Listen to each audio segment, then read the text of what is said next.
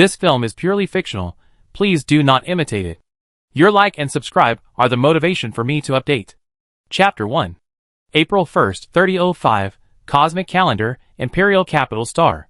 In a brightly lit laboratory, a young girl, clad in a white hospital gown, lay spread-eagle on an operating table. The black mechanical spikes on the robotic arm shone with a chilling cold light. Over the years, Xie has reflected on where she went wrong.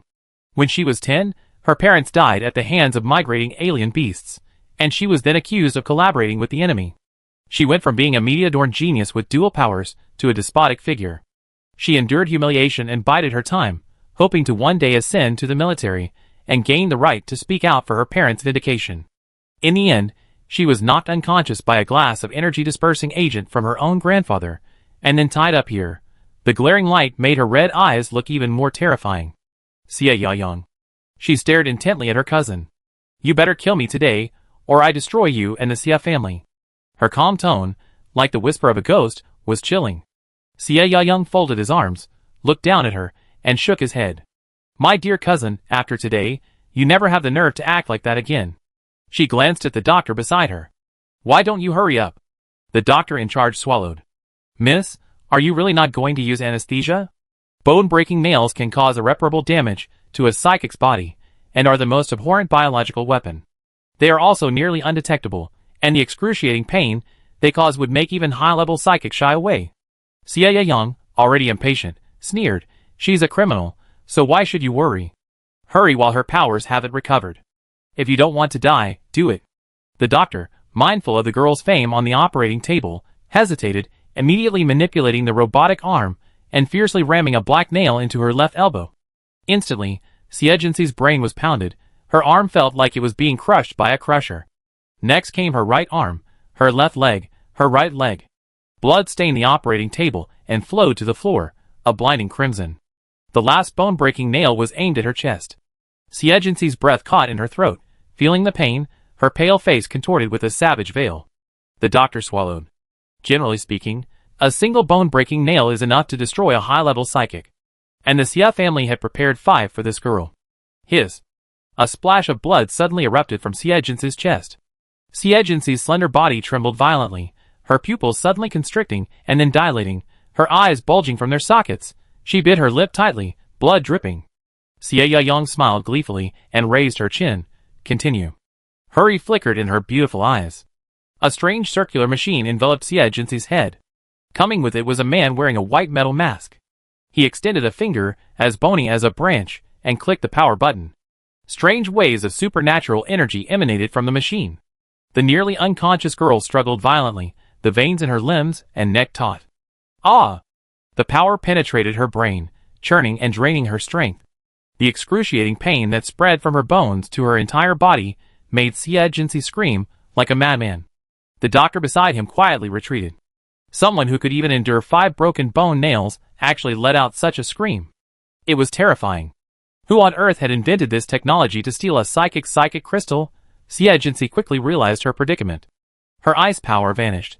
A white crystal with a cold mist appeared above her head, with 5 pyramidal prisms, indicating her 5th level ice power. For a moment, a chill filled the laboratory, and the room temperature plummeted, eventually settling at -10 degrees Celsius. Xie hugged her arms from the cold, her eyes fixed on the psychic crystal. Finally, she had it. Once a complete crystal had formed, she could no longer resist, pushing past the doctor beside her and running over. Success? The masked man nodded. There's still a healing crystal. Keep that one. The excitement on Xie's face was replaced by disgust. She can't die yet. After all, she's the granddaughter of the Marquis. The entire capital is watching. Having healing powers is essential for keeping her alive. She was going to make Xie live like a lowly dog.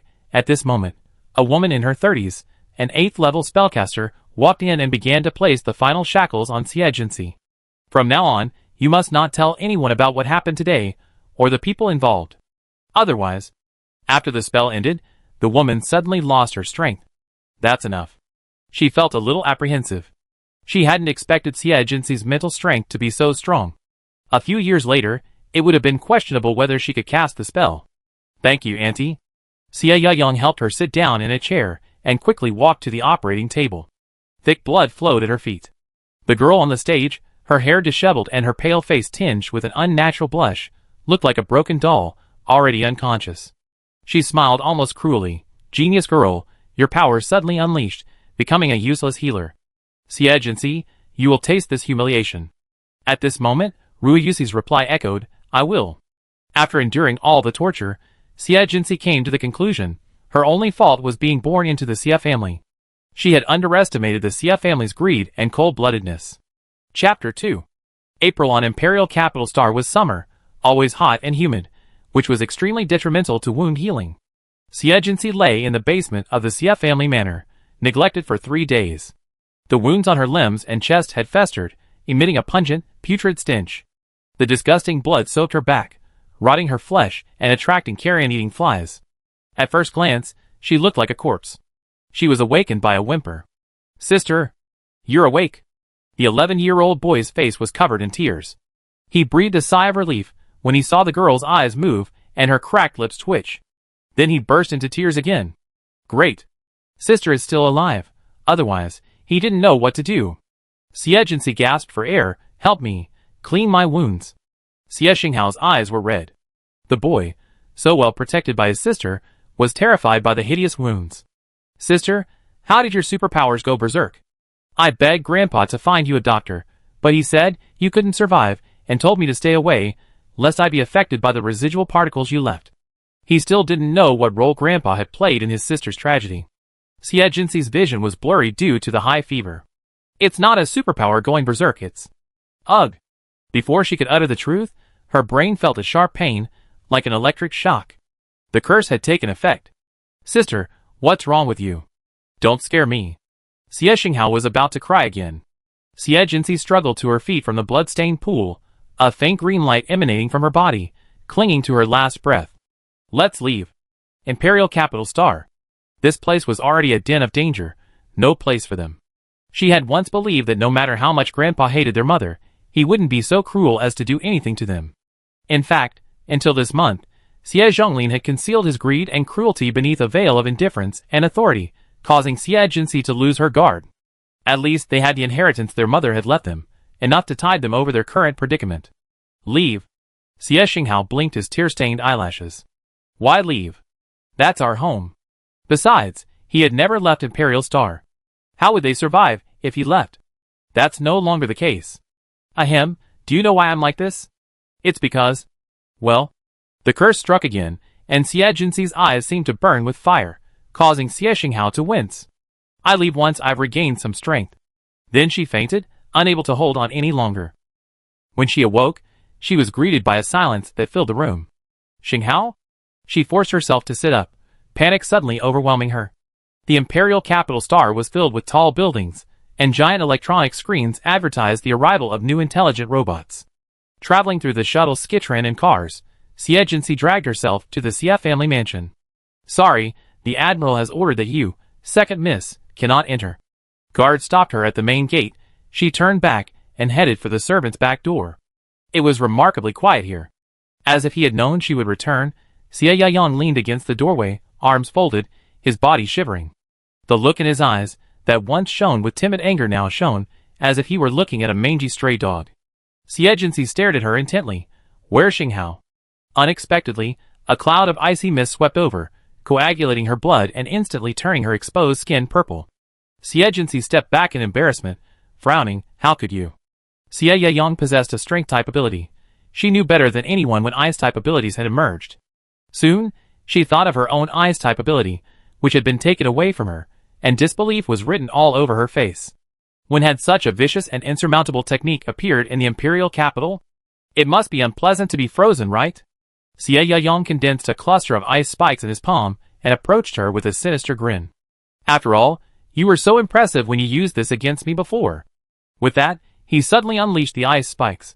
Xie reflexively activated her power, but the pain was so intense that she stumbled away, but even then, the wound opened again.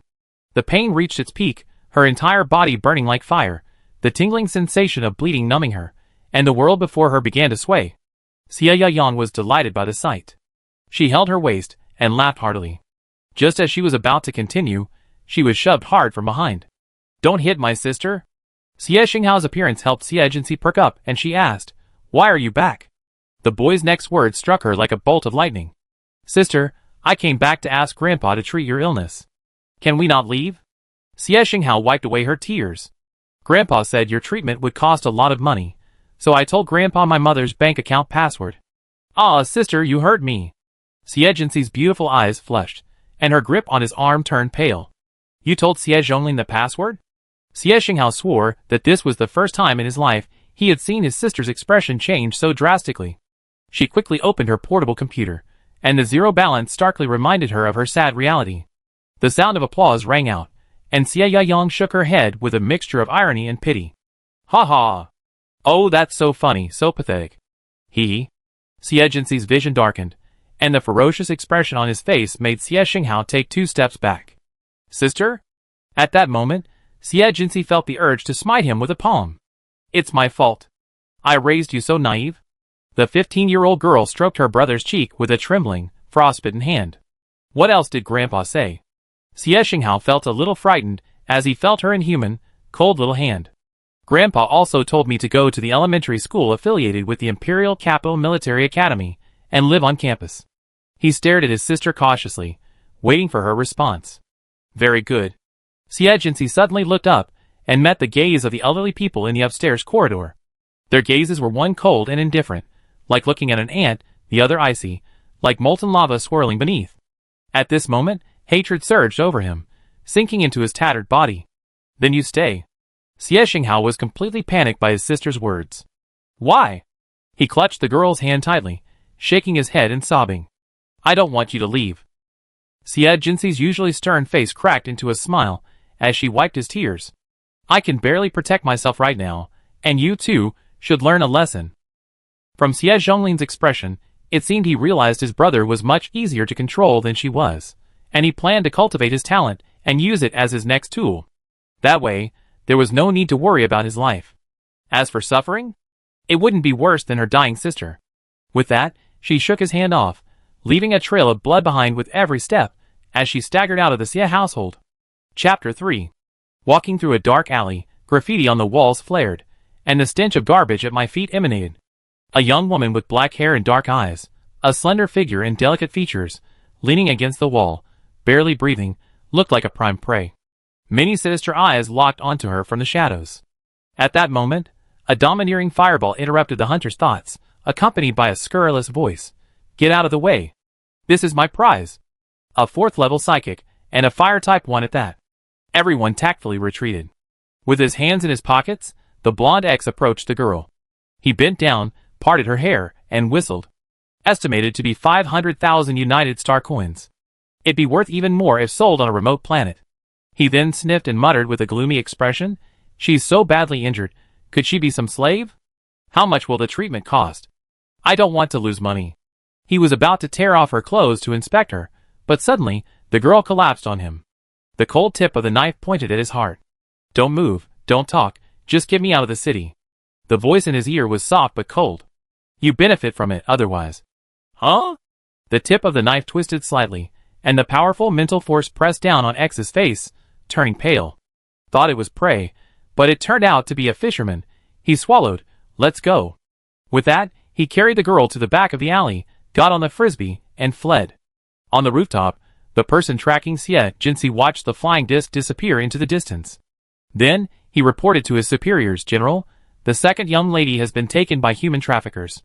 Continue tracking until confirmed dead. The tracker found the trafficker on the outskirts of the Imperial capital. He was examining Xie Jinxi's portable computer, a look of delight on his face. I didn't expect the person was gone, but I found a good find. At his feet lay a corpse. After confirming there were no signs of life, the tracker contacted the person behind him again. Confirmed dead. Mission completed. Xie Zhonglin put down the communicator, twirled the ring on his thumb, and sighed softly. Don't blame me, Grandpa. Out in the suburbs. Axe put away the portable computer, preparing to retrieve the body and sell it to those scientific enthusiasts for a final profit. Unexpectedly, the corpse glowed with a brilliant green light, and the girl suddenly opened her eyes, startling the young man so much that he took a few steps back. Which planet on the Borderland star do you live on? Were you just pretending to be dead? Axe stared at the blood still soaking beneath her and, inexplicably, replied, "Number 2. Take me there. People involved in this kind of business are usually on the wanted list. They must have their own way to get to the Imperial capital star." Axe was shocked. This was a big problem. Xie was still lying there, but she looked enigmatic. "Don't worry, you have your reasons for hanging around with me." "Auntie, are you almost dead?" Axe collapsed. It was a miracle that humans were still alive after shedding so much blood. "I won't die." Before those people died, she would crawl back as a skeleton even if she died. And so, on an unofficial spaceship, Xie arrived at Borderland Star Number 2. Stepping into the dilapidated, gray city, the floor tiles were jumbled and weary, and the walls were covered in grime. The people passing by possessed a wild and barbaric air completely different from that of the people of the Imperial capital star. Each one held a fierce and wary look in their eyes. Arriving at her own territory, Ix's thoughts began to stir again. This girl looked formidable, but a gust of wind could blow her over, so she suggested, "Why don't we go to my house?" "That's fine." Xie ignored his hound-like gaze. She was truly at the end of her rope. If one listened closely, her heartbeat was barely perceptible. Walking through the streets and alleys, the two arrived at Ix's cramped, dilapidated basement apartment, the floor littered with cigarette butts and bottles. Xie glanced around and said to Ix, who was searching for something, "It's a good place. It's big enough for her to hide." With that, the necklace around her neck lit up. It was a space button. Before Ix could finish her surprise, a bright silver metal emerged from the space button, rapidly transforming and enveloping the girl.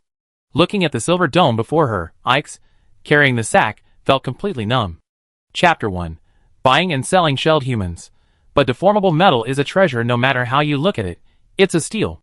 However, he didn't expect this egg to remain in his hands for 7 years. 7 years, July 1st, 3012, Universal Calendar. After seeing off another group of customers who had come to view the item, Axe returned to his new, yet still shabby and cramped, 10-story apartment, lit a cigarette, and squatted in a corner. Was he crazy back then? He keep this thing. It can't be penetrated by water, burned by fire, or damaged by mental power. It looks like a good thing. No matter how much he boasted, others couldn't detect the metal's material, so they just tried to lower the price. After finally finding a buyer willing to take a gamble, he discovered there was a living person inside, and they refused to buy it. What if they woke up one day and ran away with the item? Even if you found something for free, if you can't make money, you're losing money. After finishing a cigarette, he kicked a bright silver giant hard. Ouch! He covered his foot in pain and cried heartily, cursing his own misfortune. This drew the attention and laughter of his neighbor, Wang Sigu. "Look at you, you look so miserable. If I were you, you better give this thing to Boss Shang. You get a good deal. Get out of here. My treasure, why should you worry about it?" Yes, even though he couldn't get rid of it, Axe was convinced it was a treasure. With Boss Shang's personality, who would even give him a level 1 exotic beast without scrubbing it, dealing with him would definitely be a loss. Idiot. Wang Sigu scoffed, closed the door, and bowed as he made a phone call. The next day, Axe's small apartment was completely destroyed. The kicked-in door even collapsed his iron bed. If he hadn't reacted quickly, he would have been a pulp by now. He roared angrily, "Who did this?" "I." A chubby man, a level 4 psychic like him, walked in with a group of thugs. "Axe, don't you recognize your grandfather?" It was the captain of the thugs for the largest chamber of commerce on the second border planet. Axe's face changed, but he finally managed to smile. He stood up, pulled out a pack of cigarettes, and approached, "Isn't this Captain Liu? What brings you here?" As he spoke, he glared at Wang Sigu, who was standing behind Captain Liu. "He's a dog that bites without saying a word. I settle the score later." Captain Liu pushed his low-quality cigarette away with disdain. "I heard you have something interesting. I'm not saying anything bad about you, but if you have something good, why don't you give it to our Chamber of Commerce? You're hiding it." As he spoke, his men had already surrounded the bright silver dome. Axe was no fool, and quickly admitted, "I do have a good thing. It's been years since I figured it out, and I'm just about to send it to Boss Shang." Then he added sarcastically, "But some of you got jealous, and you misunderstood me. If anyone knows the most about this thing, it's me, Axe. I go with you to deliver it." At this point, there was no way Wang Sigu, that idiot, would get away with it. This time, it was Wang Sigu's turn to get angry. "Captain Liu, you promised me." "Shut up. I despise people like you." Captain Liu's temper turned quicker than a book. With his belly puffed out, He pushed past him and approached the silver dome. Have you checked it out? What exactly is it? The inspector's face was hesitant. Captain Liu, though unyielding, had a keen eye. TSK, the more mysterious it is, the more valuable it is. Take it away.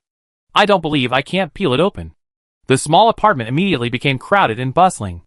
A group of thugs gathered tools and began to work. As they busied themselves, a cracking sound echoed from the giant egg. The bright silver suddenly transformed into a ball the size of a soccer ball. Before anyone could react, a green glow grew like vines, entangling everyone and pinning them to the wall.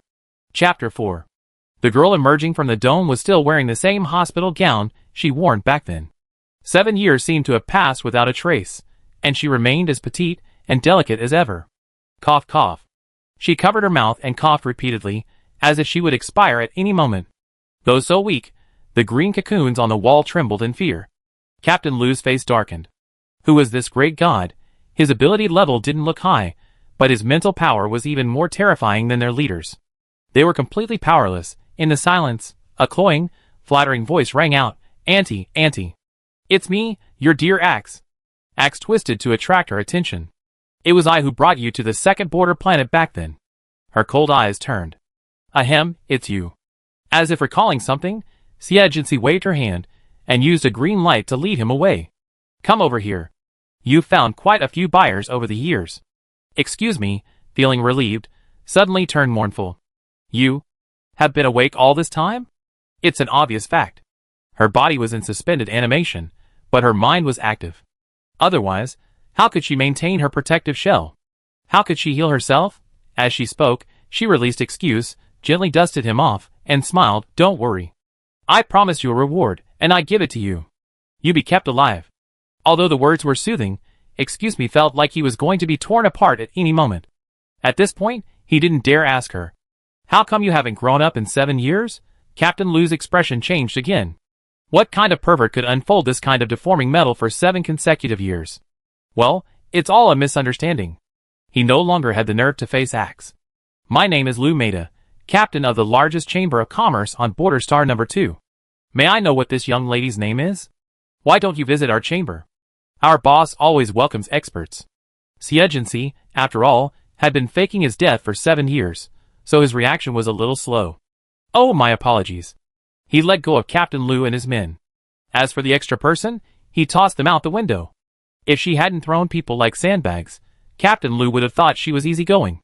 The words had already been spoken, and he could only bite the bullet and lead his men to meet his boss. It was strange.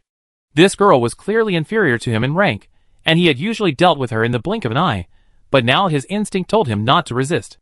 In the end, he could only attribute her strength to her special abilities and powerful mental strength. Xie followed him up to the tallest building in the settlement and met Boss Shang, the man who ruled the second desolate planet. A bald, fat man, his right hand, a cigar between his legs, a black metal prosthetic, giving him a more formidable look. Who's this? The man, without looking up, slowly counted the rare gems before him. Liu Maida brought these. They're said to have special powers. The secretary stood calmly beside him, both examining the strange little girl. Boss Shang raised his head again. Is this your first time on the second desolate planet, little one?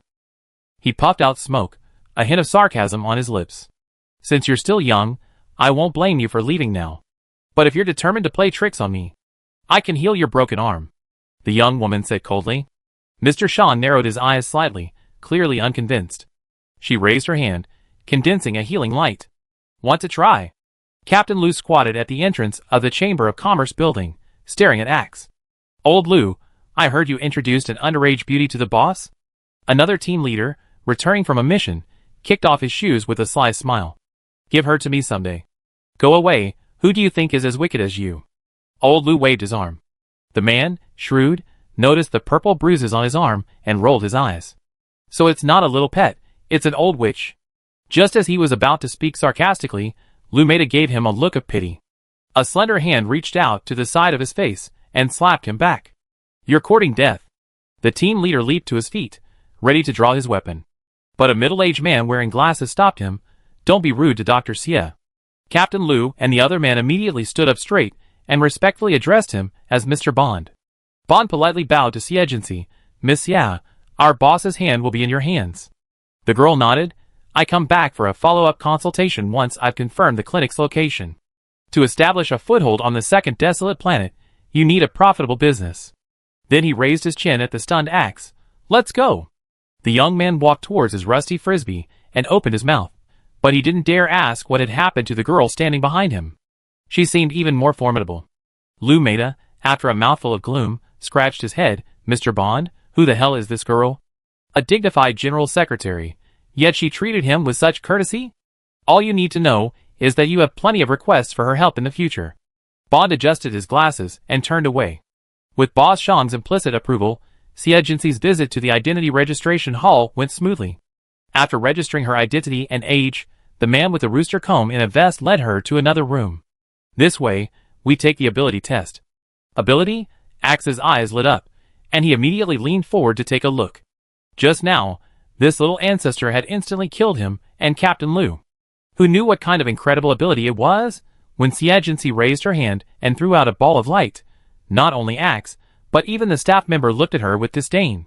Healing ability, and only level 3 at that. Not even a mid-level ability user. How is that possible? Axe grabbed a handful of his hair and said to the staff, take the test again. Healing ability is considered the most useless ability, because the healing devices currently available to humans, at the same level, offer many overwhelming advantages over healing systems, including faster healing, greater portability, and widespread use.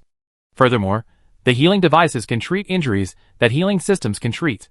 However, healing systems cannot treat illnesses, such as genetic diseases and radiation-induced diseases. Even if Xie Jinxi possessed an S-level talent with the fastest cultivation speed, she would have to become at least a high-level psychic before anyone would consider her a different person. After all, high-level healing devices are expensive and rare. The staff member was also furious. They just arrived from the Imperial Capital Star. How could they be wrong? Stopped looking for trouble. After saying that, he walked out and registered the information directly on the computer. Axe glanced at the unsurprised young woman. You really are a healing type, aren't you? Xie Jinxi glanced at him, holding up her brand new ID card. You don't trust the most advanced tester? Not really. Hee. The young man smiled sheepishly. Xie Jinxi said nothing more and walked out of the ID registration hall. Suddenly, a fireball struck from behind. She turned and deployed a green light shield. The fireball was deflected and struck the trash can outside the gate, bursting into flames. Fights and violence were a constant occurrence on Borderland Planet, and passers-by were accustomed to it, simply watching the spectacle from a distance. Xie Jinxi waved his hand to clear the dust, but the choking still made his trachea itchy. Cough, cough, cough. He looked up at the young man holding the fireball, raising his eyebrows slightly. Are you thinking of rebelling already? Bah, a level 3 healer pretending to be a big shot for so long? Axe grinned. You've been bullying me for 7 years. Isn't it time we settle the score? The girl coughed twice more and replied, without emotion, as you wish. Suddenly, a flash of light appeared before Axe's eyes, and he immediately launched 2 fireballs at them. Unexpectedly, the girl darted in front of him like a ghost, slapping his face with a palm and pinning him to the ground with overwhelming force. Crack! The already loose floor tiles beneath the man cracked completely, and his head slammed with a crackling sound. The sight made the onlooker's teeth ache. The slender girl tensed her muscles, grabbed him and threw him into the air, spinning around and kicking him away with a sweeping kick. With a loud bang, the young man, who had just betrayed them so easily, was slumped into the wall, leaving a trail of blood before sliding to the ground. He hadn't even used his supernatural powers to knock the man down. Xie Jinxi coughed violently, crouching beside him through the smoke and dust. His voice was weak. I give you another chance, okay? It was the same calm and cold question he had given in the alley that year. Blood gushed out of Axe's nose and mouth, and a dry, gurgling sound came from his throat. Boss. Chapter 5. Finding the right subordinate is difficult, and sensible ones are even harder. Xie Jinxi was very satisfied with this Axe. No matter what means were used to subdue him, as long as he was useful, it was all that mattered. After throwing a ball of healing light, in a moment, apart from the blood on the ground, there were no more obvious wounds on Ike's body. Are you done fighting? The supervisor of the identity registration hall came out nonchalantly. After that, let's discuss compensation. Seeing Xie Jinxi looking at him, he immediately raised his hands to indicate that he didn't want to fight. Miss, don't act so aggressively with me. We work for Boss Shang. I assume you wouldn't want to offend him if you were working on the border planet? Those who survive in this gray area are all very discerning, and are very good at assessing the situation.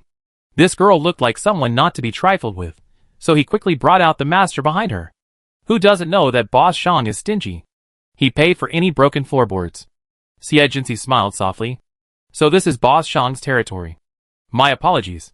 So, you should settle the bill and keep it in mind. I pay you back when I have the money. You're putting me in a difficult position. The supervisor's face twisted slightly. The girl replied, why don't we call and ask if we can get credit? After receiving the call, Bond went to ask his boss. The bald man, cigarette in hand, gazed lovingly at his newly emerged hand. A newly disassembled mechanical hand lay on the desk in front of him. After listening to the report, he raised his eyelids. Let her keep the debt and pay it back within a year. Boss, why don't you just forgive me? Boss Shang chuckled and touched his bald head with his half-right hand. I've already given her an ID card. That's very generous. Even if you want to pluck a hair from his head, you have to see if it grows back. The more he looked at the newly grown right hand, the cuter it seemed. After some thought, he ordered, let's do this. Weigh the interest. To be able to unconditionally regenerate a severed limb requires a healing system beyond the highest level. This girl's healing system is somewhat unique, so it wouldn't be a bad idea to give her a little benefit. But with this money, the more you have to save. Under the admiring gaze of the supervisor, Xie Jinxi carried the drooping axe away. This time, Axe was obedient. If he was told to find a shop, he'd find the best one in the area. If he was told to pay, he immediately hand over his account password. After Xie Jinxi healed Boss Shang's hand, countless people came to her seeking treatment. On the border planet, where fighting was fierce, the streets were filled with people with missing limbs. Gradually, Xie Jinxi developed a reputation of her own. Scalpel. For years past like this, there are 10 stars of varying sizes in the Federation, orbiting fewer than 20 planets with atmospheres and water resources. Of these 18 planets, 5 are designated as borderlands because their environments are unsuitable for uninhabitable life, because they are infested with dangerous interstellar beasts, or because they lack exploitable resources and are unusable. 2 of these are used as garbage dumps, and 1 serves as a transit point for migrating interstellar beasts, also uninhabited. Only Borderlands 1 and 2, at the edge of the territory, have cities built on them. These are uninhabited areas. The atmosphere on Borderland 2 is only suitable for the growth of exotic beasts and plants, most of which are aggressive. The only human settlement is enclosed in a level 4 protective shield, equipped with an air conditioning system and radiation and water filtration systems. Those with level 1 or 2 abilities must wear special radiation-proof suits and oxygen supply equipment if they go hunting. Or, for those who can afford it, they can invest in a lightweight mecha, which is more durable and safer. May 20th, 3016, Cosmic Calendar. Outside the vast wasteland, the wind blew the sand like drifting mist. 2 figures, one tall and one short, crossed the dirt and rocky valley, driving a high-end hovercraft towards the shield. The trailer behind the vehicle was piled with a mountain of exotic beast prey. Boss, you're already level 3. Do you still need a radiation suit? Ike strove, simply making small talk. He glanced at the girl in the light mecha in the passenger seat. 2 months after opening the clinic, Xie Jinxi had gathered his equipment and begun traveling outside the city.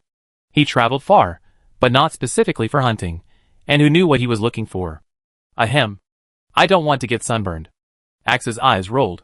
Could it be that the boss is weak and can't be exposed to radiation? If you want to know, you can try to destroy my radiation suit. The girl's amused voice gave Axe a chill, and he immediately put some of his thoughts to rest. Some dogs, after 3 years of pampering, still think of biting their owners. But Axe wasn't wrong.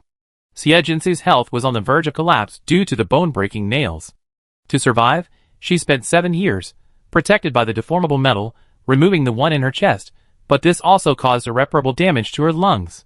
But the bone-breaking nails in her limbs couldn't do the same anymore if she wanted to become a high-level psychic. She spent 10 years searching for a way to save the planet, but it seemed like a distant prospect. The city, perched on the wasteland, could be seen from afar, like a giant blister swelling on the surface of Borderland Planet. At that moment, a thunderous roar echoed from the sky, casting a massive shadow as if darkness had fallen. Only when the black giant landed outside the city did the 2 of them see its true form. Fuck. A military warship.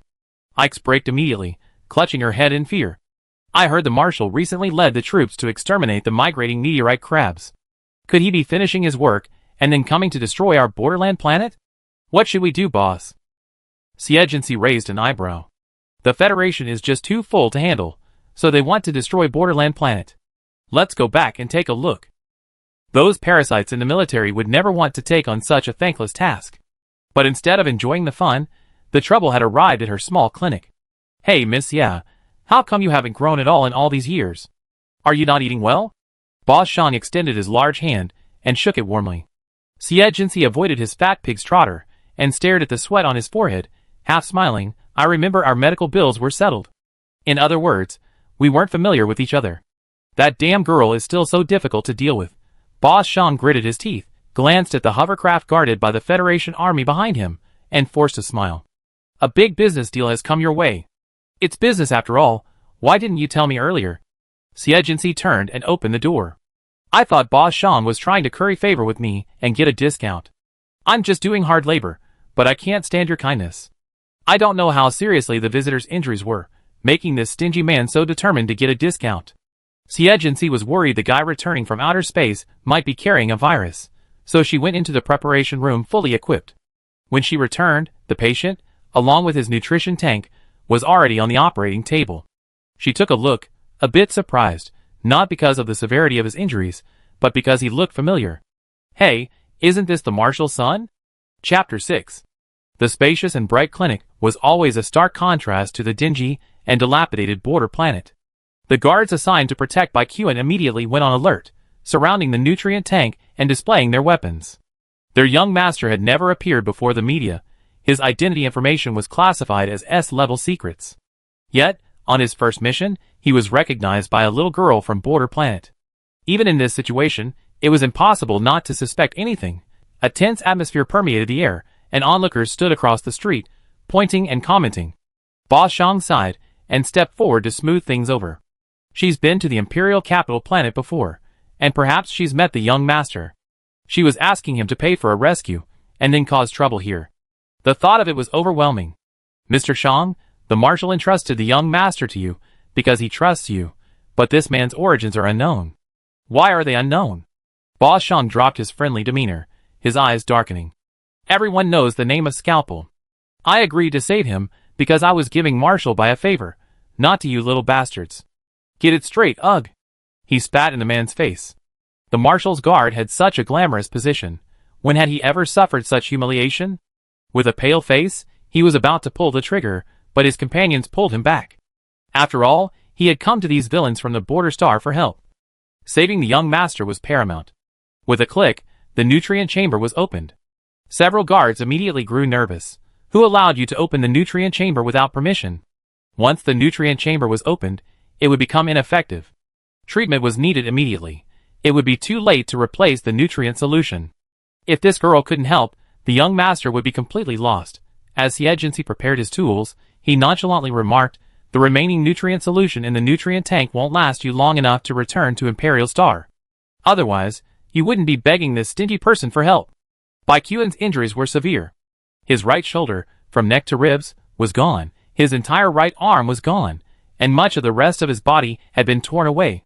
Not to mention his twisted legs, he barely resembled a human. The broken ribs, lungs, liver, and even heart, among his exposed internal organs, bore hideous claw marks, lingering traces of the beast's violent energy. Humans are so vulnerable to high-level beasts. Not even a single claw could tear them apart. Xie couldn't help but frown. Aren't you going to hunt down the meteor crabs? Don't tell me crabs have claws. These were clearly the claw marks of a war-star wolf. The most impulsive guard said irritably, if it weren't for that damn lava fruit, how could there be? Ned. Someone interrupted his rant. I think you could shut up for a moment.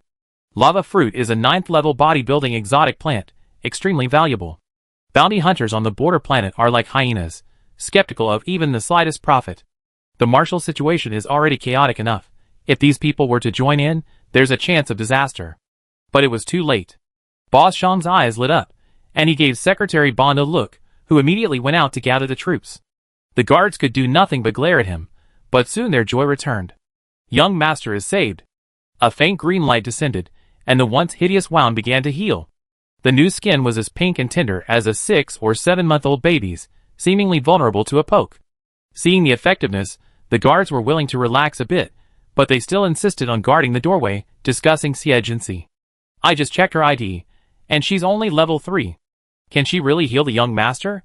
Ned, the most arrogant, still looked down on this shabby place. Her healing abilities seem somewhat special, the team leader muttered. Ordinary level 3 healers don't have such a recovery speed. While they were talking, Secretary Bond had already led his men out personally. Such a movement couldn't be hidden from the other forces on Borderland Planet. A bearded man with an eye patch, upon hearing the news, patted the woman in his arms. Mariana, take your men and follow Bond. That guy's going out in person, so he must have found something valuable. I know. The red-haired woman twisted herself out of his arms, picking up her clothes, covered in bruises. Not only the other 2 major forces, but also some daring bounty hunters had caught wind of the situation. The Marshal is already in chaos. Could you please not get involved? The team leader felt a headache as he watched the bounty hunters swarming like a swarm. Boss Shang waved his hand cheerfully. You military, do your business. We're looking for ours. Who among us wants to mess with you? In reality, he was deliberately causing this commotion. After all, the more people causing trouble for the military, the greater the opportunity to take advantage of the situation. As for the military's mission, it was none of their business.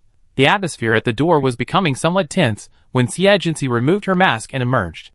How is our young master? Several guards asked, simply passing by her to check on her recovery, then became angry. Is this the result of your treatment? Our young master's injuries haven't healed at all. Xie leaned against the door, her breathing rapid, her pale face covered in sweat. Axe immediately took out a white gauze to wipe her sweat, glancing fearfully at the angry guard. Will he be saved? He asked.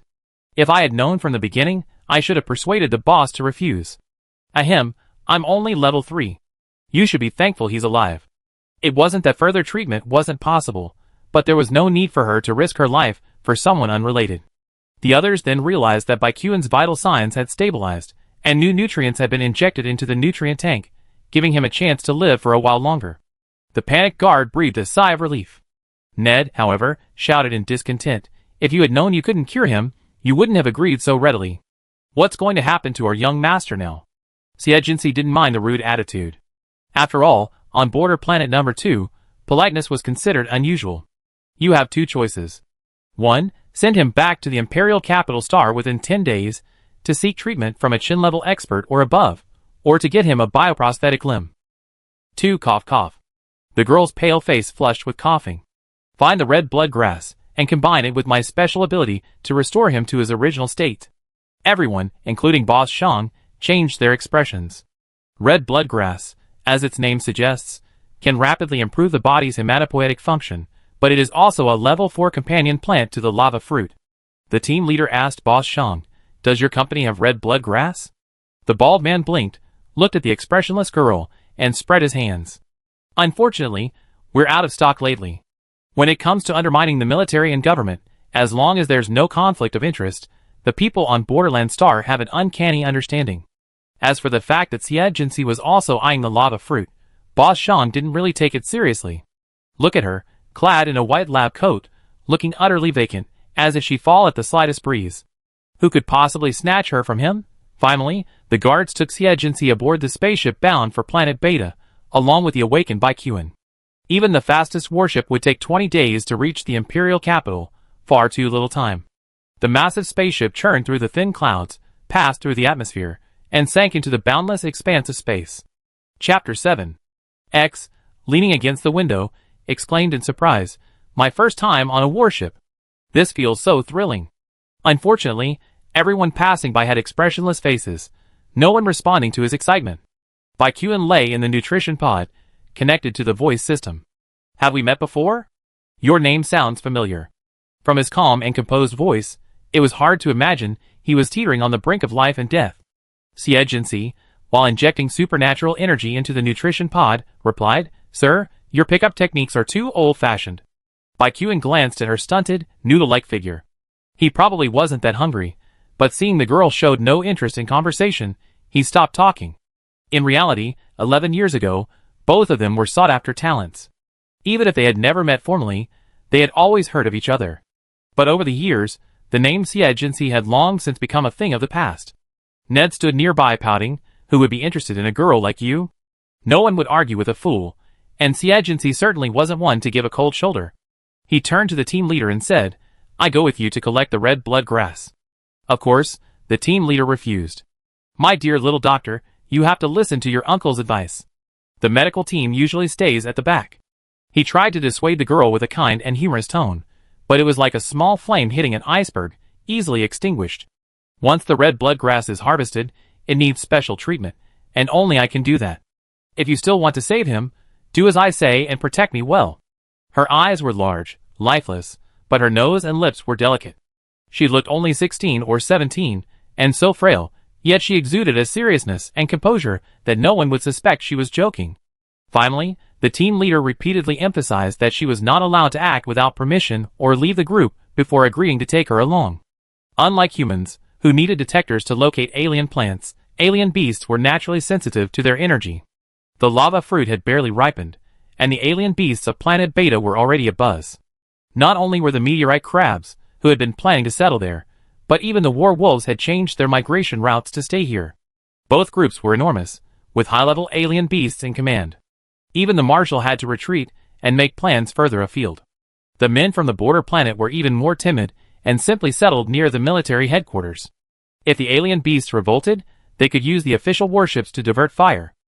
The team leader, escorted by Qin back to the main ship to ensure his safety, reported the incident to the Marshal, and also asked the accompanying medical captain. She said the red blood grass required special treatment. Could she be lying? The medical captain sat in a wheelchair, his head and body bandaged, looking ready to pass out at any moment. After checking by Qin's condition, he frowned. She was only at level 3, but she was able to stabilize the Major's vital signs. This proves that her healing abilities are indeed special, and the Major certainly can't make it back to the Imperial Capital Star. He said nothing else, but confirmed that the girl was indeed capable of saving lives, unlike him, whose remaining abilities were barely enough to sustain his own life. As the team leader returned in his spacesuit, he ran into Xie at the door. "Are you sure I'm not lying?" She knew she couldn't fool these federal soldiers with just a few words. "We just have no choice." "I hope Dr. Xie keeps his word." The middle-aged man stared at her, still seeing only calmness and mystery. "Tomorrow we begin a comprehensive extermination of the alien beasts. We depart once the Marshal begins." Then he returned to the conference room to assign personnel. Xie coughed softly, his lips curling slowly. The Marshal's son is so kind. Even in this critical moment, he was able to allocate personnel to rescue him. Axe said sourly, then rubbed his hands excitedly, and asked Xie, "Boss, how are you going to get the lava fruit? It's a level 9 alien plant. It's worth a lot of money, right?" Just as he promised, he made a fortune following Xie over the years, and his appetite had grown considerably. Xie turned his head gloomily. "It seems you've been living so comfortably these past few years that you've even dared to covet a level 9 exotic plant." The young man rubbed his golden hair awkwardly, unsure whether his boss truly didn't want the lava fruit or simply wouldn't let him have a share. The next day, the area surrounding the active volcano where the lava fruit lay was already swarming with exotic beasts. It was packed so densely, several massive beasts, some 200 or 300 meters tall, towered within it. The volcano before them looked like a brazier. Suddenly, a dazzling red particle cannon pierced the herd. The resounding explosion seemed to ignite the herd, followed by a deafening roar. The exotic beasts erupted in a riot. The earth began to tremble, and orange-yellow sand was thrown dozens of meters high. Countless fighter planes and mechas flew out from the warships, like giant birds, sweeping through the air and attacking, drawing the fire of all the exotic beasts. The chaos erupted instantly. The people of Borderland Planet cheered as they blended in, some driving cars, mechas, and even some wearing only light armor, charging straight into the volcano. However, some were swatted away and crushed by claws as soon as they approached the herd, instantly killing them. Xie and the others, wearing spacesuits and riding in heavily armored hovercrafts, were no more than a grain of sand in the midst of the beasts. Ned steered the hovercraft around corners, dodging the giant feet of each alien beast, cursing, "These damn beasts, these brainless, stupid creatures. You should be thankful the medium on Beta is so thin, otherwise that roar alone would have been enough to cripple us." After passing through the outer swarms of low-level alien beasts, the leader ordered the hovercraft's cloaking device activated. The 5-meter-long hovercraft vanished, its shadow barely visible as the light shifted. The cloaking device only lasts 2 hours, so hurry and finish. However, this device, which deceives the naked eye with light, Can't fool the mental powers of high-level alien beasts. As soon as they entered their territory, a powerful pressure suddenly hit them. The hovercraft swung violently, and a giant claw, covering the sky and the sun, came down. Warstar Wolf. Ned's eyes widened in fear. He pulled the power lever with all his might, but he couldn't outrun the claw's speed. With a bang, the hovercraft was sent flying. It tumbled through the air for several rounds, its cloaking device occasionally failing, revealing its presence. The team leader, clutching the handrail, shouted, "Activate particle armor defense." A blue honeycomb-shaped light shield illuminated the hovercraft, mitigating the impact, and it finally came to a stop. "Are you hurt?" The team leader immediately looked at Xie, the weakest of the group. "Nothing, but we seem to be under the belly of a meteorite crab," Xie said, gazing at the crab legs surrounding the vehicle, which resembled pillars of heaven. Chapter 8. These high-level alien beasts are actually kicking us around like balls. Instantly, a heart-pounding pressure washed over him, like a heavy chill enveloping him. It was the meteorite crab's mental power. Alien beasts use mental power to command their kin and lower-level beasts. This power is a reflection of their rank and authority, far more powerful than that of humans. "Ned, drive." But no matter how the leader urged, Ned's face turned pale, and his hands gripping the power lever were sweaty, and unable to exert any strength. Clearly, he was overwhelmed by the mental power. Xie's eyes flashed. Here it comes. A massive stream of air erupted from the meteorite crab's lower abdomen, hot and powerful, sending the hovercar flying. Xie clutched the handrail tightly, pursing his lips in thought. Perhaps this is what riding a roller coaster feels like?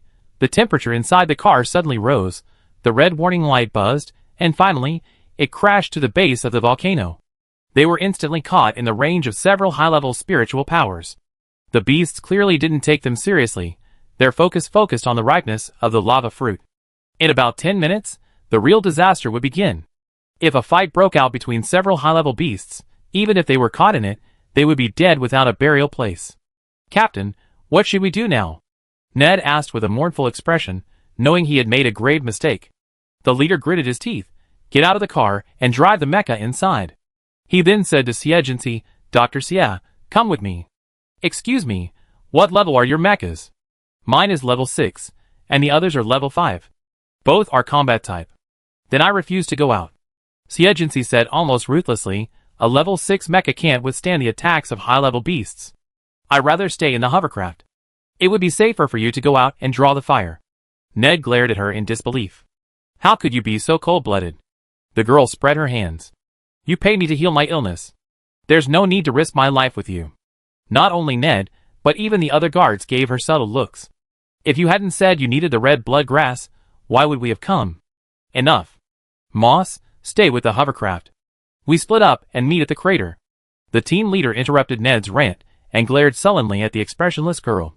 "Dr. Xie, I hope you can heal our young master after you obtain the red blood grass."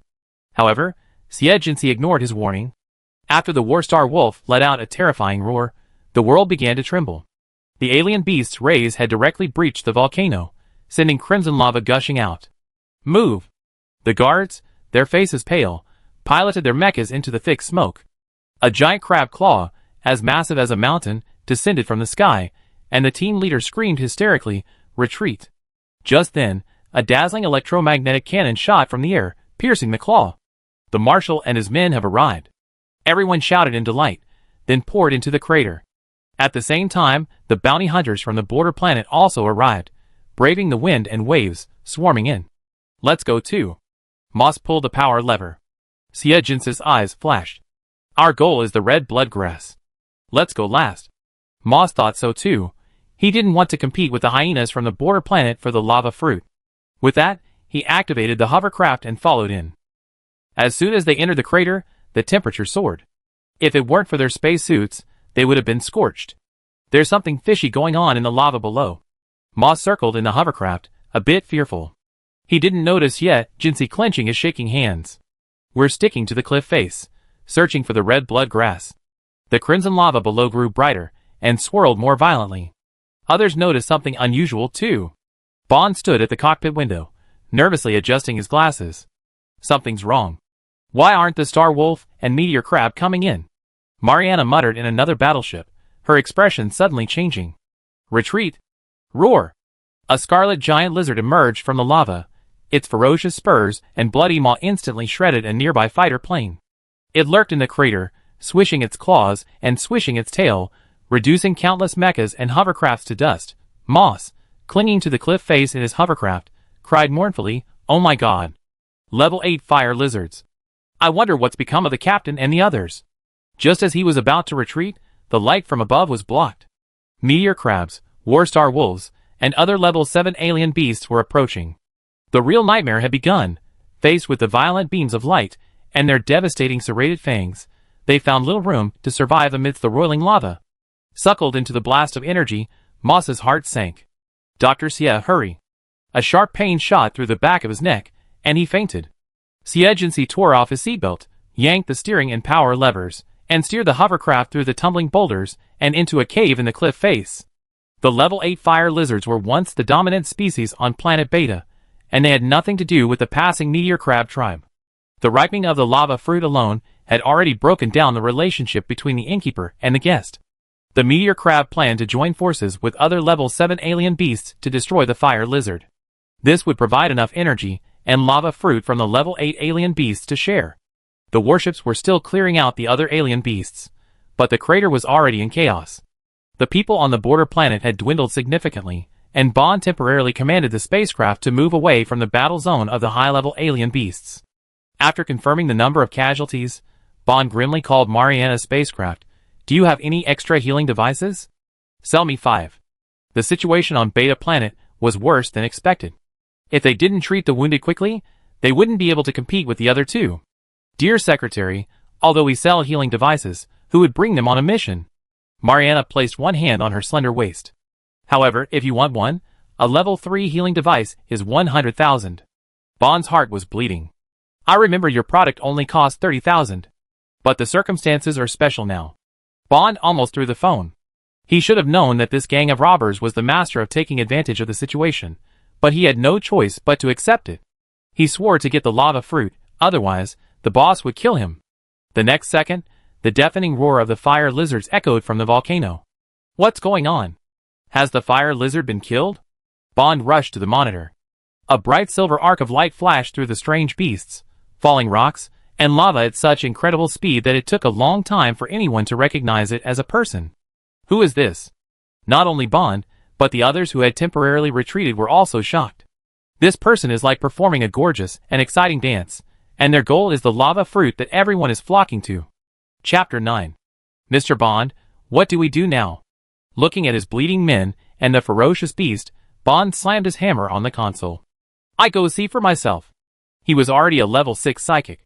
Whether he could steal the items or not was a given, but at least his chances of survival were high. It's worth mentioning that while he was putting on his protective suit, he ran into Mariana and the deputy leader of the Caesar mercenary group. Clearly, they were all there to see who that person was. "Damn you, Bond. If I'd known it was a level 9 alien plant, I wouldn't have told the leader not to come. You're really going to get me killed," the deputy leader yelled furiously. "Our boss doesn't want to face the Marshal. 9 out of 10 people on border planet number 2 are on the wanted list, and several of the bosses are S-level wanted criminals. How could they possibly get close to Bayuanon? I hope the high-level beasts are more ferocious and don't let the guy succeed, otherwise we'd be in big trouble." Amidst the rumbling explosions, the group kept their mouths shut, yet their speed didn't slow down at all, quickly reaching the crater. The battle here had already reached a fever pitch. Several beasts, each wounded, unanimously attacked the tiny human who had dared to disregard their authority. But the man leaped over rocks like lightning, and the fire lizard's fireball missed him, striking the warstar wolf instead. A variety of light waves and rays pelted the man, but he only got closer to the base of the volcano. Amidst the swirling, bright lava, stood a 20-meter-tall stone pillar. Its crimson flame crystals, like blood vessels, absorbed the volcano's energy, nourishing the small, vermilion fruit at its summit. Lava fruit. A bright silver figure landed on the stone cone. Roar! Seeing the opponent about to succeed, the fire lizard roared and swung its tail. The overwhelming pressure collapsed the cliff wall, and the wind pressure alone caused the lava to surge into waves, forcing even the meteor crabs to retreat, but the person ignored it. A strange scene occurred. The armor on her arm quickly transformed into a straw, sucking the fruit directly into it. Then, with a flick of her tail, she was slammed into the magma. Everyone and the beasts were now in a state of panic. Can that armor withstand this temperature? Everyone speculated. Now, only the fire lizard dared to go in and investigate. But as it sank, a bright silver figure suddenly burst out of the magma. Wow, she actually managed to trick the fire lizard. She sprouted a pair of metallic wings on her back and soared into the sky. Bond and the others were about to intercept, when an overwhelming surge of spiritual power suddenly descended, trapping them like a quagmire. This was the fire lizard's last resort. It was determined to slay the human who had seized the fruit. The mental pressure of an 8th-level beast was too great for even a psychic of the same level to withstand.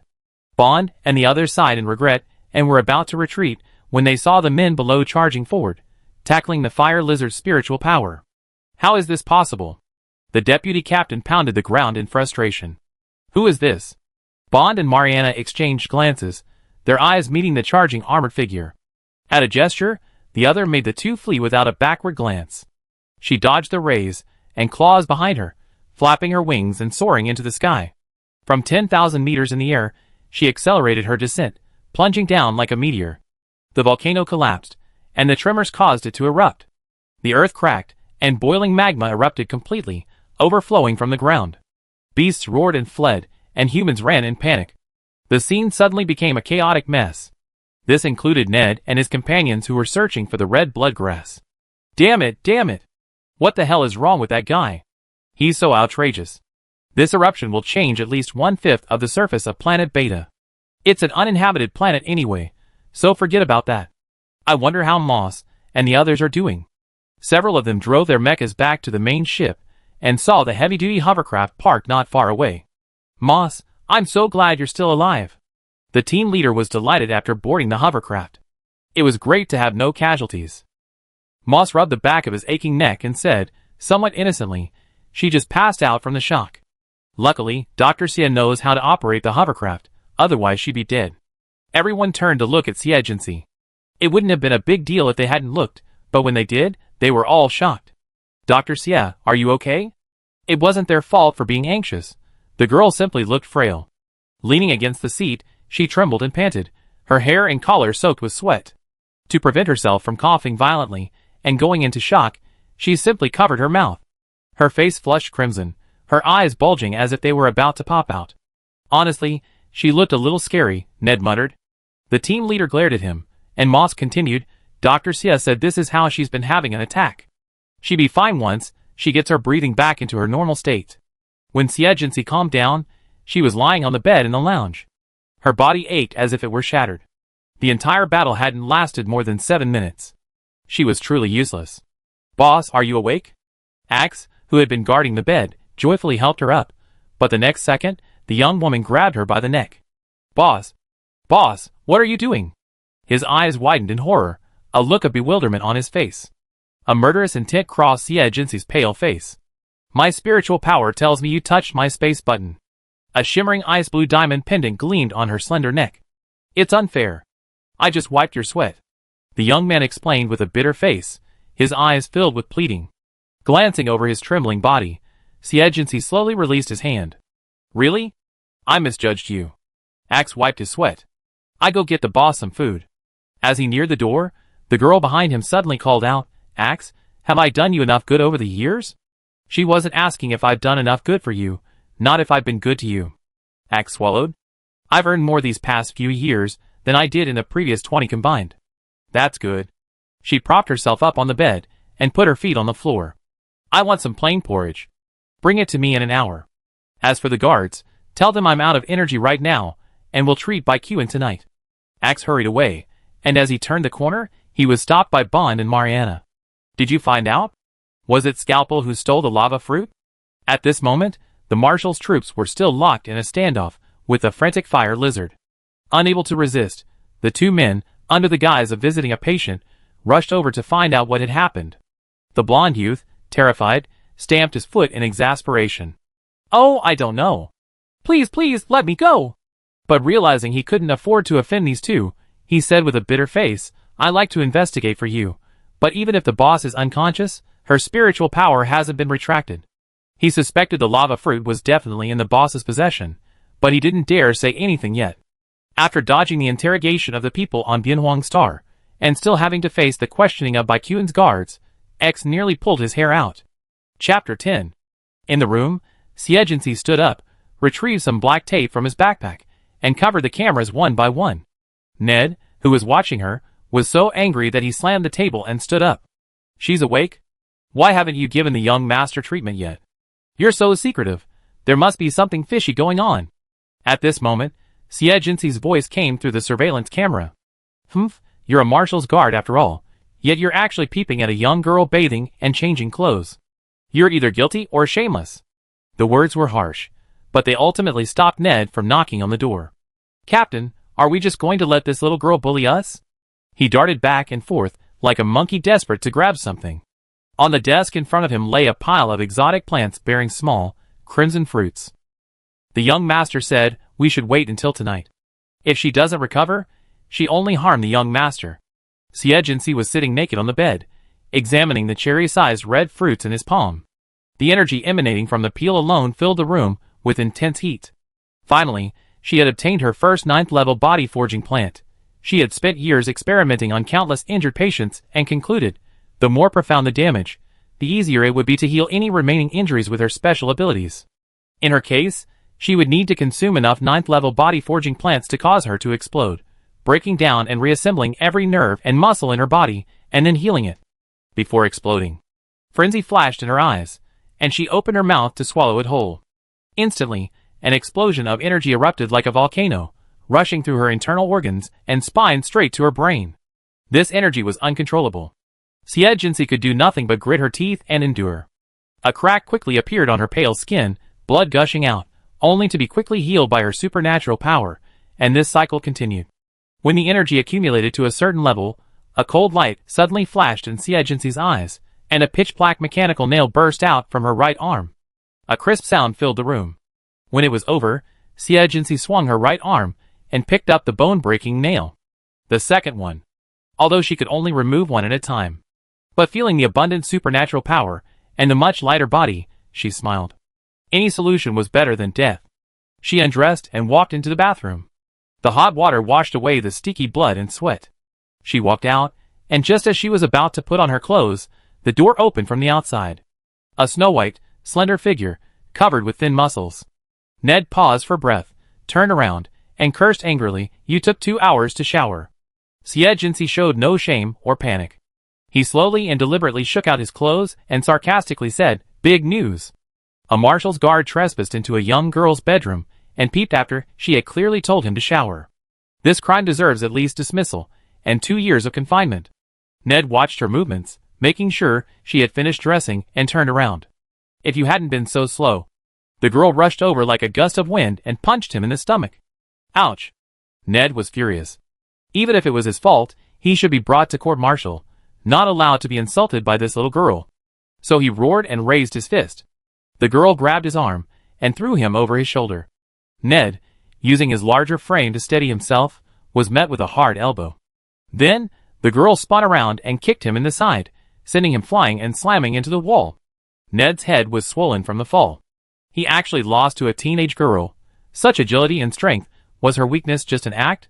While he was dazed, Xie extended a green ribbon from his hand, wrapped the man like a dumpling, and dragged him towards the treatment room.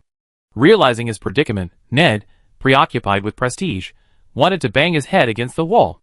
"Damn it, let me go!" "Ahem, shut up." Xie turned and glared at him.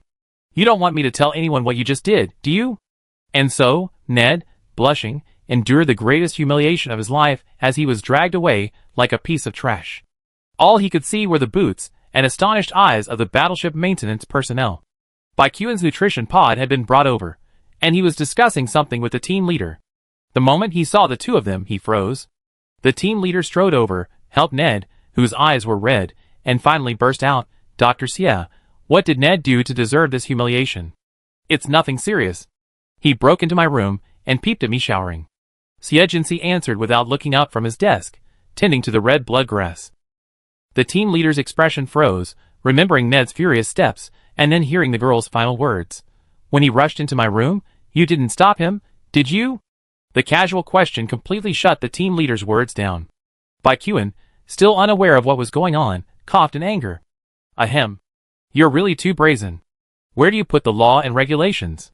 As a marshal's guard, you actually did such a thing? Xie glanced at him. What's the point of talking after the fact? I've already dealt with it, so let's not talk about it. After dealing with the red blood grass, she calmly approached Bai Qian. Let's discuss the reward first. The handsome young man looked serious. What reward do you want, Dr. Xie? A recommendation for admission to the Imperial Capital Military Academy.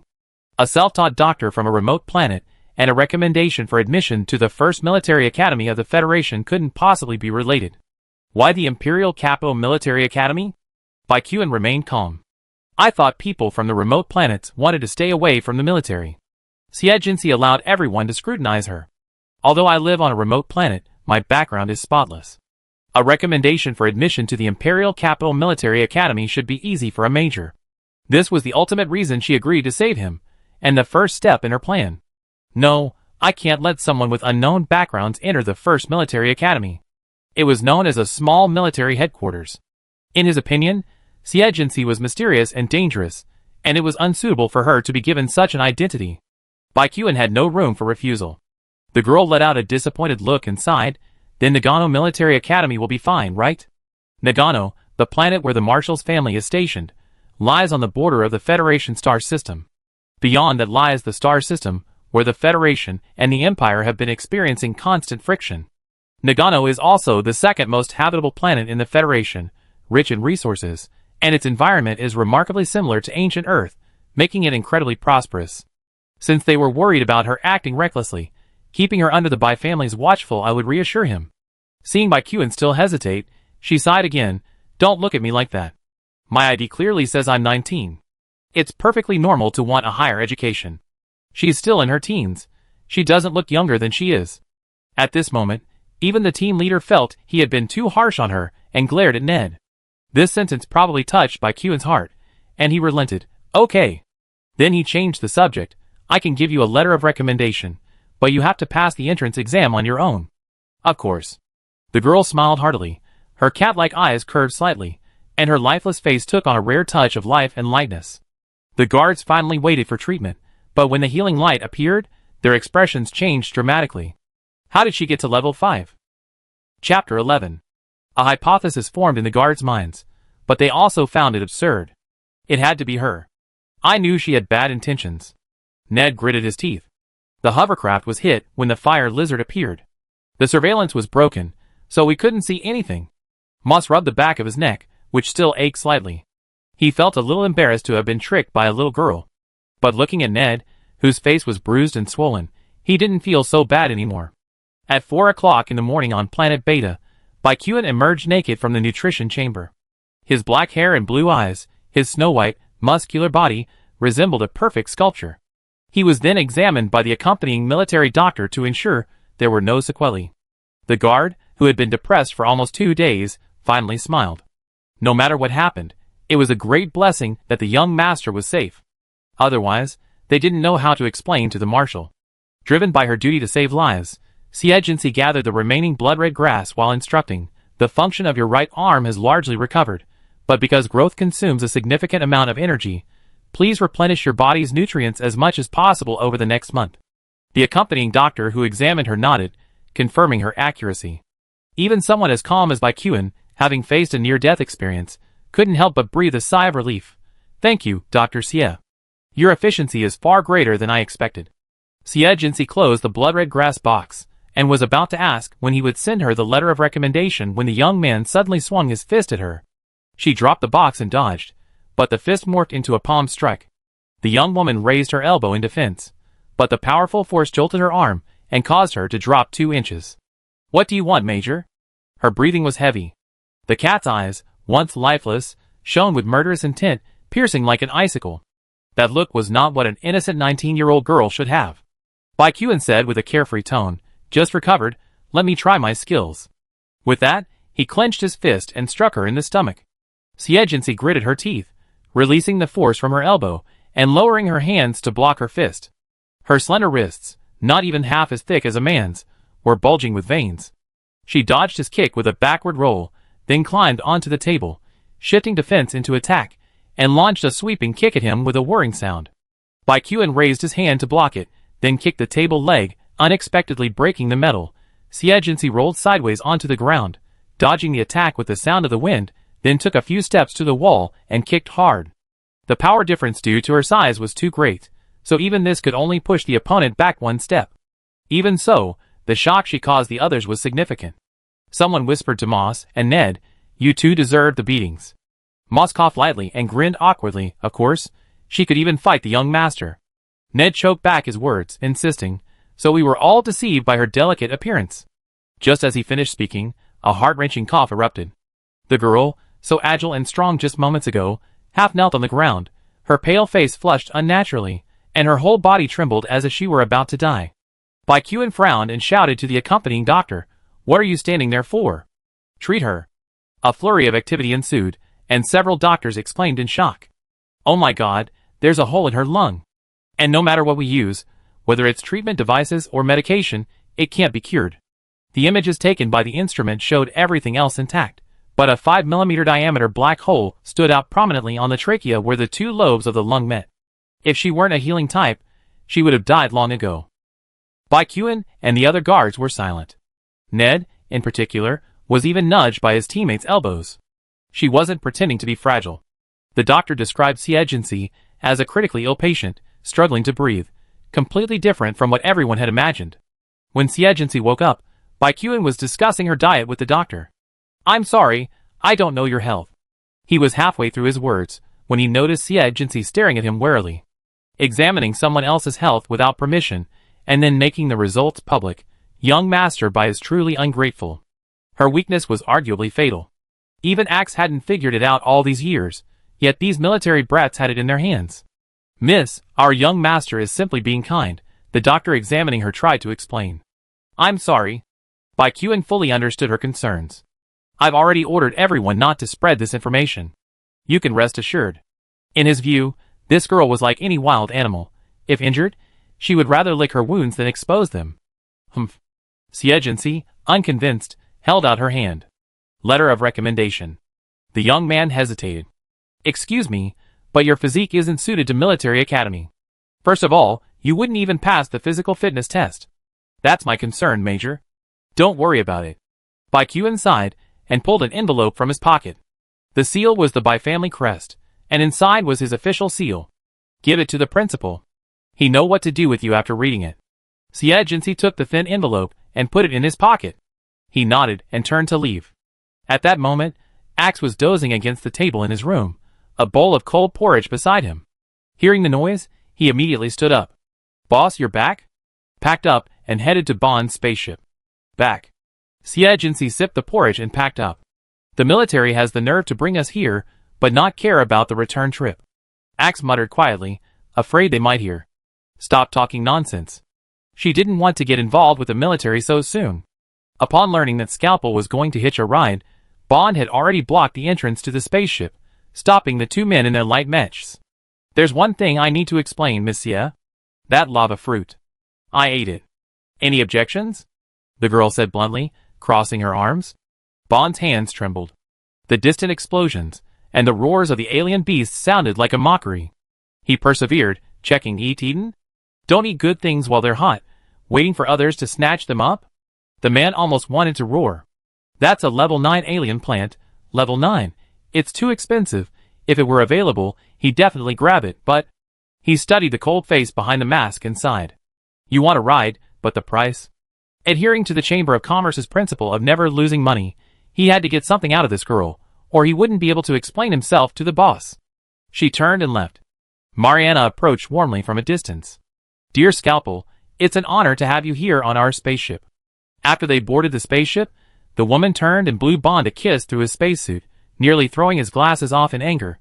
The hunters from the desolate planet had arrived with high hopes, but left disappointed, leaving one after another. Baekhyun witnessed this scene in the command room and called his father. "Are all your injuries healed?" The Marshal's tone was cold, but he looked his son up and down several times. Baekhyun stood up and saluted. "Thanks to the captain of the guard and the others." Then he asked directly, "Father, I believe the transforming metal galaxy is still classified, right?" Galaxy is the name of the transforming metal Xie possesses, an advanced transforming metal currently being secretly developed at the Research Institute. It is estimated that if successfully developed, it can be applied to all current intelligent machines, including mecha core chips, greatly improving their efficiency. The Marshal pondered for a moment, realizing the seriousness of the situation, and said, "Someone will inevitably give in and leak it. I've already had someone investigate this matter. You don't need to worry about it." Yes. Chapter 12. After disembarking from the spaceship, Xie feet had barely touched the broken tiles of border planet number 2, when countless treatment appointments were relayed to Axe. "Boss, it looks like quite a few people were injured on planet Beta this time." "Ahem. I only have 3 days, you can handle it." Axe followed the instructions, and began arranging treatment times, assuming she had some personal matters requiring her to leave for a while. "One more thing. Boss, tell me. Go to the city high school, and give me a spot for a graduating senior." "No problem." Axe busied herself checking the number of people on the form on the screen, then looked up, eyes wide. "Boss, you just said you wanted a spot for a high school graduate?" The bustling crowds at the spaceship port, the heavy dust making it difficult for Xie to breathe, and he kept frowning. "Is there a problem?" The young man was stunned. "Honey, this is a huge problem." Mariana, upon hearing this, quickly approached, leveraging her tall stature to pull her into a hug. "This is so heartbreaking. You're actually going to school?" Her voice was so loud that the entire harbor fell silent for a moment. On Borderland Planet, those who rely on their strength operate in a gray area. Although they receive compulsory education, learning is like forcing a beast to eat grass, useless and painful. On Borderland Planet, anyone who claims to love learning is an absolute anomaly. And this is especially true of the renowned Scalpel. In everyone's eyes, with her abilities, even Boss Shang would give her some respect. Why would she be so desperate to study? Xie fanned the dust away. "Stop it. I'm at a positive age, okay?" He removed Mariana's hand. "If you want to heal, you have to hurry." Just as Bond was about to park the spaceship and disembark, still unsure of the source of this awkward atmosphere, he heard Xie say, "Tell Boss Shang that the reward for treating by Qin will be paid with the high school graduates quota." Watching the girl's back slowly receding in the dust, Bond, about to adjust his glasses, scratched his ear and asked the person next to him, "I think there's something wrong with my ear." "Mr. Bond, we all heard it." "Yes, Scalpel plans to go to school." After the lava fruit, this was another big news, even more interesting than Boss Shang's long hair. Xie fees were always high, but she was far more efficient and effective than treatment machines or hospitals, so people usually came to her for serious injuries. Due to the starlight, the sunset on Bianhuang Star was a light orange with a hint of blue, casting a gloomy gray over the already dilapidated city. Far from quieting down, the gathering place, like a wild forest, became increasingly active. Only a small clinic on a central street in the city remained unusually quiet. Xie removed the bandages from the patient before him, revealing a leg so flattened it was unrecognizable. The bloody scene made Axe tut-tut and shake his head. "Hey man, you're the most seriously injured person today. You need amputation first." He typed the cost on his computer. Based on the required volume of the limb to be regenerated, the cost is 650,000 Lianqing coins. "Would you like to transfer the money or pay the equivalent?" "I transfer the money later. If that damn armored rhino hadn't stepped on me, I wouldn't have suffered this." The patient cursed as Axe quickly stuffed a cloth into his mouth. The girl picked up a chainsaw and, without blinking, cut off the limb. She discarded the fragments into the trash can and prepared to use her supernatural powers.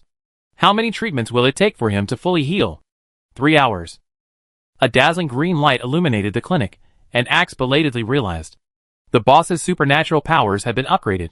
The earlier patient's injuries were minor, so the treatment time wasn't much different. But with injuries this serious, the difference was noticeable. In the past, it would have taken at least 5 treatments for a full recovery. Watching the girl intently treating him, Axe didn't dare interrupt. As 3 gray-yellow-blue satellites, large and small, appeared in the sky, the green light in the clinic faded, and the incandescent light once again became the dominant light. "Oh my god, why didn't you use anesthesia? Everyone says you're a sadist, and they're absolutely right." The patient rolled out of bed, swung his unbroken thigh, complaining with a look of satisfaction. Xie removed his gloves and threw them into the trash can. "I personally enjoy observing the pain on others' faces." Then he turned to get some water. Axe, standing nearby, quickly came over with the transfer page. "Please pay." The bearded man glanced at the girl, her back turned, and with a flash of his eyes, he pushed her away and began to run. Det. This is very much in line with the Borderland star style. Axe reacted quickly, throwing 2 fireballs. Who knew the man had a water-based ability, a level 5-1 at that, a natural counter to him. The collision of the water-based abilities created a massive amount of water vapor. 650,000. You can't even kill me. The man grinned impudently, and tried to open the door and flee. A glass slammed into his hand, and with a crack, his wrist dislocated. Many people have defaulted on my bills over the years, but they all finally paid up. The girl walked around the operating table expressionlessly.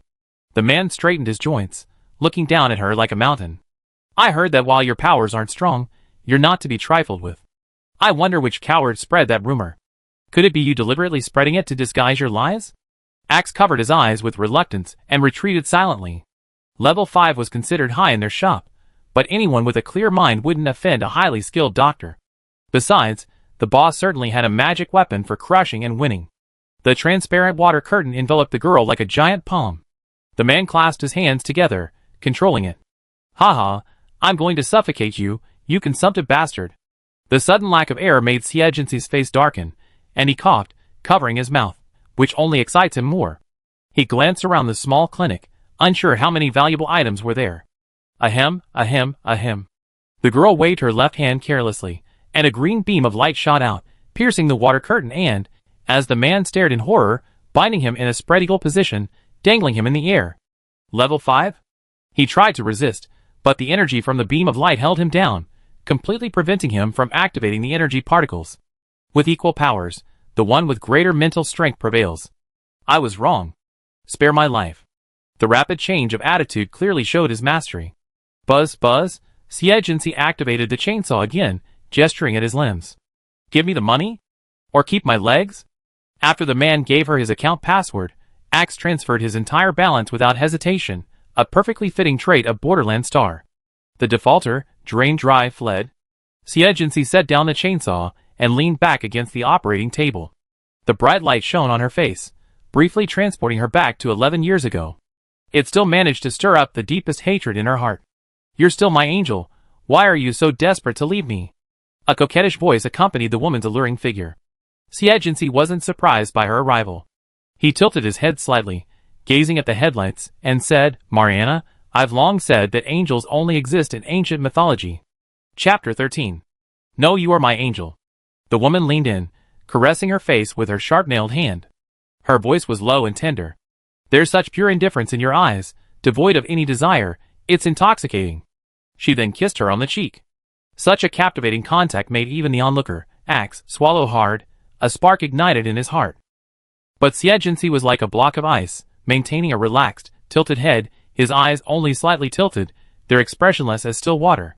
In that gaze, Mariana felt like a mere piece of living flesh. Having rested enough, Xie exhaled, pushed her aside, brewed himself a cup of medicinal tea, and sat down on the sofa in the lounge. What did the evil dragon ask you to do? Mariana brushed her long red hair, sat down on the armrest of the sofa, and rubbed her head with her arms. Daddy said that if you leave, there will be no one to provide the cores for the healing device. Don't worry about that. They will be delivered to the factory regularly. Daddy wants you to provide 5 years' worth of cores at once. The woman waited quietly for a response, but the girl leaned away from her embrace, twitched her chin, and sneered, Your Dragon Core style of operation won't work with me. Tell the evil dragon that Boss Shang is keeping an eye on this lucrative healing device business. If he doesn't do it, there are plenty of people willing to work with her. Mariana's expression changed. Although she knew she wouldn't agree, she didn't expect her to threaten back. Cece, you're going to be away from Borderland Planet for a long time. Daddy won't let you out of control. No one knew Along better than she did. On the entire Borderland Planet, when it came to ferocity, he was second to none. Besides, having tasted the sweetness of success, he would definitely cling to it. When Xie approached her about a partnership, even Mariana wanted to ask her what she was after, considering there was clearly a better option, Boss Shang. Tell Along this is non-negotiable. If he doesn't agree, then the partnership is over. Her decision would not change. Mariana bit her bright red lip and suddenly said, I'm sorry, dear. With lightning speed, he pulled out a syringe and stabbed her in the neck. Anesthetic. Boss! Axe rushed forward, but was knocked back by a punch from the woman. At that moment, chaotic footsteps were heard outside the door. A bearded man with an eye patch kicked through the glass door and entered. He was followed by a group of armed men. Seeing him, Axe slowly buried his face in the ground and began to play dead. The dragon wore leather armor, camouflage pants, and a pair of brown boots. A cold, venomous glint gleamed in his single eye. He reached Xie and slapped her hard. His sausage-thick fingers grasped her hair, and he cursed, "Scalpel, I'm giving you face, aren't I? How dare you cut off my financial resources?" The shattered glass reflected the girl's swollen face, her head tilted to the side. Blood trickled from her nose and mouth. Cough. Cough. Cough. She panted heavily, her expression remaining calm. "Without the core I provided, you still don't know where to rob. I can't continue this financial path without you. Anything involving intelligence, especially high-tech devices, like therapeutic devices, requires transformable metal chips. The production of transformable metal has always been in the hands of the upper echelons of society, requiring not only technical expertise, but also immense mental strength to fuse disparate metals. The transformable metals needed for the therapeutic devices produced by the Dragon Core in recent years were supplied by Xie. Even the therapeutic functions of the devices were developed based on her special abilities, making her the Midas touch in this financial landscape. However, the evil dragon ignored all this logic. "Once you're on my ship, you can't do anything about it." He forced her head upward with force. "Either you stay and work diligently on the border planet, or I capture you and bring you back to serve me by day and work you by night. Which one do you choose?" His men howled. "This little girl is really pretty. What a blessing, Captain." "Ha ha, that's right. Do her now." Mariana clenched her fists, anxiety in her beautiful eyes. "Ahem, hee." The girl, the target of attention, coughed a few times, then laughed. "Evil dragon, are you underestimating me?" The sound of tracks grinding over loose floorboards rang out, followed by a few thuds, and the dazzling headlights of cars flashed across the small clinic. Surrounded? "Oh, my apologies, Xiao Xia, I'm late." Boss Shang, his shiny forehead striking in the glare, hopped off the heavy tank and said, "Haha, it's mainly because the deformed metal you sent is a bit complicated. Our people figured it out, and they came right away." He walked in carrying a thigh-thick piece of metal, crunching against the broken glass as he stepped on it. His eyes widened, as if he had just seen Along. "Along, you're here to discuss the metal transforming business? Let me tell you, this is totally unbusinessmanlike. Too rough, isn't it?" Along couldn't imitate Boss Shang's superficial tactics. He grabbed the limp Xie and glared at her, gnashing his teeth. "What do you mean?" The girl glared at him. "Guess? You're courting death." Just as he raised his fist, a metal rod stabbed at him. The force was so strong that he had to let go of Xie and retreat. "What are you trying to do, Baldy?" The metal in Boss Shang's hand shifted, and his smile faded, glaring at him sinisterly. "You dare to cut off my source of income, Along? Are you planning a war with me?" The same words were returned to him, untouched. Even if the evil dragon was slow to react, he caught on, and glared at Xie like a tiger. "You sold transformer metal to the Chamber of Commerce too? How dare you play tricks on me?" In his bully's eyes, since he controlled the transformer metal business, it was his. Why should he let that bald bastard have a piece of the action? Boss Shang had been envious of the business, but now that he had a stake in it, he was delighted.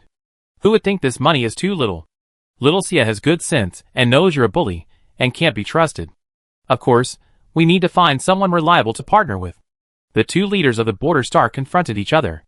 Xie pulled out the needle, and, using his supernatural powers to force out the anesthetic, lifted up the tangled patches of hair and healed the wounds. "Boss Shang, this girl is full of cunning tricks. How about we work together?" The evil dragon still hadn't given up on claiming the technology for himself. The bald man waved his hand without hesitation. "That won't do. If someone dies, there's nothing to gain. It doesn't matter if they die. There's something good in her space." The dragon said nonchalantly, "Even a fire lizard can handle that thing. And you don't want it at all?" The merchant boss's heart tightened. He'd be lying if he said he didn't want it. He glanced at the girl, who coughed intermittently, seemingly unconcerned about having her life held in the clutches of the two bosses. He hesitated, then finally lifted the metal pillar and said, "Forget it. We in the Chamber of Commerce prefer peace and harmony." As a businessman, he knew firsthand the difference in value between a golden egg and the hen that laid it. The dragon was surprised to be rejected by the greedy bald man. He shook his fist. "So you're determined to fight me to the end?" His men also raised their weapons. Chapter 14. Boss Shang and Evil Dragon face off. As the news spread, curious people flocked to watch the spectacle. The streets were filled with heavily armored vehicles, proving the rumor was no exaggeration. Evil dragon, think carefully. Our two families are fighting, and there's a third family watching. Boss Shang stared at the furious one-eyed man. He appeared relaxed, but inwardly he began to curse. Damn that brainless Tyrannosaurus Rex, all he had was brute force. He hated dealing with such simple-minded and greedy people. Humph, I'm not afraid of that woman. Come on! Evil Dragon's arms began to swell and deform, transforming into a pair of dragon claws almost as long as his body. These claws could even tear apart mechas of the same level. This was the origin of his nickname. The sound of the wind from the waving sword alone was enough to crumble the walls of the small clinic. Boss Shang manipulated the metal into a thick shield, taking 2 steps back. He gritted his teeth and cursed, "You idiot! We're both badly hurt, and Scalpel just turned around and teamed up with that woman. You're making a ton of money." As he spoke, the space around him suddenly shifted. That's right. A woman in work clothes with short hair appeared out of nowhere in the clinic. She had a thin buzz cut, revealing a scar running across her head, resembling a ferocious centipede. She had muscular builds comparable to a bodybuilding champion, and she stood with her hands on her hips, looking down at Xie Jinxi. "Dr. Xie, would you consider this option?" Xie Jinxi raised an eyebrow slightly. "I partner with whoever offers the most benefits." She was the only one sitting alone on the sofa. She had clearly been the one to start the dispute, but in the end, she was the one watching the show. The dragon was practically exasperated. He hadn't even dealt with Boss Shang yet, and now here comes Caesar. "Xie, are you tired of living?" Boss Shang and Caesar exchanged disdainful glances. Caesar scratched his head in annoyance. "Boss Shang, how about we take care of this Tyrannosaurus Rex together? I've had my eye on him for a long time. This is a very good partnership." Boss Shang's eyes lit up. Although Caesar wasn't easy to deal with, at least she had some brains. This time, the dragon finally panicked. One of these two was a metal type, the other a space type, both level 7. A match between them would undoubtedly be a complete defeat for him. "Bah! I'm done playing."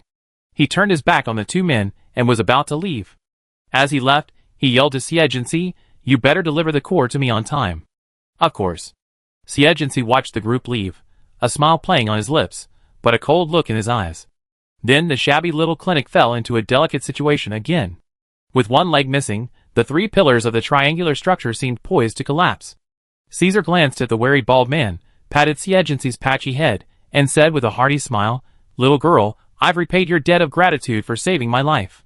If you bother me again, I charge you. I won't bother you for a wasted trip this time." Xie Jinxi smiled, opened the armrest of the sofa, and pulled out a small, bright silver bead the size of a fingertip. "A gift to you, sister." Even Caesar, accustomed to fine goods, couldn't help but stare brightly. Transformable metal, regardless of its grade, is always valuable. Despite the tiny size of the piece Xie Jinxi gave her, it could produce 500 chips, and at level 4, more than enough for weapons. "Ha ha ha, little girl, you're smart."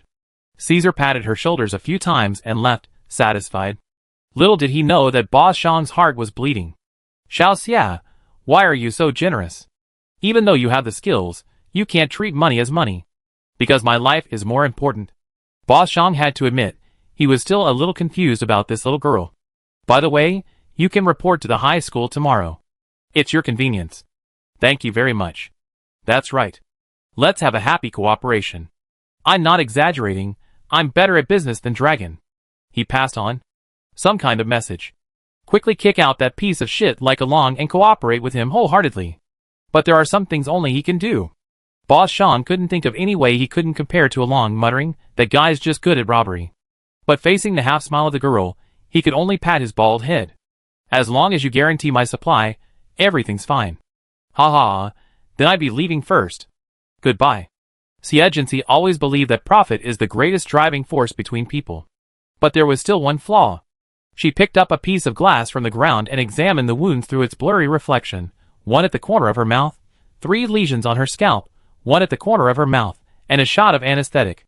Boss, how are you?" After everyone left, Axe regained consciousness and climbed up from the corner, frowning as he touched the corner of his mouth where Mariana had hit him. The usually clean and bright clinic was now reduced to ruins. The night wind blew dust and sand through the collapsed walls. "Boss, are we just going to let this go?" Xie Jinxi threw the glass and looked at him. You want to avenge me? The frightened young man waved his hands hastily. How could he dare? This? Aren't you afraid of even the fire lizard? Using the transforming metal to defeat the dragon shouldn't be a problem, right? Xie simply scoffed and said nothing. However, this made X rub his nose awkwardly and quickly contact people to clean up the rubble. Xie showered in the second-floor lounge. Staring at the scar on her chest from the forced extraction of the bone-breaking nail, she reached out and poked it, telling herself there was no rush. The average lifespan of ordinary humans is 150 years, and that of psychics is even higher. She had plenty of time. Obtaining the lava fruit required the right time, place, and people. The people of the borderland planet were in turmoil, high-level monstrous beasts were in confrontation, and there was also military suppression and a volcanic eruption. Perhaps she could fight the dragon, but victory would also mean she become the next lava fruit.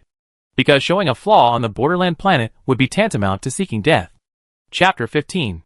On the day of school, Xie deliberately shed her usual jacket and overalls to better blend in, donning a loose-fitting blue short-sleeved shirt and white cropped pants. Standing in front of the mirror, she nodded in satisfaction. She looked quite the part. Axel came in to bring her breakfast, nearly dropping the plate. Boss, why are you dressed like this? I see all the high school students dress like this, so I can't be wrong to imitate them. She smoothed her ponytail back, fully aware that she wasn't a real student, yet she didn't seem embarrassed to play it young. Axel put the tray down, unsure how to evaluate. The girl before him was only 1.65 meters tall, which significantly raised the average in a federation where the average female height was over 1.75 meters. Her delicate face and large eyes made her look even younger. Someone would have believed she was in junior high school, if only her eyes had been brighter and more energetic. They looked quite similar. He pondered his words, then tentatively suggested, how about you tone down that murderous, oppressive air? Smile a little brighter, be more lively. Xie was a keen listener. She curved her large, cat-like eyes in the mirror, accentuating her underarm bags and cheeks, then curled her lips into a grin. It was incredibly natural and deceptively so. Even X, who knew her true nature well, was dazzled. After a moment, she returned to her sullen demeanor. Is it a resemblance now? The young man slowly set down the tray and asked, Boss, how old are you? She was so shocked that she asked the question, but then quickly became afraid. No woman likes being asked about her age, right? If I remember correctly, she should be the same age as Baikuan. 26, Axe looked at her current appearance, completely at a loss for words. That meant she was only 15 when he first met the boss, and she hadn't grown at all in all those years. As for why, he didn't dare ask, and then he heard the girl looking at him in the mirror. But my ID now says 19. Her tone sounded relaxed. Because I was born with a genetic disease, I spent 7 years in a cryostasis to recuperate. It's no secret. The young man was stunned for a moment, then nodded immediately, indicating that he knew how to answer if someone asked. When Xie arrived at the only official high school on Borderland Star, he was personally greeted by the principal. This was Boss Shan's order. While the government didn't care about Borderland Star, it was still under the jurisdiction of the Federation, so there were always ordinary residents living there, and basic facilities, like education, medical care, and transportation were all available. Even the management staff were appointed by Boss Shan. The school had a refreshing feel, unlike anything seen on the deserted planet. The buildings were clean, free of graffiti or peeling paint, the glass was intact and bright, and the floor tiles were even and uniform. The trees shaded the ground, creating a clean and peaceful atmosphere. The fresh air soothed Xie's perpetually itchy throat. After entering the principal's office, the gray-haired old man wiped his sweat and said with a flattering smile, I wonder which class Miss Xie would like to join? I have someone arrange your enrollment right away. Xie sat down and sipped her green tea. Regarding your reasons for admission, I hope the principal will register them as I instructed. The Nagano Military Academy entrance exam was held in the local spring, September on the federal calendar. In addition to the required federal high school curriculum, there were also questions on superpowers, mecha, psychic abilities, and military theory and application. This was just the written entrance exam. Afterward, one had to go to Nagano Military Academy 2 weeks in advance for a re-examination, which tested superpowers, psychic abilities, and physical fitness. In addition, there was a background check between the written and re-examinations, which eliminated another group of applicants. Because it was the bi-family's base, the Nagano Military Academy's acceptance rate was only slightly higher than the Imperial Capital Military Academies, at a low 1.2 in 10,000. Just copying the exam content took 2 hours, and Xie, bored, wandered around the school with Axe. Boss, can you possibly learn all that knowledge? God knows, back when he was in school, it took him 10 days to memorize a single poem, and that was if the teacher could beat him.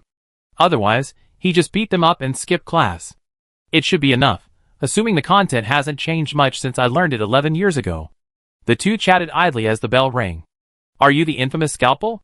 The young man before him looked at him with a look of deep hatred and disdain, causing Xie to raise an eyebrow slightly. Chapter 16. This young man possessed a youthful spirit rarely seen among the inhabitants of the borderland planet. Clad in a clean green short-sleeved shirt and black trousers, he was thin, but held his chin high, like a green seedling striving to grow amidst the ruins, chasing the light. Full of energy and vigor, he stood out from the crowd in this city. How can someone like you be worthy of attending school?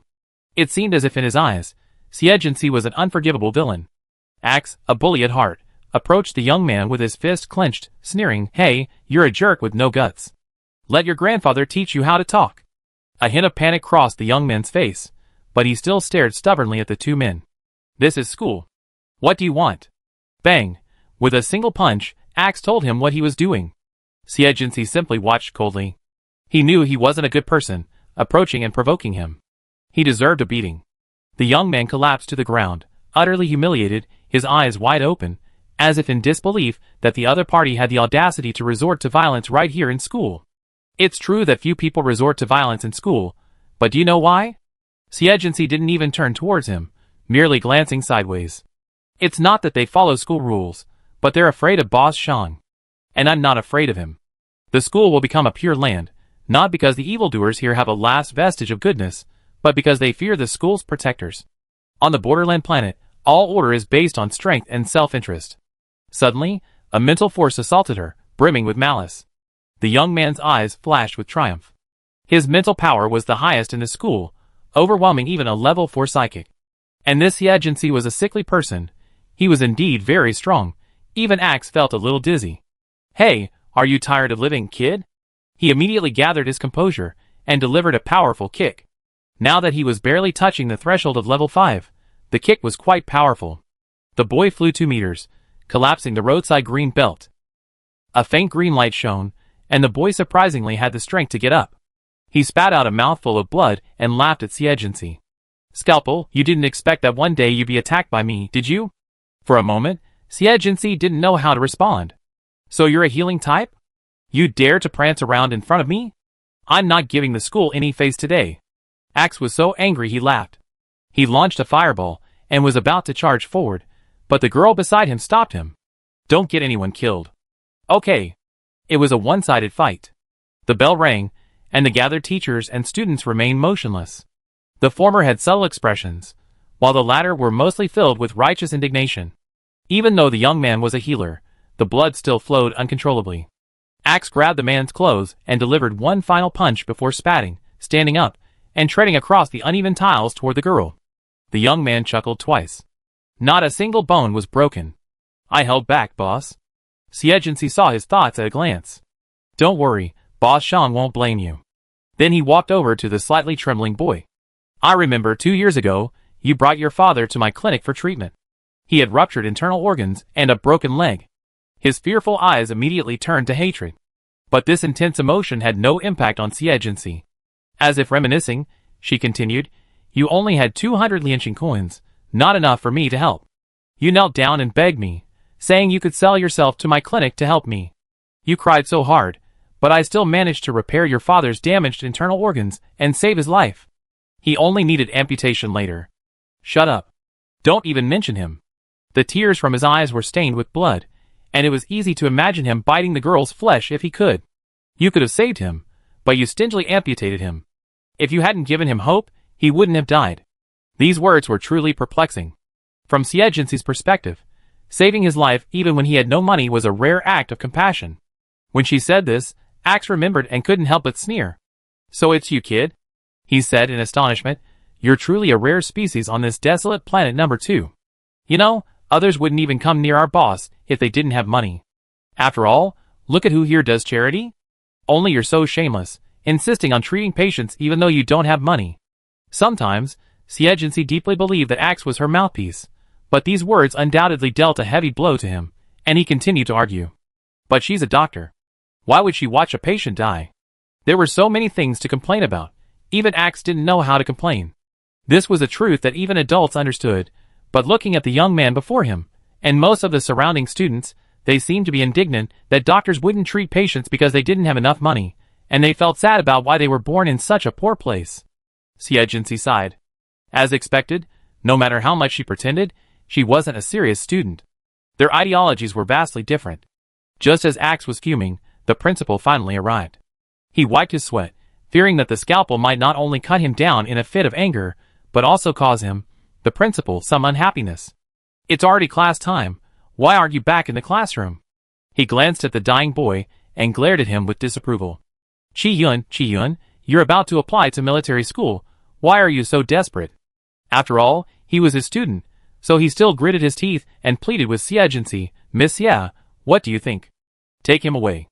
After all, I have to consider Boss Shan's favor. A few words of criticism were just a ripple, and she didn't really care. My goodness, this guy is easier to talk to than the legend says. The principal smiled gratefully and waved for the other teachers to quickly take the man away. The young man named Qi-yun didn't realize until he fainted. His vaunted mental strength hadn't even shaken his enemy in the slightest. By the way, how did his father die? Xie still wanted to know if she had any other role in his father's death. Hey, his father didn't want to have his leg amputated, so he scraped together money and asked you to do it. Who knew the wound got infected, and he died within a few days. The principal rubbed his bald spot, not really understanding the student's train of thought. Qi-yun himself is a healer, so his father wouldn't have died so quickly. But he was busy with exams at the time, and he probably felt guilty. Xie had a rough idea of this, but she still underestimated his naivete. After this little incident, she lost interest in exploring the school because she passed a place that looked like a flood or a monster, with all the students watching her in fear. Finally, she dozed off in the principal's office. After the data download was complete, the two of them left. Chapter 17. After studying for a while, Xie discovered that the knowledge she had learned hadn't changed much since 11 years ago. If anything, she could only find new photos of a certain interstellar physicist, and the Mediterranean seemed even more sparse, a testament to the passage of time. The knowledge had become more and more about military technology, such as mechas. After all, as humanity conquered the galaxy, the demand for technology would only increase. Xie was also able to learn about various new mecha technologies through special channels on Bianhuang Star, which wasn't difficult. After completing countless mock exams, she logged into the official Nagano Military Academy exam platform as a recent graduate of Bianhuang Star High School. The written exam went smoothly as expected, and she performed admirably in both military theory and practical application. Then came the mecha mock exam. It tested mecha operating skills, starting with a scenario simulation and then an online battle with a simultaneous examiner. The former tested students' basic operating knowledge, and Xie performed exceptionally well. Inside the Nagano Military Academy's unified entrance exam classroom, the teachers in charge of monitoring and assessment stared at the invigilation screen in front of them, each expressing surprise. This student is remarkable. Where is he from? His reflexes and accuracy are comparable to most senior students. It's obvious he's been around mechas a lot. Could he be the guy who dominates mecha competitions? There are many mecha simulation games and competitions on the market, and anyone with a high win rate is undoubtedly a real-life mecha expert. Which planet is he from? The invigilator scoffed. Border planet number 2. Then the teachers immediately lost interest. Those barbaric guys from the border planet are okay at maneuvering, but they always rank last on the written exams. Despite their complaints, the military academy's teachers were mostly retired military personnel, and the exciting mecha battles always piqued their interest. Soon, they gathered around again. Honestly, this student's maneuvering is truly remarkable. Wait, don't lose. The teacher conducting the practical assessment had a slight sweat on his forehead. These people, eager to watch the fun, were just making a fuss. Quiet down. After a low growl, his hands moved even faster on the surface. This student was truly formidable. He had chosen the most common humanoid mecha. Though unconventional, he still bore recognizable patterns of regular training. Though academic, his uncanny movements and thinking were difficult to grasp. The more anxious he became, the faster his movements became, and his mental energy output increased. The opponent seemed to have reached his limit, slowing down, giving him the opportunity to strike the cockpit. Exam ended. When the words popped up, Wade couldn't help but wipe his sweat. He almost forgot it was an exam, not a competition, and he actually started taking it seriously. In actual combat, the system calculated the score based on attack accuracy and the number of dodges. Finally, the words full score popped up on the screen. Sure enough, a full score. How many is this? How many can there be? This isn't the Imperial Military Academy. The last one was the second son of the Bai family. After watching the exciting mecha battle, several teachers finally let go of their prejudices against this student from Borderland. If the written exam wasn't too bad, the score could have been improved. Unfortunately, competitions from Borderland have never been very good. It wasn't that the academic subjects were bad, but the gap in professional knowledge, such as military theory, was too great. There was nothing they could do, since Borderland was practically isolated from the military. What if? Let's see what this student did. They were all veterans, and they could change their minds at will. Then a moment of dead silence fell. Someone complained, "Wow, a straight shoot has emerged from the crooked woods." Chapter 18. After the written exam, a dedicated staff member will conduct a background check on the student.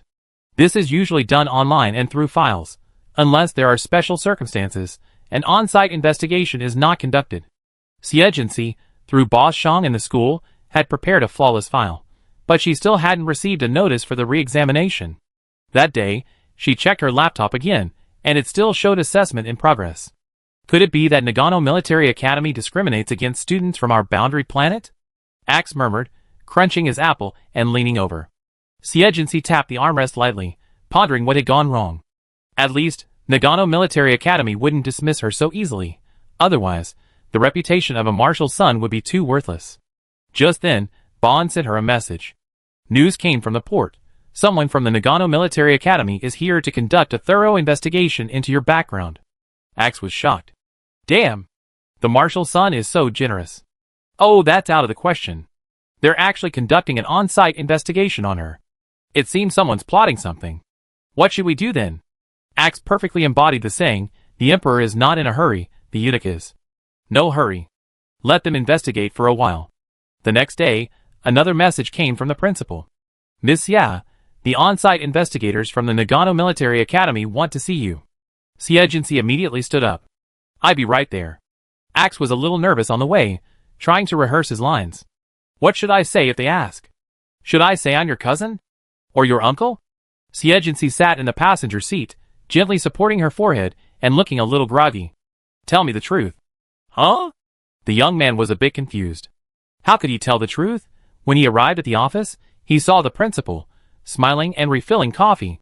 The man and woman, both wearing black suits, looked a bit impatient. Why hasn't he arrived yet? Just as he finished speaking, there was a knock on the door. They both started. They hadn't even noticed someone was there. The girl who entered was petite, barely reaching the admission height. Clad in a black t-shirt and overalls, her arms were so thin that the wrist joints seemed to pop out, with only a thin layer of muscle. From her aura and complexion, the only word she could describe was frail. It was hard to imagine that such a student could stage such a thrilling mecha battle with Wade. The woman frowned and spoke first. Xie? It's me, teachers. The girl bent slightly, almost coughing at the movement. The expressions of the man and woman were even more complicated. With a body like that, her score on the physical retest would be significantly lower. My name is Chang Fuyun, and this is my colleague Lu Ji. After a brief self-introduction, the woman pulled out a stack of documents and continued, We've come here to conduct a background check on you. Do you know why? As the woman asked, Xie noticed the principal's nervous expression and shook his head. I don't know. Someone reported you for running an illegal clinic, having close ties with the evil forces of Borderland Planet, and even for taking lives. There's a photo attached.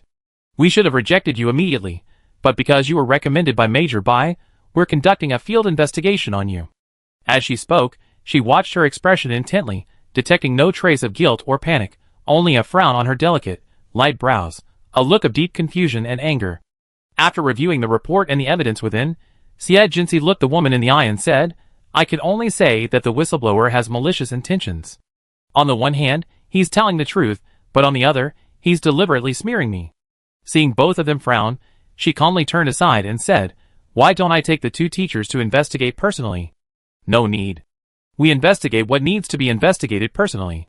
Before that, I have a few questions for you. Chong Fuyun gestured for Lu Ji to begin. The man sorted through the documents and began to question.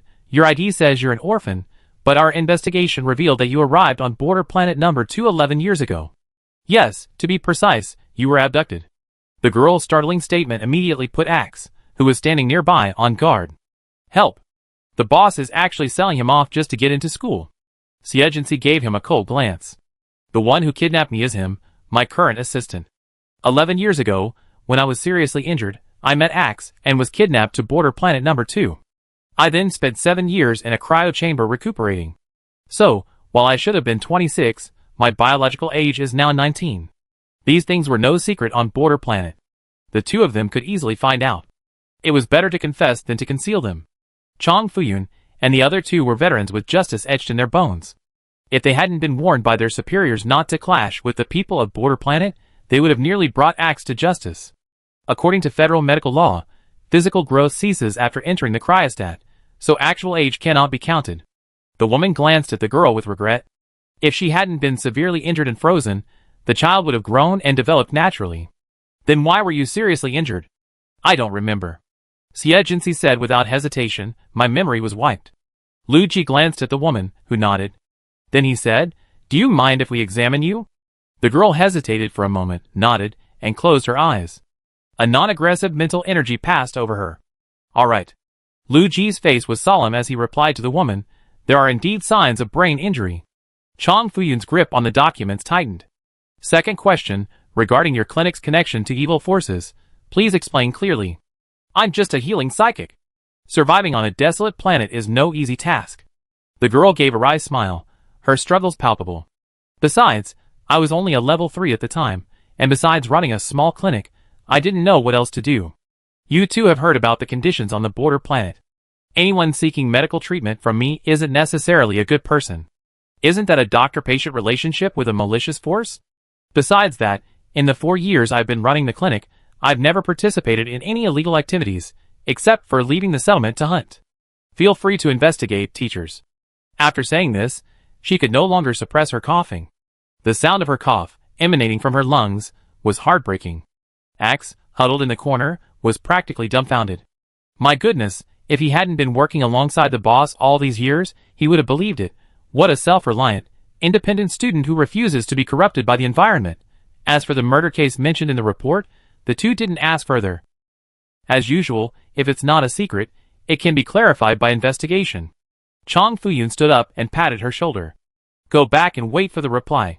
As for whether she believed it or not, she didn't reveal anything. Thank you both for your hard work. Xie smiled calmly and turned to leave. An hour later, after receiving word that the two investigators had left, he instructed Axe, go, bring Qi Yun to me. Chapter 19.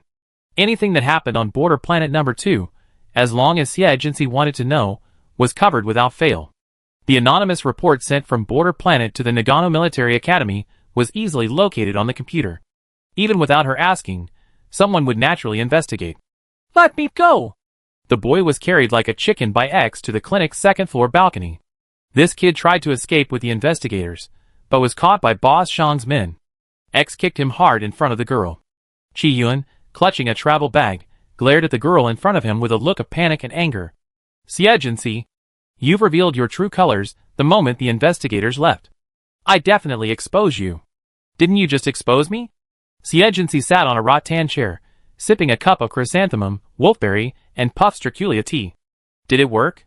How could it not work? You've even been called in for questioning. How can someone like you be worthy of attending a military academy? Pa! Thinking of the written test results coming out, he curiously checked the top scorers and saw such a disgusting name. I'm certainly not a person of high character, but I'm more than qualified for a military academy. Xie scoffed. Just then, a notification sounded on the homepage of her laptop. She opened it and pointed the page at him. See, I told you it was useless. Qi Yun stared at the words background check passed and roared, impossible? How could the Nagano Military Academy let someone like you in? You must have deceived the investigators. He muttered the word impossible, causing X to shake his head. How did such a naive person grow up on a remote planet? The boss's roots here were beyond his reach. He had finally figured it out. Anything he could talk about was already known to the two investigators, so it was all irrelevant. And certain secrets known only to the Chamber of Commerce and the Dragon Legion wouldn't be shared with the military academy. That was why the boss felt so confident. Xie Jinxi continued to attack Qi Yun's fragile and naive heart. What can I possibly deceive? You know all this stuff. Is it that hard to investigate? You're just too naive. She wore a look of complete control, giving the boy the illusion that she simply didn't want to hide her misdeeds because the investigators wouldn't care. Could it be? Could it be that the investigators are deliberately covering up for him? No, Nagano Military Academy is the Marshal's resident military academy, the second highest military academy in the Alliance. How could they possibly be corrupt and corrupt? Xie Jinxi put down his cup, pinched his cheek, and coldly pulled his pale lips apart. Like a demon, he whispered, as long as there's enough profit, there will be no rules or fairness. If you really want to try, go ahead and expose him. I see if you have a second chance. After saying that, he forcefully threw him away and said to Axe, throw him out. Just let him go like that? Axe was utterly surprised. He had expected the boss to give him a good beating. I'm a patient. As the old saying goes, I need to cultivate my character. But Axe wasn't a good person either. He took the stairs to take out the trash and kicked him off the second-floor balcony. Watching the boy limp away, Xie Jinxi snorted and returned to the exercise room to resume his workout. After reaching level 5, her physical fitness also increased a little, but it was still not enough to sustain long-term combat. She could only maintain the current upper limit through exercise. After all, there were still 3 broken bone nails in his body. That evening, a post on the Nagano Military Academy forum went viral, with a striking headline, Investigator Abuses Policies, Admits Criminal Student. The military academy has always symbolized justice and fairness, and the sudden scandal attracted widespread attention, even making the headlines. Chang Fuyun and Lu Ji were still aboard the spaceship. When they saw the message from their team leader, they nearly exploded with rage. I guess the whistleblower is unconvinced and has republished the contents of the letter, mocking you. The information they had gathered had already been approved, otherwise Xie Jinxi wouldn't have been admitted. Who knew the whistleblower would still be so persistent? Chang Fuyun paced the room in anger, finally slamming the table. Then released the evidence. After a pause, she said, also, it's best not to admit students who deliberately smear teachers and the school. The team leader on the other side of the screen hesitated. Isn't that a bit too much? Chang Fuyun sneered. Just wait. If this gets out of hand, the school will deal with him. The honest and simple-minded Lu Ji's face darkened with anger. This whistleblower, like Xie Jinxi, is a healing type, and he harbors a baseless grudge against Xie Jinxi because of his father's affairs. His report is pure revenge. Alright, I submit your suggestions to the school. The team leader hung up the video call and sent a call request to Baikuin. We've already sent people to the Imperial Capital Star to investigate Xie Jinxi's background, but all information about her has been erased. I suspect she's an escaped experiment subject. Lu Ji has also confirmed signs of brain damage. This guess is the most reasonable. Baikuin leaned back in his chair, his gloved hands tapping silently on the table. But I can't help but feel her name is familiar. If it weren't for this person's special status, the team leader would have rolled his eyes. With tens of billions of people in the Federation, there are countless people of the same age and name, and even a few who look similar. Just because a name sounds familiar doesn't necessarily mean you recognize it.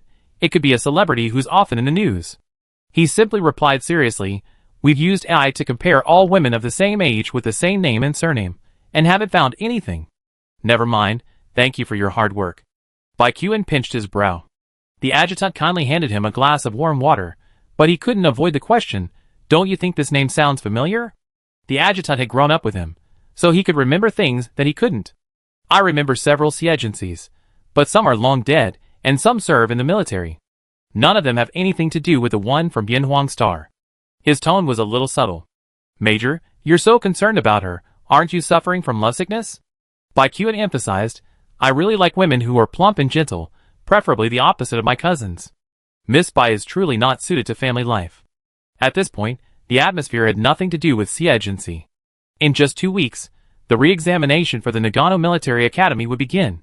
Xie Jinxi packed her belongings and boarded a spaceship bound for the nearest planet, Feishua Star, where she would transfer to a ship from Nagano Star. On the day of her departure, the port of Bianhuang Star was bustling with activity. Chapter 20.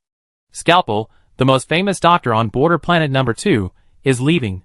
Ordinary people would simply lament the loss of a lifesaver, But people like Alon were now hoping the spaceship would crash and leave her behind forever.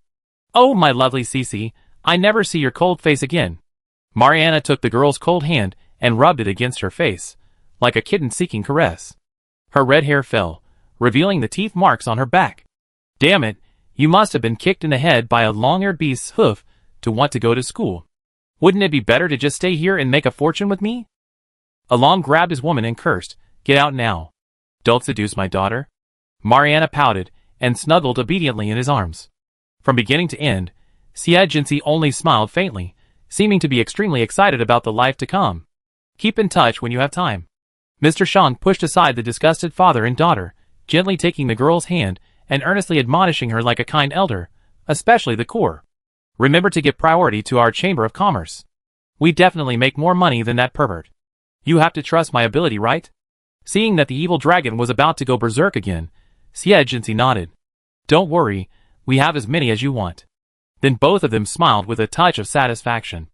As long as this girl wasn't planning on running away, that was all good. The evil dragon snorted. "If anything goes wrong with the business, I come to Nagano Military Academy to find you myself." In fact, she had already reserved a year's worth of core, which meant the two men didn't have the urge to kill the goose that lays the golden eggs. Boss Shang was more tactful, patting the young man beside him. "Axe, you've got more experience out there, so take good care of Xiao Xie." The young man nodded quickly. "Don't worry, I take good care of you, boss." Xie Jinxi glanced at him, but said nothing. It was almost time, and the two of them prepared to board the ship. Just then, a commotion erupted in the crowd. "Xie Jinxi, I'm going to die with you." Qi Yun came running from a distance, holding a metal box that glowed red. His hair was disheveled, his clothes stained, and he looked utterly disheveled. Just after he exposed Xie Jinxi's shady dealings with the Nagano Military Academy online, he was informed that he would never be employed again. Then he went mad. The people around him fled like birds and beasts, fearing they would be affected. Particle bomb. The dragon pushed Mariana forward and turned to run. Even a level 5 mecha could explode with this thing, and even if they survived, their physical bodies would be crippled.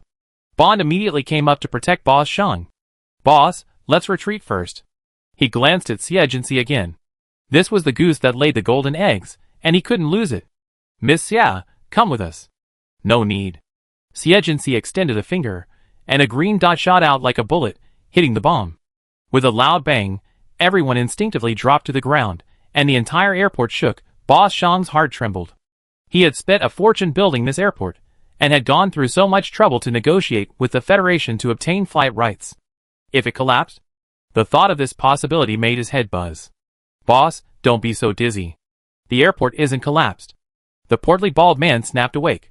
Glancing intently, he saw only several curved, deformed metal masses entombed in the hull. The powder from the explosion erupted only from the cracks, rising high in the sky like a blooming, gray-black flower. As for the perpetrator of the terror, not even a drop of blood shed, vanishing into thin air. Axe cast a fearful glance at the expressionless girl. As expected of the boss, if she didn't take action, it would be fine, but if she did, she would eradicate the entire situation. If she knew what he had done. The young man swallowed hard. A pungent smell filled the air. Xie Jinxi retracted the galaxy with one hand and gently covered his nose with the other, coughing. "Let's go." Cough cough. He walked towards the stairs to board the ship. The ticket inspector, not wanting to look directly at him, checked his ticket and quickly escorted the giant Buddha aboard. Flying Snow Star, its name stems from its perennial snowfall. While the water on this planet can be used by the human body, its unique molecular structure and planetary environment make it more prone to forming ice crystals. Even in midsummer, snowy scenery can still be enjoyed, making it a very famous tourist planet in the Federation. More than 20 cities worldwide, most of which experience year-round snowfall. As soon as she disembarked from the spaceship, Xie Jinxi was greeted by a sweltering, moist, cool air, which perfectly soothed her sore throat. If she were only considering living, this place would suit her perfectly. "Let's find a place to stay first." Axe, clutching 2 travel bags, patted his chest. "It's already been booked. Come with me, boss." With that, he hailed a hover car at the airport. "To 27th Street. The driver looked a little puzzled and said, "Are you two here for tourism? That place is full of mixed crowds, and isn't suitable for you." Glancing at the frail young woman, he thought to himself, "This guy doesn't look like a good person. Could he be a con man? Should we call the police? What are you looking at?" Drive your car. Axe kicked the driver's seat. Xie turned his gaze to the driver. It's okay, just do as he says. The city they landed in was called Ice City. Intricately crafted ice sculptures could be seen everywhere, and many buildings featured transparent decorations, creating a truly dreamy and beautiful scene. But 27th Street was clearly not one of them. It looked a bit shabby, its white walls barely blending in with the city. But the laughter and noise within the walls bore an inexplicable resemblance to that of the desolate planet. Xie paid, and finally got out of the car. Just as he was about to close the door, the driver shouted, "Wait!" He looked hesitant. What if she really had been kidnapped? Should he just grab her and run away? Girl, you're not yet an adult, are you? She could only finally say, I'm an adult. On the other end, Axe had already made contact with the gatekeeper and shouted, Boss, we're leaving. Xie nodded at the driver and turned away. The driver, with a mysterious look on his face, drove off in the hover car. Boss? Once inside, the noise intensified. Some people gathered around the card table, others sat at the bar, drinking and laughing. Xie's appearance attracted a few glances. Hey, isn't that Axe? I thought you were caught by the police and gone. The old man wiping glasses behind the bar threw back the white cloth and came out, draping his arm around his shoulders, and laughing heartily, glancing furtively at the delicate girl. He winked and hinted, new stuff? Axe was startled. He glanced back at the impatient girl and quickly retorted, bullshit. I've long since given up on that business. I'm the boss. Chapter 21. The old man thought he was going to continue his pretense, so he chuckled, still being polite to me. How could I possibly cheat you, my old customer? He glanced at the girl again. She was a really nice girl, though a bit skinny and frail. He didn't know if she could withstand the buyer's hustle and bustle. Hey, I'm warning you, don't try to make things difficult for yourself. She's my boss, Axe said, watching the boss's face. Oh my god. I should have sent the boss to a star-rated hotel alone. But he was a federal wanted criminal, so he couldn't show his face in places like that. I didn't expect these guys to be so disrespectful after not being here for so long. I don't care who you are, I'm accepting your goods as a courtesy. Believe it or not, I keep you locked out today. The old man pushed him aside and took a few steps over to inspect the goods. The bar's thugs also kept an eye on Axe, trying to prevent him from causing trouble. A large hand with black nails reached for her small face, and suddenly, a wheat-colored hand pinched him. The girl's sharp, sardonic laugh echoed, Great, this is truly a den of thieves. I finally caught them today. The man had large eyes and thick eyebrows, a short, afro-like hair tied with an orange headband, a blue sleeveless jacket and black shorts, a deep cleavage across his chest. Standing nearly 1.8 meters tall, he resembled a graceful leopard, brimming with wildness and sensuality. Behind her stood a bruised and battered human trafficker, clearly having failed to deceive and been severely beaten, forcing him to reveal his lair. The old man paused for a moment, then glanced behind her. Seeing no reinforcements, he burst into laughter. I'm so lucky today. Another top-notch find. Bah! Watch this fight. The girl, incredibly tough, raised her fist without a word. Xie noticed a change in her skin, a metallic sheen. It was a very special enhancement ability. The boss, apparently oblivious, took the blow head-on. His fist shattered bones from fingers to arm, protruding like thorns. An artery was punctured, and blood spurted out. Level 4 enhancement ability. The old man, clutching his arm, stepped back a few steps. His expression changed, and he shouted, Catch this damn girl. A group of people immediately threw down bottles and glasses and surrounded her. I hadn't expected so many of them to be in the same group. The girl wasn't foolish enough to confront them head-on. She grabbed the girl, who had nearly fallen into the tiger's mouth, and ran away. Xie, Although her figure was well-proportioned, her legs were far from long. She looked like a kettle being carried to take flight. If she hadn't quickly caught her breath, she had been choked to death by the wind. Everyone on 27th Street was involved in the dirty business of human trafficking. The two hadn't run far when the once deserted narrow street was flooded with people. Wearing clubs and even guns, they blocked the walls and street corners. Damn old white hair. He almost got me killed. A plump woman, cigarette in hand, emerged from the crowd. Her shaggy, curly hair made her look like a lion. If these two girls escaped, all the years of dealing with the police would be in vain. She looked at the girl with drooping eyelids. Girl, it's not like someone else touched this place before, but in the end, the bones were taken by the snow wolves. You were so young, what a shame. With a wave of her hand, 60 or 70 people rushed forward with strange cries. Xie was shoved against the wall. Hold your head and protect yourself. If I tell you to run? She then clicked the metal ring on her hand. The space button. A 2-meter-tall lightweight mecha flew out and enveloped her tightly. The clubs that fell were surprisingly deflected back.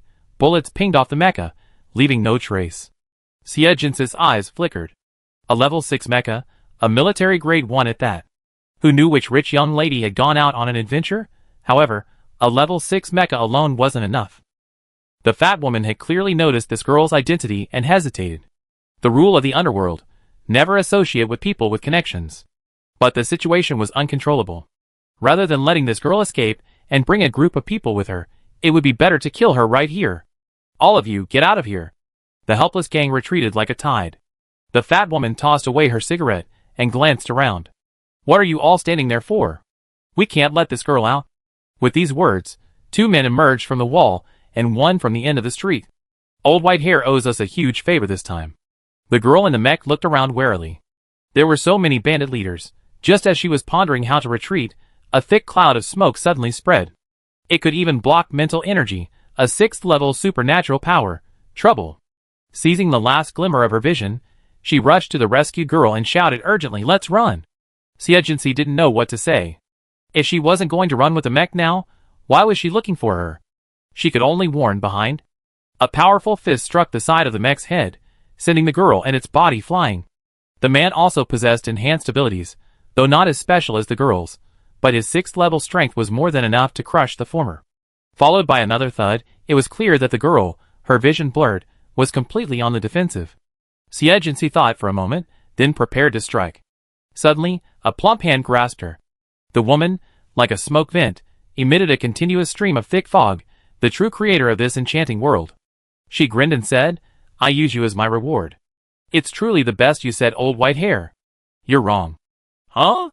A fierce glint suddenly flashed in the girl's eyes, and the woman's heart tightened. The fog suddenly surged, and she was struck hard in the abdomen. This guy is a tough one too.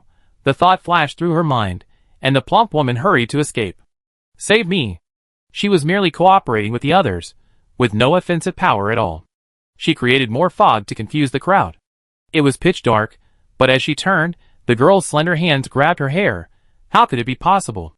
She was pinned against the wall with such force that the dilapidated structure collapsed with a bang. Realizing the fat woman was in danger, one of the attackers sent someone to rescue her. Before they could even get close, the smoke dissipated. She was actually dealt with. The sudden clarity of vision brightened the defensive girl's eyes. "Die!" The mech's palm gathered blue ions. And the electromagnetic cannon fired. The beam pierced the street with absolute force, scorching many of the thugs to a crisp.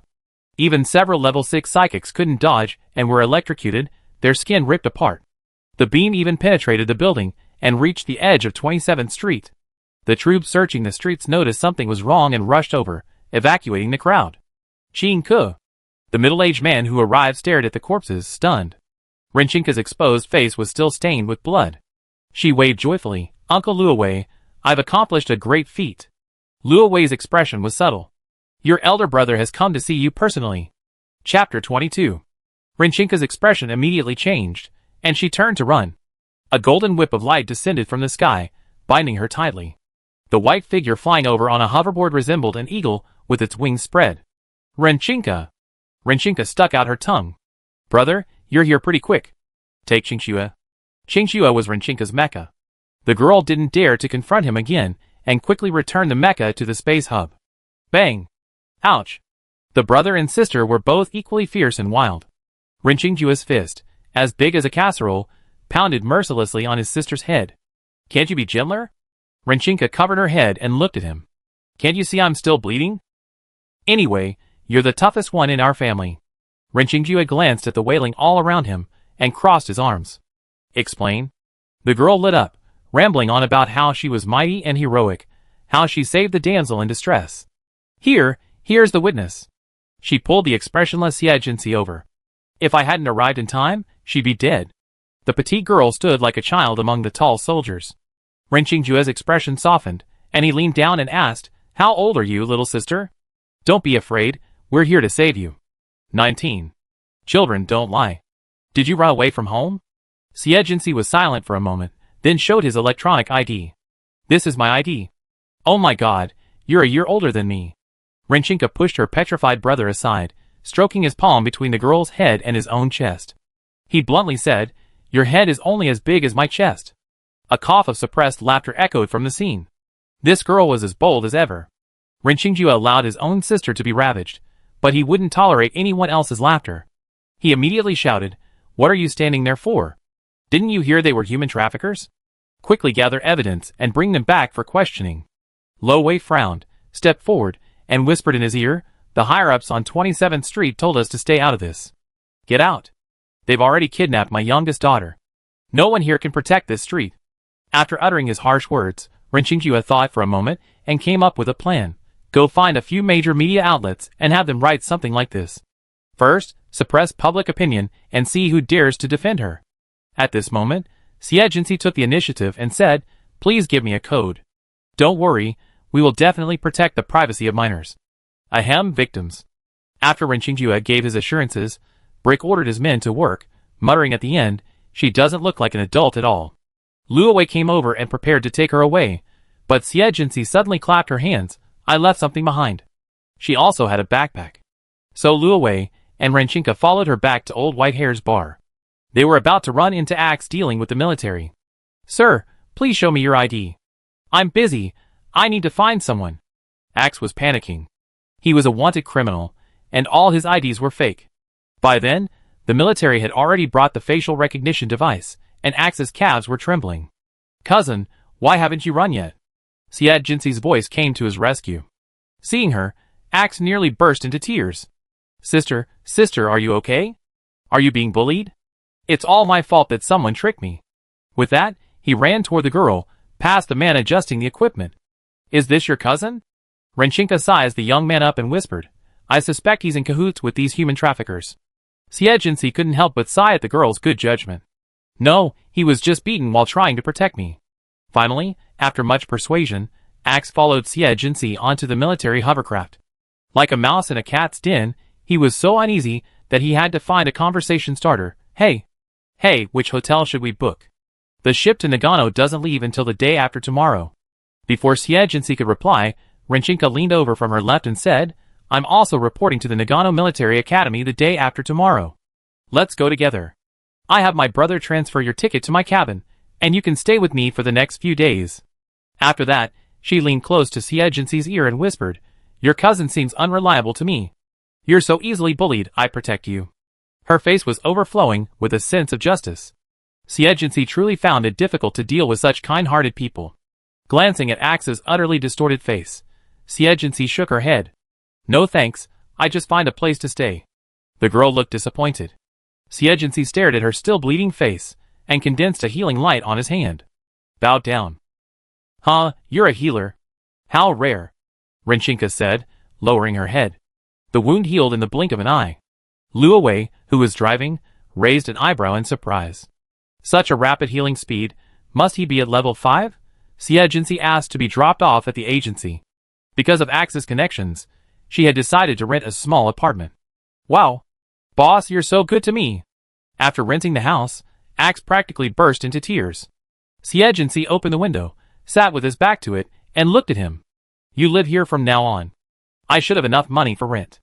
The young man's blonde hair swayed in the cool breeze. Boss, what do you mean? Do you still want to follow me to the Marshal's garrison planet? Xie raised an eyebrow. Are you so bold? But I have to take care of you. A sneer escaped the girl's nose, a sarcastic smile flickering across her pale face. The principle of eating from both sides is to not offend either side. You should know that. With a thud, X's legs gave way, and he knelt. Boss, I was wrong. Meeting the girl's understanding, cold gaze, he felt a chill run down his back. He quickly instructed, Boss Shang told me to keep an eye on you, and make sure you don't run away. If you get too close to the military, remember to tell them. They also asked you to find out where the core came from. Xie recounted what he had been hiding, and slowly walked over to him. Axe tensed, not daring to retreat. He couldn't understand how word of the deal with Boss Shang and the evil dragon had reached him. It was clear that for all these years, she had no one else around her who could command her except him. A slender shadow loomed over him. Money may be tempting, But I'm not particularly angry. The girl's whisper was like a murderous knife, chilling against Axe's neck. You're not loyal to me, and you don't have to be open and honest with them. Stay here from now on. You should know how to deal with him. Xie was about to leave when Axe grabbed his leg. Boss, I was wrong. I really know. Don't abandon me. I do my best. He had enjoyed so many benefits following Xie that he now owned real estate, a high-end hovercraft, and a substantial bank account. He was swelled up, but he couldn't bear to let go. Xie glanced at him from the side. Just stay here and wait. I contact you if anything happens. Although dogs are always treacherous, they can still be useful sometimes. That look made Axe no longer dare to pester him, and he let go. Chapter 23. The incident on Street 27 in Ice City rocked the Federation.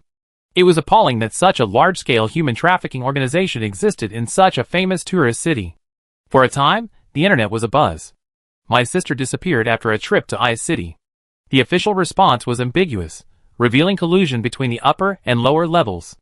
It took over a decade for the military to arrest her. There's something fishy going on. I request a thorough investigation of the official patrol team. Everyone in the area knows that Street 27 is a forbidden place, especially for girls. It's only now being exposed. TSK. What the above person said is correct. According to rumors, the military intervened because these human traffickers had captured the youngest daughter of the Ren family from Faciu Star. Besides public opinion, the most widely circulated footage was the city's surveillance footage from that day. The blue electromagnetic cannon beam was so powerful, and netizens used this footage to dig deeper into the truth. Then, various influential accounts began to expose the truth, offering irrefutable evidence and strong testimony from locals. Orders quickly arrived from the Imperial Capital Star, and aside from the officials assigned to investigate and handle the matter, no one dared to intervene. Even so, when Ren Qingjue joined forces with the Ice City police to apprehend the criminals, many of the thieves were still gone. What a bunch of parasites! After another failed attempt, Ren Qingjue slammed his fist down on the table in anger. The police captain nearby glanced outside and whispered, "The profits are too great, and someone will inevitably be impatient." The profits from the human trafficking network were staggering. According to the flow of transactions they had investigated, the Ice City line alone was generating a profit of 20 million per month, not to mention the other cities. The elders of the Ren family also warned Ren Qingjue to hold back. If he provoked those beasts, they too would be in trouble. By the time Xie boarded the spacecraft, the results of the 27th Street investigation had already been released. For the sake of netizens' mental health, the photos released were heavily censored, but the data was still shocking. Every month, nearly 100 victims were resold or killed for various reasons, whether due to their attractive appearance or because they were compatible with certain buyers. In the airport, the official channel on the electronic screen was broadcasting this news. Xie picked up his backpack after hearing the boarding notice. Everyone around him was talking about this matter. Cece. A sudden pat on the shoulder, followed by an arm around her, finally found you. Xie had to look up to see the girl's bright smile. Weren't you staring at me from behind? Renchinka, exposed, didn't seem embarrassed. Oh, it's so boring traveling alone. I finally begged my big brother to change my ticket, and now we're sharing a cabin. She waved the ticket, chattering away without seeming bored. My big brother was adamant about it at first, but yesterday, he suddenly agreed, saying he was afraid of retaliation and that changing cabins would be better. Xie probably guessed the reason, but didn't say anything. She felt like she was being carried by the girl the entire time. Only after arriving in her cabin did she realize how unsuitable the current human height standards were for her. The storage rack is so high, the bed is so long. Ha ha ha, let me put your luggage in for you. This luxury cabin only had 2 berths. Axe had originally planned to board the ship under a false identity, but he had to cancel his ticket. There are 2 1.2-meter beds, with a folding table in the middle and a shelf on top. There is a service panel and a water dispenser at the head of the bed. The overall design is white and beige, very simple and upscale. After closing the hatch, Renchinka jumped a few times on the bed, and then fiddled with the control panel at the headboard. This is my first time traveling alone. I've heard the snacks on the Piaxiu are famous. Come and try them. It's my treat, don't hesitate. Soon, a service robot entered. Hello, customer. Snack robot number 2 is here for you. Here are the items you've selected. The white robot, with its signature transparent blue snowflake pattern, had a bulging belly, filled with the snacks Renchinka had ordered. The robot smiled and said, Please rate number 2's service. Giving it a 5-star rating, its round head spun around in delight, and after saying thank you, it left. A pile of colorful packaging lay on the folding table in the aisle. I like spicy food, Rinchinka said, eagerly opening the package labeled extremely spicy. The spicy strips were truly spicy, making her sneeze violently. Then a violent cough erupted from the other side, rapid and loud, accompanied by heavy gasps. What's wrong with you? Rinchinka jumped, dropping the spicy snack and helping the flushed girl to her feet. Xie throat was choking and itchy, and while trying to control his breathing, he pointed at the air purifier button. Xie quickly pressed it and tossed the spicy snack into the sealed trash can. After a flurry of activity, he looked at the sweating girl, bewildered. I'm sorry, I didn't know you had respiratory problems. It was so terrifying. She had no doubt she nearly killed a patient. Afterward, she reacted and poured the girl a glass of water. Are you okay? I call a doctor for you. She was frantically about to press the emergency button. Xie grabbed her hand. It's okay, it's just an old thing. I didn't expect these spicy strips to be so spicy. Her hands were thin and cold. Rinchinka had always been as tough as a tiger cub, and she had never seen anyone her age so fragile. She could choke to death on chili peppers. Guilt and heartache suddenly made her cry. Xie reluctantly put down her water cup. Do you still have those spicy strips in that packaging? Let me see. She wasn't good at comforting people, so she had to change the subject. Luckily, this kid was easy to fool. Oh, here they are. Rinchinka's emotions came and went quickly. Did you choke and want to eat this to relieve your anger? Xie was speechless for a moment at this train of thought. Let me check the ingredients. It's not like she hadn't eaten chili peppers before, but none had nearly choked her to death. She had to be aware of them, so she could avoid them in the future. Zicklin purple chili peppers. It's a new variety. She casually handed it to Rinchinka. You can go out or eat it when I'm not around, and then clean the air. Never mind, I'm almost having a psychological trauma. Xie couldn't help but laugh.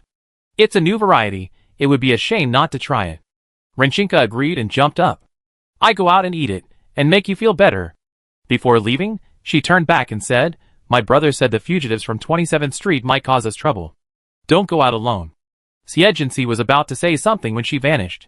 Less than 10 minutes later, the moving spaceship suddenly vibrated, and red warning lights flickered on. Passengers, the Pyashua has been terrorized. Aya! The flight attendant's panicked voice morphed into a scream, leaving a stab of fear in everyone's hearts. Chapter 24. Weapon-wielding masked men searched each cabin, flashing a digital photo of a woman. Every time they kicked open a cabin door, they asked, have you seen this woman? Their purpose was clear. As long as they didn't resist, they wouldn't harm ordinary passengers. When their cabin door was pushed open, Xie scanned their weapons and suppressed her instinct to attack. Have you seen this person? There was a beaming Rinchinka. No. She lowered her eyes, as if stunned by fear. The enemy was outnumbered. It was best to wait for rescue. Come out. The man, clutching a laser rifle, turned sideways and raised his chin toward the outside. Many passengers in the corridor, weapons pointed at their heads, were already gathering in the hallway. The starry sky outside the window should have been brilliant, but now it was blocked by a spaceship with its markings covered, presumably to pick up these terrorists. Many masked men were searching everywhere, desperate to find Rinchinka. Are they all here? 3 men and women gathered in the hall. Xie immediately recognized the short, plump woman by her signature afro. That day, she used her supernatural powers to fake her own death and escape. Even though her wanted photo was hanging throughout the Federation, she brazenly sneaked onto the spaceship and kidnapped someone. It seemed the Ren family had offended quite a few people this time, and in their vengeance, they'd given the perpetrators an easy path. When the woman looked over, Xie, like the others, crouched down, holding her head to avoid recognition. Her size made her look like a child, and some, out of kindness, pushed her into a corner. Soon, the captain and crew were also abducted. Some were covered in blood. Xie suspected that some staff members had been killed while resisting. Rinchinka was nowhere to be seen. The leading man slammed his foot against the speakers on the stage in the main hall, and, holding the microphone, shouted, Rinchinka, I'm counting to 3. If you don't get out of here, I kill 1 person every minute. They had clearly even thoroughly investigated their target's personality, and seemed confident. The female flight attendant at the front bore the brunt of the attack, screaming in terror. Let me go! Help! The plump woman slapped him. You little vixen, be quiet. The man began counting. 1, 2. His snake-like gaze swept across the room, chilling. 3. And with that, he instantly drew the gun from his waistband. Wait! The girl's voice rang out, unwilling and angry. I'm right here. The ventilation system cover was kicked off, and a pair of long legs appeared in sight. Several armed terrorists immediately surrounded them. Don't touch me, I can walk on my own? Xie quietly raised his head and noticed several passengers with visibly anxious expressions. They were most likely plainclothes guards sent by Renqingjue to protect his sister. Renqingjue feigned indignation and turned her head away, but in reality, she was hinting to them to hold back and prioritize protecting the passengers. Haha, we've got you. The leading man chuckled, then suddenly rushed forward and gave the girl a vicious kick. You're the one who got me busted. He then punched her in the face. If Renqingjue hadn't been so physically fit, her head would have been blown off. Her cheek quickly swelled with blood. Pa! She spat, blood foaming and spitting out along with 2 large teeth. Despite feeling humiliated, she didn't offer any sarcasm, only to intensify her anger. The man protecting her couldn't help but move, caught by the sharp-eyed traffickers. The leading man grabbed the girl by her short hair. Bring those people over here. The chubby woman was about to move forward when Renqingjue interrupted her. Aren't you going to arrest me? What else do you want? The girl gasped and glared at them. Capturing you is the main goal. We have plenty of goods here. I've even sent a spaceship to restock them. The man sneered. As if on cue, his men charged into the crowd like wolves, dragging out women, children, and even men of outstanding appearance, forcing them to stand aside. This included the 2 guards. The entire force was completely dispersed. The traffickers, still searching for prey, soon arrived in front of Xie. Upon catching sight of her, their eyes lit up, and they shouted, Boss, here's a top-tier find. The traffickers nearby also laughed. If we auction it off, it paid for half a month's worth of hard work. The leading man, overjoyed, brushed aside Renqingjue and walked over. Look how excited you are. I want to see what kind of treasure it is. Several men surrounded Xie. Renqingjue was furious. Don't touch her. The chubby woman approached and slapped her again. Behave. Come at me if you dare. Renqingjue struggled, seemingly oblivious to the pain. Then, she caught Xie's gaze from between the crowd. Calm, profound, and suddenly, a sudden, profound stillness settled over her. Seeing her calm down, the chubby woman leaned forward to examine the treasure. Suddenly, the face from her nightmare came into view, and she screamed, Klaus, be careful. In a flash, a blinding green light suddenly swung out, catching the leading trafficker temporarily blinded.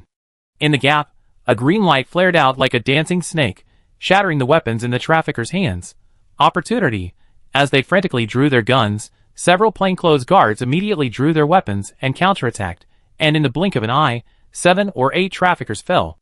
Renqingjue, draped in golden armor, fiercely shook off the men restraining her, striking them down one by one. Several combat-capable level 3 psychics among the passengers also fought back. Xie, with all her might, severely injured several more approaching enemies. Just as she was about to continue, a red laser suddenly shot out in front of her. Even though she had formed a light shield, it was instantly pierced. Too close, she decisively raised her hand and clenched it tightly. Poof!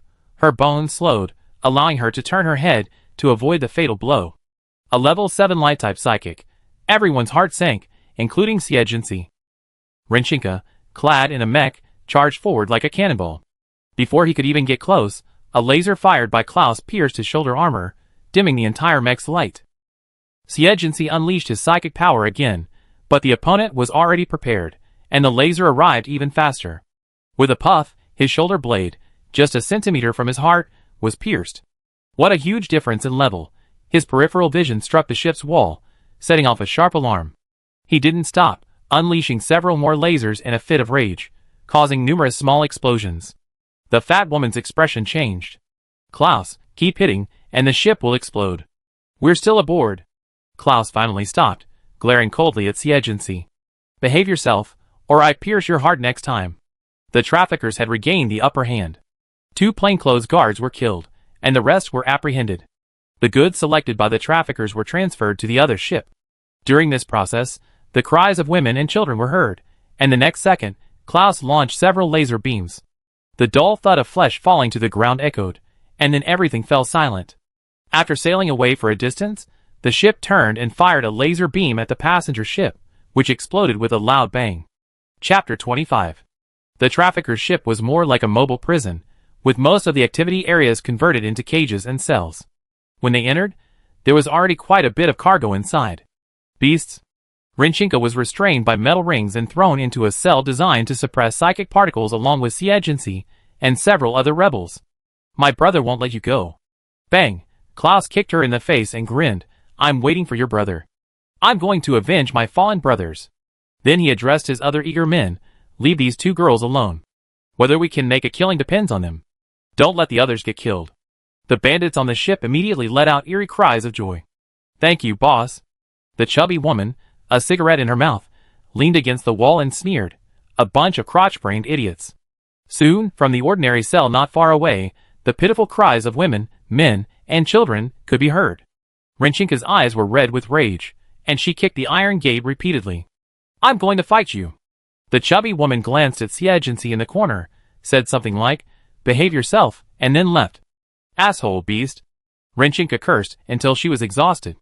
She heard screams and wails, and she cried almost convulsively. It's all my fault for getting them into trouble. Then Xie, who had remained calm, said calmly, these people may have escaped harm today, but others will suffer misfortune. It has nothing to do with you. In this world, people suffer misfortune or even lose their lives every day. They just don't see it firsthand. That's true. These criminals are to blame. Miss, don't blame yourself. Out of trust in this special cell, no one was guarding it. Everyone had gone to the adjacent cell to have fun. Time passed slowly. At that moment, the girl in the corner appeared unconscious, her back against the wall glowing with a faint green light. Scared, several people started, but remained silent. There was surveillance in the cell. Generally speaking, there's no correlation between psychic abilities and mental strength in terms of talent. High mental strength doesn't necessarily mean high mental strength. However, mental strength is a prerequisite for a psychic to mobilize psychic particles and activate their abilities. Even if one possesses an S-level psychic, if their mental strength is less than 1000, their activation speed or duration might be inferior to that of a D-level psychic of the same level. And for psychics of the same level, those with higher mental strength will naturally be able to mobilize psychic particles at a greater scale and speed. This was common knowledge for psychics, but the guards were still surprised, considering this cell could even limit 6000 mental power. The fact that she could mobilize psychic particles proved that this girl's mental power was comparable to that of a high-level psychic. Wounds that normally heal in 10 minutes took Xie about 3 hours to heal internally. Why didn't she reveal herself? She even sustained superficial wounds. She repeated the same method, healing several other seriously injured individuals. This went on for another 20 hours. They didn't replenish their energy. Rinchinka calmed down considerably, perhaps because she had become numb to the screams not far away. The watch on her arm suddenly vibrated, and she sat up abruptly. She said nothing, but her bright eyes told everyone, help had arrived. Everyone's spirits immediately lifted. But Xie didn't feel his situation had improved. Instead, he felt the upcoming confrontation was daunting. In the vast universe, the only way military warships could conceal their presence was through cloaking devices. But even if they surrounded the human trafficker's ship, they wouldn't dare attack. The large number of hostages made them hesitant.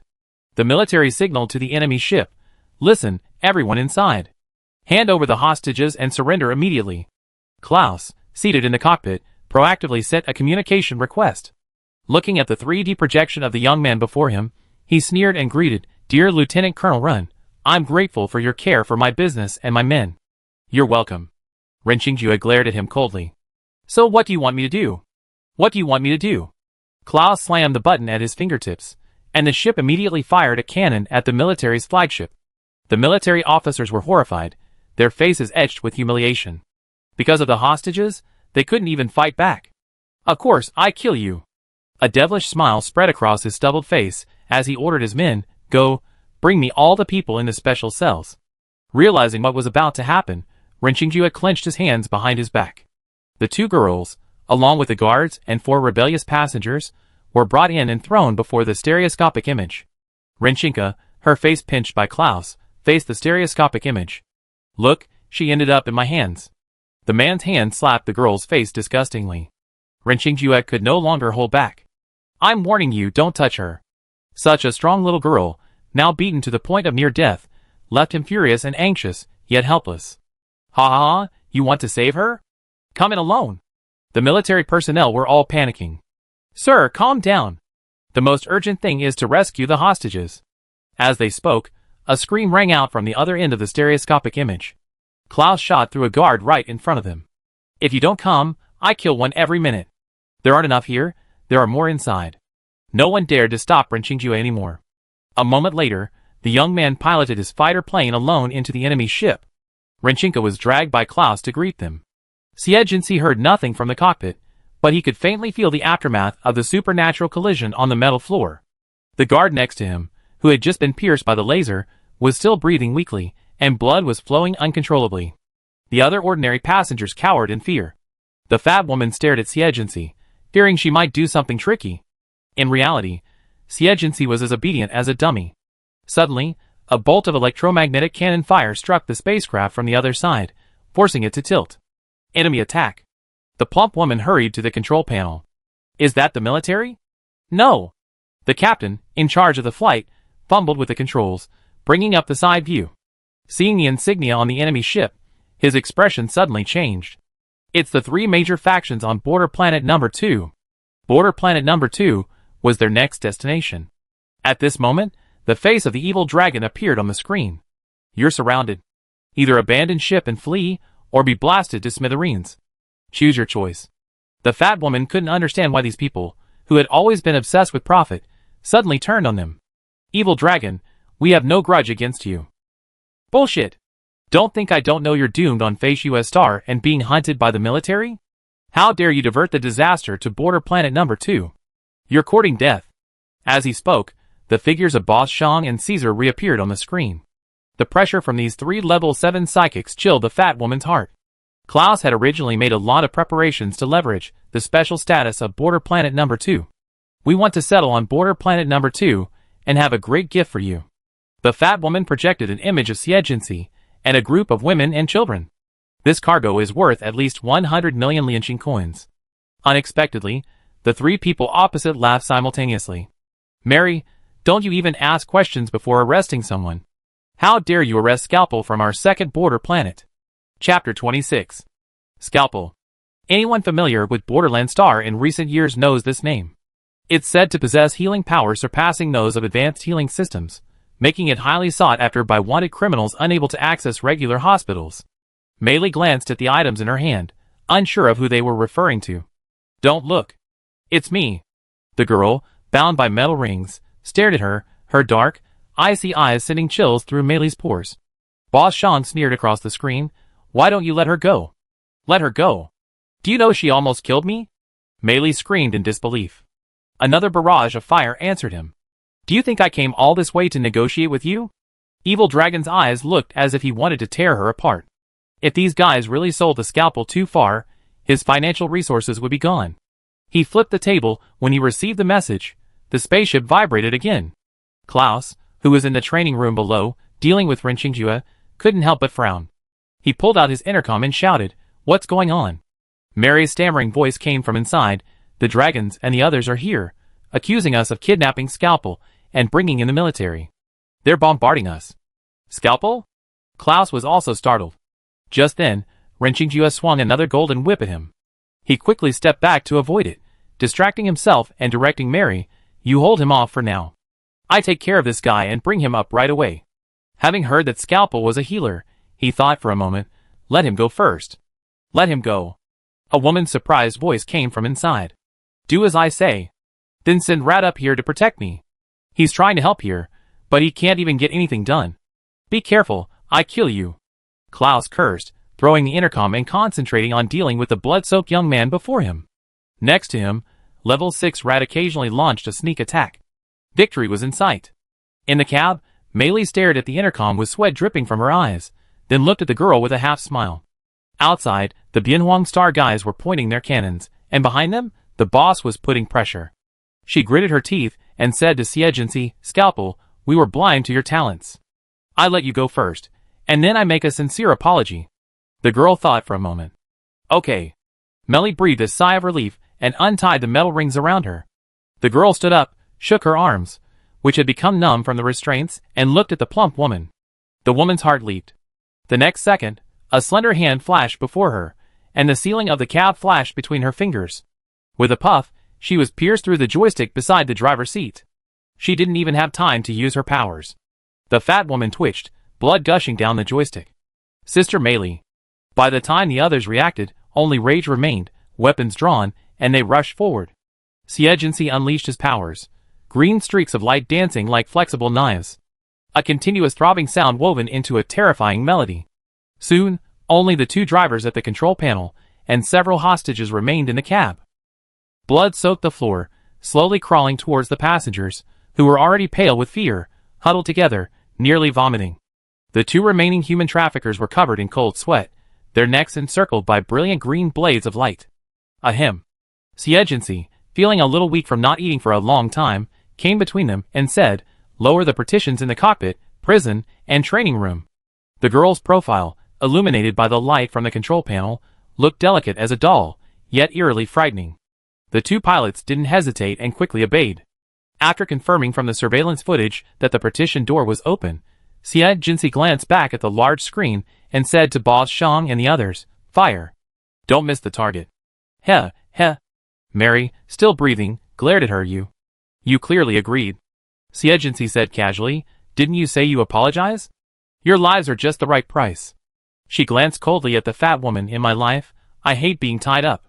Her body was already shattered, and these traffickers had opened another hole in her. It hurt so much. This is a demon. Mary had thought Klaus was cruel enough, but she hadn't expected this girl to be even more ruthless.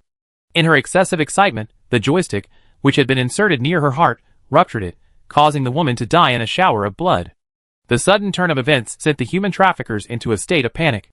The continuous bombardment destroyed much of the ship's hull.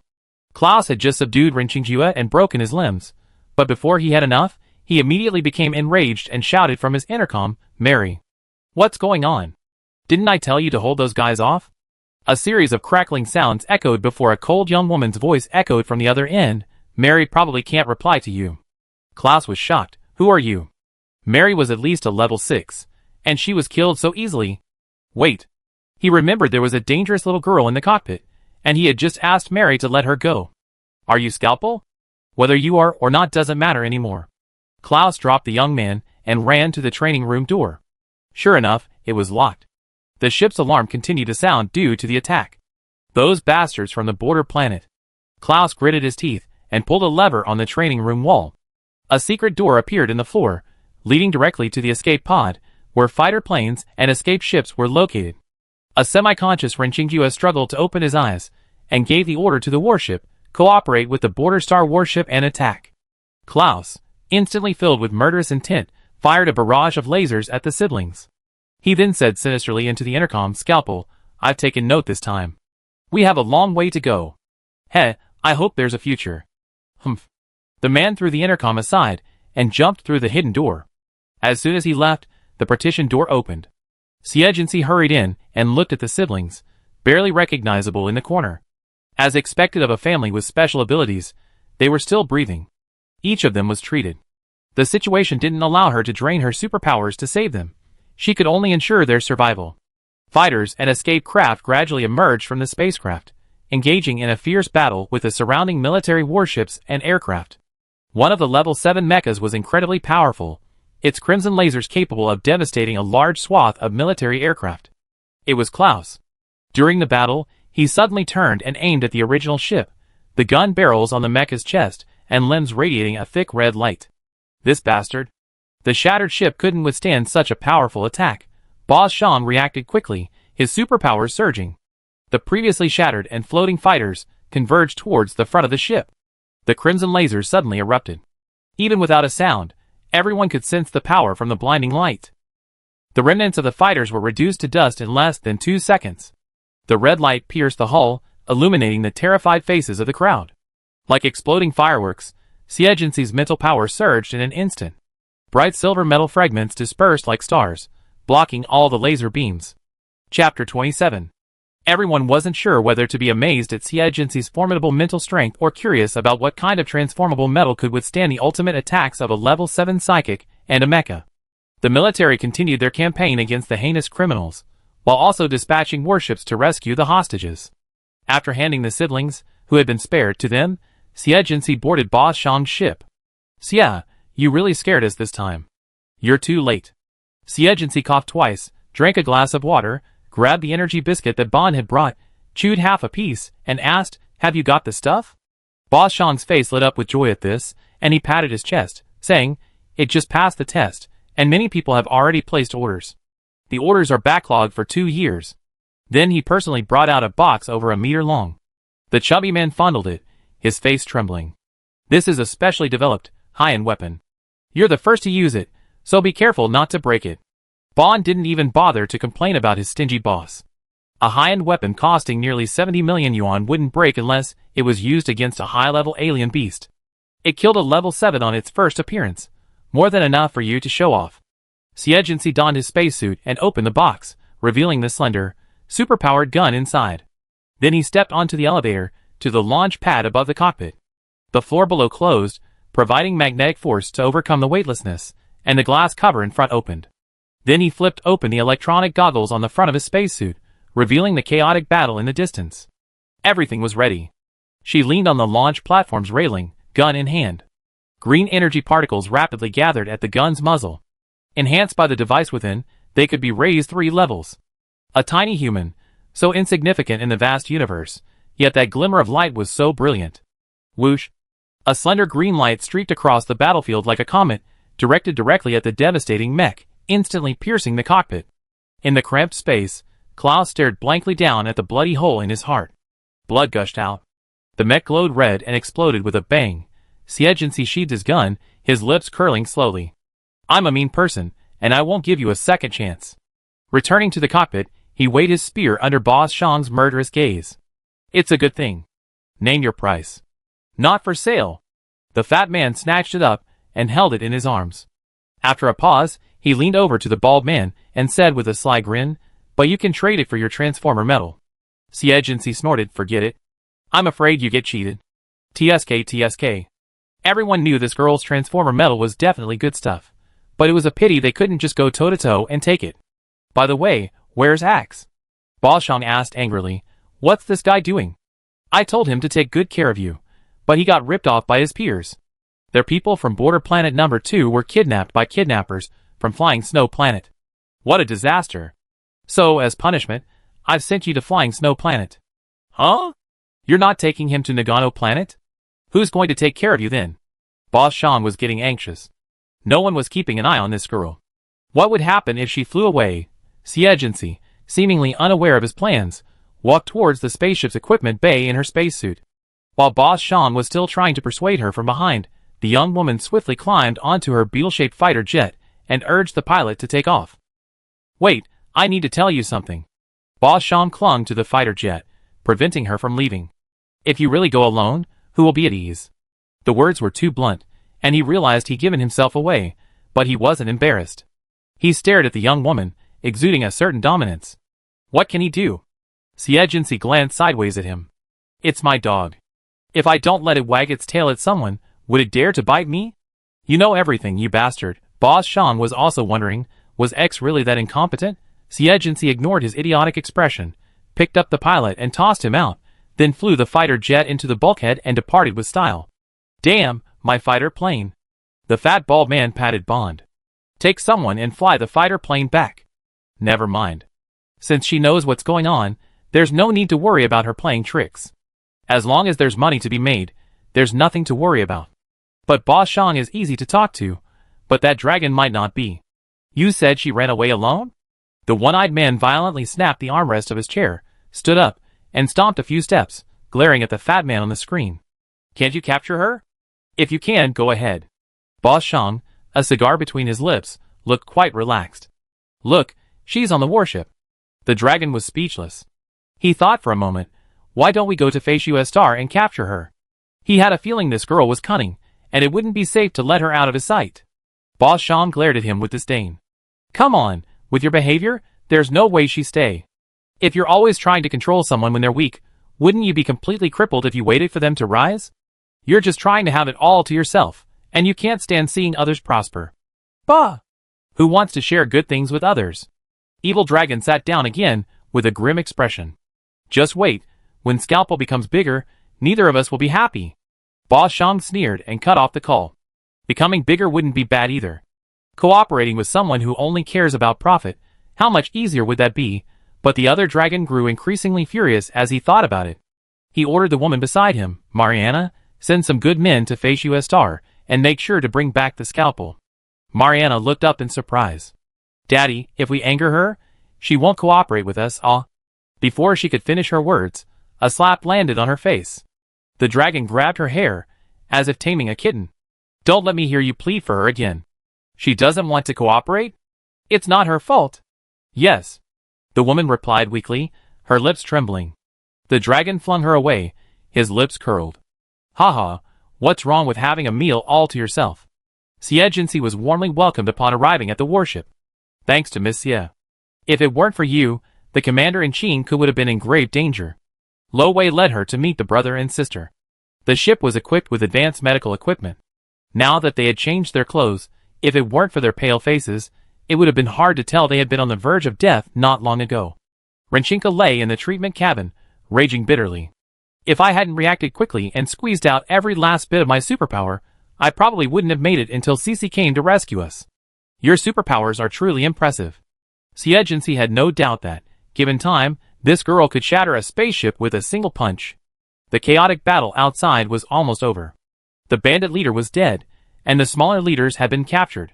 This was undoubtedly a significant accomplishment for Renqingjue. Chapter 28. When we get back, I award you the highest honor for bravery. Renqingjue's injuries weren't that serious.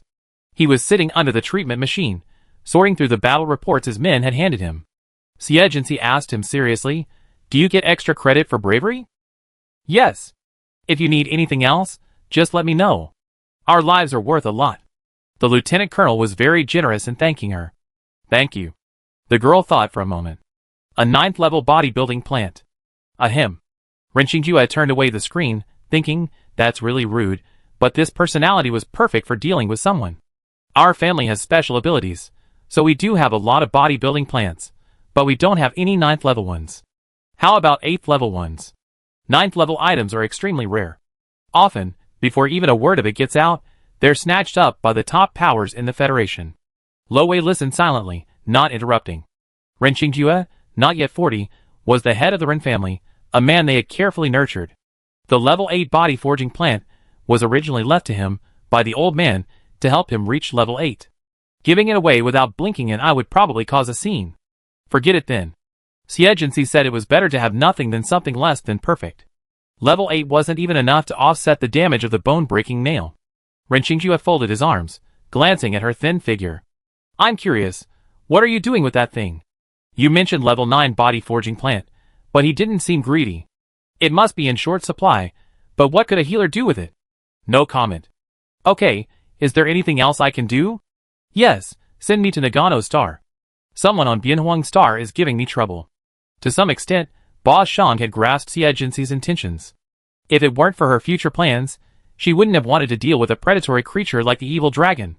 Renqingjue hadn't expected her to have such a limited request, so he offered, who is it?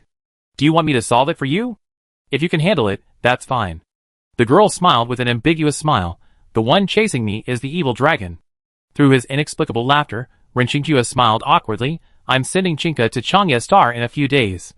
I beg you to stay with us for a few nights. He didn't ask the girl how she came to have a grudge against the evil dragon.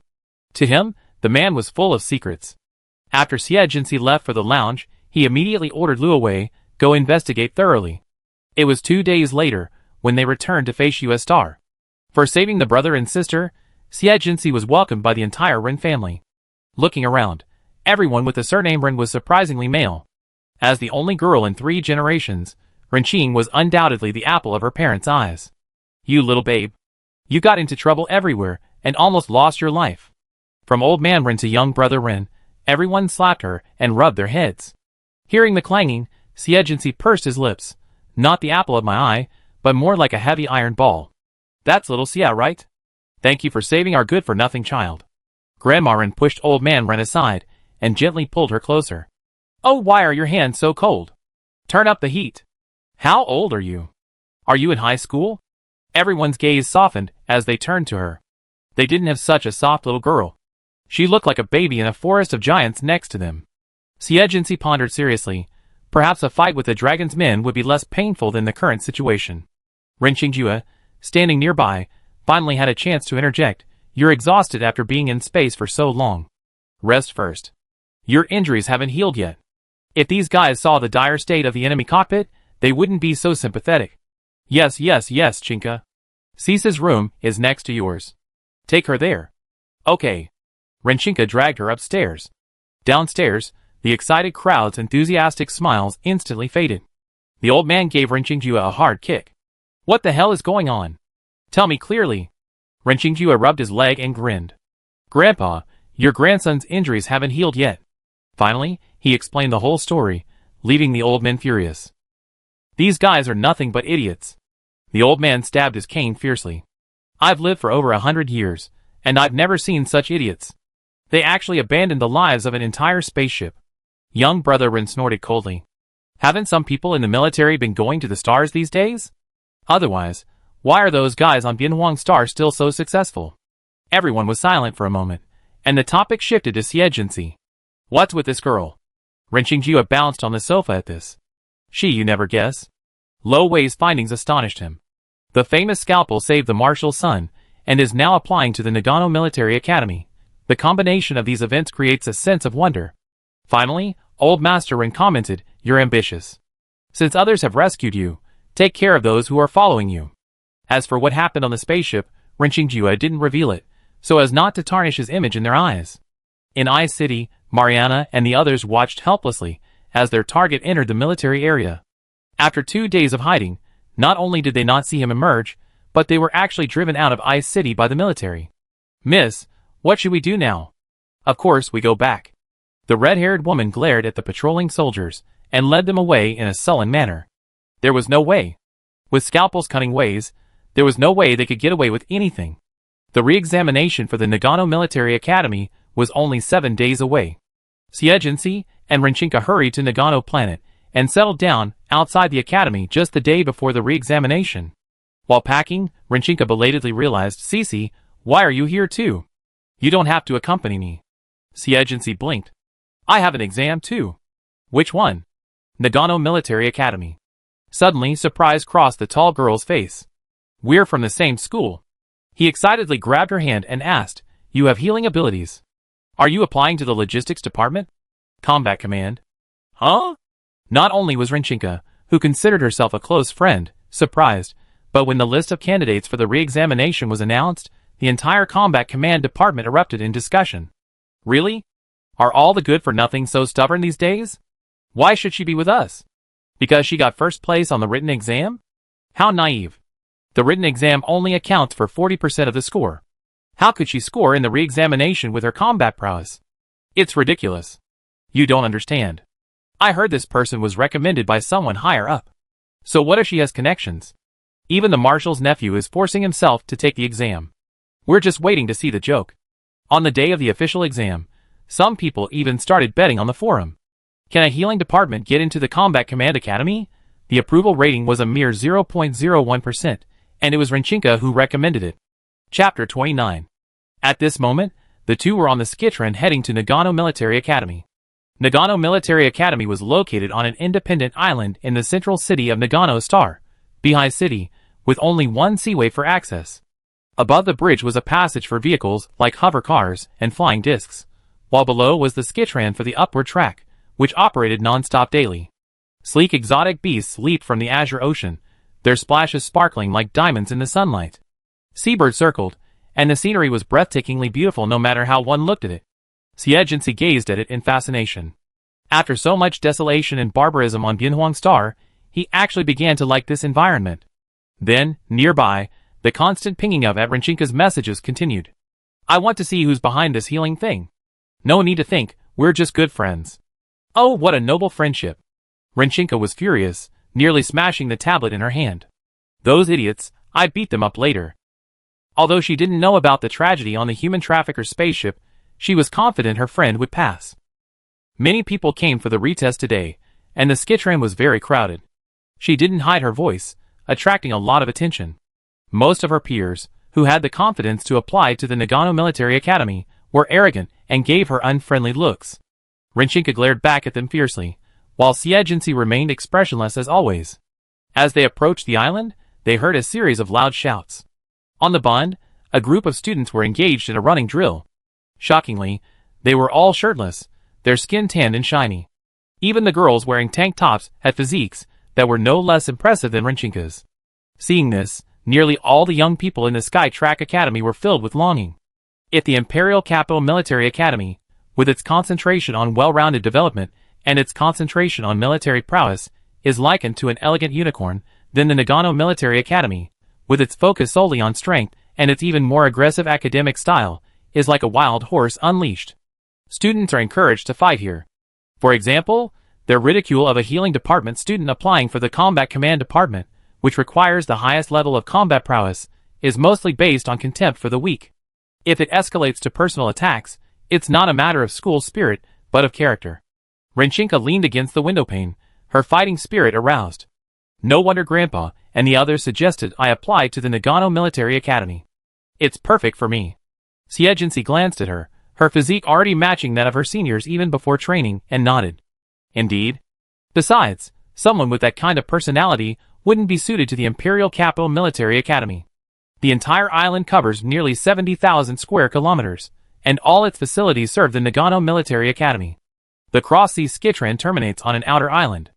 After disembarking, transfer to the island's subway or hover bus. This is a city of technology and supernatural powers. Its green belts are dotted with palm trees 20 to 30 meters tall. Stone channels and fountains that draw in seawater are everywhere on the island, giving it a strong tropical island atmosphere. Many of them were visiting for the first time, or perhaps their last, and they were dazzled by the sights along the way.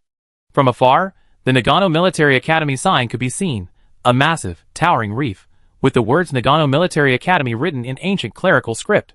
Next, the modern entrance hall awaited. Here, all entrants underwent identity checks. Teachers, students, and other island professionals were provided with special ID cards. A narrow, 2-meter-long corridor identified them, and the next checkpoint allowed them to swipe their cards. As students taking the re-examination, they also had temporary ID cards, also known as admission tickets. After lining up and swiping their cards to enter the freshman entrance, they followed the signs to the re-examination venues for their respective colleges. After signing in, they lined up according to their written exam numbers to begin the assessments. The assessments were physical fitness, mental strength, and supernatural abilities. When they were assigned to the front and back of the line, Rinchinka realized that her friend was actually a top student. Each group of 10 will participate in an obstacle course. No supernatural abilities are allowed at all times, and the maximum time is 30 minutes. The Combat Command Department, as the Military Academy's flagship program, occupied the largest physical fitness assessment area, the combat training ground behind the school.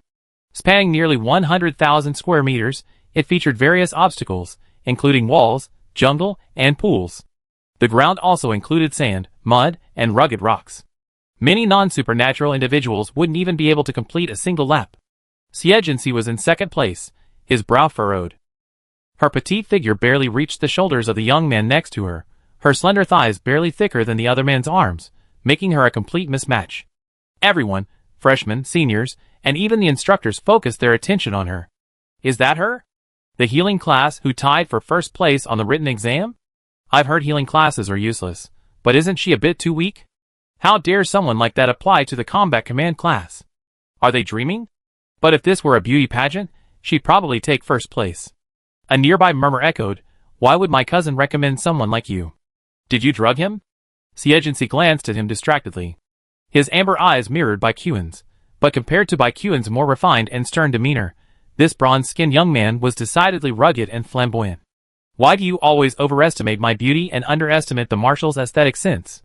Seeing me as someone who cares, shouldn't your first reaction be gratitude for saving your life?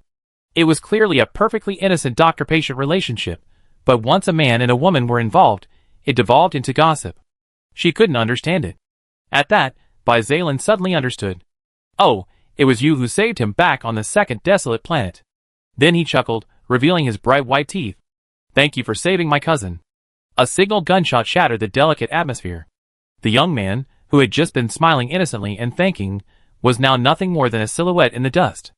The others in his group, without exception, ran at full speed. Ahem, ahem, ahem.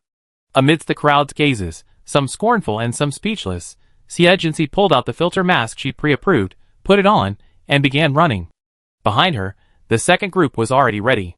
Soon, someone had already passed her, and then the third group. Those who had originally hoped to see the spectacle were stunned. They imagined how weak the healing system was, but they never imagined it would be this exaggerated. No way. Has she even trained? No, why would she be so desperate as to apply for the combat command department? The instructors nearby also wore grimace, discussing in groups with their notebooks. She has respiratory issues and can't handle high-intensity training. Wade, you're so disappointed you even came all the way to see her. It's already difficult for healing types to get high scores in the ability assessment, and with such poor physical fitness, she's definitely out of the running for our combat command department. Wade agreed, but he had another opinion. If she wasn't determined to apply to our school, why would she have put in the effort to get a perfect score on the written exam? Let's see. The people outside were laughing, and those taking the exam inside had subtle expressions as they passed her. If they weren't taking the exam, they would probably have stopped to admire her speed. Chapter 30. The physical fitness everyone ridiculed was Xie limit. If she used her supernatural powers to strengthen her body, she might be able to pass the entire race, but there were supernatural particle detectors throughout the course, making cheating impossible. She could only maximize her speed, while still being able to continue the test. Even so, after being overtaken repeatedly, she still finished the race in 26 minutes. 10 minutes was enough to get a full score of 20 for this section, but she only had 4. The intelligent robot's data collection was incredibly fast. Almost 2 minutes after the test, the results and rankings were released, and she had fallen from second place to the middle and lower ranks. She had made a name for herself. There were 30,000 candidates for the re-examination, but only 200 were selected this year. Cece, don't lose heart. Your supernatural powers and mental strength are good enough. Renchinka supported her and encouraged her. Although she was unsure, she would never discourage her friend. Many glances shone from the crowd, though Xie didn't bother to acknowledge their implications. Renchinka, on the other hand, glared back at each one. Xie nodded. For points, that's about enough. It was much better than the 0 she expected. Even 0.1 points could still leave a large group behind. This calm demeanor drew sneers from passers-by. Renchinka glared, grabbed him, and yelled, "What are you laughing at?" The young man, with dark hair and dark eyes, suddenly looked sullen at being grabbed. He grabbed the girl's hand and raised his fist. Renchinka, unbearable, immediately fought back. The escalating conflict caused the surrounding students to stop and watch. After only 4 or 5 moves, their expressions changed. These two were truly formidable. Hey, stop fighting. We're all here to take the exam, so be nice. Zalen squeezed out of the crowd, pulling one of them apart with each hand. It was so effortless, Xie was a little surprised. Say nice. Let go. I'm going to kill that bastard. Renchinka's eyes were red with rage. Forget it. Xie took her hand, her slender arm surprisingly able to hold the aggressive girl. I'm not angry. We have an exam later. Don't waste your special abilities. The black-haired young man shook off Zalen's hand, put his hands on his hips, and sneered, You're not allowed to call me weak? I don't even want to take the exam with such a weakling. He rolled his eyes at Xie, and suddenly, the girl's face hardened as she looked at him. An inexplicable sense of oppression spread. Xie looked down at her, trying to ease the chill in his heart, and continued his sarcastic tone, Aren't you not angry? Why are you looking like that? Are you going to cry? Nothing, I just think you look familiar. Xie looked away. He looked a bit like the grandson of the Xie family's third master. At this moment, the instructors arrived. Actually, they were observing from a distance. They didn't criticize anything, simply told them to prepare for the mental strength test. The black-haired young man snorted, nearly sending Renchinka into another rage. He turned around, and Xie behind him called out, Xie Zhao. What? He recovered and glared at her fiercely. The girl smiled inexplicably. So we have the same last name. It seemed her memory was still quite good after 11 years. Xie muttered something like insane and turned away. Hey, I can't stand this anymore. Renchinka tried to catch up, but Xie pulled her back. Our rankings are similar this time, so we can take the exam together. Okay. She was as easy to coax as ever. Everyone treated Xie as a joke, even the instructor in charge of the exam, whose expressionless face furrowed at the sight of her. Xie? Yes. Sit down, put on this helmet, and control the mech in the interface to defend and attack. Xie obeyed. In the simulated universe interface, the mech was attacked from all sides. She used her mental power to control the mech's precise attacks and defenses, without a single mistake. On the display above the mech, her mental power value steadily climbed. Many of the people sitting down together couldn't bear it anymore, and when they felt dizzy, their helmets automatically disconnected. As before, groups of people took turns around the girl. It wasn't until the third round, with a ding, that she took off her helmet. 6079, among the retakers, whose average score was only 3,000, this number was shocking. Even Bai Zailing couldn't help but scratch his head. It turned out his cousin's words were true. Bai Qian's exact words were, "Don't underestimate her." After this round, Xie score went from 44th to 64th, rocketing from 18,000 to 8,000. Over 1,000 people had the same score as her. Everyone was no fool, and their mockery faded. 2 perfect scores were definitely not a joke. TSK, I don't believe it. What else can the healing department do? Of course, there were also those like Xie Xiao who refused to acknowledge their opponents. Unfortunately, due to concerns that many people's attack methods are private, the supernatural ability assessment is not open to the public. However, the results are fully transparent. Xie entered the dedicated training room and emerged with another near-perfect score, rocketing his ranking straight into the top 100. Supernatural abilities are the most highly valued subject, and all aspects of them are assessed, including type, level, talent, attack power, and defense. Among the common or special supernatural abilities recorded in the Federation, those who meet all the requirements are undoubtedly rare. The average supernatural ability score among all admitted freshmen has fluctuated between 10 and 11, demonstrating the stringent grading standards. Xie score of 18 was truly dazzling, surpassing only by Zaylan and Renchinka, whose highest scores were both 19. With 82 points, he leaped directly into the top 20. How could someone in the healing department get 18 points?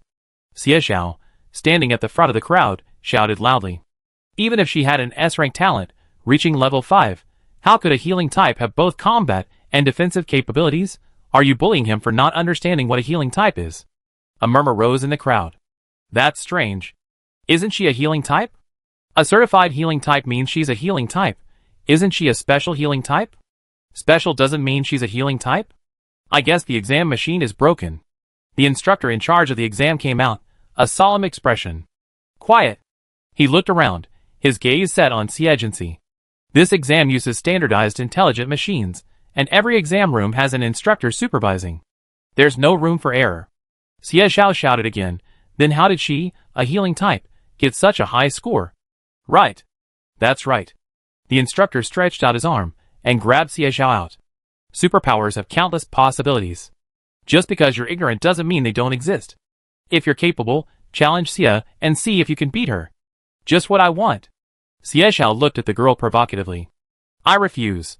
Xie finished the exam, feeling rather languid, her face and lips pale. I don't want to waste my energy. It hadn't harmed her interests in the slightest. How could she be so shameless as to bother responding to a provocation? Chapter 31. Looking at the apathetic girl, everyone realized she was far from being as frail as her appearance suggested. The gleaming 82 points stood tall, and those who had previously mocked her felt awkward. You mock others for being weak, and they treat you like nothing. And yet, she possessed the ability. Even though the outcome was obvious, those who refused to believe it always had reasons to convince themselves otherwise. She must have gotten in through the back door. Xie Xiao stood before the instructor, his neck stiffening as he shouted, if it weren't for Bai Qian's letter of recommendation, how could she have gotten in? At these words, everyone present changed their expressions. This time, Xie didn't even need to do anything. The instructor kicked her first. Bullshit! Admission to Nagano Military Academy is based on merit. If you keep talking nonsense, I beat you to death. He then loosened his tie, grabbed Xie Xiao like a chicken, and sneered, besides, if you want to be a soldier, you must know what obedience and evidence are. You're just talking nonsense here. Believe it or not, even if you pass the retest, we won't admit you. That's right, that's the way of the Nagano Military Academy. A thorn in the flesh deserves a beating. Xie Xiao immediately stopped talking, and was thrown to the ground. The chief instructor's shirt buttons had ripped open due to his ferocious movements, revealing his powerful chest muscles, like a beast baring its fangs. After a sharp glance at the young people, he pointed to the results screen behind him and shouted, the results are in. The top 200 must report by noon tomorrow. All admissions paperwork will be processed in the afternoon. There's a freshman pep rally at 7 p.m. Latecomers don't need to come. Then he strode away. Wade and the others exchanged bewildered glances, leaving the bewildered freshman behind. This was just the beginning. There would be much more to come. Xie turned to leave, but Xie Zhao, embarrassed, refused to let her go. Xie, wait a minute. Why are you afraid to accept my challenge? Is it because you cheated? The young man unceremoniously pushed past many students and charged forward like a mad dog. Renchinka bared her teeth and took a deep breath. Is this bastard a fly? He chase you wherever he goes. She tugged at her headband. Let me vent your anger. No, I do it myself. Xie stopped the girl, lowered her body slightly, twisted, and delivered a spinning kick. Alas, it's so troublesome not to be able to kill people in school. The tall and burly young man flew straight out, crashing into a passing cleaning robot. The robot, dragging an egg-shaped trash can, rattled and shook, sounding an alarm. Attack! Attack! Number 202, begin counterattack. Then, using its mechanical arms, picked up the trash one by one and threw it at the attacker. Dazed from the fall, Xie Zhao recovered and leaped to his feet in a rage. Use sneak attack. But the girl who had attacked him was already far away. Bang!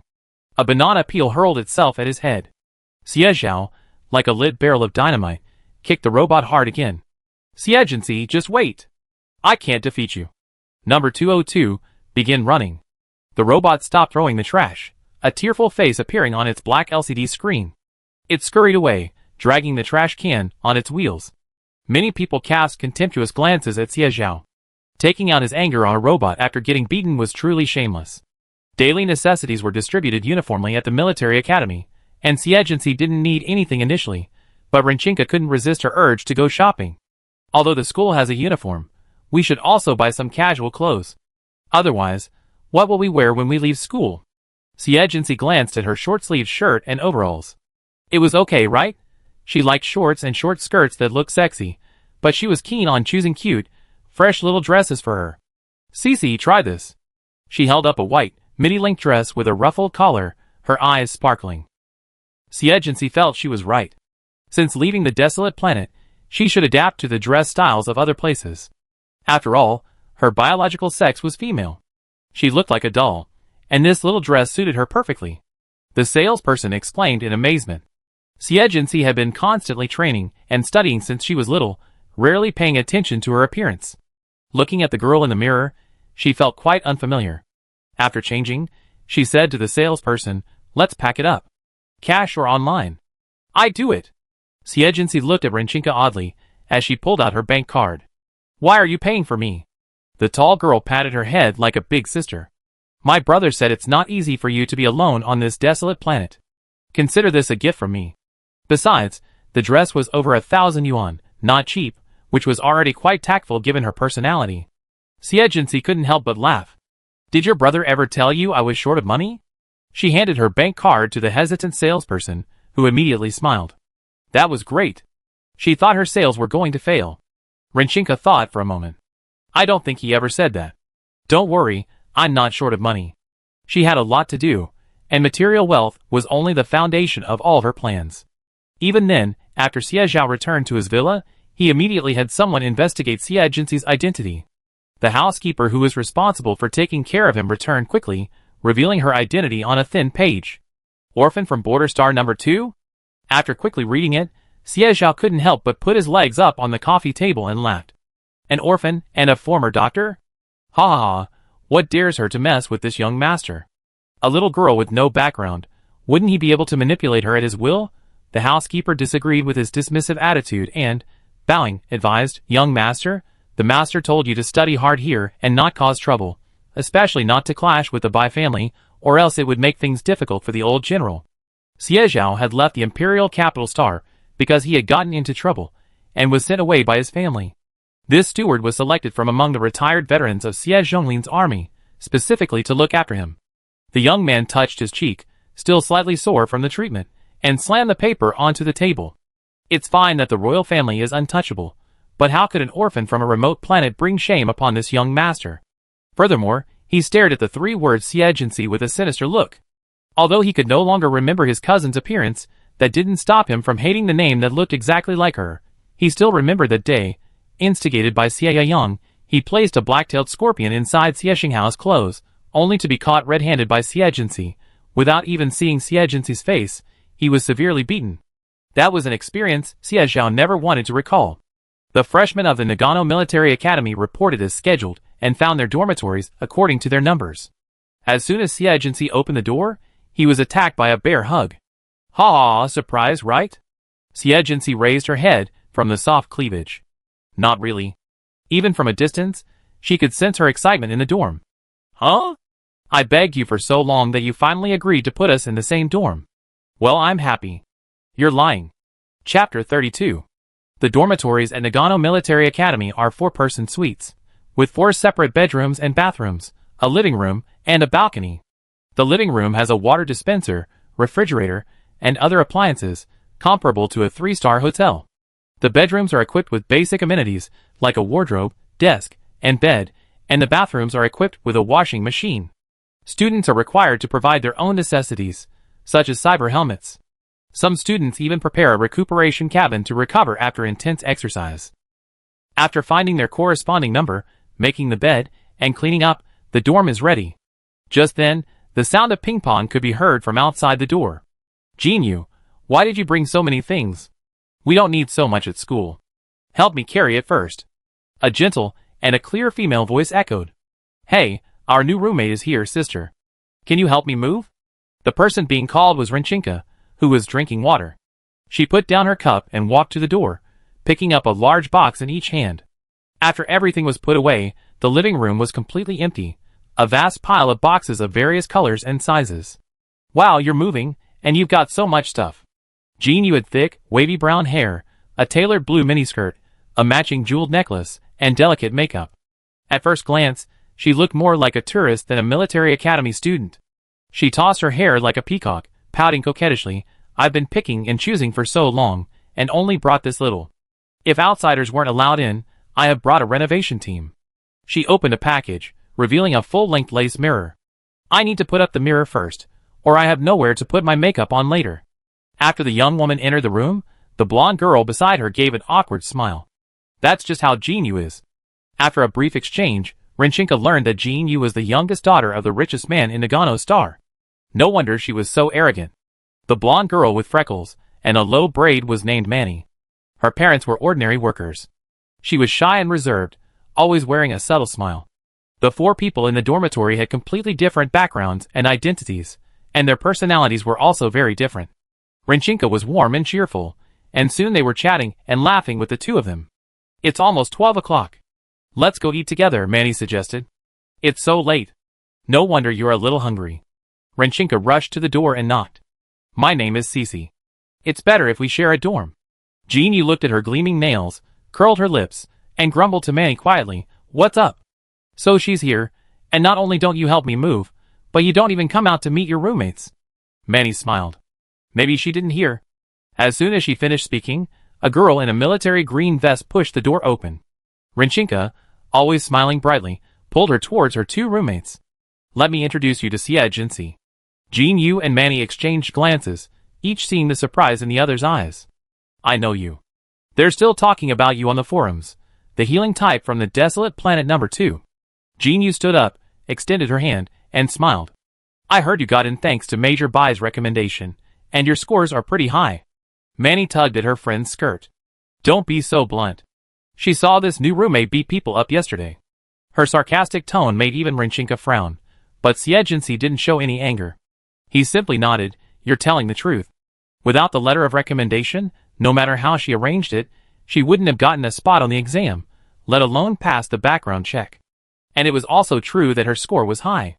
Jinyu felt a little suffocated, like a fist hitting cotton.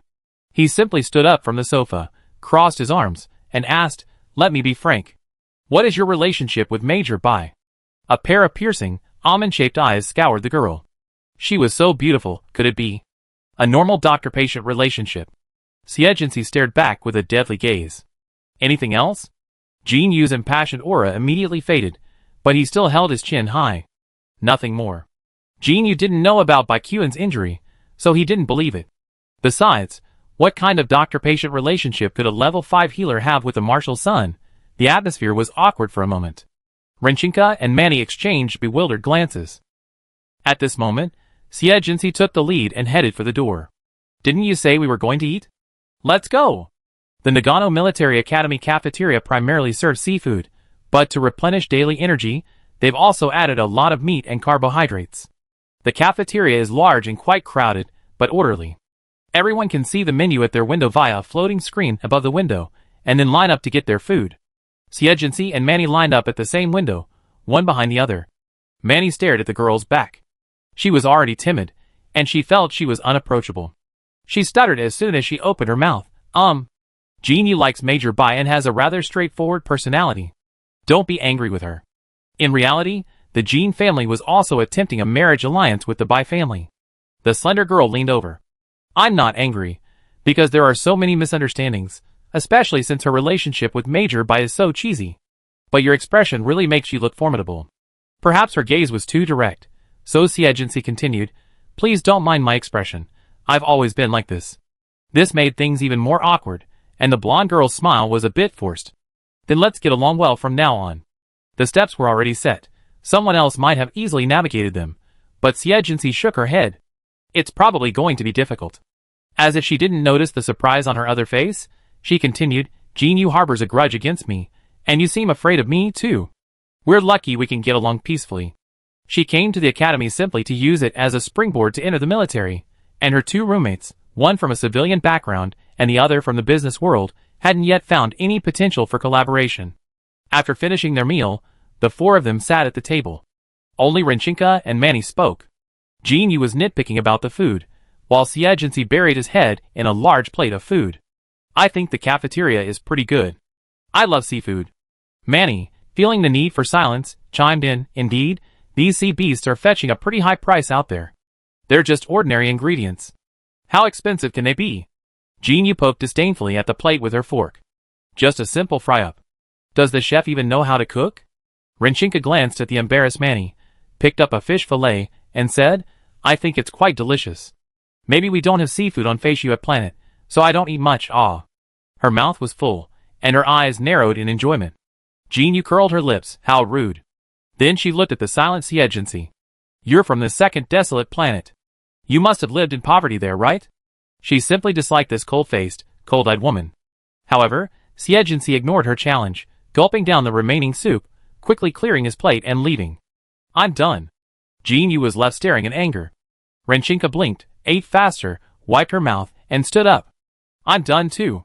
This woman is such a nuisance. Chapter 33. Renchinka caught up with Xie and couldn't help but complain, my brothers and sisters always say I'm not a normal girl. So, are normal girls really this troublesome? Not really. Jealousy doesn't discriminate between men and women. Xie never judges people based on facts, but on individuals. He easily categorizes people as a group, which can lead to him or her failing to grasp their personalities and putting him or her at a disadvantage. After all, everyone has different personalities. You and I are clearly female. Renchinka agreed. That's right, I have breasts and a butt. I'm so sexy. She popped out her chest proudly, drawing the attention of the passing boys, who burst into laughter and called her idiot. This personality is truly amusing. Xie chuckled softly. Renchinka watched Xie grab the shared hoverboard, puzzled. Aren't we going back to the dorm? The dorms are for resting, but we're military cadets. Why so much rest? Renchinka was completely impressed. Wow, no wonder my brother asked me to hang out with you. I want to be a top student too. She grabbed a hoverboard as well. Where are we going? As he finished speaking, Xie had already activated the shield-shaped metal plate, stepped on it, and sped away, leaving behind two brilliant blue flames. Wait for me. There was a freshman pep rally at 7 p.m. After her nap, Jean Yu began applying face, hand, and foot masks. She ordered takeout and ate in the dorm, then returned to applying makeup. At 6 p.m., Manny couldn't help but urge her. Jean Yu, hurry up. We don't even know where the auditorium is. If we're late, we'd be criticized. The girl, wearing a headband, was choosing a lipstick color in the mirror. It's still early. Why not find a boy to lead the way? Just then, Xie and the others returned. You two haven't left yet? Renchinka said, returning to the room to get her uniforms. You have to wear your uniforms. Don't forget. The official uniform of the Combat Command Department was a dark blue, straight and formal, like the night sky, with a silver chain adorning the chest. Both men and women wore military pants and long boots, and a belt around their waists, transforming them into statues with broad shoulders and long legs. But Rinchinka smiled at the sight of Xie. Xie, why are your clothes so big? They look like me when I was a kid, stealing my brother's uniform. I've asked the logistics department to minimize them. Xie put on her hat. It's okay. I grow taller. To minimize the damage from the bone-breaking nails, she had to suppress her growth. After extracting a lava fruit, she had grown 5 centimeters taller. Otherwise, she probably wouldn't have reached the required height for military academy admission. Rinchinka simply assumed it was her last act of stubbornness, and understandingly refrained from exposing her. Even if modern humans had improved their genes, a 19-year-old woman could only grow another 2 or 3 years. As they were talking, they began to walk out. Manny anxiously called out to Rinchinka, "Do you know where the auditorium is?" "It's between the entrance hall and the administration building, behind the flag-raising platform." Manny wanted to ask, where are the flag-raising platform and the administration building? But the door was already closed. She had no choice but to continue urging her friend with a bitter face, "Jean Yu, 620. Oh, are you annoying? If you're in such a hurry, just go with them. If you don't want to wait, forget it. I'm not asking you to wait for me." The girl slapped off her lipstick and glared at her in disapproval. Manny felt a little aggrieved, but didn't dare say anything more. She whispered, "I didn't," and sat down on the sofa. When the two hurriedly arrived, the freshmen were already standing according to their numbers, and Combat Academy Class 1 was taking roll call. Jean Yu blew a kiss to the senior leading the way. "Thank you, senior." She found her number and joined the line, just in time for their names to be called. "Here." She gave the instructor a charming smile. The pretty girl softened the instructor's stern expression slightly. "Thank goodness we made it." After the others left, Manny breathed a sigh of relief. "I told you I wouldn't be late. Why were you so anxious?" Jean Yu tried to stroke her hair triumphantly, but it caught air and got her hair tangled up.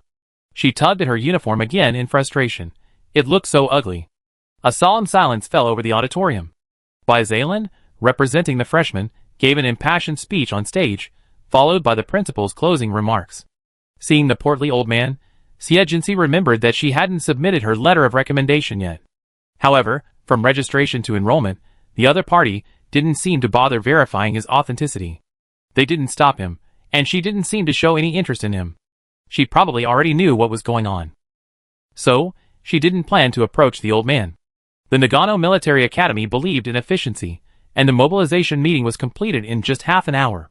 Then, their class met their homeroom teacher, Chang Fuyun, and their instructor, Wade Kleins. After a brief self-introduction, Chang Fuyun announced, "We begin military training tomorrow. In a month, the Combat Command Academy will hold an internal competition. I hope everyone will be in high spirits. Your instructor will explain the details later." He then stepped back, making room for Wade. The main tasks of military training are physical training and adapting to academy life, including combat skills, weapons, and mecha training. Daily assessments are required. Those who fail will not only lose credits, but may also be expelled. Be prepared.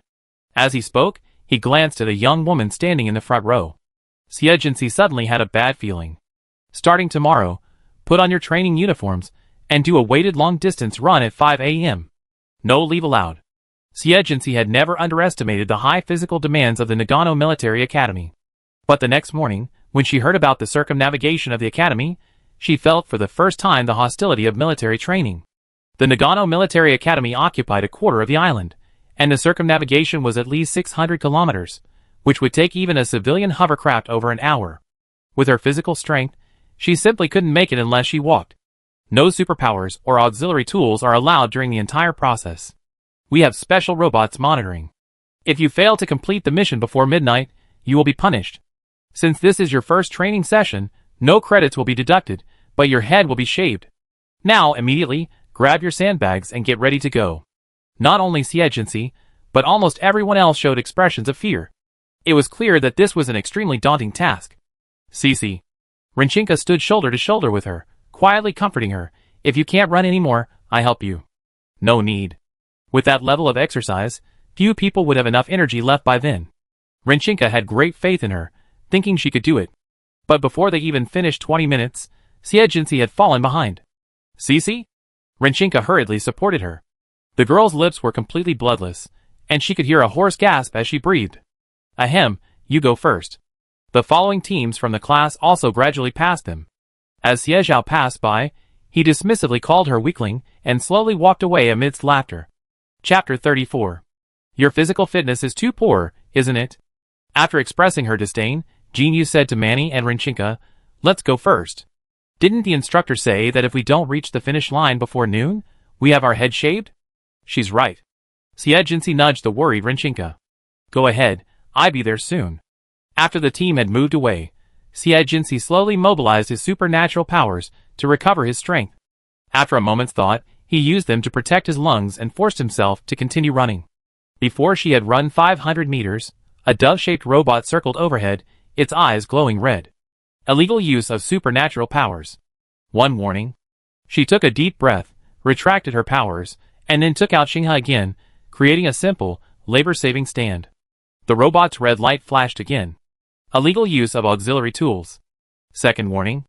The cold voice made her clench her fists. At that moment, Instructor Wade's voice came through the robot's earpiece. Xie Jinxi, you're quite brave. She glanced up, unmoved. I'd rather have my head shaved than die of exhaustion. So, despite the robot's relentless warnings, Xie Jinxi remained unfazed. The passing seniors glared at her, their faces filled with a look of wow, so brave. She reached the finish line. Cough, cough. As soon as she stopped, she sat on the ground and coughed violently. The students, nearly collapsing from exhaustion, were speechless. Get back to the line. Everyone immediately lined up, and Xie Jinxi slowly made her way to her seat. As she steadied herself, Wade angrily called out, Xie Jinxi. Here. She replied weakly, slowly making her way out of the line. Wade was so angry he laughed. He had never imagined this girl would be the one to cause such trouble. Should I thank you for running all the way to the finish line? Xie Jinxi was also a little furious, but she replied with a forced smile, Instructor, this place is close to the cafeteria. Tired as it is, we still have to eat. Puff. Renchinka and some of the others couldn't help but burst out laughing, but immediately restrained their expressions when Wade glared at them. Then the middle-aged man pulled a razor from his pocket and sneered, "You'd rather get a haircut than die of exhaustion." The student's eyes widened. Really? Seriously? Jinyu, in particular, touched her hair in horror. Thankfully, she completed the task, and then she began to gloat again. Xie Jinxi looked at the shiny razor, untied her ponytail, and turned away, not minding being the one to make an example of someone else. As the sharp razor scraped across her scalp, dry, yellow hair rustled and fell, revealing her gray scalp. Some girls covered their mouths in horror, unable to imagine the sight of their heads being shaved. As a plump, round head appeared before their eyes, everyone burst into laughter, especially Xie Zhao, who laughed the loudest, shouting to everyone around him, "Do you think she looks like a light bulb? Ugly." Some people looked at her with disapproval. While having her head shaved was funny, there was no need to be so malicious, right? Zaylin said seriously, "I think she's quite cute. She's small, like a doll without hair." Renchinka, thinking he was trying to get out of the way, quickly nodded, "That's right, it'd be fine once her hair grows back." After returning to the team, Xie Jinxi touched his head, feeling a chill, and commented, "It feels pretty good." Jinyu covered her mouth and smiled, "Whatever you think is good." A girl shaving her head, if it were her, she'd be better off dead. Chang Fuyin arrived at the front of the team. Although she already knew what was going on, she couldn't help but twitch her lips at the sight of the bald head. "We're selecting class committee members. Anyone volunteer?" Instantly, most people raised their hands, including Renchinka and Jinyu. After voting, Zaylin was finally appointed class monitor, and candidates for the arts committee, study committee, and so on were also chosen. At 12:20, Wade announced the training location for 1 p.m., and everyone was allowed to go to lunch. In the crowded cafeteria, Xie Jinxi's large bald head stole the show. No matter how fierce and wild the Nagano Military Academy's school spirit was, it was rare to see girls with shaved heads, let alone this petite and delicate girl who looked completely out of place with a bald head. So someone took a photo and posted it on the campus forum, where it sparked another interesting story. "I saw a new student from the Battle Academy today. So brave and so cute." In the picture, a girl ran expressionlessly, a monitoring robot constantly warning her. Holy crap! Isn't that the bald girl from the cafeteria? This confirmation immediately made the campus forum trending. Is this year's quirky girl from the Battle Academy so special? Her looks are definitely my type. Isn't that the healing type? She got perfect or near perfect scores in other subjects, but only a 4 in physical fitness. So the whole school knew about her poor physical fitness. During dinner, Xie noticed more and more people were looking at him. Rinchinka and the other two sitting at his table, after browsing the forum, all had strange looks on their faces. He quickly guessed the reason and ate faster.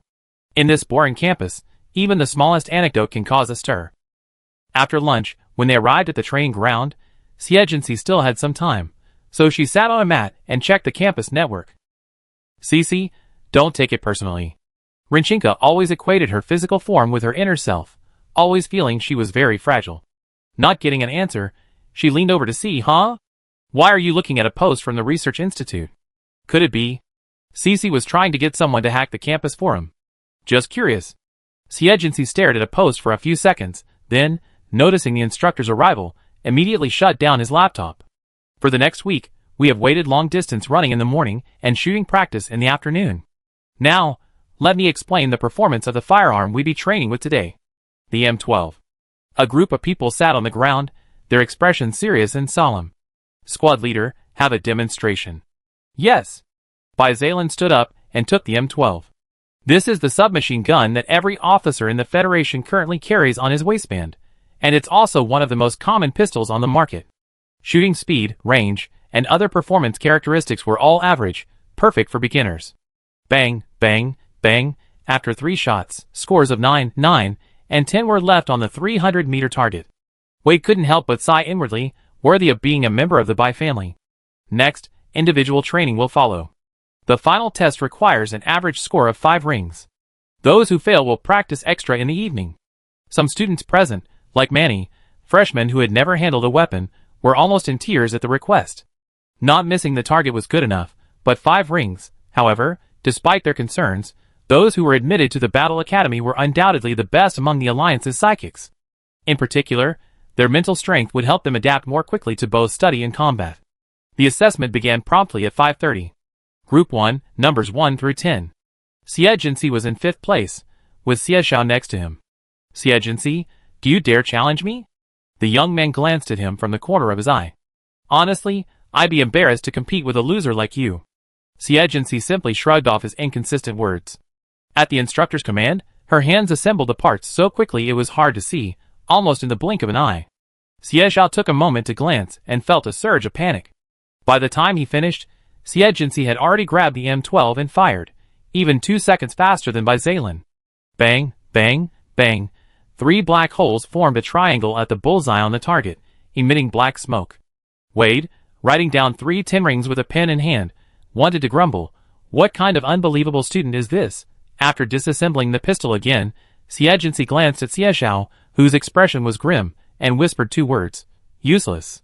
Chapter 35. After a day of training, everyone looked like they were about to collapse. After forcing themselves to eat, Rinchinka asked, twisting her neck, Xie, are you going back to the dorm? I have something else to do. You go back first. With that, she turned and disappeared into the crowd. Jinyu rubbed her aching wrist, and said unhappily, how dare she go around with a bald head? She didn't even buy a wig. After saying that, she received no response as expected. Turning around, she saw Manny with a scowl on her face. She had failed the shooting test today, and needed to practice more. Jinyu didn't like her gloomy expression. He pulled her over and said, it's just shooting practice. Why are you so worried? Come on, I'd practice with you. Manny forced a smile. Thank you, Jinyu. Only someone trained from childhood could say the word that's all so easily. She had no path to success other than hard work. Xie hurried back to the dorm before lights out. After spending so much time together, Rinchinka could sense a hint of emotion in her, and quickly asked, what good news happened? You look so cheerful. I just went to training. Is it that obvious? Xie rubbed his bald head, smiled, and returned to his bedroom for a quick shower, throwing his clothes into the washing machine. At 5 o'clock the next day, they gathered at the same spot for the weighted long-distance run. In the dim morning light, Wade's face was particularly serious. After yesterday's adjustment, starting today, any violation or failure will result in a deduction of credits. Put away your joking attitude. As he spoke, he glanced at the group that was noticeably shorter than him. I also hope some of you will cheer up. Xie, whose name was called, blinked, pretending not to hear the sneers. As she ran, she slowly fell behind the others again. As expected, a wave of silence settled over the crowd. But soon, they were surprised again. Xie, despite her slow pace and falling behind, kept running. And the monitoring robot overhead showed no reaction at all. Could someone truly complete their transformation in a single day? Wade, basking in the sun at the finish line, immediately put down his coffee when he saw the surveillance footage, his eyes filled with wonder and uncertainty. After a moment's thought, he finally stepped on his hoverboard and hurried over. Xie, step out. The girl paused, walking from the end of the group to the side of the road. Here. Ahem. She looked extremely tired. Wade's razor-sharp eyes swept over her body. Lift up your trouser legs. The girl didn't move.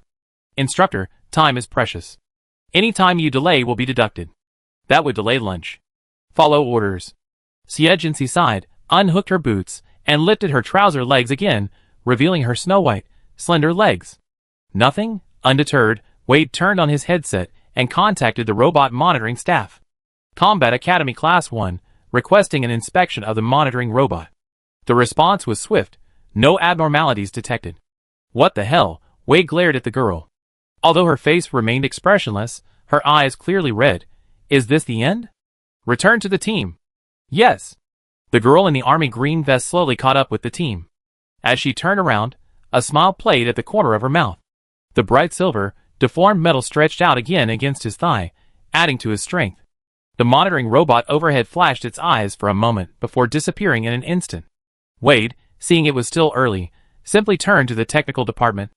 As soon as he entered, he approached the head of the department and asked, "Is there any way to render the monitoring robot invisible?" The bespectacled man paused, then replied, "If you ask that, there are countless answers.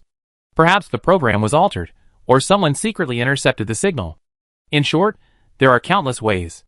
Wade wasn't a professional, and what he had thought was a foolproof method turned out to be full of loopholes. But the technical director changed the subject. The robots are recovered by dedicated personnel, so there's no way they've been tampered with. According to your explanation, someone might have secretly intercepted the signal. At this point, the professional piqued his interest and sought out the back end of the Battle Academy's robots to personally operate them. It's a bit difficult. Anyway, I leave it to you. Find the problem quickly.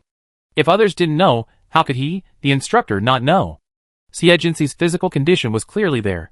There was no way she could handle this kind of high-intensity training. In other words, this girl was blatantly cheating.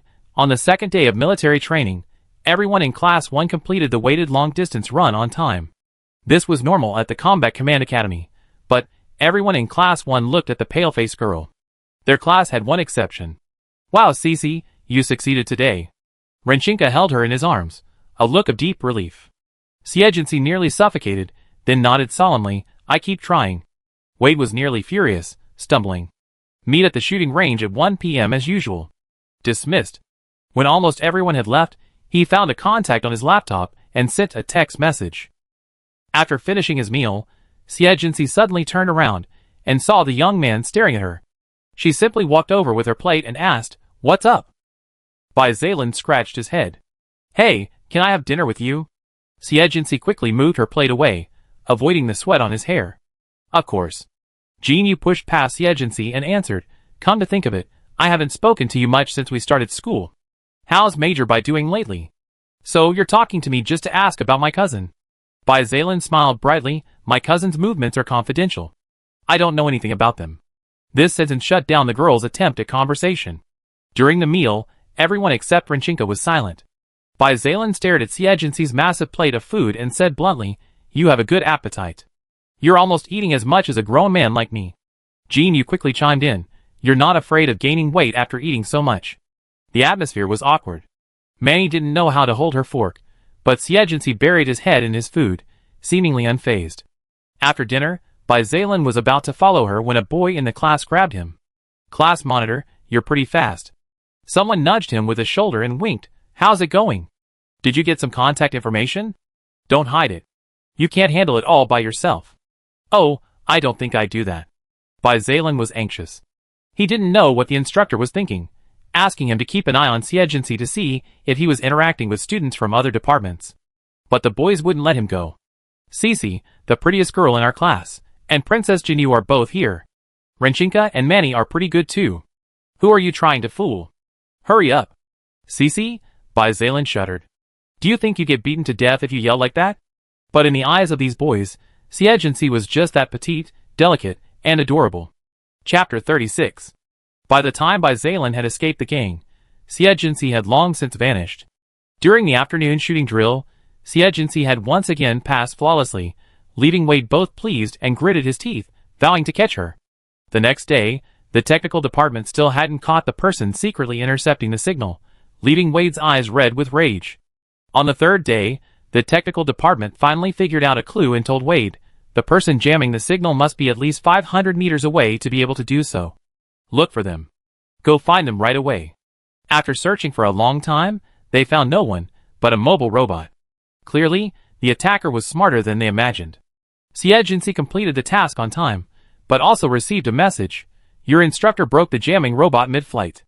I personally negotiated with the technical department, and we were almost caught. I have to pay you extra. She calmly replied, okay. Persisting for 3 days was impressive. And there were only 3 days left for the weighted long-distance run. Just as he finished sending the message, a shadow fell over him. Wade, his face dark and smug, sneered, let's see what tricks you have up your sleeve. Instructor, please wait and see. Xie deliberately fell behind, overhearing the conversation. He turned and suggested to Wade, Instructor, why don't we use a full-body scan before every run to see if anyone's carrying any cheating tools? That's a good idea. Xie looked at the sullen-faced girl provocatively. Xie admitted that this was the first time he ever felt so suicidal. At lunch, Zaylin finally spotted a strange man sitting across from Xie. He quickly said hello to his fellow travelers and walked over. Xie. He sat down and looked at the young man wearing a monocle. Who is this? Xie held his face, his cold gaze making him feel guilty. He then said, Major Bai and I have a huge difference in status, yet you're able to make wild guesses about relationships. Now that I'm actually dating a senior from the same school, you're not even thinking about that. Are you crazy? Zaylin was stunned before he could even feel embarrassed. Date? I have a lot of admirers, haven't you noticed? For a moment, Zaylin stared at her expressionless face and shiny bald head, lost in thought. If he had looked closely at the young man next to him, he would have noticed his speechless twitching mouth. Xie put down his chopsticks and frowned. Squad leader, I think it's unnecessary for you to sit down any longer. Oh, sorry to bother you. The tall, sturdy young man ran off in a hurry, wondering how many of his male classmates were about to be heartbroken. He couldn't help but turn around and saw the boyfriend take out a white candy and pass it across the table. How intimate, the single guy sighed. Xie held a new version of the jamming tool and checked it. Are you sure it can deceive the monitor?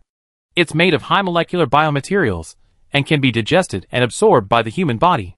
No problem. The young man was confident in his invention. After consumption, it will be effective for 8 hours, more than enough to deal with the school's broken equipment. It's a good thing. Xie was very satisfied. How much? Shore was also very pleased with such a straightforward buyer. He put his arm on the table and whispered, Miss Xie, do you think my technology is worth investing in? The girl's calm eyes rippled. She tapped the table, lost in thought. After a moment, she gently pressed against it. I can provide money and sales channels. This shielding technology is actually most commonly used by the people and military on Border Star, and she just happens to have access to one of these channels. I happen to have the technology and the manpower. I find someone to help you. The two had only reached a temporary consensus. Further details still needed to be discussed. Far away on Facius Star, X was living a life of drunkenness and debauchery. He had money and could afford to live freely, but without his powerful master, he felt uncertain. That day, when he received a video call request, he tossed his bottle and scrambled to his feet. Boss, you finally remember dear X? I miss you so much. Stop talking nonsense and come to Nagano Star. I have something for you. It was night in the hemisphere where the Nagano Military Academy was located. Xie opened the window, gazed at the starry sky, and began to think. Although Axe is obsessed with profit and has many ulterior motives, he's the type most suited to being motivated by profit. After leaving him alone for a while, he'd probably be useful again soon. Unfortunately, we're new to Nagano Star and short on manpower. It's better to have someone we know well than someone with unknown backgrounds.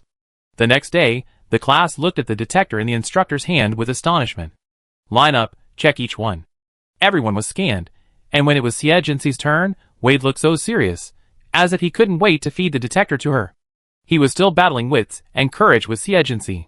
But nothing seemed unusual. Squad leader, is it true that Cece went on a date yesterday? A boy whispered. That's what she said. Several people immediately clutched their chests. Oh, their budding crush withered. A disdainful sneer echoed. She must be a liar. Who could possibly be interested in that deadpan face of hers? With that bald head, it's embarrassing to even take her out. He immediately received several angry glances. The young man next to Zalen rolled his eyes and sarcastically said, "Huh, picking on a weak girl, Xie Zhao, you're really brave. That's my business. It's not your turn to stand up for her. I just can't stand it." What's wrong? The young man's temper was as fiery as his red hair. Let's have a fight if you dare. Would I be afraid of you? Come on. As the atmosphere grew tense, Wade put away the detector and shouted, "Do you think I don't exist?" He strode forward, kicking each of them to the ground. The two furious young men immediately quieted down. Wade snorted and looked at the girl beside him. Xie Jinxi, return to the team. Yes. Xie Zhao's glare was sharp as a knife. When they started running, he deliberately ran beside Xie Jinxi, daring to catch her. But whether he used his mental power to sense the psychic particles or the small monitoring device in his pocket, he found nothing unusual. But he was convinced that the bastard had cheated. As he neared the finish line, he suddenly grabbed the small monitoring robot in his pocket and pressed a few buttons. Immediately, a shrill beeping alarm sounded. Xie Zhao quickly shouted, "Instructor, Xie Jinxi is cheating." The others turned back, but they persisted until the finish line, stopping to watch. Wade hurried over. "Is the monitor I gave you reacting?" "Yes." Xie Zhao pointed confidently at Xie Jinxi's trouser leg. "As long as she takes off her pants, the truth will be revealed." Everyone, This is so shameless. Chapter 37. You're a disgrace to us men. The red-haired young man, Claude, jumped up and pointed at her, cursing. The girls, led by Renchinka, blushed furiously. How could this school admit such trash? Jean Yu turned her face away in disgust. Isn't that kind of guy supposed to peek into the women's bathroom? Even though she and Xie Jinxi didn't get along, it didn't stop her from disliking Xie Zhao's actions. Xie Zhao realized he'd been too blunt, and his face flushed. I just spoke too quickly. Can't you just find a girl to check it out? But he had already lost his right to choose his partner for the next 4 years. Wade regretted having this guy spy on Xie Jinxi, but he still turned to the female vice squad leader and said, "Take Xie Jinxi to the restroom and check her." The girl hesitated, but Xie Jinxi said coldly, "I refuse. Everyone knows Xie Zhao, and I have a grudge, and yet the instructor asked him to spy on me. It's unfair. If you hadn't cheated..." "Instructor, do you have any evidence?" Xie Jinxi interrupted him, raising her voice. "You suspected me from the beginning, but you don't have any evidence. And in this situation, you still asked Xie Zhao to spy on me. I reasonably suspect you're targeting me." The other party's lack of evidence makes her seem completely justified. Seeing the instructor's silence, Xie Zhao quickly asked, "Then would you dare to let someone search you? Then would you dare to take out the monitoring device for someone to check?" Xie Jinxi stepped forward and raised his head. "Can you guarantee you didn't deliberately frame me?" "That's the rule. To prove I cheated, you have to prove you didn't target me." In the silence, Claude spoke first. "Instructor, I think what Xie says makes sense." Renchinka followed up with a loud shout, "Exactly. Why should Xie Zhao's words be final? This monitor was given to me by the instructor." But Wade rubbed his face and said, to convince everyone, "Take it out and let her check it." Xie Zhao panicked and reached into his pocket. Just then, Renchinka darted over and fished something out of his pocket. Beep beep. Look, the monitor's still beeping. But Renchinka was a tough nut to crack. She immediately pushed away Xie Zhao, who tried to grab the monitor, and retreated with it. Even after she was away from Xie Jinxi, the monitor continued to beep. Could she have cheated too? Claude stepped forward, took the monitor, and sneered, "It's set to human detection mode." He then threw the iron lump in Xie Zhao's face. "The Xie family actually produced a scum like you. It's truly shameful." Xie Jinxi agreed with this and said, "The truth is out. Instructor, please keep your eyes open next time. If you want to monitor me, at least find someone reliable like the squad leader." Zalen rubbed his nose awkwardly. After all, they knew everything. Wade's face darkened at her sarcasm, but he also realized how wrong he was. He walked over to Xie Jinxi and bowed. "I'm sorry, I trusted someone wrongly." He only said he trusted someone wrongly. Not that he had wrongly accused Xie, because he was certain that Xie had cheated.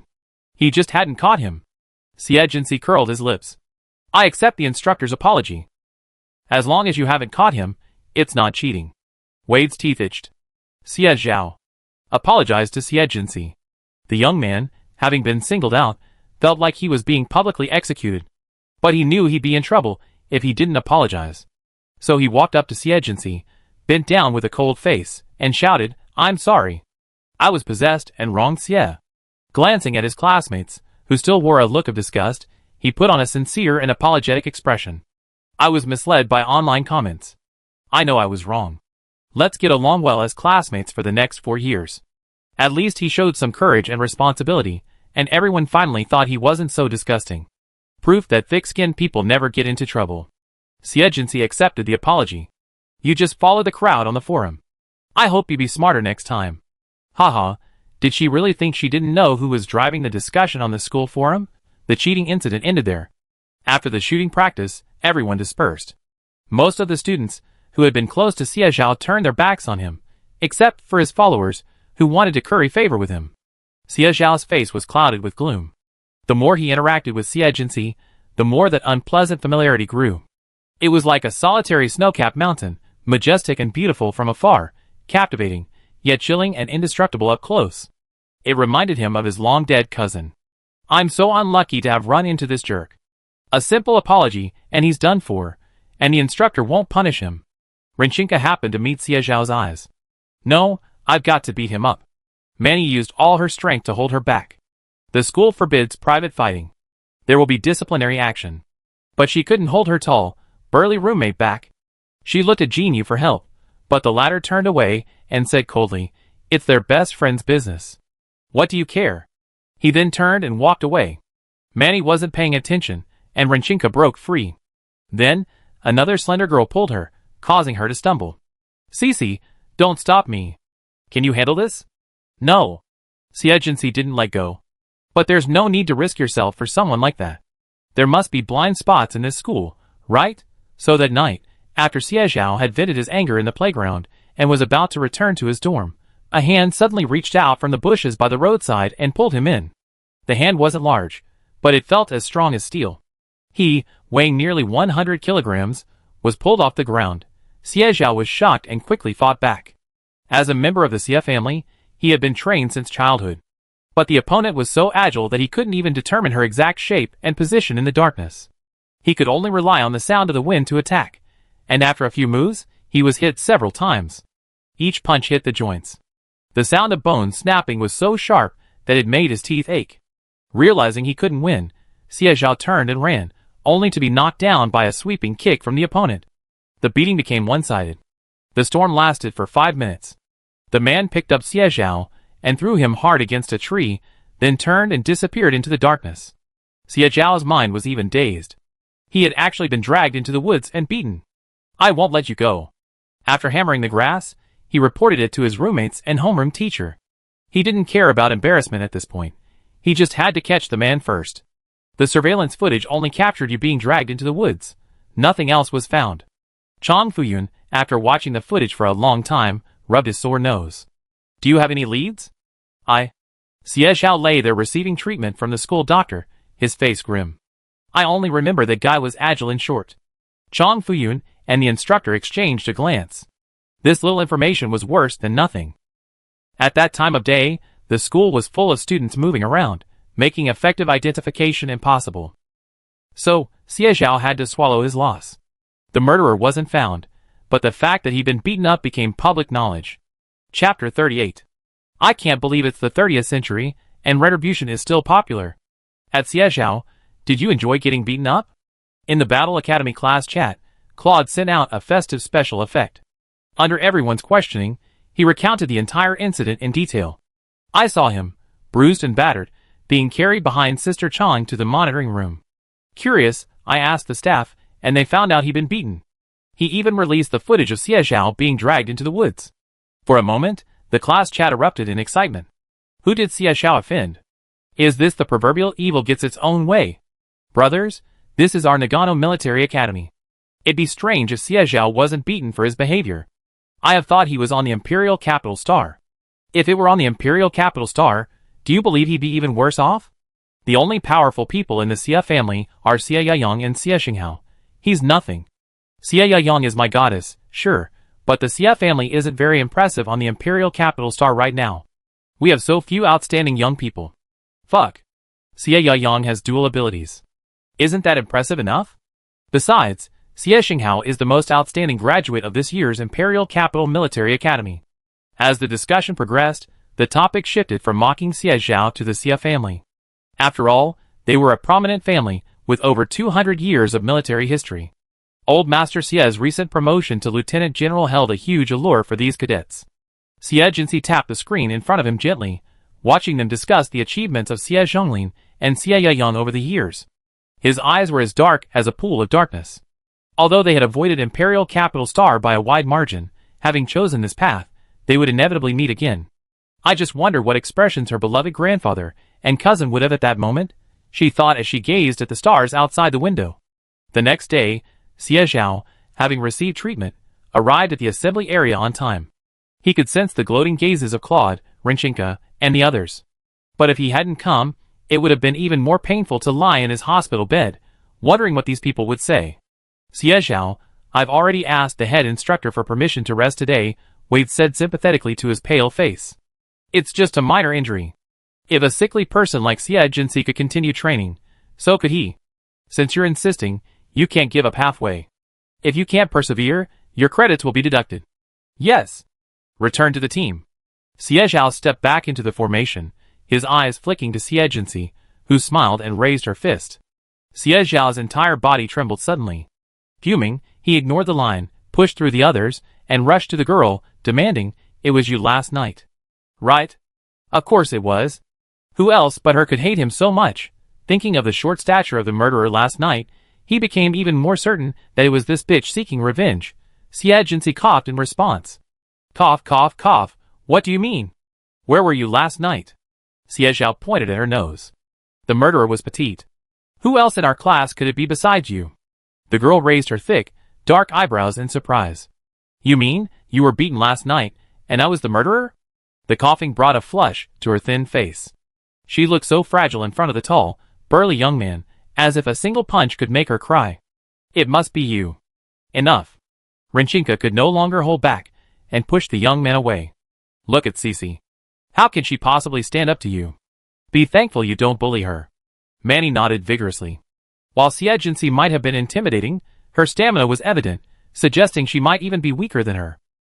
Claude folded his arms, and sneered disdainfully. I told you he was a coward. What else can he do besides bullying girls? He then stole a glance at the cold and aloof girl. She glanced at him, and he turned his head away, blushing. Cece looked so delicate. You can't tell she can't fight. As his roommate, Zalen shared similar values, and got along very well, but this time, he rarely agreed. Because seeing Xie Jinxi always reminded him of his cousin's words. Don't underestimate her. But my dear brother, this girl is so easily underestimated. No one else, including Wade, took it seriously. He had seen Xie Zhao's injuries with his own eyes last night. Those were far beyond the power Xie Jinxi could have inflicted. Seeing Xie Zhao nearly furious, Wade frowned and shouted, Xie Zhao, either get back to the medical room or return to the team immediately. You're accusing someone for no reason. Do you want a warning?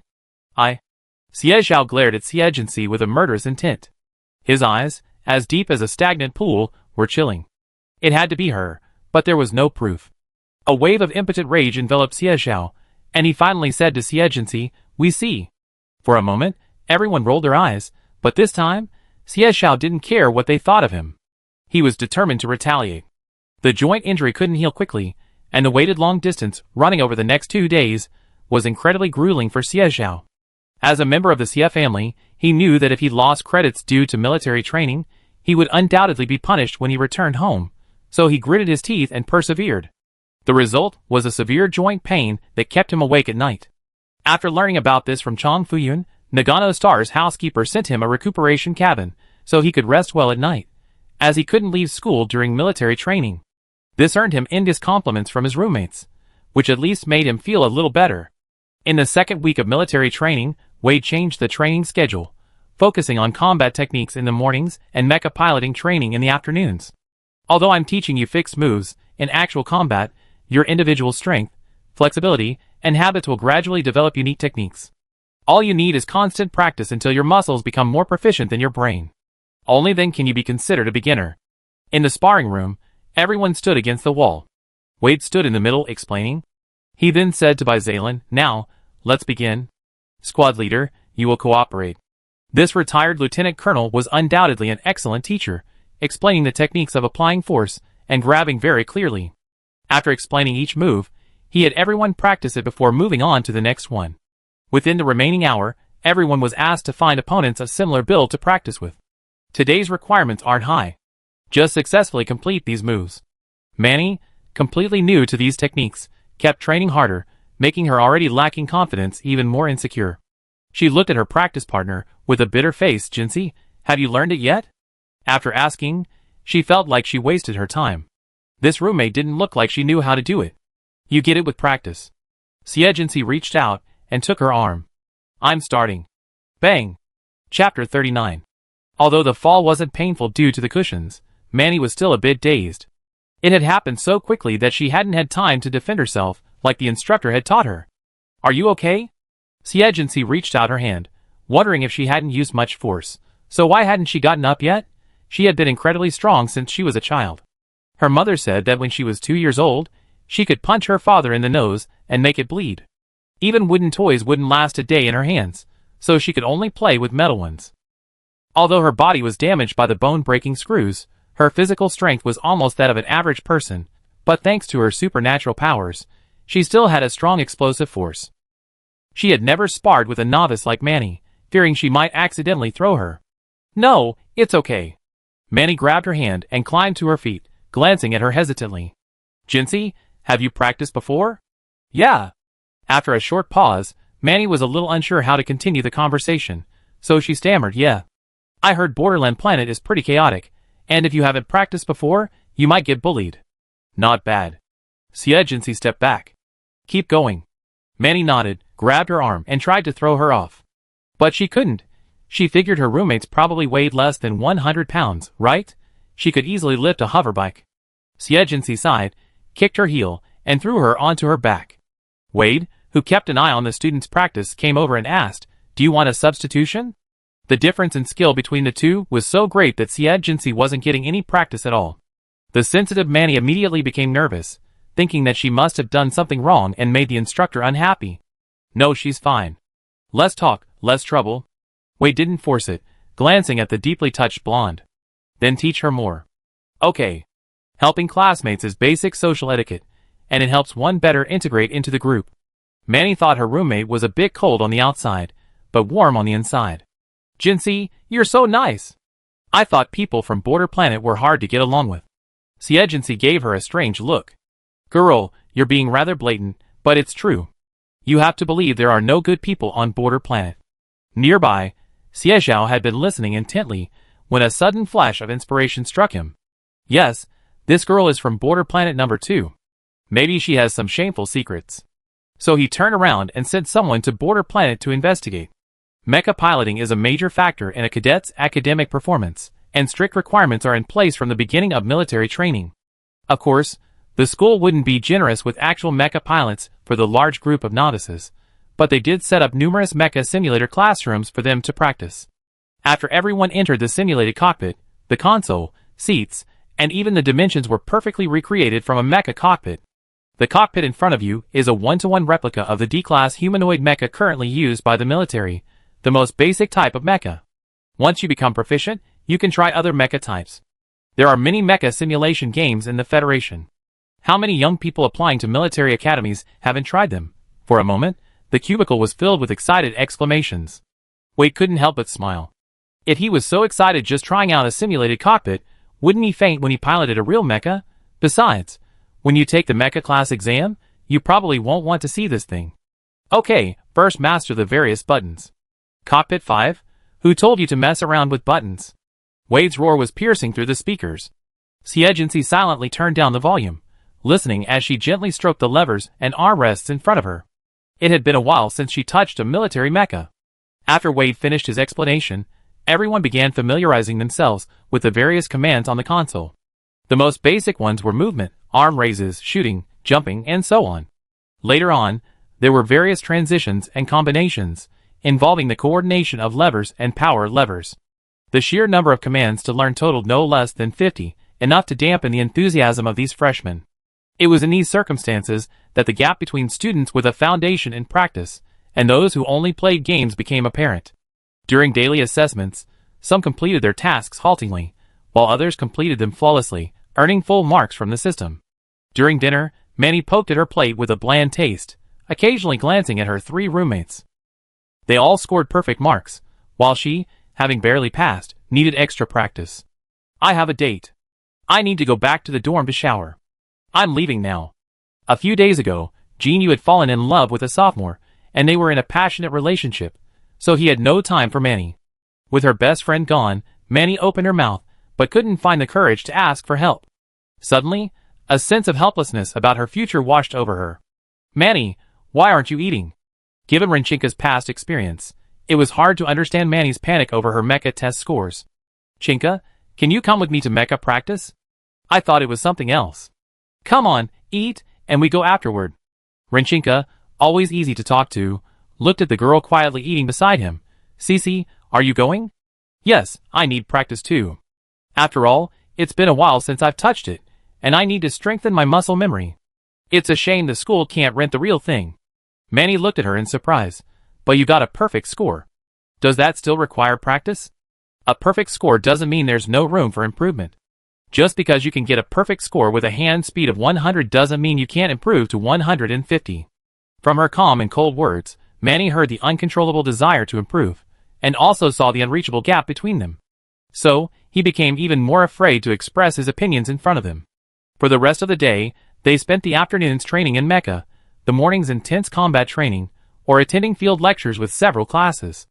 As for the lectures, everyone thought the school was being considerate and trying to ease the burden, so they all fell asleep. But they were enrolled at the Nagano Military Academy. Siegency glanced at the instructors, their sneers echoing throughout the air. He had a feeling they had ulterior motives. Finally, during a lecture on the 20th day of military training, the chief instructor suddenly appeared and announced, "Next, our combat academy will be conducting a 3-day field training exercise." Wade took in the stunned faces and felt a certain wicked pleasure in letting you down your guard. We provide you with basic supplies, and you need to survive on the deserted island for 3 days, avoiding the enemy and protecting the secret information entrusted to you by the school, until you reach the finish line. Reaching the finish line safely will earn you full marks. The longer you survive, the higher your score, and it will be counted towards your overall grade. Of course, you can also counterattack and destroy enemy strongholds as you advance. Success will earn you points, but if you're captured, you lose points. The enemies here are all impersonated by the school's instructors, but the head instructor emphasized that, for the sake of authenticity, while they won't harm anyone maliciously, they won't show mercy either. Behind him, the already serious instructors rubbed their hands, like beasts about to be hunted. Below the podium, every student swallowed, finally understanding why Nagano Military Academy was known for its brutality. Chapter 40. The night before departure, Siegency received a communication request from Mariana. It was daytime on border planet number 2. Today, a man with military background arrived. After disembarking from the spacecraft, he went around asking about you and was detained. The woman's voice was a little hoarse. He said he was sent by a man named Xie Zhao. What should we do with him? Siegency twitched his lips. Since he's from the military, just ask his superiors directly. What does it have to do with me? After saying this, he stared at the screen. The woman's bruised eyes and bald temples showed that she had been having a rough time recently. Being beaten again? Mariana's face twisted briefly, then quickly returned to her naturally charming demeanor. Hate it. My dear Cece's concern would bring me to tears. She gently brushed her red hair to cover her bald scalp. The black-haired girl stared at her silently, her words like a spell. Mariana, you're not cute when you cry. Oh, you're still so cold. The woman feigned sadness, clutching her chest and changing the subject. Then I talk to Boss Shang and handle it as you wish. Siegency hummed a sigh of relief and hung up. Her throat was dry from the night air. She coughed twice, and went to the living room for some water, only to find the atmosphere was strange. Manny sat on the sofa like a statue, biting her lip, her brow furrowed, as if she were about to burst into tears.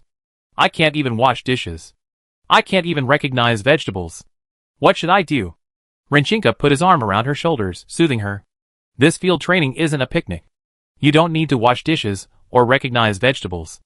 According to her keen intuition, surviving in the wild was a minor issue. The real challenge lay in evading the instructors, or rather, the enemy. Jinyu, wearing a face mask, sat on a single sofa, chatting with someone. She casually said, "Then just pray you get a tough guy when the draw for your team comes."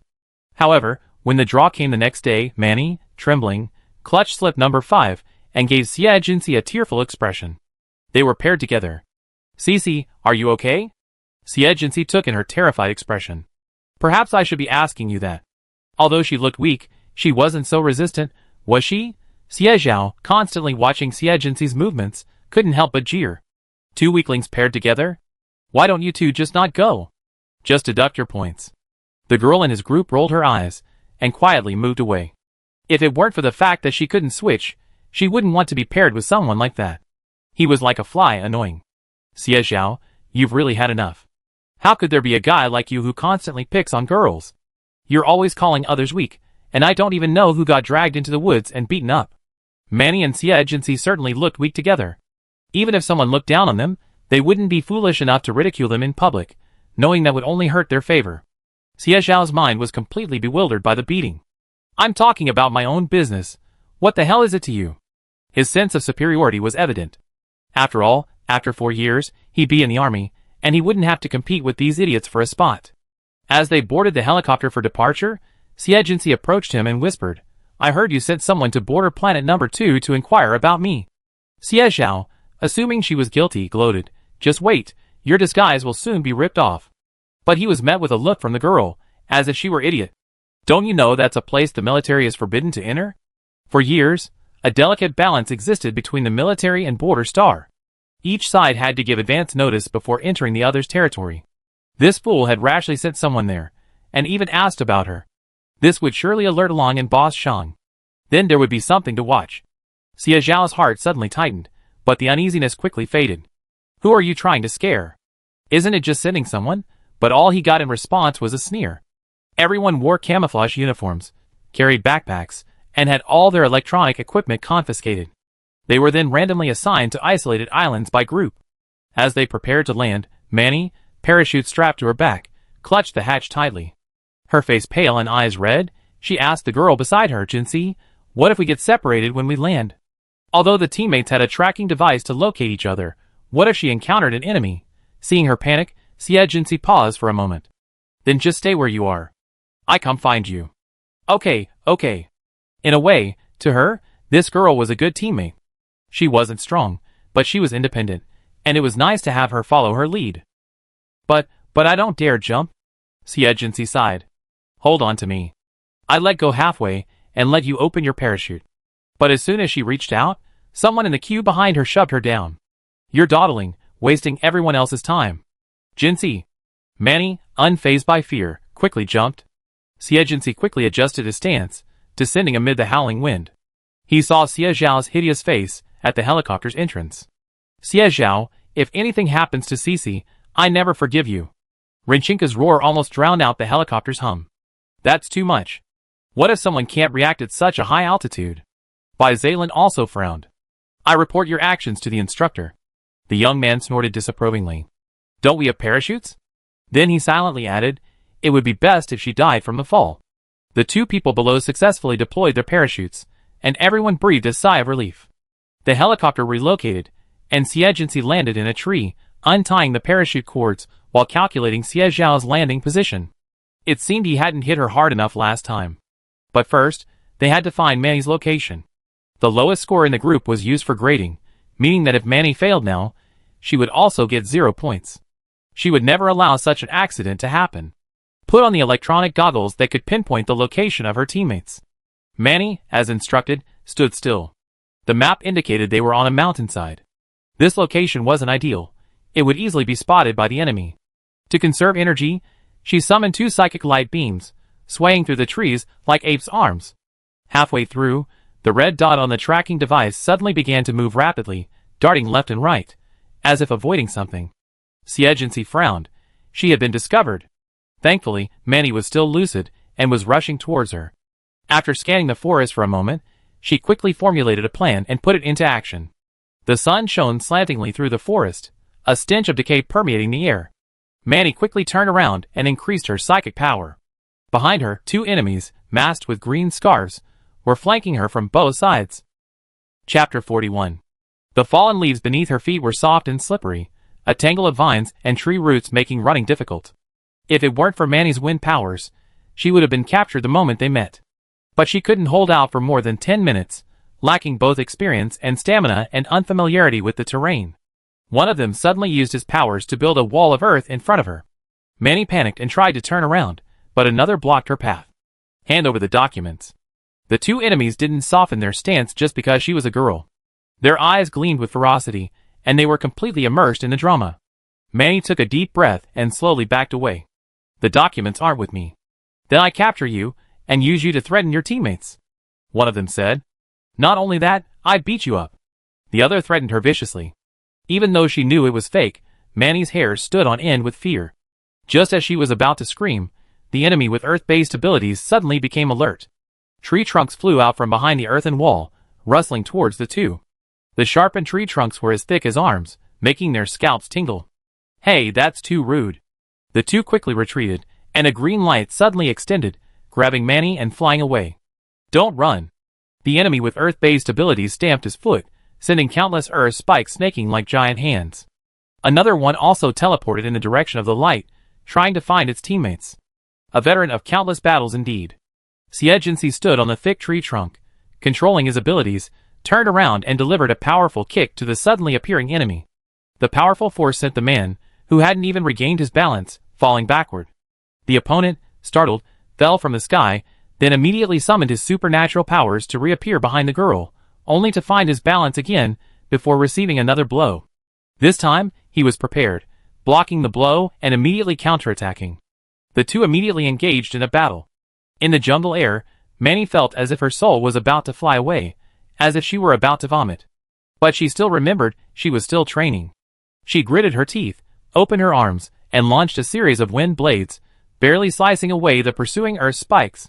Unexpectedly, the enemy on the ground suddenly rose up, stepping on the earth spikes and grabbing at her with a huge hand. Manny screamed for help. Even the instructor pretending to be an enemy was so frightened that he almost fell. Xie frowned, not caring about the possibility of her being scratched by branches and leaves, and pulled her close. Two enemies also landed on the branches, surrounding her from front and back, and began to speak, hand over. The sudden bright green light blinded them, forcing them to close their eyes. When they opened them again, the girl had already vanished into the jungle, swirling in a stream of light. Huh? Wade, what did you say before? This healing type has some weaknesses. Don't be too harsh. Look at what she did to me. The teleporting enemy lifted the corner of his shirt, revealing a waist that was severely swollen and red from the kick, threatening to bruise. I wonder how those skinny calves could pack such powerful punch. Wade pulled off his mask and sighed. I didn't expect that. Where's the healing type? Where's the physical fitness? Then he thought of the real culprit who had assaulted Xie, and the answer was clear. Here, Xie and Manny shuttled through the forest for 4 or 5 minutes before landing, rolling a few times on the ground and getting up. Wow! This training is horrible. Manny broke down in tears mingling with the blood from the scratches she received from the branches, her face contorted in pain. At this moment, she was interrupted by a violent, continuous coughing fit. Cough, cough, cough. Xie covered her mouth to prevent a stitch in the side. Jinxie, are you okay? Manny, no longer bothering to cry, hurried over to pat her back. The girl waved her hand, took a few deep breaths, and quickly recovered, saying in a hoarse voice, I'm fine. High-intensity physical exertion requires a large and rapid intake of oxygen, which undoubtedly places a strain on the body, but it's not extreme. She fished out her water bottle from her backpack, took 2 gulps, and then said, let's pack our supplies first. She quickly opened their backpacks, then frowned again. There were too few. The compressed biscuits were only enough for 1 day, which meant they not only had to evade capture but also had to ensure they had enough to eat. Their only weapon was a dagger, and their only medicine was alcohol and some hemostatics, meaning they couldn't get hurt. But there were level 6 monsters on this island. Manny watched her spread out a map, her expression cold and calculating. She sat down quietly nearby, suddenly feeling a sense of security with this roommate, even smaller than herself. Chapter 42. In the quiet forest, Xie studied the electronic screen before her for half an hour, mapping out a route. Let's take this route. She drew a red line on the screen with her finger. Manny's mind was a mess. After barely understanding the route, she felt a little unsure. It feels like it's going to take a long time. Including meals and rest breaks, it'd take 50 hours. The blonde girl gaped. Even a weighted run only lasted half a day, but facing Xie cold and serious face, she couldn't say no. She only gently reminded him, 3 hours have already passed. If something unexpected happens along the way, we won't be able to reach the finish line on time. If they encountered enemies or monsters again, they might not even have time to escape and would be eliminated. In fact, this is the least likely route, as it minimizes monster nests and enemy strongholds. Looking at her, Manny felt her inner cowardice being ripped out, and it was indeed true. Because our combat power is the weakest of all the teams. Teammates like Rinchinka or Bizalin, even if they couldn't evenly defeat the enemy, would still be able to secure their mission and escape. But they couldn't. Manny wanted to say you're amazing, but thinking of her heart-wrenching coughing, she swallowed her words. The real weakness must be her. So she completely let go of her own opinion. I just follow you, and try not to hold you back. That's good. Let's go! The two packed their backpacks, found a handy wooden stick to use as a hiking pole, and began their trek through the leafy jungle. Nagano was one of the later developed planets in the Federation, and its forests still retained a high degree of pristine nature. Stout trees stood nearly 100 meters tall, their tangled roots tangled like thick pythons. The two of them could only wriggle beneath the twisted roots. Suddenly, a soft, squishy insect would send goosebumps flying across Manny's skin, sending her into a shriek. At these moments, Xie, standing in front of them, would turn around, silent, his eyes calm and questioning. The absence of anger made Manny feel a little better. In truth, Xie hadn't expected her to perform particularly well. He just wanted her to be obedient. To extend their journey during the day, they both munched on energy biscuits as they walked until 8 o'clock in the evening, when the last rays of the sun faded into the forest. The dense forest, bathed in the lingering orange glow, faded into darkness. Xie glanced at the ancient tree beside her, and pointed to the forked trunk. Let's rest there. The rainforest floor at night was definitely not suitable for sleeping. Manny swallowed her dry throat, uttered a good, and then climbed up with her remaining supernatural power. After a quick sweep and a few palm leaves, she squinted as she ate and drank. Jinxie, I'm going to sleep. Manny fell asleep almost as soon as she said it. Go to sleep. Xie twisted her neck. It was as if the broken bone nails that had disappeared were starting to show their strength after the long trek. The dull pain in her joints made her face look grim. After 2 hours of rest, she climbed to the tree's thick canopy. As expected, many inconspicuous red lights flickered in the sky. It was a surveillance robot. After all, she had been selected from among millions of people. She couldn't just give it to a strange beast. However, this didn't affect her actions. In the darkness, wishing his help, she flew in a certain direction, like a ghost through the forest. They passed several camps along the way, and finally confirmed their target. Xie camp. If you weren't injured, we could have gone further today. Hurry and get some treatment. They seemed to have just stopped, and Xie was complaining to his teammates. The girl, with a sullen face, sat silently against a tree root, bending over to bandage the wound on her leg. Without a healing device, if they encountered the enemy, the girl would have little chance of escaping. Let me make this clear. If we encounter the enemy tomorrow, I won't bother you. Don't blame me. Although the lowest score would be awarded, they could join forces with others to destroy the enemy's stronghold and gain points back. The girl finally lost her temper and threw the gauze back, sarcastically retorting, if you hadn't insisted on going through the swamp crocodile's lair, I wouldn't have been hurt. Who told you to be so slow and startle the swamp crocodiles? After a heated argument, the two fell silent amid the beast's roars. Suddenly, a cloud of swamp mud fell from the sky, extinguishing the fire. The girl immediately grabbed her backpack and scrambled against a tree. Who? Then the dull sounds of punches and kicks echoed nearby. Just as she wondered if it was an enemy, Xie angrily shouted, "Asshole, you again!" The girl was horrified. The same expert who had beaten Xie had come back in the dark to beat him up again. Wasn't it amazing? Finally, Xie died with a scream. You're not going to kill him, are you?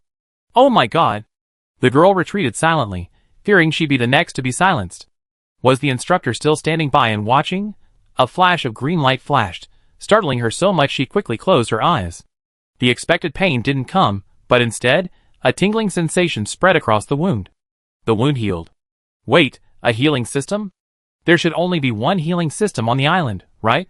Oh my god, what did I find? Can I walk? The girl's voice gasped softly. Through the hazy blue moonlight, the girl could vaguely see her features, then hurriedly averted her gaze. Okay. After a pause, she asked, "Why are you helping me?" "Oh, I broke his leg. He definitely can't walk." Why would she leave Xie and go on alone without healing this girl? But the girl thought she was kind and didn't want to hurt herself. "Oh my god, thank you so much. I thought I'd definitely be eliminated this time. After all, my leg was injured." As for Xie, who would care about such a scumbag? Wasn't he planning to abandon her? 10 years later, things have changed. Who knows who's going to cry? My name is Chris. Don't worry, I keep your secret. The girl excitedly took the girl's hand and quickly put on her backpack. Because he wakes up and relies on me, I'm leaving first. It can be said that she was very much in the decisive personality of a military academy girl. Xie watched her go, then looked up to see a surveillance robot circling. On this island, there are no secrets. But she didn't care at all and turned back to her camp. In the command room, the chief instructor sipped his instant noodles and chuckled. "This is the first time I've seen a freshman so brave." The monitor showed the girl's delicate face, especially her eyes, as cold and silent as the night sky, captivating. She's a perfect fit for our Nagano Military Academy. Chapter 43. Manny woke up early to find a fire burning under a tree, roasting some fragrant, unidentified poultry. Juicy fruits lay on the large leaves on the ground. "Come eat now that you're awake." Xie unwrapped a roasted bird, placed it on a clean leaf, and handed it to her. "Meat might be a little heavy this morning, but we need energy." Manny smoothed her messy hair, her face, already flushed from freckles and red bloodshot, flushed. "I'm sorry to leave you alone to prepare all this. Did you get enough rest?" "Not bad." Spotting her awkwardness, Xie averted his gaze. "We're teammates, there's no need to feel burdened." Because of her personality, Manny enjoyed observing others' expressions. Seeing that she seemed to be in a good mood, as she said, she stopped wondering if she might be resentful of being a drag. The barbecue wasn't tasty, but it gave her bodies, exhausted from the long hours, a great deal of satisfaction. After quickly finishing their meal, the two of them continued along their planned route. After walking a distance, the girl leading the way suddenly stopped and bent down to examine the footprints. "What?" Manny, realizing something, slowed her breathing and lowered her voice. "Is something wrong?" Xie found a scale with purple markings among the fallen leaves and frowned. "We might encounter a group of purple geckos up ahead. But didn't you say we could avoid strange beasts?" Manny asked, then quickly waved her hand. "I'm not questioning you, I just wanted to ask." Xie didn't care to pay attention to her fragile feelings at the moment. He explained in a low voice, "Perhaps someone's activity on the island has forced them to temporarily relocate. The purple gecko is a low-level, gregarious beast. Adults average 1.2 meters in length, but can grow up to 2 meters. Typically, members of a pack are level 1 or 2, with the leader at level 3. However, some larger packs may contain level 4 mutants. Should we avoid it? No. To the east, there's a hot spring complex, where level 5 or higher beasts are likely to reside. To the west, they have to circumvent a miasma and climb a mountain, where open views could easily be enemy strongholds. After all, they were hunters, searching for prey like them. She peered through the dense forest. "Let's just go. We can't waste any more time." "Oh, okay." On the way, Manny quietly observed the girl beside her. She felt she had completely blended into the jungle, calm and composed, like a tall, straight, branchless tree growing toward the sun, proudly standing tall among the trees. The rotten leaves beneath her feet grew thicker, weeping with water as they stepped. The further they advanced, the deeper their feet sank.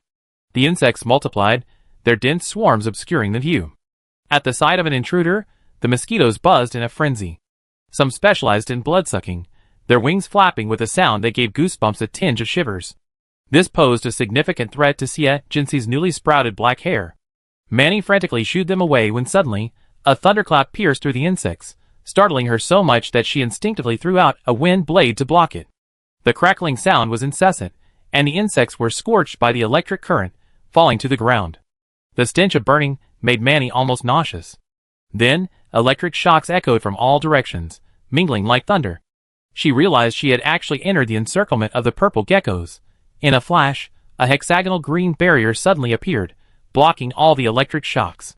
Manny, use the wind to blow all these insects away. Manny calmly followed her command, blowing the dense insects away. They piled up one after another, densely packed like a black cloud. Then Xie grabbed her waist.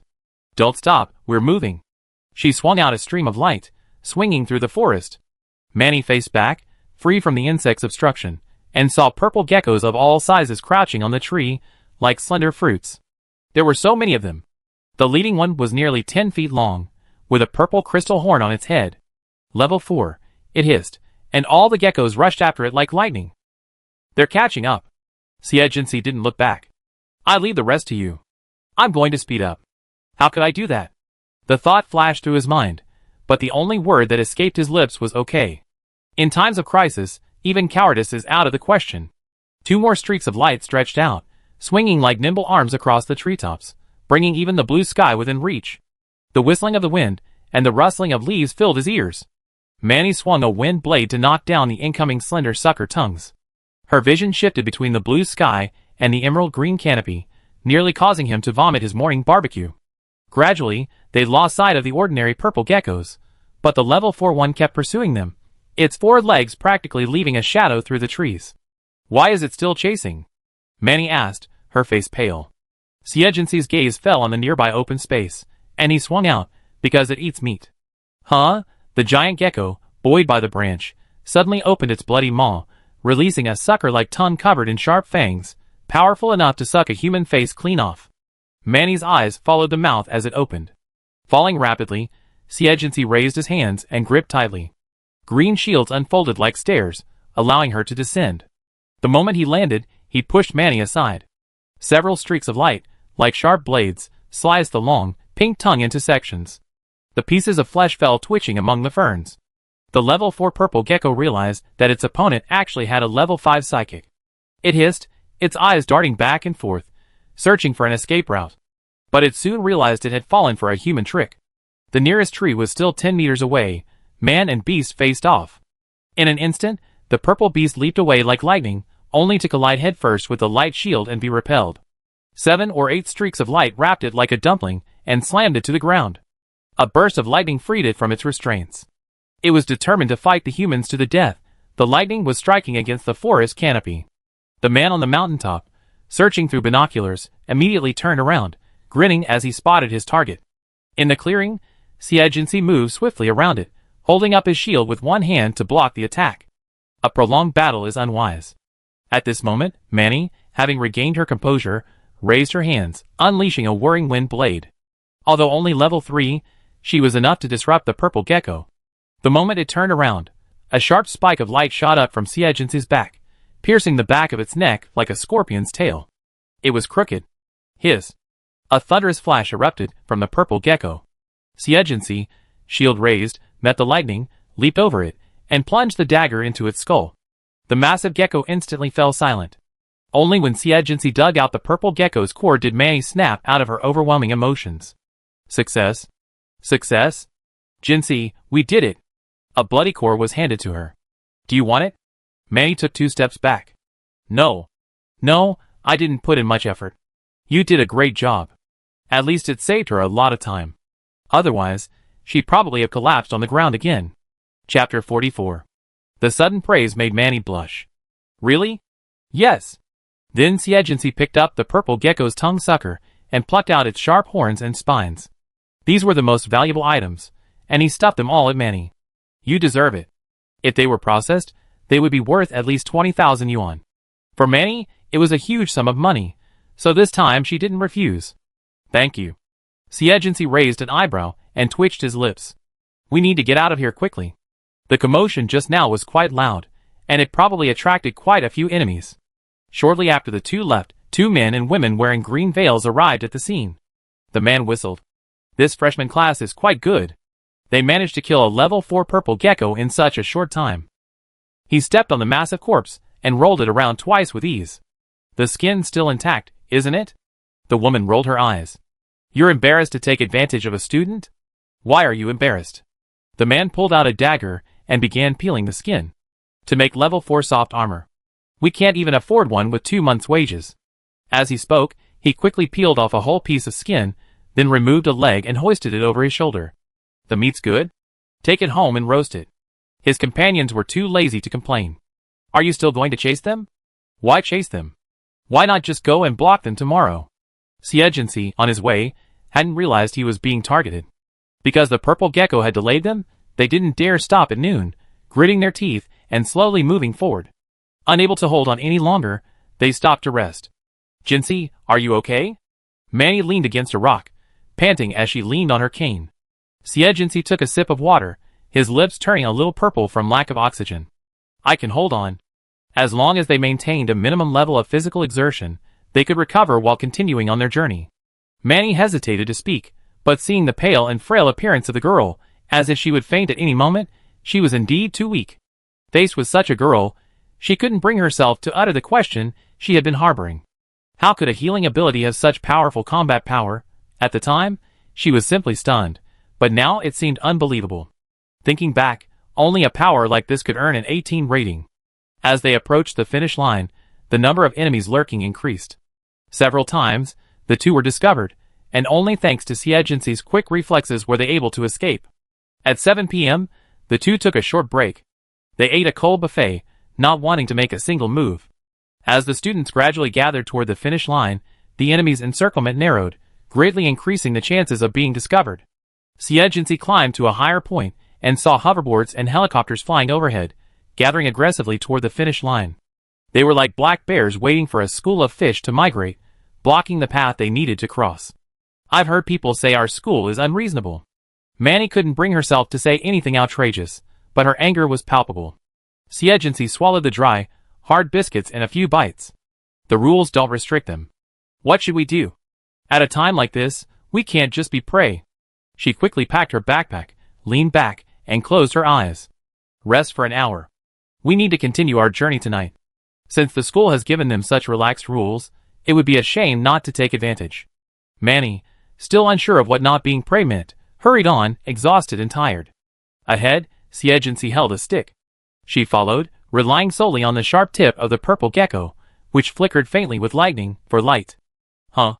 Jinxie, why are we hurrying now? It's the only way we have a chance of survival. The words had barely left her mouth when a soft laugh rang out. I was expecting to meet like-minded people, but I didn't expect it to be you.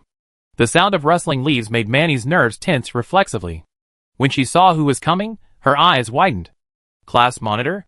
It was by Zaylin and his teammate, a girl named Miranda. Miranda frowned noticeably upon seeing the two, then said to Zaylin, I don't think they're suitable for cooperation. Manny, bewildered, cast a questioning glance at Xie. What did she mean? Miranda, you have to believe that every team that's made it this far is worth working with. Zaylin didn't care whether his teammates objected. At this moment, he revealed a strength beneath his simple facade.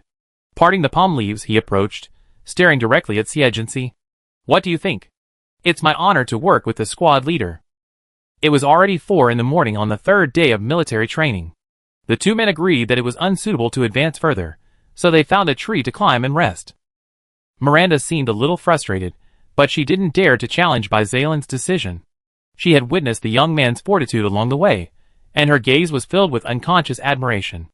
Military training officially ends at 5 p.m. I think setting off after 12 p.m. is just right. It's about right, but it still depends on the speed of the other teams. Manny asked, why does it depend on the speed of the other teams? Miranda rolled her eyes. Don't you understand such a simple question? We need the other teams to be cannon fodder to attract the instructor's attention. Seeing the girl's expression change, she realized her tone wasn't very nice and asked, if you don't even understand this, why are you traveling at night? They were trying to gain an advantage by finding allies before the instructors had made their arrangements, and waiting for the other teams to take the lead. In fact, they should have thought they would need cooperation the moment they knew the instructors were gathering. Manny twisted her fingers awkwardly. I always listen to Jinxie. That healing type? Miranda's surprised tone made the other two turn their heads. Manny was now a devoted fangirl of Xie, emphasizing with a serious face, Jinxie is amazing. That's because you're so weak, that makes her look amazing, okay? Gosh, this team relies solely on one healer. This partnership is increasingly unreliable. Zaylin frowned unhappily. Miranda, I think your comments are very rude. In this situation, he acted like a stern commander. Do you have any doubts about my choice? Miranda felt aggrieved. After 3 days of such close interactions, the squad leader's treatment of her was even less than that of a healer. I listened to you, squad leader.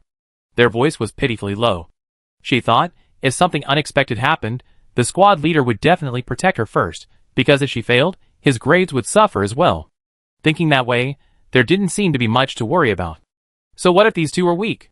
They could be cannon fodder. Xie exchanged glances throughout the entire conversation, saying nothing more. Seeing that things had quieted down, he put his backpack away and said, "Get some rest first. Wait, we need to take turns guarding. If the enemy gets close." No need. Before Miranda could question him, Manny tugged at her sleeve and explained, Jinxi's mental strength is very high, so he doesn't need to be on guard duty. Chapter 45. After Manny reminded her, Miranda remembered that this healing student had the highest mental power in their class. She felt awkward for no reason. But she refused to acknowledge the healing student's strength. She snorted and turned her head away. What good was mental power if you can't fight? At 1 o'clock in the afternoon on the last day of military training, the area near the western mountain range of the island gradually became bustling. 100 teams were scattered across the island, making them a very small target. Less than 20 had been captured in the previous 2 days. But if the remaining 80 or so teams gathered within a 30-kilometer radius, they would be easily discovered. As time gradually approached noon, more and more teams could no longer resist and rushed towards the mountain where the destination was. Their goal was simple: to ensure the safe arrival of the documents. But most people didn't expect the school to be so shameless. "Instructors, weren't you in the east? Why are you here?" The man with the green scarf punched the collapsed student, crushing him underfoot. He confiscated his documents and sneered, "Idiot. I'm the enemy. Of course, I have to chase my prey when it runs away. You're so dishonest." They walked, but these guys flew, and they still smelled of instant noodles. What fools. He beat them up again, glanced at the number on the document, and reported to the examiner over the headset, "Class 3, Group 12, failed." After finishing, he complained to his companions, "If we were really enemies, how many of these bastards would survive? There should be a few, right? Stop talking nonsense. Tikov from Class 2 has already arrested 6 groups. That damn stingy fellow. His only advantage is his speed." With that, the 2 of them left.